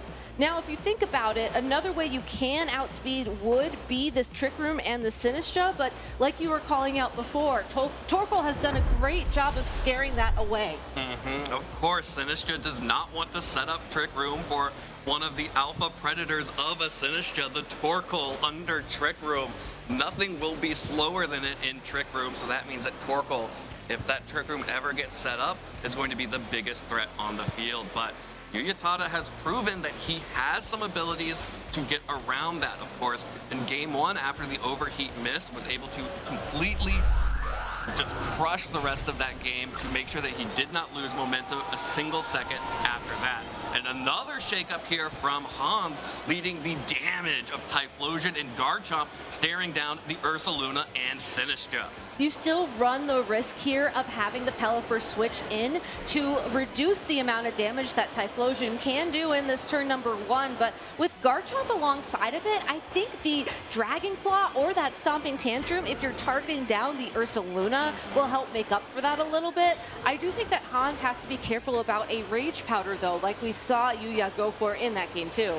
Yeah, and I think that's why you see Hans considering the Eruption instead. Yeah. As well, a double up from the Garchomp's Dragon Claw and an Eruption may be enough to take out the Pelipper on the switch-in as well. Exactly, and I really like the double up here for that reason. Also, Eruption, 100% accurate. Yeah, there's no risk of missing an Eruption as Typhlosion Terra fires and gets ready to start firing off some damage. But Yuya is not going to switch in the Pelipper. There is no rain to reduce the damage. It's the Sinistcha staying on the field, terrestrializing into that fire type, so it will resist the Eruption from Typhlosion, but may be vulnerable to ground type attacks. Ursaluna protects. This indicates that Sinistcha is probably trying to go for that Trick Room mode here. The Dragon Claw into the Protect. That means that this Sinistcha is almost certainly going to be able to get the Trick Room up after this Eruption. A great scout here from Yuya, making sure that the Ursaluna is 100% safe from one of the most powerful attacks in the metagame. Yeah, well safe here on the Sinistcha. Doesn't even activate the Citrus Berry. Who needs Pelipper? Sinistcha can do it itself. And now, under Trick Room, this Life Orb Ursaluna is extremely frightening. It is, but if it wants the guaranteed one-hit knockout onto that Typhlosion, it will have to use Earth Power, which is a single target attack. It's possible that Machagacha plus that damage would be enough to knock out the Typhlosion, but Machagacha not really accurate, also going to be very resisted by the Fire-type Pokemon, so it's not necessarily guaranteed. So I do think that Hans has the opportunity to make a switch here and start stalling out the Trick Room turns. Okay, that's the Incineroar switching in for the Sinistcha, activating Fake Out Pressure for the next turn, as well as limiting the damage of that Garchomp. Typhlosion retreating as well, going to swap out instead for the King Gambit. That's kind of a risky switch in that position because an Earth Power into that slot would be pretty devastating and cover for the Typhlosion staying in and the King Gambit itself. Unless... Yeah, that is a lot of damage. I mean, we did see that take the attack earlier on in game number 1, but it's also possible that you wanted a quick turnaround here so that you can get Torkoal in while Trick Room is still up. True. This does, however, open up the opportunity for this Incineroar to have a free fake out into that Assault Vest King Gambit, and a Hyper Voice here would just do a bunch of damage to the Garchomp in addition to picking up that KO. But it does again force the use of Hyper Voice rather than a Blood Moon or an Earth Power. So Garchomp, even though it's intimidated here, will have the opportunity to attack, and I think that's exactly what Hans is hoping for. You need to get damage on the board, and unfortunately, you are sacrificing the King Gambit once again for the benefit of its constituents, but it will, again, keep you in the game. Okay, there's the fake out onto King Gambit. That means King Gambit will not get to attack this turn. That's the Blood Moon actually from the Ursaluna. Not trying to knock out the King Gambit. Instead, just going for a one-hit KO onto that Garchomp. Like you mentioned, this does open up the opportunity for Hans to just bring in the Torkoal now. Not only that, we saw the King Gambit move first. So the King Gambit and the Torkoal, if Hans decides to send it in, are going to be the two Pokemon attacking first under Trick Room. Now, it's not the best situation to be in, as the King Gambit will be KO'd by anything at this point in time, and the Torkoal will be forced to rely on an overheat for significant damage. But again, we are working our way through these Trick Room turns in hopes of forcing out a Pelipper and in hopes of setting up the Typhlosion for Hans's endgame. Yeah, absolutely. Hans is going to try and pick off that Pelipper, force it out onto the field, and knock it out. Does have the option to use that Sucker Punch to make sure that it moves before that Ursaluna, and double up with the Torkoal, rather, would be a lot of damage onto that Pokemon. Just the overheat alone may be enough with the Sun, given how much damage that the Ursaluna has already sustained from its own Life Orb recoil. Will protect itself this turn, so it won't take any damage. Will allow the Incineroar to go for an attack. Overheat into the Ursaluna, will go into the Protect. Now it's down to the Incineroar and the King Gambit interaction. King Gambit moves first, deals big damage on that Incineroar with the low kick, but the Flare Blitz is just going to clean up that King Gambit. So Incineroar now certainly within a sun-boosted eruption range, especially after taking the little bit of recoil from that Flare Blitz. The big question is just how long is the sunlight gonna stay around, as Yuya has done a fantastic job throughout this entire game of keeping that final Pokemon a secret. Yeah, and if it is the Pelipper, then Yuya is in an extremely good position here with just the Typhlosion and Torkoal. Remember, that's a Terra Fire Sinistcha in the back. You have Incineroar, Terra Fire, Sinistcha, and potentially a Pelipper in the back to reduce the power of fire-type attacks even more. Hans is going to need something to break through this because not seeing where the damage is coming from right now. Well, I do love how he approached this turn, as Overheat will at least get some damage on the board, but I don't know if that's enough. Oh, that's definitely not enough. The Earth Power coming back out from the Ursaluna will pick up the KO onto Typhlosion, and Yuya Tada is so close to being our 4th semifinalist and our 2nd Japanese player in this tournament to get a direct invitation to the World Championships. Torkoal may be sturdy, it may be eternal, but unfortunately it's too slow to stop the game. Yeah, that is the forfeit, and Yuya Tada advances to the semifinals, setting up a showdown with his countryman Yuma Kinugawa for a spot in the finals. That does mean we will have Japanese representation in the finals of the Latin American International Championship. For those of you who are cheering on at home for another country and for the Latin American representation in particular, it's going to have to come from the other side of the bracket. What a great game, though, from Hans, as I really love how he tried to make that adaptation in game number 3, finally going for the eruption, you know, trying to rely on that Torkoal for some damage under Trick Room. Unfortunately for him, Yuya made that amazing call of just saving that Pelipper until the final moment. And that's what you have to do in these weather games where you are playing sun versus rain. If you reveal the sun too soon, you run the risk of that Pelipper taking too much damage and going down early like we saw in game number 2, but just keeping it safe in the back, even though you did take a lot of damage for your trouble, was all you needed to secure that win. Absolutely, and very well played there by Yuya Tada. I love those adaptations in game 3, showing the Terra Fire Sinistcha immediately, just going for the call that definitely not going to lock into a ground type attack right here, because either I'm going to resist it or I'm going to switch into the Pelipper and you're not going to do anything. So I'm just going to lock into the Terra Fire, and then I will be able to set Trick Room, knock out the Pokemon that could actually deal damage to my Fire-type Pokemon on the team, and then bring my Fire Resist Pokemon, then bring in Pelipper, and then it was kind of game over from there. Yeah, and also, honestly, taking down one of the teams that has been insanely scary throughout the tournament. Hisuian and Typhlosion really having a moment here this weekend and just very calm and collectively taking it down. Absolutely. Very much looked like Yuya was very prepared for this style of sun, the more classic throwback sun that we talked about at the start. But we are going to have to see if Yuya has it in him to defeat Yuma Kinugawa to make it into the finals, and we'll have to see who else is going to be in the finals for our tournament. And we're going to do that by doing our semifinals right after this.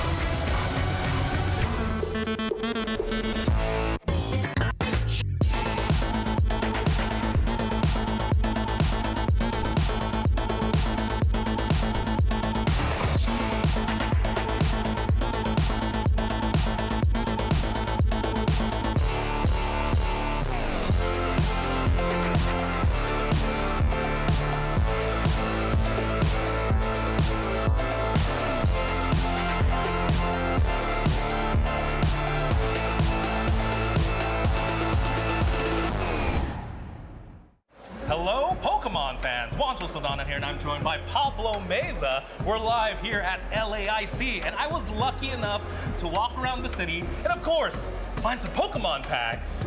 These are a little bit different, though, Pablo. Yeah, these are the Mega Evolution set, but in Portuguese you pronounce that Mega Evolução. Yeah, the booster packs are a little bit different here. They contain 6 cards instead of the usual 10. So let's see if Juancho, let's see what he gets, and let's see if he can pronounce the differences in the attack names and the Pokemon names. Because there are a few subtle differences in the Pokemon names, but also the attack names, they're very different. Definitely, Pablo's here to help me out with that. They open just like American packs, though. Feels just as good. And of course, our first Pokemon is Grafaiai. I don't even know how to pronounce this in English. I think that's correct, yeah. Okay, and it sounds the same exactly, doesn't it? Okay. Yeah. Let's do one attack here, and it is Tinta Miraculosa. Almost. Tinta Miraculosa. Perfect. All right, that's the first card here. We have Helioptile. Yeah. Same thing. And its attack, Aranyao. Yeah, perfect. Actually. Duplo. Yeah, perfect. Oh, Perfect. I'm doing pretty good. Okay. I mean, I'm not native Brazilian, but yeah, I feel like that's pretty good. All right. Pyroar. Same thing. How would you pronounce it? Maybe Pyrori. Yeah. I like that. The last letters tend to have like that I emphasis or E emphasis. Yeah. All right. It does have an ability. Let's do the ability only. It is Presa Intimidadora. You're a natural, Juancho. You're an absolute natural. Okay, I can't believe I'm doing this right. Maybe I don't need you in this shot. Yeah, maybe. No, I kid, of course. How about Corfish? Corfishy. Maybe it's Corfishy. I'm not 100% sure on that one, yeah. I like it. It's very cute. And its first attack is Agarramento Compressor. Juancho, you really don't need me. That's pretty good. Yeah, that's pretty good. I'm not going to say flawless, but it's pretty good. All right, and of course, our rare for the pack, and it is Xerneas, the legendary Pokemon. Ooh, if we've been playing some ZA. And its attack, Geoportal. Okay, that one's a bit different. The L in Brazil sounds almost like a U, so the attack would be Geoportal. Oh, Geoportal. Portal. Yeah. That is beautiful. And that is our rare. We got a basic fighting energy as well. All right. Let's move on to the second pack. You got it, Juancho. All right. I didn't get anything too rare there, so I didn't need to grab a sleeve.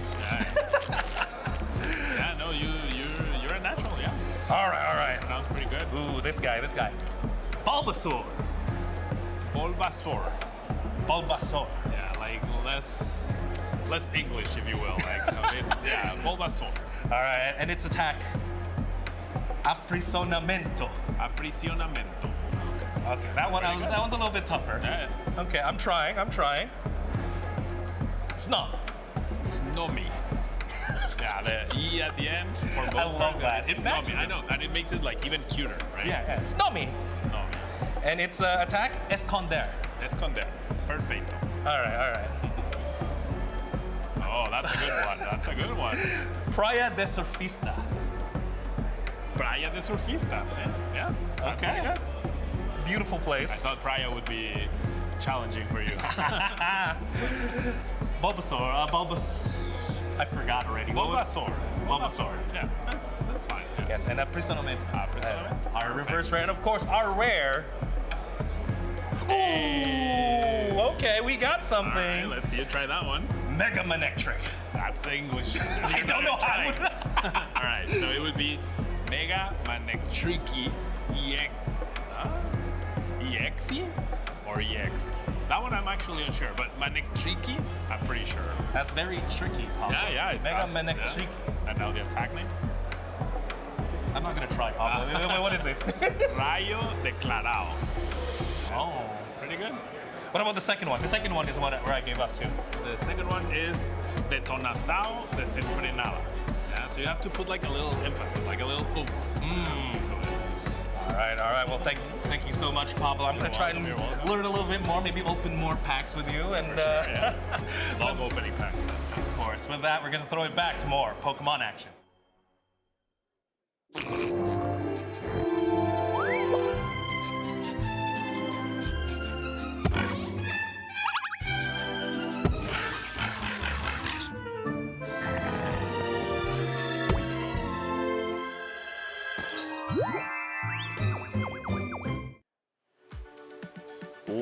Welcome back, trainers.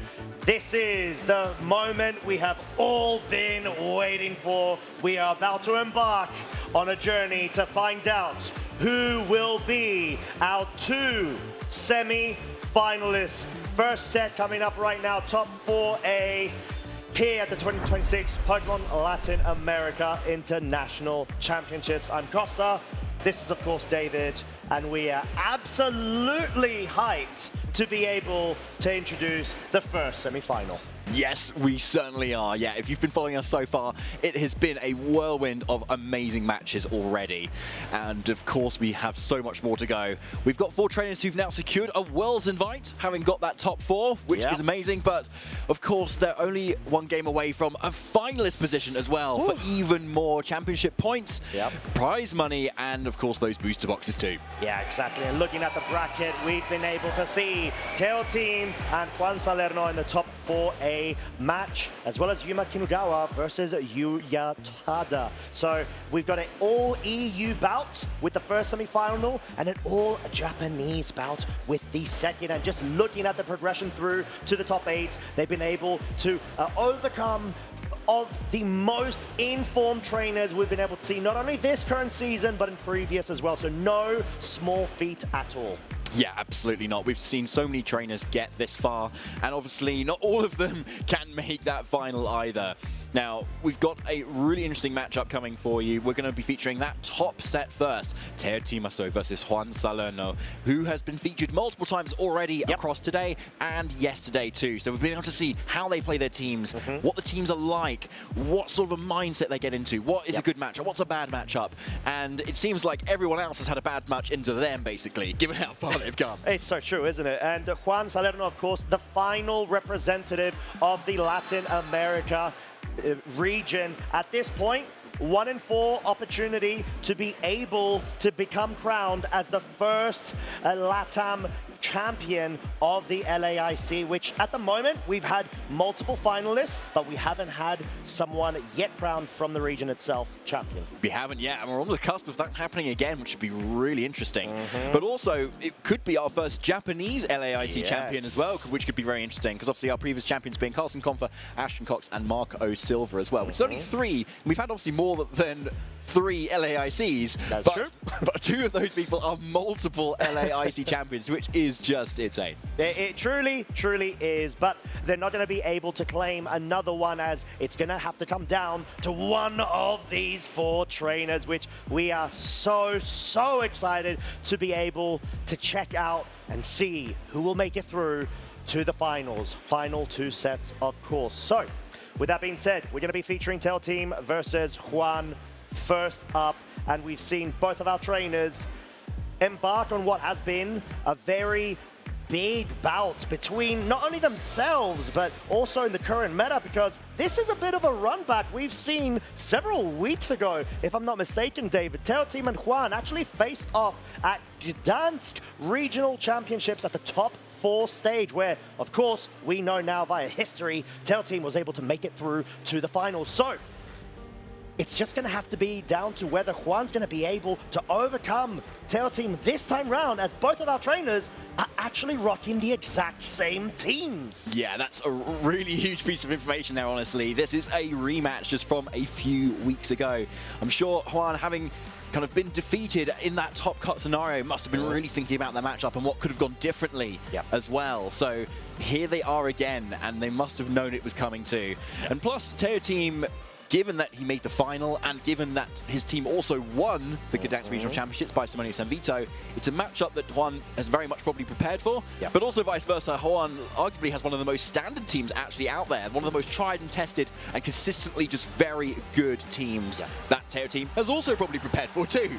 So it's maybe going to come down to that individual player skill difference and how each individual player itself actually likes to play, how risky they like to play, what sort of leads they are comfortable doing, and how that mindset changes across 3 games. And we have seen Juan at least rely on the Swords Dance Sneasler in previous bouts, and it's a good way to be able to break through the Volcarona, not only damage-wise, but also outpace it due to the unburdened proc of that Grassy Seed. So, like we said, there's a really good potential. tested, tried, and true through with this 6 Pokemon, which Juan has just been rocking non-stop with all of the events. He's been absolutely running through most of his opponents this season already. Yeah, it really has. So it probably looks very familiar to a lot of you. It's very much the Emanuele Briganti team that won the Frankfurt Regional Championships, but has the Dragonite over that Ninetales Alolan form as well. So you've still got that Sword Dance Sneasler as well, that kind of threat that can really set up on you, and that Yawn Blood Moon Ursaluna that's been really key and the star of the show, honestly, for Juan across the sets that we've seen particularly. It takes so much damage and then suddenly heals up a ton with all that leftovers in grassy terrain. Yeah, in comparison to the Lele team composition, Terra choice, which was electric, this one instead is water, so it could be able to benefit off of certain resistances, especially when going up against, you know, the usual Golden Goes, but the rise of Sun, which is such a vital resistance to have. Yeah, 100% actually, and also versus a lot of the Volcarona teams that we've seen it really good against. Yeah, exactly. Terra Electric isn't going to make you resist fire there, but water certainly will. Yeah, and of course, we've got the other side of the coin. Tail Team Maso with the team, of course, that they've been running. Similar fashion to Juan on multiple occasions in the past several weeks. Bastia Legion, just being such a juggernaut in terms of the damage output that it's capable of with the adaptability ability, and then you've got the Terra Water to boot. So it is going to really have to come down to which sort of key pieces you're going to be able to position when you're going up against, I would say honestly, the Sneasler mode, and how you could be able to find a spot maybe for the Bastia Legion to be able to just come in towards the mid and end game to start wiping up the KOs, because you need to get the KOs ASAP in order to be able to break down the sort of balanced form of the team composition on both sides. Yeah, 100%. And that Sneasler that you pointed out is a really good call too, because of that Unburdened ability, it gets that double speed, right? And so actually, even if Tier Team manages to set up a couple of Quiverdances, Sneasler can still come in, hit it on the more squishy physical side, and deal a lot of damage with that acrobatics. Oh, and here we go! Make some noise, everybody! We have got Juan's lead being the Incineroar Golden Go versus Tail Team's Incineroar and the Volcarona. This is such an evolution of the meta development to witness in front of our eyes. Volcarona usually comes in for that slot of the Golden Go, and Juan still rocking true with that Pokemon this time round. Fake out coming out from Juan's, well, Incineroar. Of course it is an Incineroar all the time, and followed up by a Shadow Ball with a special defense drop. That's going to be big. Yeah, that truly will be. It guarantees a KO in the subsequent turn if there is no sort of defensive play from Tail Team's Volcarona coming into effect as the knockoff. Not quite enough to pick up the KO due to that Intimidate drop of the attack from Incineroar's side. Okay, so yeah, we've got a little bit of a throwaway of big attacks there without necessarily any sort of setup that both of these trainers do have access to as well. And yeah, that special defense drop is going to be big on that Volcarona, because without that, you could have maybe gone for a Quiverlance and guarantee you then take another Shadow Ball from that point, but that's no longer the case now. So Tail Team has to really go on the defensive here with that Volcarona if he wants to save it. Yeah, and both of our trainers rapidly inputting their actions, given the sort of prowess that they've got in terms of the flow charts when it comes to this matchup. They're so keen and tuned in to what it needs to be done. Shadow Ball targeting what was that Volcarona slot. Sure, not dealing anywhere close to good amount of damage due to that Assault Vest, able to sponge up all of that damage, even if it is, of course, going to be from that Life Orb Golden Go. And Juan's Incineroar moving first. Getting that pivot action going with the parting shot allows that potential Sneasler to come in and maybe even start trying to set up, or at least even if not, you can directly threaten that Rillaboom. Yeah, you really can. It's a very strong Pokemon. Obviously, not having that Dire Claw access here, but the acrobatics itself, especially when combined with that Terra Flying, that Juan's maybe been saving for it, could be really strong. But first, that another parting shot from Tail Team here, yelling insults at each other. Yeah, truly. And at this point, actually, Tail Team's slower Incineroar really getting the fruits of that speed interaction advantage, because you can at least ensure the Sneasler is now at -1. So already feeling like it's having to work back a bit more and maybe even force Juan to consider a Swords Dance setup from the get-go. Yeah, exactly. You need to kind of get some sort of boost if you want to muscle through a Rillaboom specifically, I think. Or you're going to go for that Terra, and that might also be enough that once you kind of commit that. And that's the same for the Volcarona here. Like, again, Acrobatics is looking really strong. But of course, this Sneasler is at -1 attack from that parting shot. And there's an Incineroar in the back, which is the strongest type of Incineroar, because as soon as it comes in, it drops another attack drop on you and has Fake Out for the following turn. So I wouldn't be surprised to see an Incineroar switch, but we don't even. Ooh, okay. Just to protect from the Sneasler, wanting to maybe allow the Golden Go to go down, bring in that free switch in from behind. If there is a focus of the Volcarona into that slot, Fake Out obviously trying to target down the Sneasler, the Shadow Ball, not enough, and it seems like the double up was intended for the Sneasler, so really Juan being able to still benefit off of having that Sneasler retained on the field and sort of what we're talking about, the free switching capability, and the fact that the Golden Go obviously hasn't committed to a Terra option means that Juan's probably considering and valuing that Sneasler's Terra Flying more and just wanting to allow Golden Go to just start chipping away the health of Tail Team's Pokemon. Yeah, it's a really good point, Costa. I think getting those Pokemon really low suddenly puts you in range of so many other Pokemon. In a way, you don't need to rely on what you had before. Like, you don't have to just kind of completely set up and then lose that Pokemon suddenly. So I really like this. Juan is definitely going to be playing around the Sneasler now, as we know he's got Rillaboom in the back too, to provide another yet Fake Out option. But if he's going to make the most of Sneasler, he probably doesn't want to switch it out either. Losing your defense boost, losing the Unburden boost too. You want to find a way to try and get those Swords Dance boosts up, especially when you are one Pokemon down, which is really dangerous. But at least you do have a Sneasler that's going to be very fast, most likely outspeed everything that Tail Team has. Tail Team just has to find a way to deal back to that Sneasler, maybe with some special attacking damage to get around that Grassy Seed boost. Yeah, and something to call out as well, we hadn't seen the 4th Pokemon revealed yet from Tail Team's side, but it is going to be confirmed to be the Ninetales Alola, which we know has a Focus Sash. It will start being able to actually incentivize Juan to really consider when to Terrasalize into the Flying type, as of course it will become susceptible to super effective Blizzards if allowed to do so. And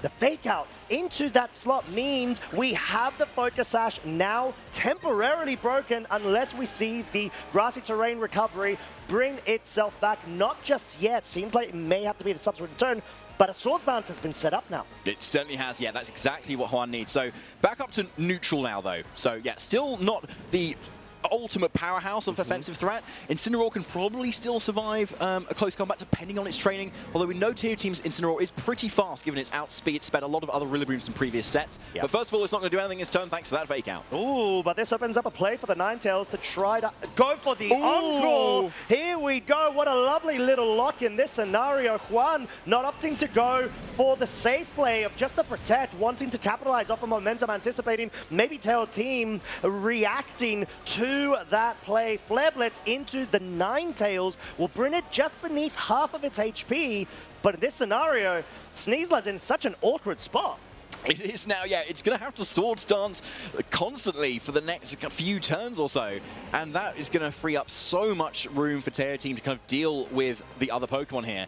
And Juan's price is going to have to be to switch out that Sneasler if he wants to get rid of that Encore. But of course, you give up so much time to kind of set it up in that first place. But it looks like Juan is happy to keep that Swords Dance going as long as he can kind of support it a little bit more with the offensive threats that he's still got besides that, being that Incineroar, being that Rillaboom. Because looking at that team that Tail Team's got, it really doesn't like those fire moves, which Incineroar definitely has access to. No, it doesn't. So we're going to have to make sure we keep count of how many attack boosts this Sneasler's got so far. +2. Given the Encore Swords Dance. Blizzard not picking up any sort of freezes. Parting Shot going into the Ninetale slot allows Juan to have the Rillaboom available for the subsequent turns Fake Out, and that gives a bit more breathing room when it comes to the Sneasler to be able to have a bit more of staying power and not just susceptible to any sort of KOs from the Incineroar. What a smart play from Tail Team. This is sort of an equivalent to an Encore Disable interaction due to the Encore effect of the Swords Dance being in play, now taunted. Yeah, that's a really cool effect there. So as soon as this Sneasler tries to attack, it will struggle here. And so if it looks likely it's not in the second slot, otherwise you can kind of accidentally lock yourself into it because it will be a random target and it's going to then take 25% recoil as well. But does Juan want to stay in? It looks like he's maybe considering it, but at this point, if you want to use anything about that Sneasler and not get it to KO itself, you do really need to switch this out to have a chance. But Tier Team, very strong position right now. Ninetales in a great position to deal some damage too. Yeah, and it's a great pin that Tail Team has been able to force onto Juan to make sure that they could forego the initial, not only attack boost, but the unburden as well, which is so crucial when it comes to the end game for Tail Team's side, having that Volcarona setup going. And so there is the Sneasler switching out as what makes sense. Ninetales switching out too, maybe wanting to set up that snow for a little bit later on. And it's good old Pyrax, the Volcarona coming in. Yeah, and this is sort of the positioning that Tail Team definitely wants to be able to capitalize off of. But at the same time, Juan does still have the Incineroar on the field, whilst Tail Team is going to be burning their Terra option onto the Rillaboom. No pun intended, it is Fire Terra, of course. Nice. Apologies, that is from Juan's side. Going for the Wood Hammer means that not only do you guarantee a KO onto that slot, if it's a Volcarona switch in, you're not going to fall susceptible to a burn due to the flame body interaction of the ability knockoff. Going into the Rillaboom will finally actually be able to get rid of the Assault Vest, but at this point, Volcarona's gone. The only thing that could benefit off of the Assault Vest being knocked off is going to be the Alolan Ninetales, which we know its only offensive move is going to be the Blizzard, which naturally will be hitting a resist into that fire typing. Yeah, it is. So a really good Terra there for Juan. Now, you're going into the rest of this game kind of thinking, right, what are my offensive pieces? How do I just dish the damage I need to do to all of those Pokemon that we've still got here? And for Juan, the Incineroar is obviously very important here. You deal so much damage into both the Rillaboom and that Ninetales. Now, Sneasler, given though it's lost its ability to have that Unburden boost and the defense boost, it still does have a really nice speed tier into Tail Team's team. Yeah. Now, it also naturally outspeed Ninetales, but we don't know whether it's trained to outspeed Ninetales either, because we've only seen it with the Unburden boost activated as well. So it could be that this Sneasler is still faster than max speed Ninetales, and if so, it's looking really strong. Yeah, it's going to have to come down to the nature perhaps, because the Ninetales do tend to have max speed when it comes to the focus sets, but we're going to have to find out as the high horsepower, apologies, will go into that Rillaboom slot, perhaps wanting to make sure that there's any sort of coverage in terms of a reposition from Tail Team's side. And looking at the recovery interactions, we saw the Incineroar is faster than Juan's Rillaboom, followed then by the Rillaboom over on Tail Team's side. Yeah, exactly. So really critical information to kind of go with for throughout the set here as well, because that's going to determine who has the luxury of faking out whoever they want, basically, rather than being faked out in turn by the opposing fake out Pokemon. Right. Right. We got there. We got there, David. Right. So yeah, obviously now we're in a position where the Ninetales is threatening like Encores and Disables as well, and a Raw Blizzard could obviously deal with a few kind of put a few freezes around, but like otherwise it's not doing a whole lot of offensive presence, right? But still, that control of how it changes up move selection is really powerful. So it could be that Terra teams are looking for that bait there, just kind of target that slot as Incineroar comes in to maybe take grass or fire moves. Yeah, and clearly not wanting to risk the blind blizzards and try to bring that snow back on in later on towards the end game, as we finally have the terrestrialization committed from Tail Team's side. It's going to be, yes, you guessed it, the Rillaboom now over on their side of the field. Terra Fire will, of course, mean that there's going to be an interesting mind game on whether the high horsepower is predicted or not, but no, it's just going to be a smooth, grassy glide into what is essentially chip damage onto Tail Team's Incineroar switching. Now, though, parting shot allows Juan an opportunity to finally bring in that Sneasler for the end game at such a crucial point in order to be able to perhaps capitalize, unless Tail Team has read this, gone for the high horsepower focus in that slot, but that doesn't seem to be the case. Tail Team, though, did go for the read with an un golpe critico for Juan's Rillaboom, which unfortunately means they're down to their final 2 Pokemon. Yeah, that was definitely not KOing that critical hit there, given the parting shot that just happened in that same turn there. But when there's a Sneasler, there's a way, they say. And often that's because of Diaclaw. But also, it's got a really good offensive typing, and it's still got the close combat and the activated acrobatics, given that double power that it has, because Sneasler no longer has that item either. So we could see critical hits in return as well because of that.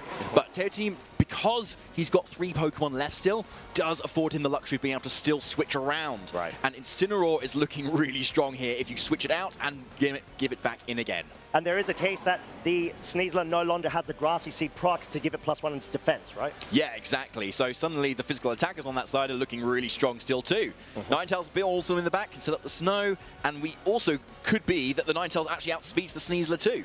Oh, as we're gonna see the Rillaboom switch itself out. Ninetales bringing the snow along its side, maybe just wanting to make sure that that slot, if it's gonna have a focus down on, will preserve the Rillaboom for the following turn. You to see Teo Team very happy with that interaction because the Incineroar did not go for the following opposing Incineroar. It's going to be stopping the Sneasler completely in its tracks whilst getting additional chip damage via another critical hit. And we saw that from the grassy terrain confirmation that Teo Team's Ninetales does indeed outspeed Juan's Sneasler here. So that means it's such a safe Blizzard here, assuming Sneasler doesn't try to protect in this scenario. So Juan is definitely needing to rely on this Incineroar now to do the rest of what it needs to do. Oh, and there's the Encore to force the Incineroar into a locked state, and with no switches means it's most likely not going to be able to move for the remainder of, at least say the next couple of turns, if not the rest of the game. Close combat, enough to, of course, pick up the KO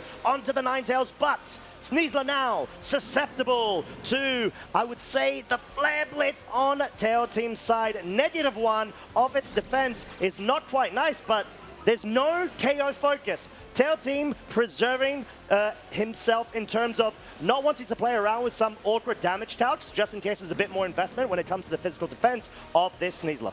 Yeah, and Incineroar doesn't even have Flare Blitz either, so most likely not able to kind of get that KO on either side. So doing it what Incineroar does best, switching out so it can come back in, so it can fake out even further. So here, Teo Team has a really nice safe play here. We know the Incineroar on Juan's side is locked in to that fake out as well, so it means it's a really safe target for just a general attack at this point. So Incineroar can fake out Sneasler, and then you have the high horsepower from Gorhythmic to go into this Incineroar to deal a lot of damage. Yeah, this does feel like a complete lockdown, even though the Sneasler opts to go for the Protect by a bit more time in terms of the remainder of the turns from Juan's Incineroar now locked in the spot. We see the fake out interactions. Juan's Incineroar going first, still unfortunately locked into the Encore. And now we've got the follow-up. The high horsepower connects, does not pick up a KO, does proc that Citrus Berry, but like we said, I think it's just a little too late in order to be able to bring this back, especially because of what we've seen, the speed interactions would be, although something to note, the Rillaboom is actually slower than the Incineroar on Juan's side. Yeah, exactly. So we still can see a lot of damage come out from there. So maybe a double up from the Incineroar and the Sneasler, but I think we still got another fake out turn still to go on Incineroar here too. So it's still a sitting cat when it comes to just being dropped at the moment. So it could be that Teo Team wants to commit, say, a Wood Hammer into that slot to make sure something hits. Yeah, and the close combat is of... Oh! It's enough! Because of the critical hit! Does that mean the Sneasler has been able to bring Juan back into this game, which looked so dire for himself? And we're going to have to find out the interactions. We know for a fact the knockoff is not enough. Even -1 defense Sneasler holds on. What a turn of events, and what a way to bring yourself back into the game.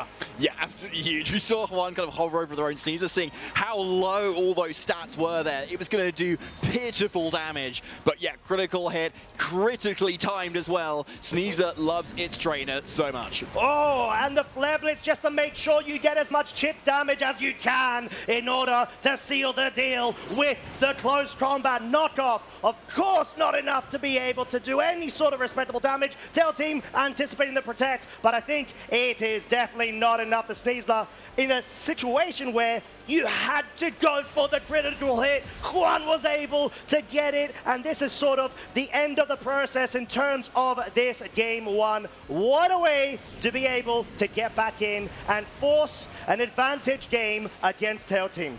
Yeah, so just putting that Incineroar in range, most likely of another Flare Blitz now. Yep. So Sneasler going down. We've seen that Juan's Incineroar has been faster than Teo Team's Incineroar very consistently, unless Juan's been winning speed ties this entire game. This is most likely a KO. Yeah. And yeah, Juan sealing up game one.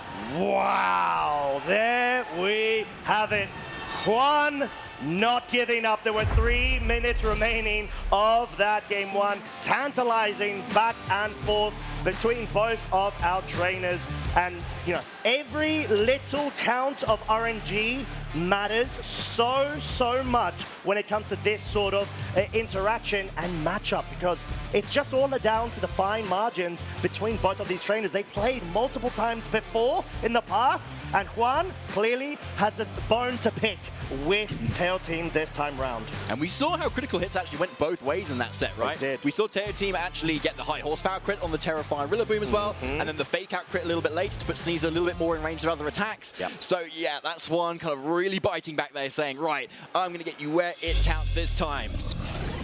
And yeah, was able to do it to such exceptional fashion. This is sort of what we were talking about a bit earlier, David. The Golden Go sort of there to be able to reduce as much of the HP from Tail Team's side with no true intent of committing it as the main sweeper. But we've got to change up. This is game 2 of our first semifinals. Blood Moon Ursaluna now making its way through onto the field, accompanied by that Incineroar in the same lead over on Tail Team side. Yeah, so no Golden Go this time for Juan. So bring the Volcarona instead, which is the Ursaluna instead, which is obviously much less threatened by the Volcarona on the other side here. And obviously, Juan did get a little bit lucky with the Shadow Ball special defense drop a little bit last time, so maybe not wanting to rely on that again here. So this time, Ursaluna's most likely going to go on the offense, get some Blood Moon damage out there to do as much damage as possible to put things in range. Yeah, Juan's Incineroar first to move and get the fake out going over on Tail Team's side whilst the Quiver Dance has been set up, but this does mean the Blood Moon Ursaluna is open to go for the Yawn in order to trap in, or at least initiate a Yawn Vortex, and this sort of already nullifies the Quiver Dance being set up unless Tail Team can find a way to navigate around this by going for another Quiver Dance commit and hoping that you're able to survive the next couple of turns and wake up. Very interesting as well. Yeah, we've seen Tail Team kind of just commit when this Volcarona has been locked in. So there's a knockoff that's going to get rid of that Grassy Seed, which has not actually been activated yet. So a really big play there from Juan. But the parting shot from the other side is going to bring in something else to support this Volcarona and help it buy more turns. Yeah, and this is so crucial because it already skews off those damage calculations in order to be able to allow the Volcarona to survive those physical hits from Juan's end. And yeah, even though the fake out is now available on Rillaboom's side, you're going to be able to give yourself one more turn of rest whilst the Blood Moon showing that, you know, such a powerful move is not able to deal a very big dent in a +2 Quiver Dance Volcarona as we take that immediate sleep status condition now applied. Yeah, that's a really big deal there, especially for that knockoff that Juan went for there.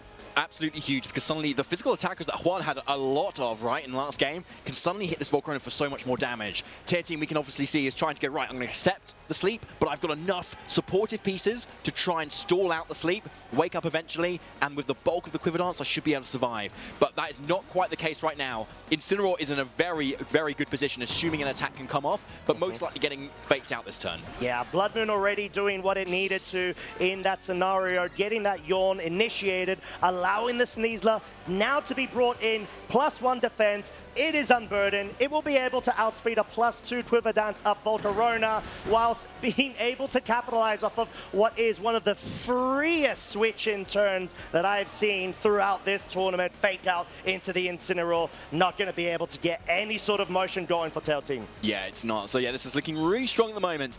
Now, we have seen Volcarona Rocket's Flame Body multiple times across the last couple of days, so even if the Sneasler can get the KO on this Volcarona with an Acrobatics, it still is risking itself getting burnt here, particularly, which could be really key to Tier Team's plan, especially based on that parting shot that the Volcarona is kind of providing in that sense Tier 2. We also haven't seen the interaction between the speed of Sneasler at +2 and the Volcarona at +2. So I'm assuming the Sneasler is going to outspeed, but we don't know for sure. That is true. At the current moment, we do not, as Tail Team feeling forced to try to get the pivot action going between the fake out siblings, let's say, in this scenario. Incineroar now making its way on the field whilst forcing the Sneasler down to -1 of its attack. Most likely going to be seeing a Sword Dance coming out, but the Volcarona going on the offensive, or at least the defensive, to make sure there's no acrobatic focus onto that slot. Not able, of course, to wake up. Mandatory turn off sleep. Acrobatics, not enough to pick up the KO, but that's sort of what we're talking about. How Tail Team is forced to be able to already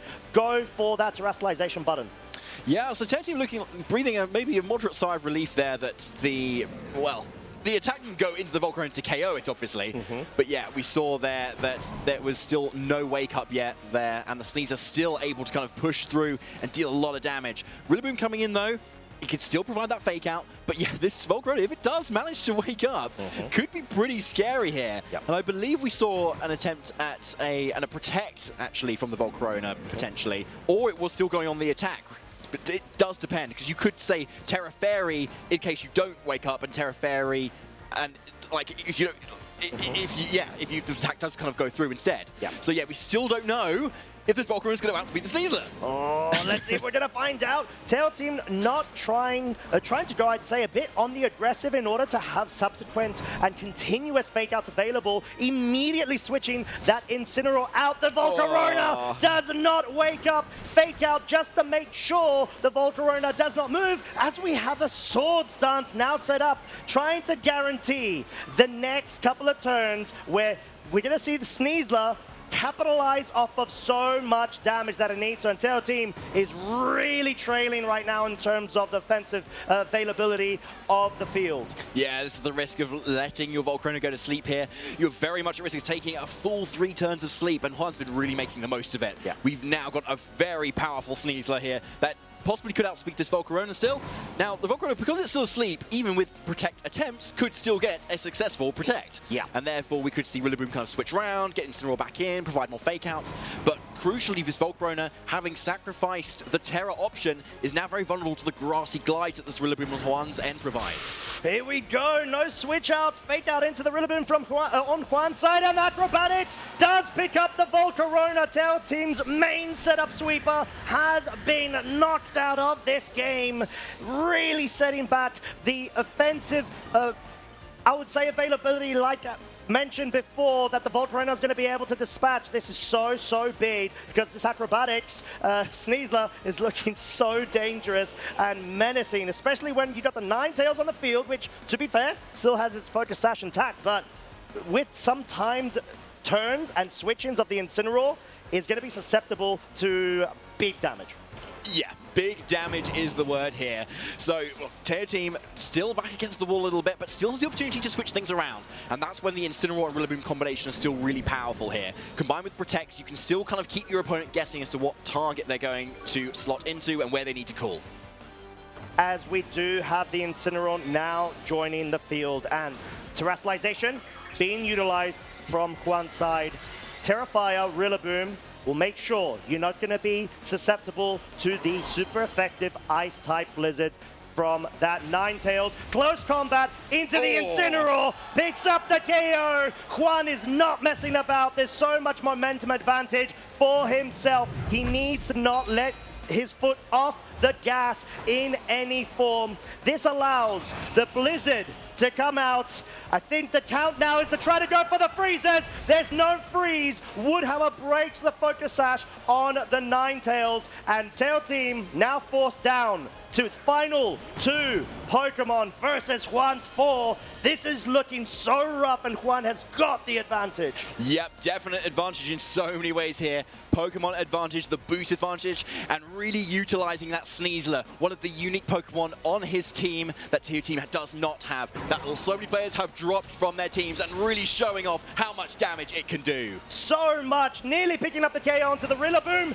The Blizzard, however, does get rid of the Sneasler, which has been such a thorn in Tail Team's side. No freeze on the Rillaboom, which was needed, and the Woodhammer enough to pick up the KO onto the Alolan Ninetales. Juan has a free switch in right now. We've got a Blood Moon Ursaluna in the back that has been barely damaged, even though Juan's down to his final 2 Pokemon. You've got Fake Out, you've got Intimidate via the Incineroar, and the Blood Moon has Yawn. This is looking like a wrap-up.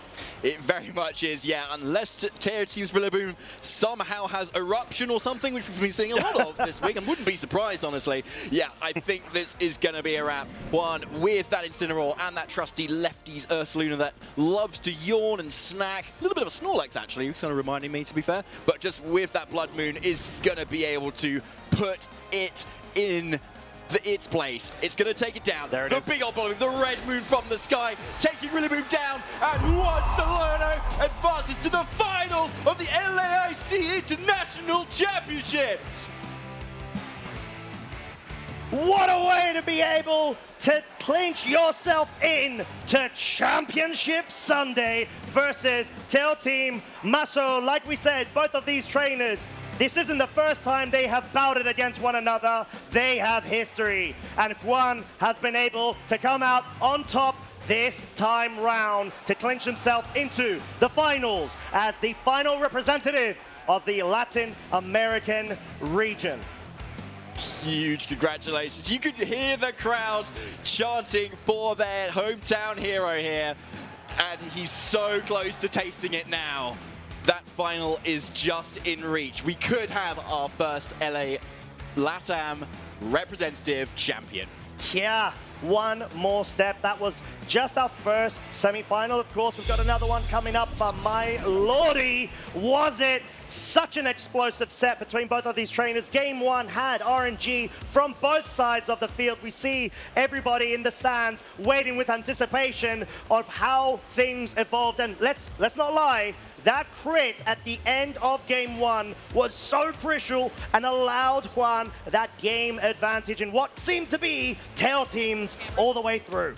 Yeah, incredibly well done, honestly. Like, masterfully done as well. Just with the Ursaluna as well, with that lead, forcing the Yawn as well into that setup. It's not often the answer that you see into Volcarona all the time, right? You just, try Basculegion maybe, do a little damage there. But yeah, having that pressure of deciding, right, are you going to stay in and stick with your guns and kind of keep boosting up? Or are you going to take the nap and then just sacrifice the offensive's momentum?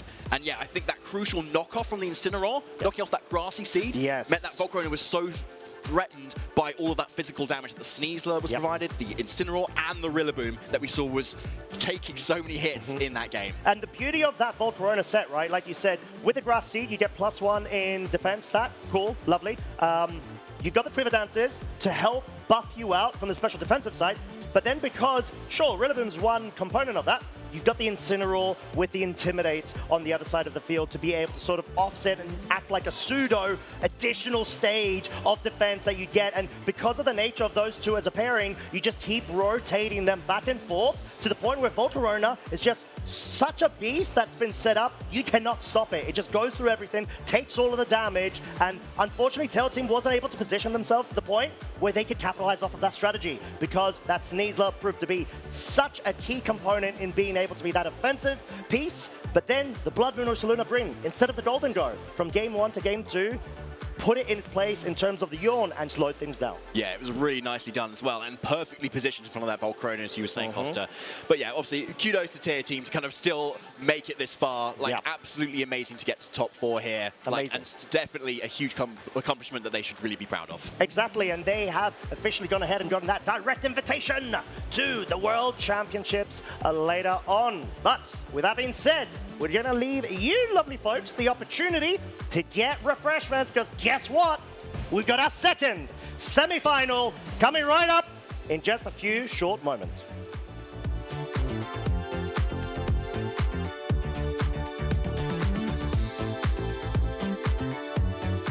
Welcome in, everyone. We're here at LAIC 2026 in Sao Paulo. My name is Koning Leonard, and I have a few booster packs of the Pokemon TCG that I really want to give away, but I want to see something for it. So I'm going to go to players, ask them for something on their Pokemon GO account, and then they're gonna get a pack. Follow me.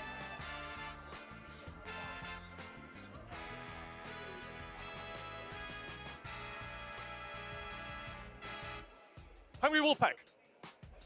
Can you, for a pack, show me a shiny 4-star Pokemon on your Pokemon GO account? Yes, you can. All right, show it to the camera. All right, beautiful shiny. Take this booster pack. Good luck with the pulls. Ash, I need you. So for you, I have something more specific. Can you show me, for a booster pack, on your account, a Dugong that has a bottle cap used on it? I do have one, yeah, I have one. All right, show me. Long story short, I wanted to bring the Dugong Slayer, right?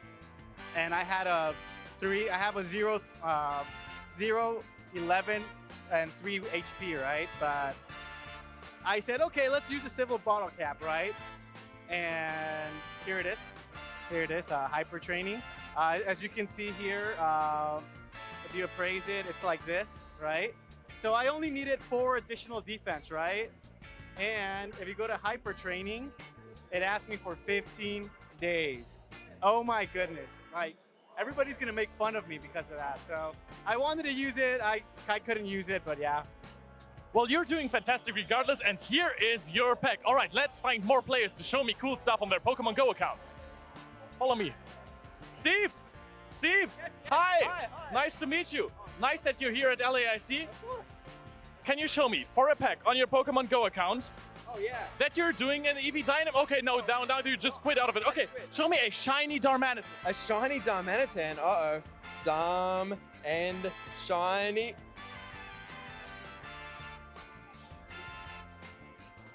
That's no pack for you, sorry, I don't make the rules. I do make the rules, but he's not getting one. All right, take care, good luck on your journey. All right, follow me.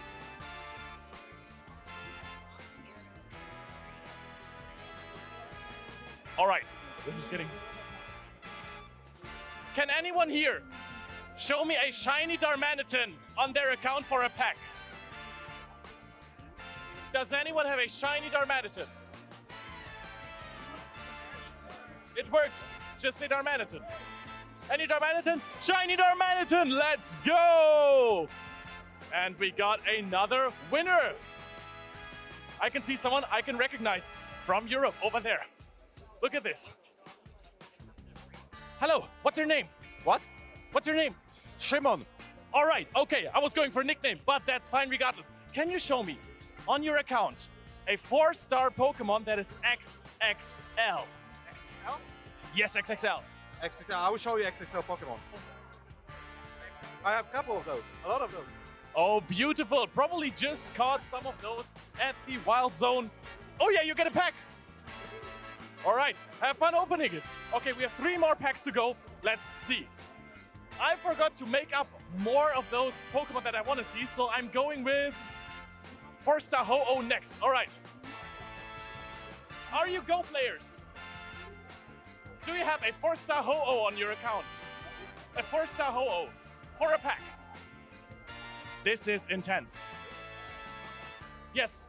Does it have 4 stars? If you appraise it. You know what? That's enough for me. You get a pack. All right. Okay, 2 more packs to go. Those are the final packs. Okay. Arrow, you're looking at me funny. My friend, can you show me a 4-star Lugia on your Pokemon GO account for a pack? Let me see. I don't know. The microphone's scaring me. I'm sorry. It's harmless. Is it? Kinda. I cannot. I have an 98. Oh, you're letting me down here, right there. Okay, we have 2 more packs we want to give out. Can anyone show me a 4-star Lugia on their Pokemon Go account for a pack? Oh yes, we got one! Perfect, congratulations. Good luck with the pulls. Okay, all right. The last pack. I kind of want to open it myself, but I won't. I won't. Good sport. Hey, can you show me a 4-star Darmanitan on your Pokemon Go accounts for a pack? A 4-star Darmanitan, a Hundo Darmanitan. Can anyone show me? Darmanitan, yeah. Oh, you got one? You got one? That is perfect. A 4-star Darmanitan. If you're wondering why Darmanitan, it is my favorite Pokemon. Congratulations. Good luck with the pack. That was it. That's all the packs we've got. I enjoyed this quite a lot. It's always fun to see cool Pokemon, and we're going right back to the action. I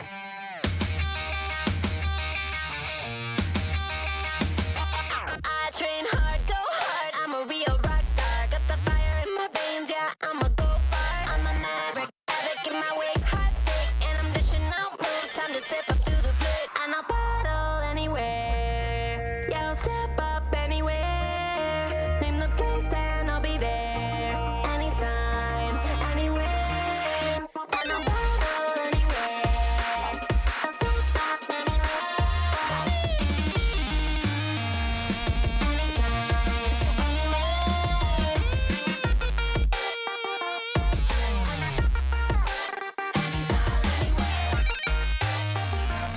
Anytime, anywhere.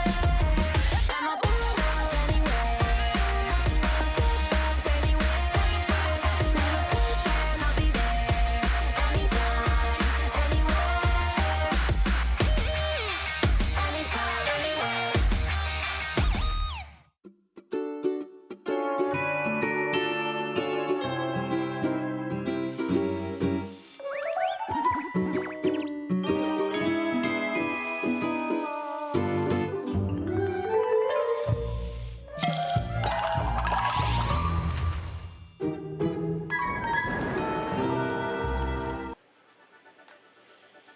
Anytime, anywhere, and the time is now, and the place is Sao Paulo, Brazil. We have our first finalist at the Latin American International Championships in Juan Salerno, and we are about to find out who our second is going to be joining Juan Salerno in the finals. And I am so thrilled to be here. My name is Evan Latin. I've got Gabby Snyder right next to me as we are going to see a clash of some Japanese titans in our next match. Regardless of what happens, Latin America will be facing off against Japan to vie for the title of champion. And once again, Latin America has the opportunity to finally take home the title of Latin America International Champion in the video game championships. So Juan Salerno, what a fantastic match. His brother was right in the front, not only cheering for his brother, but also encouraging the crowd and leading them in chants to send his energy to Juan Salerno. So yeah, it was leading the chants, incredible. It was so incredible to see. So congratulations to Juan, but it is time now to crown our second finalist here. And between Yuma Kinugawa and Yuya Tada, we're going to have another battle of titans. It is going to be an incredible matchup here. Yuma Kinugawa has been running over the competition with this manual Sun team featuring the Sunny Day Whimsicott. And Yuya Tada has been showing off that Rain also has a place in this meta. This is going to be an intense matchup between two incredibly decorated and accomplished Japanese trainers. We are going to have Yuya Tada on the left here and Yuma Kinugawa on the right. Yuya, of course, is fresh off of a finals appearance at the Brisbane Regional Championships, while Yuma Kinugawa is coming off of his time in the Las Vegas Regional Championships last week.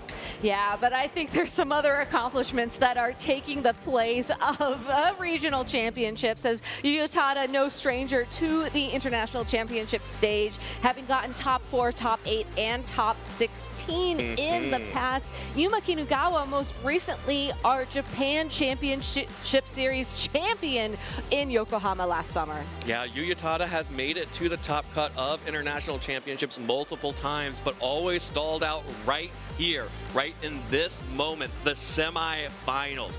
He is going to have to take down one of Japan's strongest current trainers in Yuma Kinugawa to get past that hump. But if anyone can do it, the time is now, the place is here. Yuya Tada, you've got to show what you've got.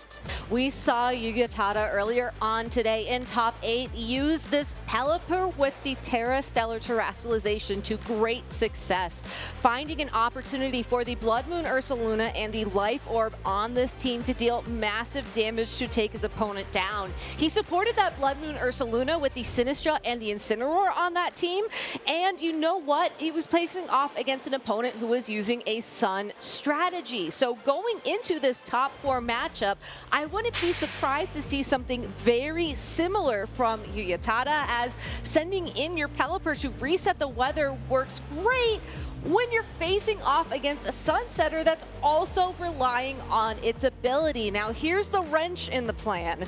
Yuma Kinugawa is running one of those Pokemon, Whimsicott, Prankster, and Sunny Day, and there's nothing on his team that can necessarily shut that down. So he needs to find a way to eliminate the Whimsicott, and honestly, more importantly, eliminate one of the secret stars of this competition. Sometimes it's a co-star, but I think today it is the shining star, the Flamigo on Yuma Kinugawa's team. Because let me tell you, Evan, it can threaten almost every Pokemon on Yuya Tada's side.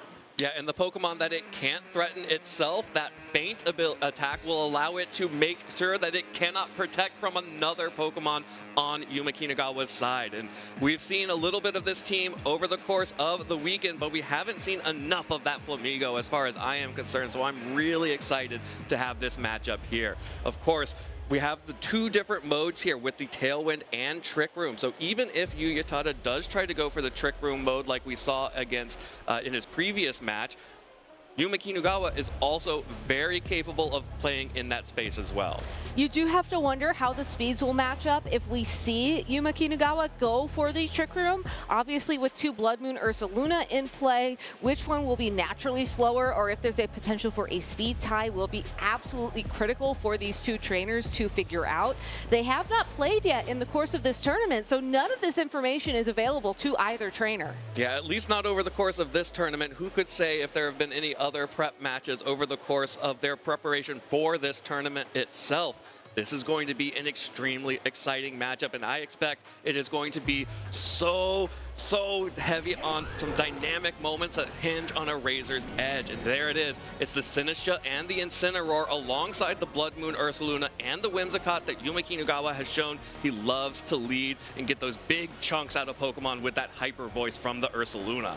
We saw Yuya Tada lead this Sinistra in situations where it went for an immediate Terrestrialization into the Fire type and then an immediate Trick Room.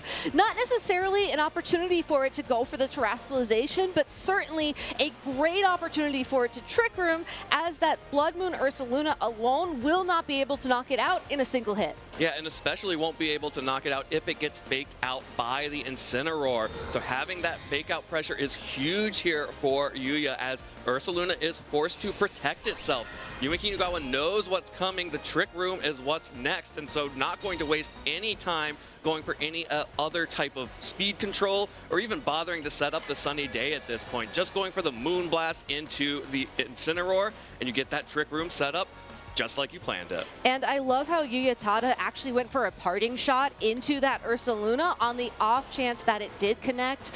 Maybe if there was no protect there, maybe if you risk an attack knowing fake out is in play, then you also get the special attack drop on that Life Orb user, which is huge when you consider how much damage you need to do during the limited time of Trick Room.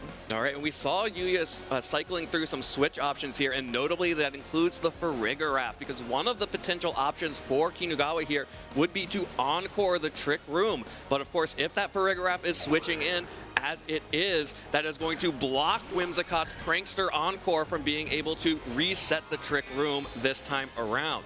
Instead, Kinugawa is just going to go for an immediate terrestrialization on that Blood Moon Ursaluna that is now normal type, which means it's about to take a chunk out of all of the Pokemon on the field. And this is what this team does best. We'll have to take a Matcha Gotcha first, but there's a lot of damage coming in the future. Yeah, that's a cute amount of damage, Sinistra. Let me show you what real damage looks like with this Terra Normal boosted Hyper Voice. No KOs right now, but that is huge damage onto these two Pokemon that are key, bulky cornerstones of Uyatada's team. And I think most importantly here, the Whimsicott free to go on the offense to follow it up with a Moonblast to ensure that Sinistra looks like it's still in range for a KO after a second Hyper Voice. Just assuming that the Farigiraf could be present, Encore maybe not the safest play. You just have the amount of damage you need to have that be your answer to a Trick Room user. Yeah, and I love this answer to the Trick Room from Kinugawa.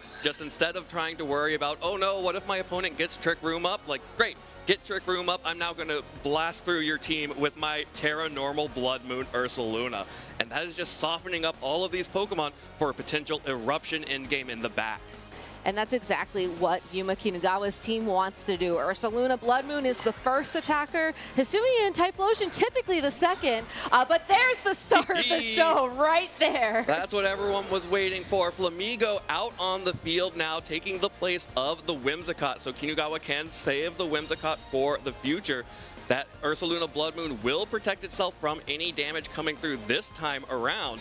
And that is huge value, meaning that no damage is taken on that Pokemon, and the Flamigo gets in with just a little bit of Matcha Gotcha damage. But it could burn, we'll have to see if it's gonna happen here, as the healing will happen first. Oh, no burn. Kinugawa gets the Flamigo in for free.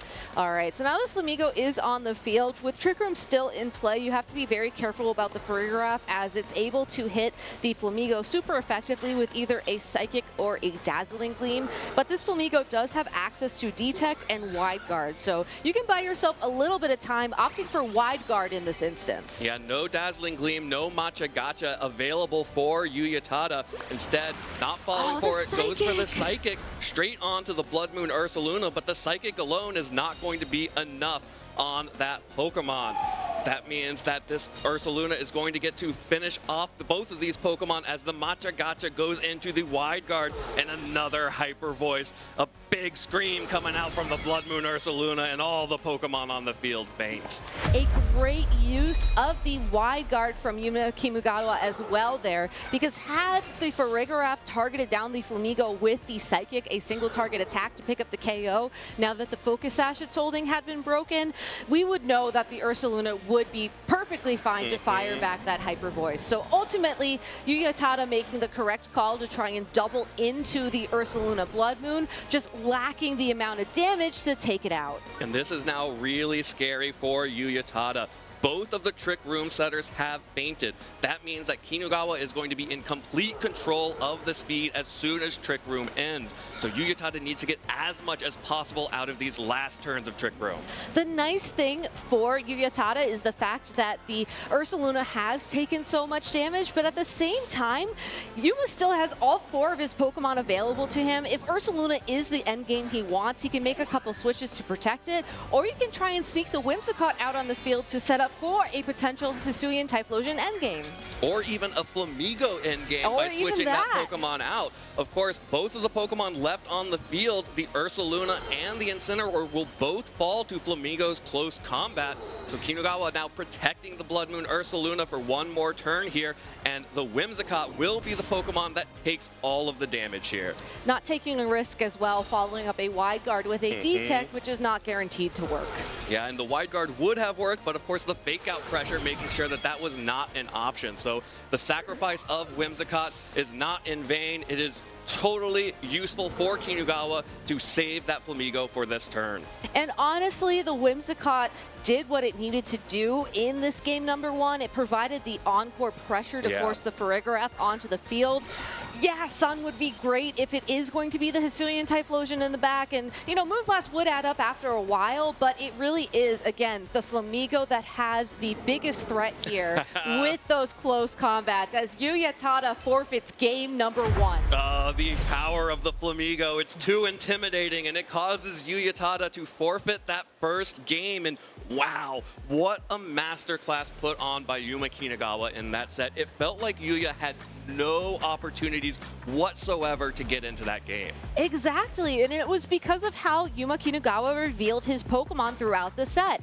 You started out with the Whimsicott and the Ursaluna to threaten huge damage immediately with those Terra Normal Hyper Voices, which Yuya had no way to stop other than that fake out on the Incineroar.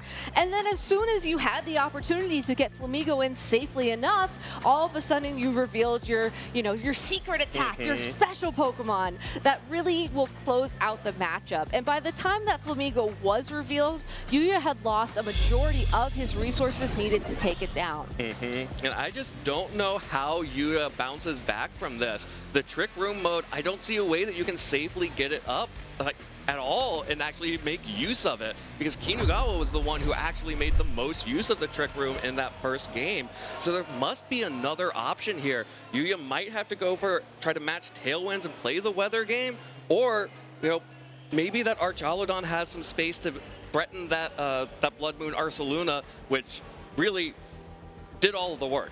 It's such a tough spot to be in, because on paper, if it wasn't for the Flamigo and the Typhlosion, Archaludon would be a great piece to have. If you can get the rain up, Electro Shot would certainly help with the Flamigo, and Body Press with enough stamina boosts would help with the Ursaluna, but then you would probably want to Terrastalize at some point so that maybe you're not as threatened by a close combat, let's say, but now you're a Grass-type Pokemon staring down a potential Choice Specs boosted Eruption. So there's really no great out for Yuya if you think about it purely on paper.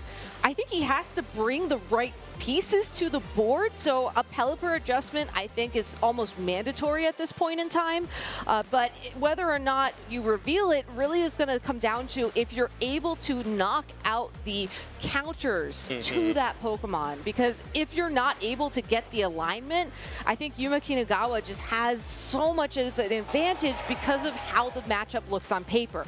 Yeah, the other option, if you feel like your matchup is so bad in the semifinals, is maybe you go for just a heavy read gameplay. You try to read Yuma Kinagawa's soul and know exactly what he's doing and counter it every step of the way, which, look, if you could do that, do that. The time is now. The moment is here.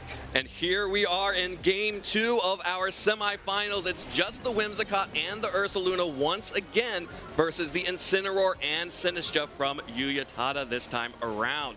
Last time we did see that the Ursaluna went for the Protect, so maybe there's an opportunity to use that passive play to make a more aggressive play this turn 1. There is, but you also have to remember that it was the Parting Shot that was targeting down the Ursaluna Blood Moon, and think about how much damage it did after that initial turn when Trick Room was up with the threat of Encore onto the opposing Sinistcha. Uyatada could certainly play around that, but I do think you try and land that Parting Shot a second time just to neutralize the Ursaluna Blood Moon by that little bit. Okay, well, Kinagawa is going to make an adjustment here. Brings out the Incineroar, which we did not see in that first game. So a new Pokemon out on the field for Kinagawa alongside the Ursaluna. Here comes the Terrastalization from the Ursaluna, so not going for the passive play of Protect, instead going on the offensive, and that does open up the Ursaluna to that Parting Shot.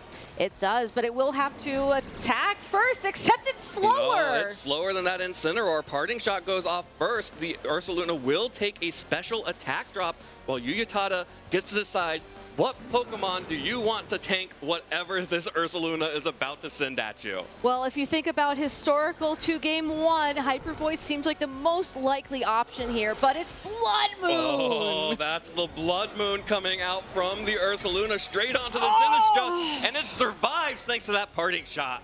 What an incredible prediction from Uyatada, just staying the course, hanging on with just enough health to eat that Citrus Berry to set up Trick Room for your own Ursaluna, and now all of a sudden you are in the driver's seat for this match. Absolutely, this is a much better position for Uyatada than in game 1. Still has the opportunity to bring in the Farigiraf to counter the fake out pressure from the Incineroar on the other side, and given the speed interactions here and the type of team, if this Ursaluna is slower on Uyatada's side, now all of a sudden Yuma Kinugawa's Ursaluna is afraid of a Hyper Voice or a Blood Moon from its counterpart on the other side. I think we're going to see a reversal of what we saw in game number 1 with some big damage coming out on the field. Another one-hit KO. That is on the Incineroar, knocking it out in one shot with the Earth Power. But that means that Yuma Kinugawa is able to continue to fire off attacks with this Blood Moon Ursaluna. Here comes a Hyper Voice onto the Farigiraf and the Ursaluna on Uyatada's side, but crucially, it was Uyatada's Ursaluna who moved first under Trick Room. So finally being able to position an offensive threat with speed control. And I do think that's something we can assume from here on out, if only because of Yuya's consistently playing to this Trick Room endgame. Yeah.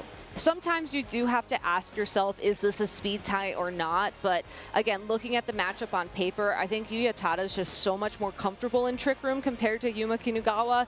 Moving forward from now, Uyatada's Ursaluna will most likely always be moving first, which is a big problem for Yuma Kinugawa. You do finally get that Flamigo on the field, and certainly you could use Wide Guard to stop a couple of spread attacks, but what's stopping a Psychic and a Blood Moon targeting down that Pokemon? Probably nothing, but in doing so, you're focusing only on the Flamigo and allowing the Ursaluna that has terrestrialized with that normal typing plus the Life Orb to continue to fire off more attacks. That parting shot has been doing a lot of work on turn 1. The question is, can it keep doing enough? There's the Wide Guard coming out from Flamigo, trying to detect. Sorry, that was the detect from Flamigo, which means that it will be able to survive a double up here. And it was a Blood Moon and a Psychic into that Pokemon! Oh, that is devastating for Uyatada. Went for the offense against the Flamigo. And here's another Blood Moon fired off by Yuma Kinugawa. Another KO for Farigiraf goes down, and now Flamigo is looking pretty safe. And it's almost like that parting shot didn't even matter in the end. That Blood Moon was still able to take the knockout and put the Ursaluna Blood Moon on Uyatada's side of the field within KO range from presumably another Hyper Voice from Yuma's own Blood Moon Ursaluna. Oh, and this is a really bad spot for Uyatada here because of the detect on the Flamigo. That means, and the Blood Moon being used into it, that means that there are only spread type attacks that could damage the Flamigo, which means that a Wide Guard will block it all. So the only target available is just an Earth Power into Yuma's Blood Moon. And something really tricky here is that if you use Wide Guard into detect, it's not guaranteed to work. But if you detect and then use Wide Guard, that's going to work quite well. That's all fine. That's all fine. Yeah, you can see Yuya really wants to click Blood Moon instead, but isn't going to get an opportunity to. But instead, Kinugawa is going to retreat the Blood Moon, save it for later, and bring back out the Whimsicott. This is going to be very scary because this Ursaluna just protected and Farigiraf has gone down. There's that Wide Guard, so no Machagachas this time around, but Yuma Kinugawa using the same strategy we saw in game number 1, but here's an adaptation, not being able to attack. Sinistcha going for a Life Dew to heal itself up alongside of that Ursaluna Blood Moon. So Uyatada buying himself a little more time to get through this match, but time is also the name of the game in terms of Trick Room turns here. And if he runs out of Trick Room turns, I think Yuma Kinugawa is going to be able to just outspeed and outwin. Yeah, and there's nothing this Ursaluna can do here. An Encore will just lock it into Protect. This Sinistcha will only be able to Machagacha for damage. You can't even Rage Powder it away because Whimsicott is a Grass type. And you could also Encore into Life Dew if you were really worried. I don't necessarily recommend that, but it is another option to consider here. There's so much going in Yuma's favor. Yeah, and that means that Ursaluna is going to have to retreat here and try to make something happen with the Incineroar. But you don't even get to intimidate Flamigo because of its Scrappy ability. Sinistcha is trying to protect that Pokemon from any damage on this turn by going for the Rage Powder, but it is now going to be locked into Rage Powder. So Whimsicott did go to try to lock into the Life Dew, but that just means that Sinistcha is tanking this close combat. But I think that is okay for Yuma Kinugawa because now that it is locked into Rage Powder, you know that it's only going to be able to use that move. Now, Trick Room has not expired yet, so we still have a little bit more time here for Yuya to find his footing. But if Sinistra does not break out of this Encore before Trick Room ends, and Yuma's able to knock that Pokemon out, again, Yuma Kinugawa will have the speed control and will still have the offensive advantage. Like, there's so much going in his favor. Yeah, Kinugawa is completely in control of this match. Will be retreating the Whimsicott for Ursaluna Blood Moon once again. That Pokemon is going to come back out and potentially threaten even more damage once this Trick Room has ended. But here comes the Sinistra, going to retreat, maybe get some hospitality later on to protect one of these Pokemon from a big hit. But that's just going to be another Detect coming out from the Flamigo as Ursaluna switches in on Yuya's side as well. And there's the Incineroar, just trying to make something happen, but just can't do it. I mean, fake out to stop another close combat there to protect the Ursaluna Blood Moon switch in and protect itself really was a great call. But still, there is still a huge Pokemon advantage for Yuma. Now, Yuya does have the opportunity now to start making some more ground back now that the Ursaluna Blood Moon is back out on the field. But you really want to try to be finding a one-hit knockout in this situation. And I believe the Flamigo's Focus Sash is still intact. So you still have to double that slot if that's the Pokemon you're worried about, and honestly double the Ursaluna Blood Moon as well. You need a lot of damage this turn. Well, you know what does a lot of damage? It's a Flare Blitz that's been boosted by a Fire Terastallization, and this is one of the benefits of Yuyatada's Terastallization choices. The close combat connects onto the Incineroar, lost the weakness, but now has the ability to potentially fire back big damage. Needs something huge out of this Flare Blitz. It will connect onto the Ursaluna, but it's nowhere near enough for the KO. Needed a critical hit, and that just means that Yuma Kinugawa is going to make a huge statement here. Blood Mooning into the Blood Moon on the other side, and it goes down. 3-2. Yuma Kinugawa is so close to the finals here. Sinistra coming back on the field does mean that the Incineroar will be regaining some of its health back and would be able to attack if it can take another close combat from this Flamigo. But the only option here would be a redirection. Yeah, there is no shot here for Yuyatada. He will resign, and that means that Yuma Kinugawa is advancing to the finals here in Sao Paulo. With such a unique team. We've been talking all tournament about how cool the Whimsicott with the Sunny Day and Prankster ability has been throughout the most recent round of the regional championships and of course the Latin America International Championships this weekend. But honestly, it was really the Flamigo that was the star of that game. It just was able to threaten so much on Yuyatada's side of the field, and it was the presence of that Pokemon that really kept him in the driver's seat turn after turn after turn. And I am so happy that Yuma Kinugawa is getting his moment here in Sao Paulo.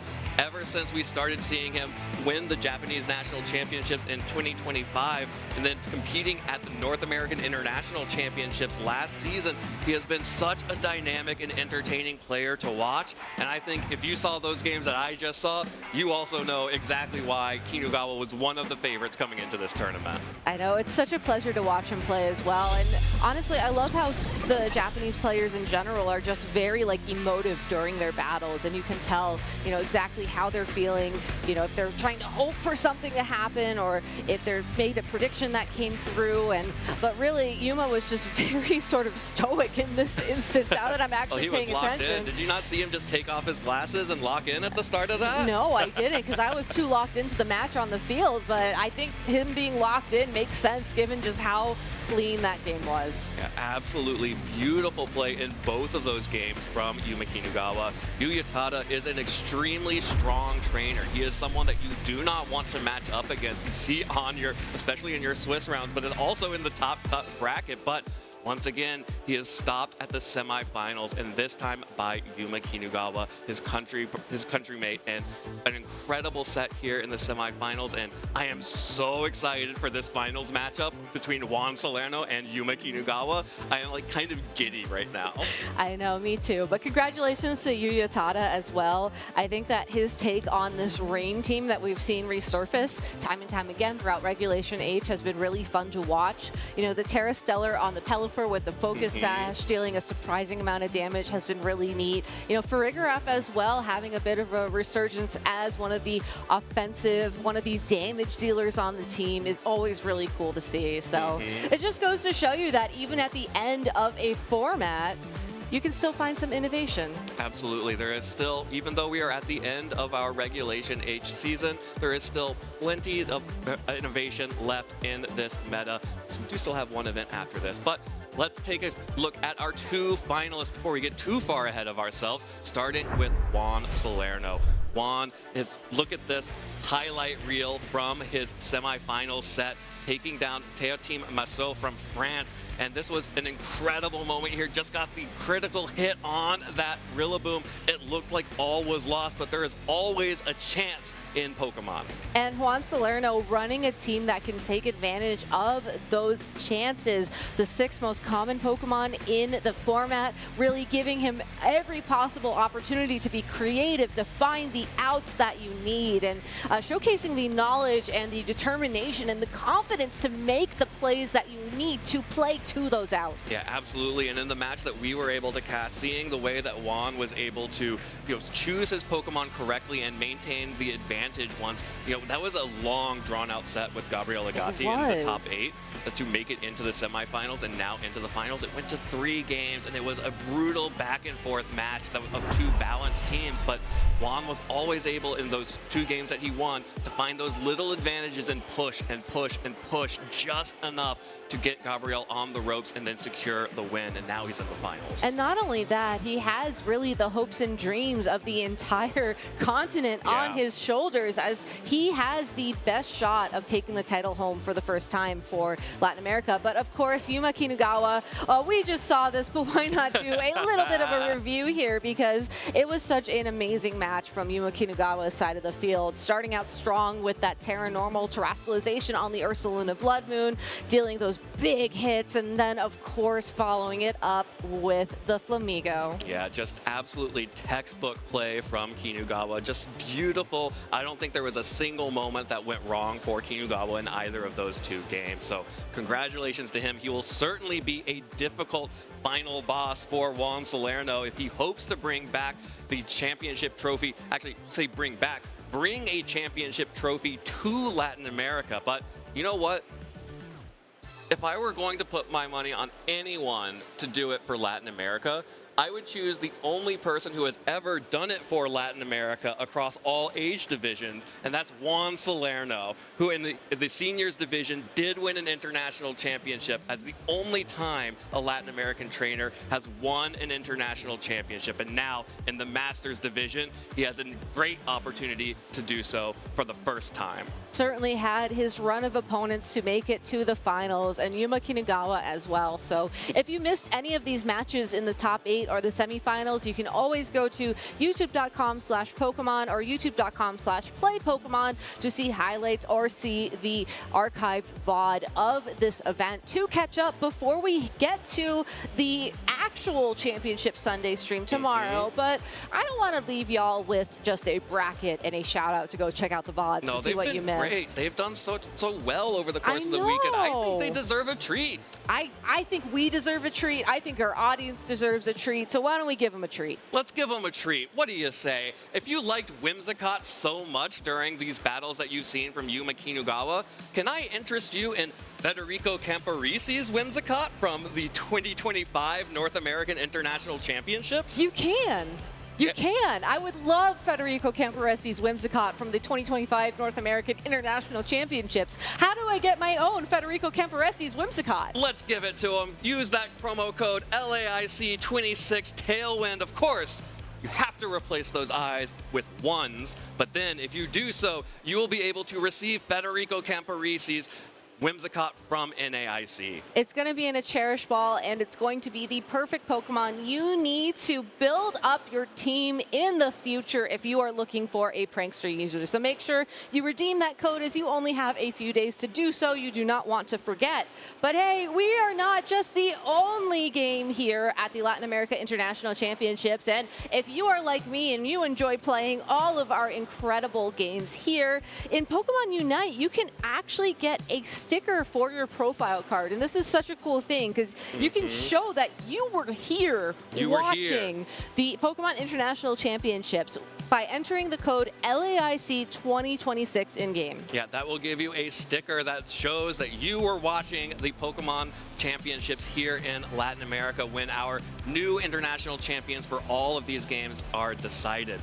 But again, we have so many games here. I love VGC, I love Pokemon Unite, but I also want to see what we've got for the trading card game fans out there. Well, if you like opening booster packs and you like the trading card game live application, you can go ahead and redeem for some booster packs from Phantasmal Flames. This is going to be the latest set for the Pokemon trading card game in the TCG Live. So go ahead and enter the code LAIC26 Phantasmal Flames.